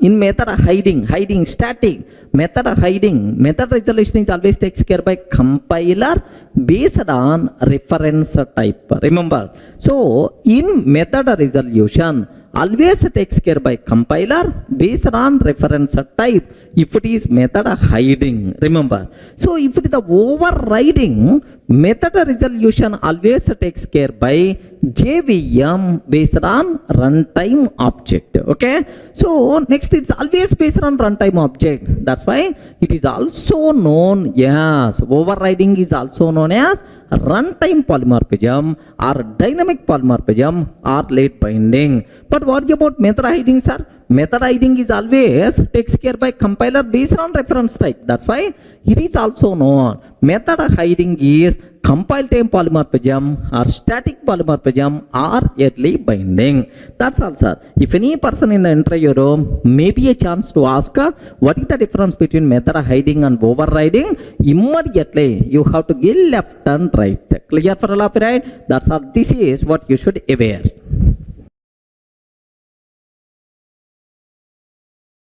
Sir, in the last videos we covered what is overriding, what are various rules related to overriding. Now the next rule, overriding with respect to Var-arg methods. Are you getting what is the topic name? Overriding with respect to Var-arg methods. Var-arg methods, right? So now just take a bit very special care. A bit seems to be very easy, but you require to understand very clearly, right? Just observe that. Have a look once, sir. Class P I'm taking. Regarding class P I'm taking. Sir, here public void m1 of int dot I. Regarding public void m1 of int dot I. Here system.out.println parent. Okay, like sir, in the last sessions we covered what is this. It is method. It is a Var-arg method. you can call this method by passing any number of int values, no problem at all. Sir, you can need not be into time. If you want, you can declare var-arg method which can take any number of string values, right? But this var-arg method can take any number of int values, right? Now I'm taking class C extends P, class C extends P. Here public void m1, public void m1. Here just take a bit very special care, sir. Int I, like this I'm taking. System.out.println child, like this, right? Of course, this is the child, like I'm taking. Sir, it is the parent class. This is the child class. Inside child class, public void m1, int I, like I'm taking, sir. Sir, now my requirement here is, observe carefully, I'm taking class test, public static void main method, string array args, public static void main string array args. Here my target is parent P is equal to new parent. Parent P is equal to new parent. Parent reference, parent object, P dot m1 method by passing 10 as the argument. First one, sir. Second one, child C is equal to new child C dot m1 of 10 I'm taking. Next, here parent P1 is equal to new child. Sir, parent reference can be used to hold child object. P1 dot m1 of 10 I'm taking, sir. Can you please tell what is the output we are going to get? Please respond. Sir, observe both, and can you please tell what is the output we are going to get? Yes, very simple. Sir, overriding, in overriding, method resolution is always takes care by JVM based on runtime object, because in the child class m1 of int method is there. Here m1 of int dot. Anyway, m1 of int 10 means always based on runtime object. That's why here, sir, it is the parent because runtime object is the parent object. It is the child because runtime object is the child object. Next, here also parent reference child object. So based on the runtime object, child method is going to get in the chance, like that, right? Regarding child method will get the chance, like you can. If I can ask this question in my offline sessions, 99% of the people are going to tell, yes sir, same parent, child, we are going to get the output, right? No sir, no, we are not going to get this output. There is a small change is there in the output. Observe very carefully, it is the var-arg method. But this one is what? Normal method. It's not var-arg method. So here method names are same, but the arguments, the types are different. Method names are same, but argument types are different, means overloading but not overriding. So var-arg method you can't override with the normal method. If you are trying to override with the normal method, it will become overloading but not overriding. Are you getting the point, right? Sir, now have a look once. It is overloading. It is overloading but not overriding. Okay, because we are trying to override with the normal method, arguments are different, that's why it will become overloading but not overriding. Okay, well, in overloading, method resolution is always based on reference type. Who is going to take care? Overloading method resolution? Compiler. Overloading method resolution is always takes care by compiler based on reference type. That's why here which reference I'm using? Parent reference, parent method. Which reference I'm using? Child reference, child method. Which reference I'm using? Parent. That's why the output we are going to get parent but not child. Observe, a bit dangerous concept. You people should have clear clarity about this terminology, right? Are you getting the point, right? Sir, now let me execute this code. Observe carefully, right? Here, same example. Here this is what we call Var-arg method, and this one itself is a normal method. Again, first one is the Var-arg, second one normal method. Parent P is equal to P1 dot M1, sir, child like this, right? P1 dot M1 like. Sir, now observe, sir, Java C test.java. Happily the code compiles fine, no problem at all. Sir, Java test. Have a look once. Here, is it overloading or overriding? Please respond. Is it overloading or overriding? Yes, it is. This one is overloading or overriding? Overloading. Because the reason for that is, why these two methods are overloaded is, here argument types are different. Have you observed, right? In this case, arguments are int ... but here int only. Argument types are different. That's why it is the overloading, right? In overloading, method resolution always takes care by compiler based on the reference type. That's why, do you know what will happen is, here which reference we are using? Parent reference. That's why which reference we are using, sir? Parent reference, parent method. Child reference, child method. Parent reference, parent method. Because it's the overloading, right? So the output we are going to get, first one is the parent. Next, second one here is child we are going to get. Next, third one here we are going to get, sir, parent. Third we are going to get parent, right? That's all. So this is what you people should be aware. Sir, observe. Let me execute. Parent, child, parent. Is it clear for all of you, right? That's what is. So we can't override Var-arg method with the normal method. If you are trying to override Var-arg method with the normal method, it will become what? Overloading, but not overriding. Okay, well, sir, I want to override Var-arg method. I want to override Var-arg method. What is the possibility? Happily, child class method also, if you can make as Var-arg, then it will become overriding. Observe carefully, right? Here I am taking M1 of int dot I. Are you getting? Now child method is also Var-arg. Parent method is Var-arg. Sir, if both are Var-arg, now it will become what?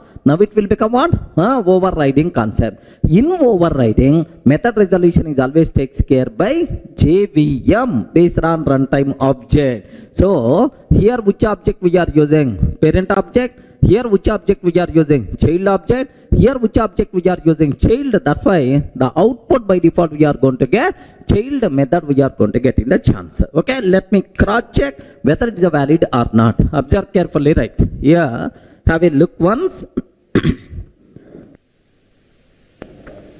Have a look once. Here child method also I'm taking child method also I'm trying to take. Here M1 of int dot. Sir, now is it overriding or overloading? Please respond. Is it overriding or overloading? This one is overriding. This one itself is overriding. Okay, now have a look once, sir. Observe that. Happily the code compiles fine. What is the answer we are going to get, sir? Parent followed by child. Parent followed by child. Like this the output we are going to get, because it is always based on runtime object. So this is the rule you people should be aware with respect to Var-arg methods. Clear, right? Let me repeat. Sir, we can't override Var-arg method with the normal method. If you are trying to override Var-arg method with the normal method, it will become overloading. Var-arg method you should override with the Var-arg method only. Clear?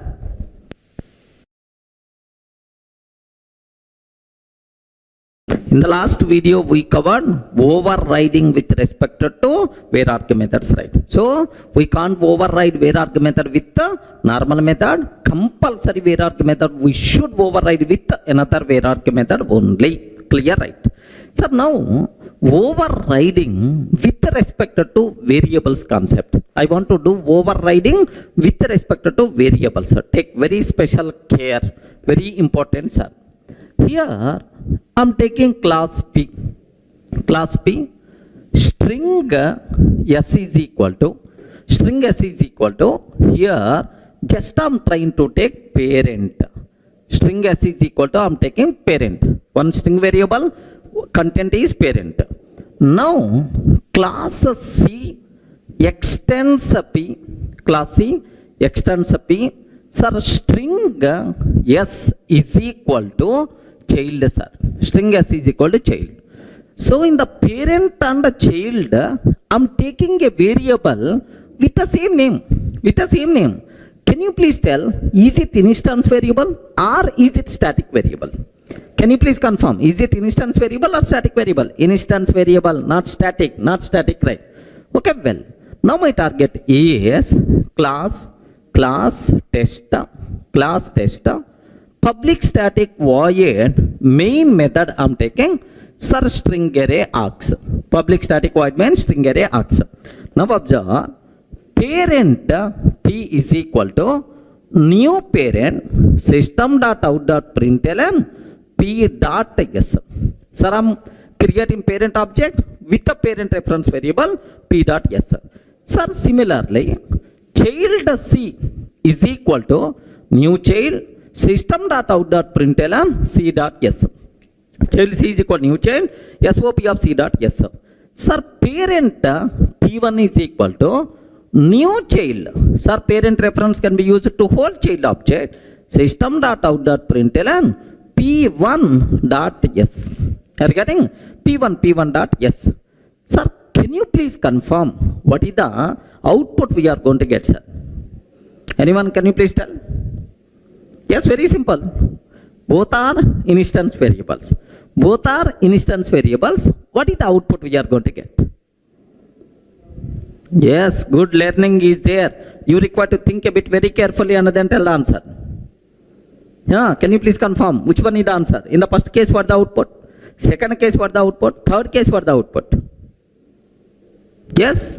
Now, my target is both are instance variables. Correct, right? So, if both are instance variables, okay? Both are instance variable.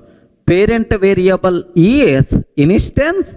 Sir, child variable is also instance, right? Both are instance variables. What is the output? Now, parent variable is sir, static, but child variable is non-static. What is the output? Observe carefully. Parent variable is static variable, but child variable is non-static variable. What is the output? Parent variable non-static,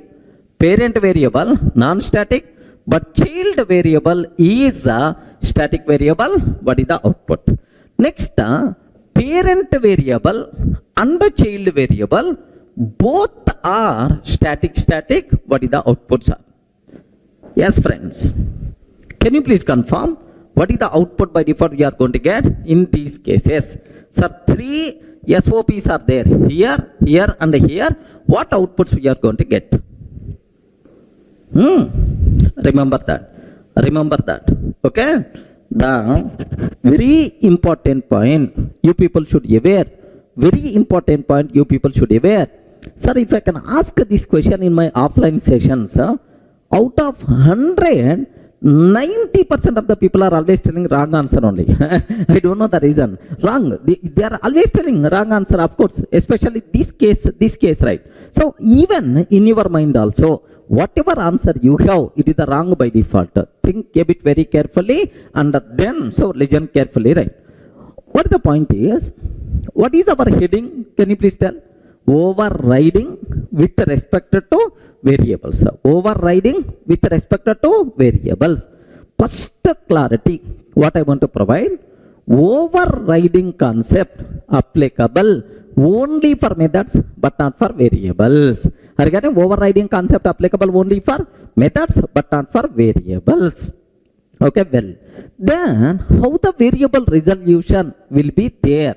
Variable resolution is always takes care by compiler. Variable resolution is always takes care by compiler based on reference type. Are you getting? Variable resolution is always takes care by compiler based on reference type. Remember.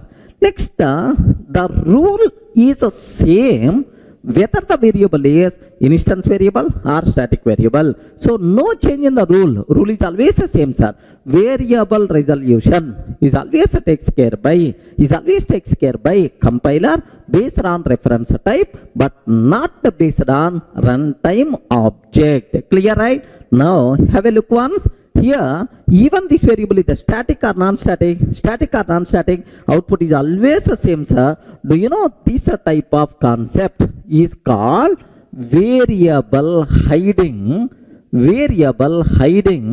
or shadowing. Are you getting? This type of concept is called variable hiding or shadowing.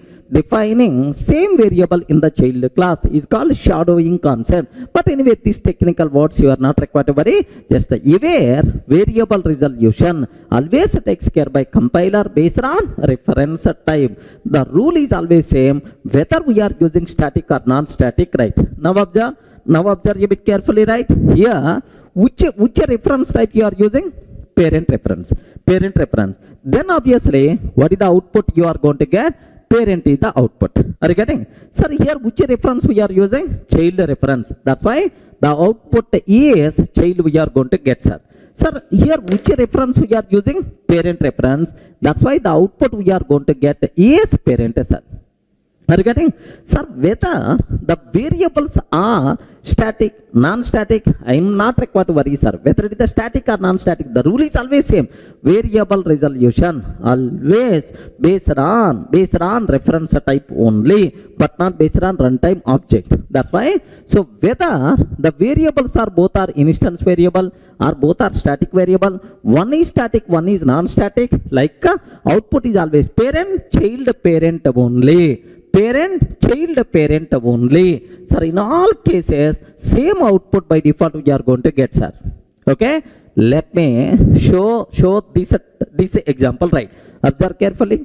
Here observe that. This is the string. This is the string S is equal to parent.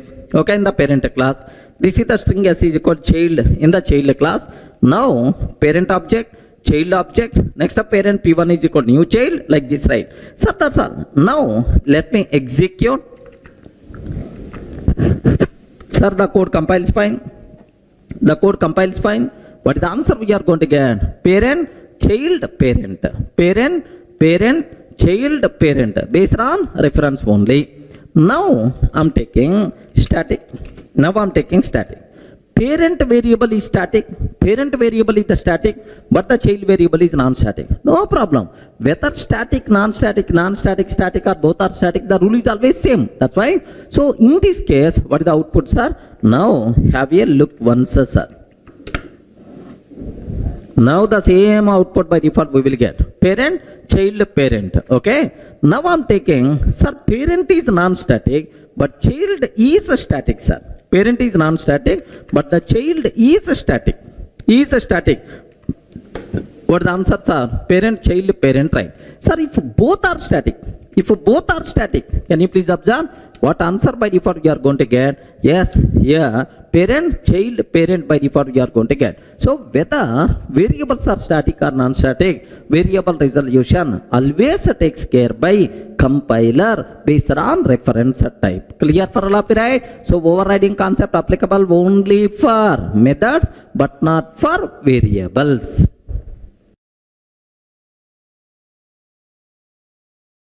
Sir, almost we did postmortem on overloading and overriding. Sir, let me summarize the differences, comparison between overloading and overriding, right? Have a look once. Sir, comparison between overloading and overriding. Sir, with respect to which property we have to compare? Overloading and overriding. Observe carefully, sir. The first property, method names. Sir, in overloading, method names must be, can you please tell? In overloading, method names must be same. Same. In overriding also, method names must be same. Remember that, must be same. Whether it is overloading or overriding, method names must be same. Second point, argument types. Are you getting argument types? Do you know in overloading, argument types must be different, sir? Have you remembered?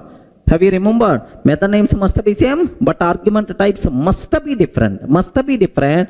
At least the order. At least the order. Order like. Sir, what about overriding? In overriding, argument types must be same. Are you getting? Here must be same, including order. Must be same, including order. So it should be compulsory, sir. Must be same. So do you know method names and argument types is also known as method signature? Are you getting? In overloading, method signature must be different because of different argument types, but in overriding must be same like this, right? Sir, next private final static methods. Are you getting? Private final static method. Private methods can be overloaded, static methods can be overloaded, final methods can be overloaded. Are you getting? No restrictions in overloading, sir. Can be overloaded, no problem at all.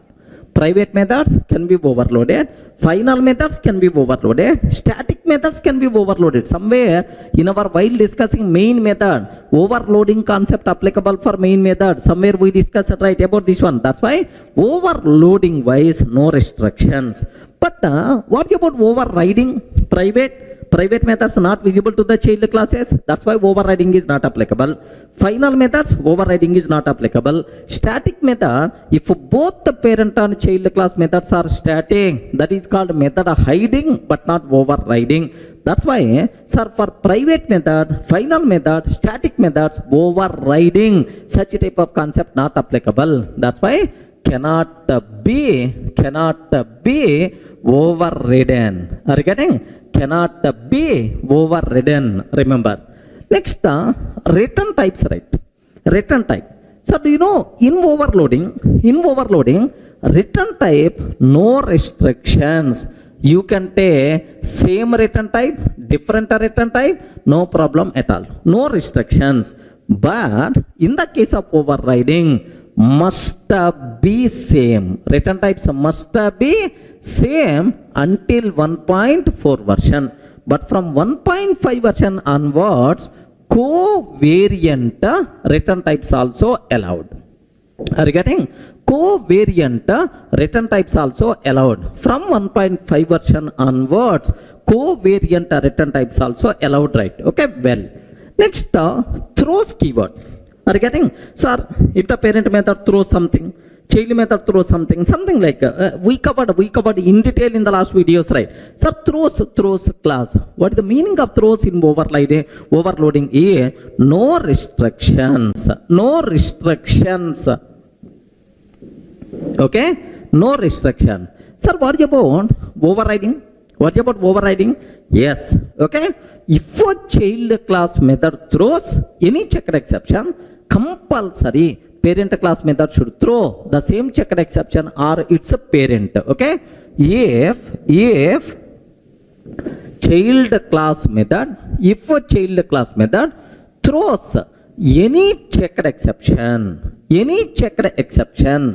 any checked exception, compulsory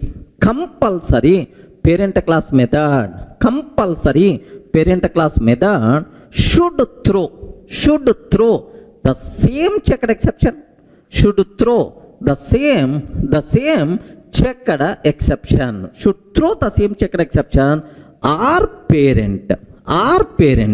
So if a child class method throws any checked exception, compulsory parent class method should throw the same checked exception or parent. Okay, what about unchecked exception? No restrictions. Remember that. Sir, next method resolution.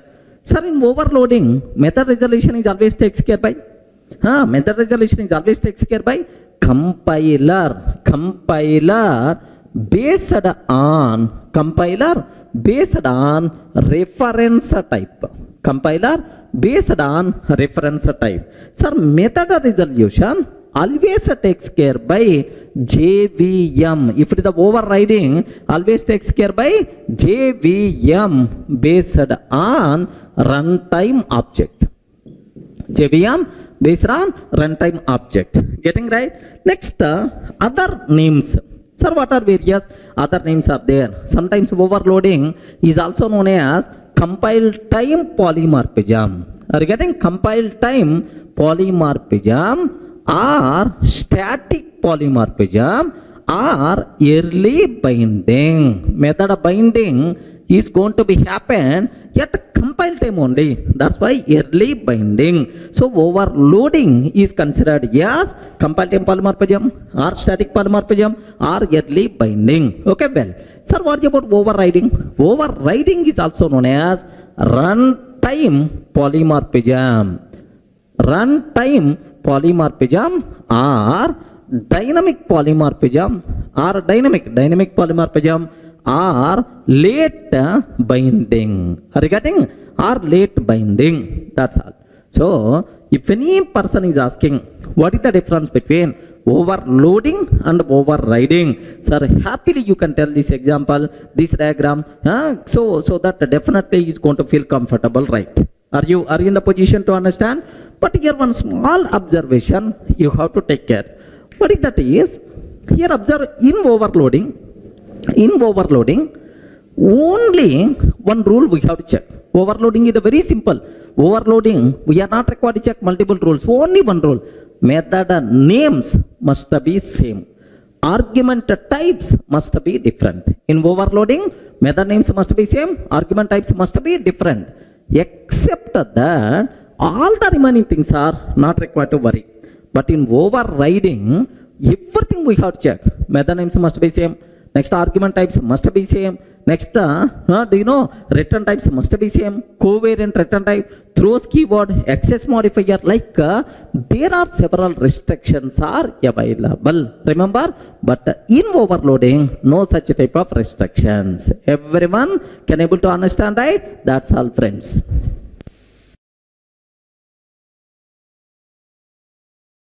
Sir, in the last videos we covered what is overloading, what is overriding. It's very clear for you people, right? Sir, let me summarize all these things under single roof. Okay, is something like polymorphism. Sir, first, can you please tell what is polymorphism? Can you spell out, sir? Polymorphism. Do you know, from our childhood onwards, we already aware this one. Sir, poly means many. Are you getting? Poly means many, sir. Many. Next, marps. Are you getting? Marps. Marps means forms. Marps means forms. Poly means many. Marps means forms, right? Okay. So polymorphism is nothing but many forms. One name, but multiple forms. One name, but multiple forms is the concept of polymorphism. Poly means many, man. Morphs means forms. Many forms is called polymorphism. Somewhere you may see Polytechnic College. Regarding Polytechnic College, so there multiple technologies are available. Next, polyclinic. Okay, like there multiple expert doctors are available. Polyclinic, polygon. Next, polytechnic is by default considered as polymorphism, right? Sir, can you please can you please understand this? Let me explain a small layman example. Sir, do you know best example for polymorphism is yourself only. Yourself only is the best example, sir. Assume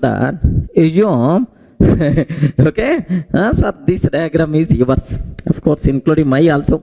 Okay, this is assume that, sir, this is yours. Now, do you know yourself? He is the best example for polymorphism. How, sir? Like best example, sir, if you are there within the house, in front of your parents. If you are there at home, in front of your parents.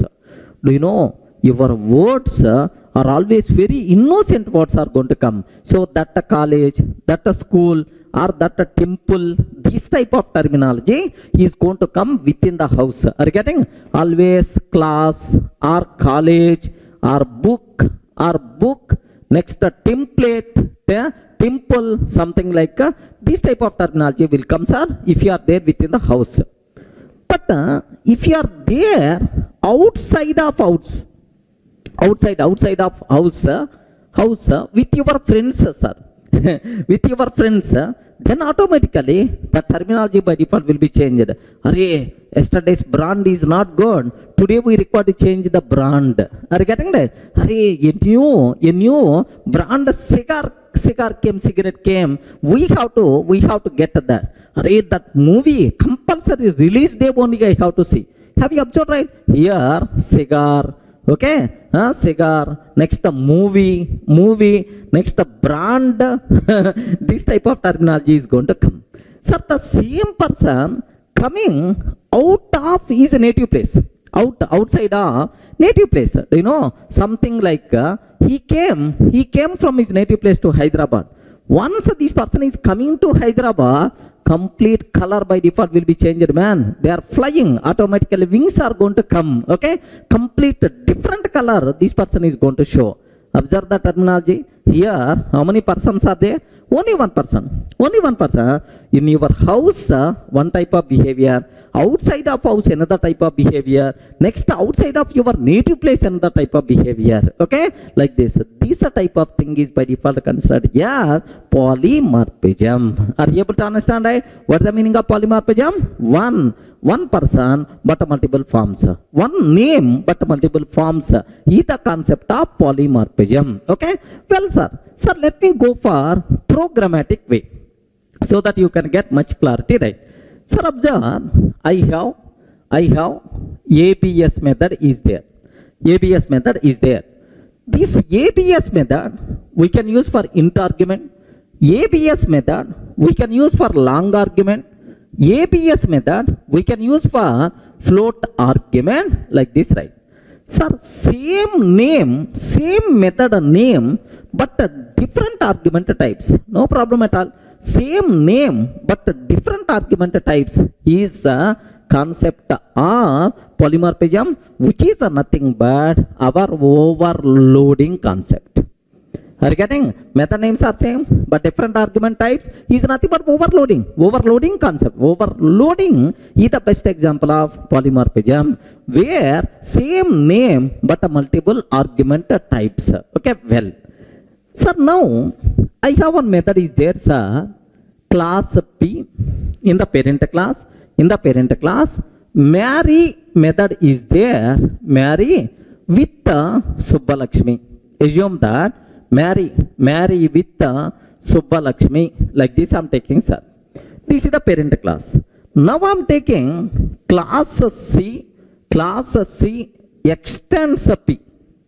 Class C extends P. Now I'm taking marry method. Okay, system.out.println, marry method, system.out.println, some khatirna, like this I'm taking, sir. Do you know, if the child not satisfied with the parent method implementation, then the child is allowed to redefine that method based on its requirement. What is this concept? What is this concept? Overriding. Have you remembered? So here have you observed? Define. So method is the same. But in parent class, one implementation, but in the child class, another implementation. Same method, but multiple implementations. Are you getting? Multiple implementations. One implementation in the parent, but second implementation in the child. This concept is nothing but what? Overriding is the best example for polymorphism. Are you able to understand, right? So what is the meaning of polymorphism? One name but multiple forms is the concept of polymorphism. Can you give an example for polymorphism, sir? Overriding, like this. Clear? Sir, now it is very clear what is polymorphism. Now there are two types of polymorphism is there, sir. One is static polymorphism. Static polymorphism, or compile time polymorphism. Static polymorphism or compile time polymorphism or early binding. Have you remembered somewhere we discussed about these things sir, one is static polymorphism or compile time polymorphism or early binding. Next, the other thing is dynamic polymorphism or runtime polymorphism or late binding right. Now, sir, do you know static, compile time or early binding? For these examples, if you consider, overloading is the example where method resolution is going to be happen at a compile time only, at a early time only, early binding. That's why overloading is an example of compile time polymorphism. Next, method hiding is the example of polymorphism. Observe that. Overloading, method hiding, these are examples, right? Similarly, sir, dynamic or runtime or late binding, sir, which is the example here? Just overriding is the example. Overriding is the example of dynamic polymorphism. That's all. So, what is polymorphism? Overloading and overriding. How these two things are related to polymorphism? I hope it's very clear, because here method names are same. But argument types are different. One name but multiple forms. Polymorphism. Here method names, method hiding, parent and child method. Sir, both are static. In the parent, one implementation, but in child class, another implementation. Even in the overriding also, parent, same method, same arguments, but in parent one type of implementation, but in child another type of implementation. That's why it is also considered as overriding. Clear? It's also polymorphism. Clear for all of you, right? Sir, I hope it's very clear for you what is polymorphism, right? Sir, in the internet there was one joke which is very largely circulated joke, sir, about polymorphism. Just I want to share with you people. But don't ask whether this statement is correct or not correct and so on. I'm not having any idea about this. Just have a look. Just for fun sake, I want to show for you, right? Have a look once. Sir, have you observed? A boy starts love with the word friendship. A boy starts love with the word friendship. But a girl ends love with the same word friendship. Are you getting? Girl ends love with the same word friendship. Word is the same, but attitude is different. This beautiful concept of oops is nothing but polymorphism. Observe a bit very carefully, sir. Do you know, even in my local language, in the local language movies, Telugu movies, right? There are several movies are there, sir. Hero is going to see heroine at bus stop. Then automatically hero is going to introduce her. Why don't you friends, okay, today onwards, like. Then, so friends only, right? She is going to accept. Then he is going to use the word friendship to start his love. In the middle, at interval time, heroine is going to come. She is going to keep wedding card in his hand saying, we are friends forever. Are you getting right? We are friends forever. Okay, like. So observe that word, the word friendship, to start love, to end love. Whether, sir, boy is going to do or girl is going to do, I don't know that. If you want, you can interchange these words also, just for fun's sake, which is more very popularly circulated in the internet world, okay, about polymorphism. Just for fun's sake, I'm covering. Okay, don't take it negative way, sir. Thank you.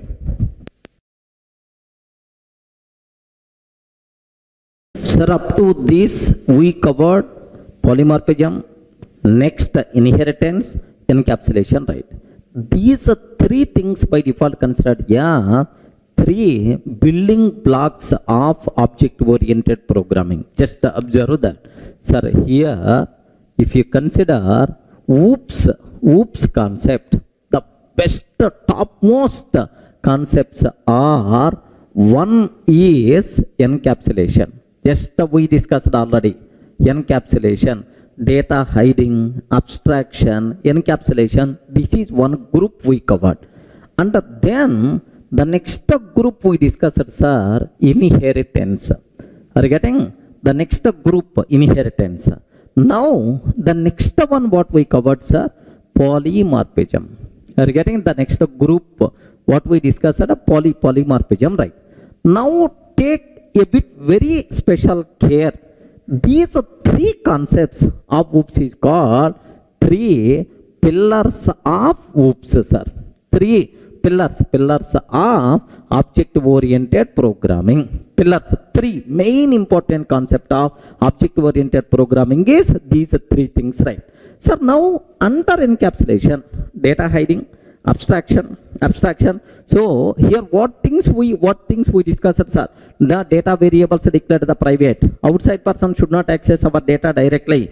Next, in the case of abstraction, hiding internal implementation. So outside person doesn't aware our internal implementation, how we implemented, right? So this group always talks about one very important word, security. Are you getting? What is the main purpose of encapsulation? Is security biggest advantage, right? Next, inheritance, right? What is the biggest advantage of inheritance? Sir, are you getting? We can extend existing functionality with some more extra functionality. Next, whatever methods present inside parent class automatically available to the child, we are not required to rewrite. Correct or not? Whatever methods available inside parent automatically available to child class, we are not required to rewrite.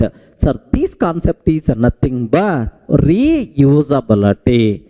Are you getting? Code reusability is the biggest advantage of inheritance concept. Remember that. Next, what is the last concept, sir? Do you know what is the last we covered? Polymorphism. Under polymorphism, overloading concept, overriding concept, data hiding concept, like multiple things we covered, right? Okay. Sir, polymorphism, the biggest advantage is same method, multiple implementations. Same method, multiple argument types. So programmer having more flexibility because of this polymorphism concept. Are you getting? So here the biggest advantage the programmer is going to get flexibility, sir. Flexibility. Sir, same name, same method name he can use for a different type of arguments. Are you getting? Same method and name he can use for different type of argument. What is this concept? Overloading. Next, same method in parent, one type of implementation. The same method in child, another type of implementation. What is this concept, sir? This concept itself is nothing but what? Overriding. Are you getting? Similarly, here observe. Same reference. Sir, parent reference can be used to hold child object. Parent reference can be used to hold child object. It is also same reference, any child object you can hold. It is also polymorphism only. Sir, best example, if you consider, best example, if you consider list collections concept. Have a look once, collection, under that list is there. Under this list, array list, linked list, vector and then stack is there, sir. Now observe, list L is equal to you can use new array list, list L is equal to you can use a new linked list, new vector, new stack. Sir, same reference, same parent reference, but any child class object you can take. It is also polymorphism only, right? So more flexibility the programmer is going to get because of polymorphism, right? Are you able to understand? So which three concepts are called three pillars of object oriented programming? One is encapsulation, inheritance, polymorphism. Encapsulation talks about security, inheritance talks about reusability, and polymorphism talks about flexibility. You people should be aware these three things are called three pillars of object oriented programming. Clear, right?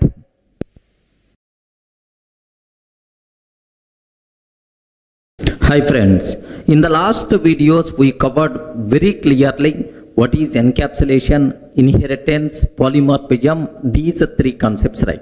Sir, now the next very important concept what we have to discuss, a bit confusion topic. What the topic is? Object typecasting. In the fundamentals, we covered already primitive typecasting. Now it is object typecasting. How we can able to do that? Sir, before explaining this concept, of course, let me ask a small question. How many people are in a position to answer? Just observe that I have here I'm taking object O is equal to new string of Durga. Object O is equal to new string of Durga. 100% pakka it is valid because parent reference can be used to hold child class object, no problem at all. Are you getting right? Sir, now here string buffer SB is equal to string buffer SB is equal to string buffer of O, sir. String buffer SB is equal to string buffer of O. Like this I'm taking, sir. Sir, this is my code. Can you please tell, here we are performing typecasting. Sir, this object type, internal string object is there. Now I'm trying to typecast to string buffer like this, right?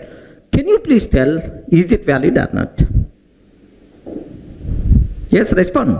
Is it valid or not? Yes. So, some people may feel compile time error. Some people may feel runtime exception. Some people may feel, sir, perfectly it is valid, sir, because we are performing typecasting. Some people may feel.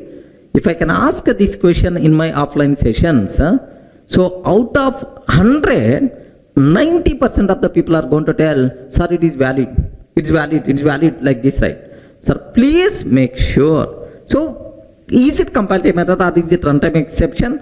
Or otherwise, is it valid or not? We should be in a position to tell very confidently. Just a matter of 3 rules are there for this object typecasting. If you can aware these 3 rules, you can give left and right for such type of questions, no problem at all. Are you getting right? So those 3 rules you people should aware. But anyway, sir, I'm not going to tell whether it is valid or not. Even I too don't know. We will discuss the 3 rules. Once 3 rules completed, then you should be in a position to tell very confidently, sir, is it compile time error? Is it runtime exception? Or is it valid or not? Happily you can able to tell. Just observe that, sir. So now here, what is the syntax for typecasting? Have you observed? This is something like A. Assume that A. And B. This is a reference variable B. Next, it is the C. Next, it is the D. Sir, observe that A, B, C, D. Syntax for typecasting, right? Now, what is the syntax here? Is A, B, C, D. Are you getting? This is the syntax for typecasting, right? Now, what we are doing? Observe this one. We are converting D type object to C type. Are you getting what we are doing, sir? We are converting D type object to C type, and we are assigning this C type object with the A type reference variable. Listen very carefully, sir. Very important point. We are converting D type object to C type. Now the type will become C type. Now this C type object we are assigning to A type reference variable. Okay, we are assigning with the A type reference variable, right? Now here in this typecasting, so what compiler will check, what JVM will check, just there are 3 mantras are there. Okay, if you aware these 3 mantras, then automatically nothing will be there in the typecasting, right? Are you getting? So compiler is going to check 2 conditions. JVM is going to check only 1 condition. Total how many rules are there? 3 rules are available. In the 2 rules, 2 checkings compiler is going to perform, but 1 checking or 1 rule, JVM is the responsible to do that. Okay, well, sir, what compiler is going to check? Very simple, sir. Very simple. First compiler will check whether this conversion is legal or not, because we are trying to convert D type into C type, D type into C type. That's why whether this conversion is legal or not, compiler will check. Once this conversion is legal, then compiler will check is this assignment is the legal or not. Regarding this assignment itself is legal or not. These are the two conditions compiler will check, sir. Clear for all of you, right? Now the important point, sir, what compiler is going to check, sir? Whether this conversion is legal or not. Compile time checking 1. Compile time checking 1. Observe very carefully, sir. So the point is, sir, whether this conversion is the legal or not, how the compiler is going to decide? The type of D and C must have some relationship. Are you getting? The type of D and C must have some relationship. Either parent to child or child to parent or same type. Are you getting? Either parent to child or child to parent or same type. If there is no relationship, then immediately compile time error you are going to get saying inconvertible types or something like that. Are you getting? Immediately compile time error you will get. So can you please repeat again? What is the first rules are? The type of D and the C must have some relation, either parent to child or child to parent or same type. Otherwise, compile time error we are going to get. So this is the rule 1. What compiler is going to check, sir? Sir, now observe a bit carefully this example, sir. Here I am taking. Sir, here we are performing typecasting. Okay. Sir, string buffer SB is equal to string buffer of O. Already I told this example at the beginning. Can you please tell O is what type? Please respond. O is what type? O is what type? Object type. Are you getting? O is what type? Object type. C is what? String buffer. So the type of D and C must have some relation. Sir, object and string buffer, parent to child relationship is there. That's why happily rule 1 passed. Are you getting? Rule 1 satisfied, no problem at all. Are you able to understand, right? So compiler, what thing it is going to check, sir? The type of D and C must have some relation, either parent to child or child to parent or same time. If there is no relation, immediately compile time error we are going to get. Clear, right? Sir, now let me execute this example, right? Observe carefully. Here I am taking just a class test. Here I am taking, sir, object O is equal to new string of Durga. I am taking object O is equal to new string of Durga. String buffer SB is equal to new string buffer. String buffer SB is equal to new string buffer. Sorry, here just I'm trying to type as string buffer of O. I'm taking, sir. Are you getting? Sir, now the type of O. What is the type of O? Object and string buffer having some relation. That's why happily the code is going to compile, no problem at all. But I'm not talking about runtime. I'm talking about only compile time. First rule satisfied. Observe that carefully, sir. Here let me take this code, sir. Let me compile. Let me go to my location, current working directory. Here just Java C test.java. I'm not going to get any error because there is a relation is there. Sir, I'm not going to execute, sir. Just a compilation. Up to compilation only I'm telling. Yes, rule 1 satisfied. No problem at all, right? Sir, up to this, any doubt about rule 1? The type of D and the C must have some relation. Let me take one more example so that you may get much clarity. Here, see this one. Here I'm taking, here I'm taking, sir, observe carefully, string S is equal to new string of Durga. I'm taking string S is equal to new string of Durga. Which reference I'm using? String reference and string object. Internally which object is there? String object, string reference, right? Now string buffer SB. String buffer SB is equal to string buffer of S. string buffer SB is equal to string buffer of S. Sir, have you observed? The type of D, the type of C. Sir, do you know there is no relation? S is what type? String type. String and string buffer, no relation at all. If there is no relation, immediately compile error by default we are going to get. Are you getting the point, right? Sir, let me execute. Immediately compiler will give left and right. Observe carefully, sir. Here I am taking. Here I don't want to take this one as the object type. Let me take a string S, and here I am taking S, sir. So S is a string type, and we are trying to convert string object to string buffer. There is no relationship between string buffer and string. Immediately we are going to get error. Compile error we are going to get, sir. Have you observed? Have you observed, right? What that compile error? Incompatible types. String cannot be converted to string buffer. Incompatible type. String cannot be converted to string buffer. This is the compile error we are going to get. Any doubt? Any doubt? Are you able to understand, right? So rule number 1, the type of D and the C must have some relation. Okay, well, sir. Now the next point. What is the second point, sir? Once this typecasting is valid, then what the compiler will check, sir? What is the compile time checking to? Compiler will check whether this assignment is the legal or not.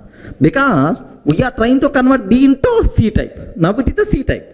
Now this C type object we are assigning with the A type reference variable. This assignment is legal or not. Compiler is going to check, sir. So how the compiler will check? Very simple, sir. Sir, this is C type object, but we are using A type reference variable. Can you please guess, sir? If you want to use a reference variable for an object, this reference variable can be same type or parent, because parent reference can be used to hold child class object. That's why the second rule is, so C must be either same as A or it's a child type. C must be either same as A or it's a child type. Okay, that's what you people should be aware. So C must be either same as A or it's a child type. If for this condition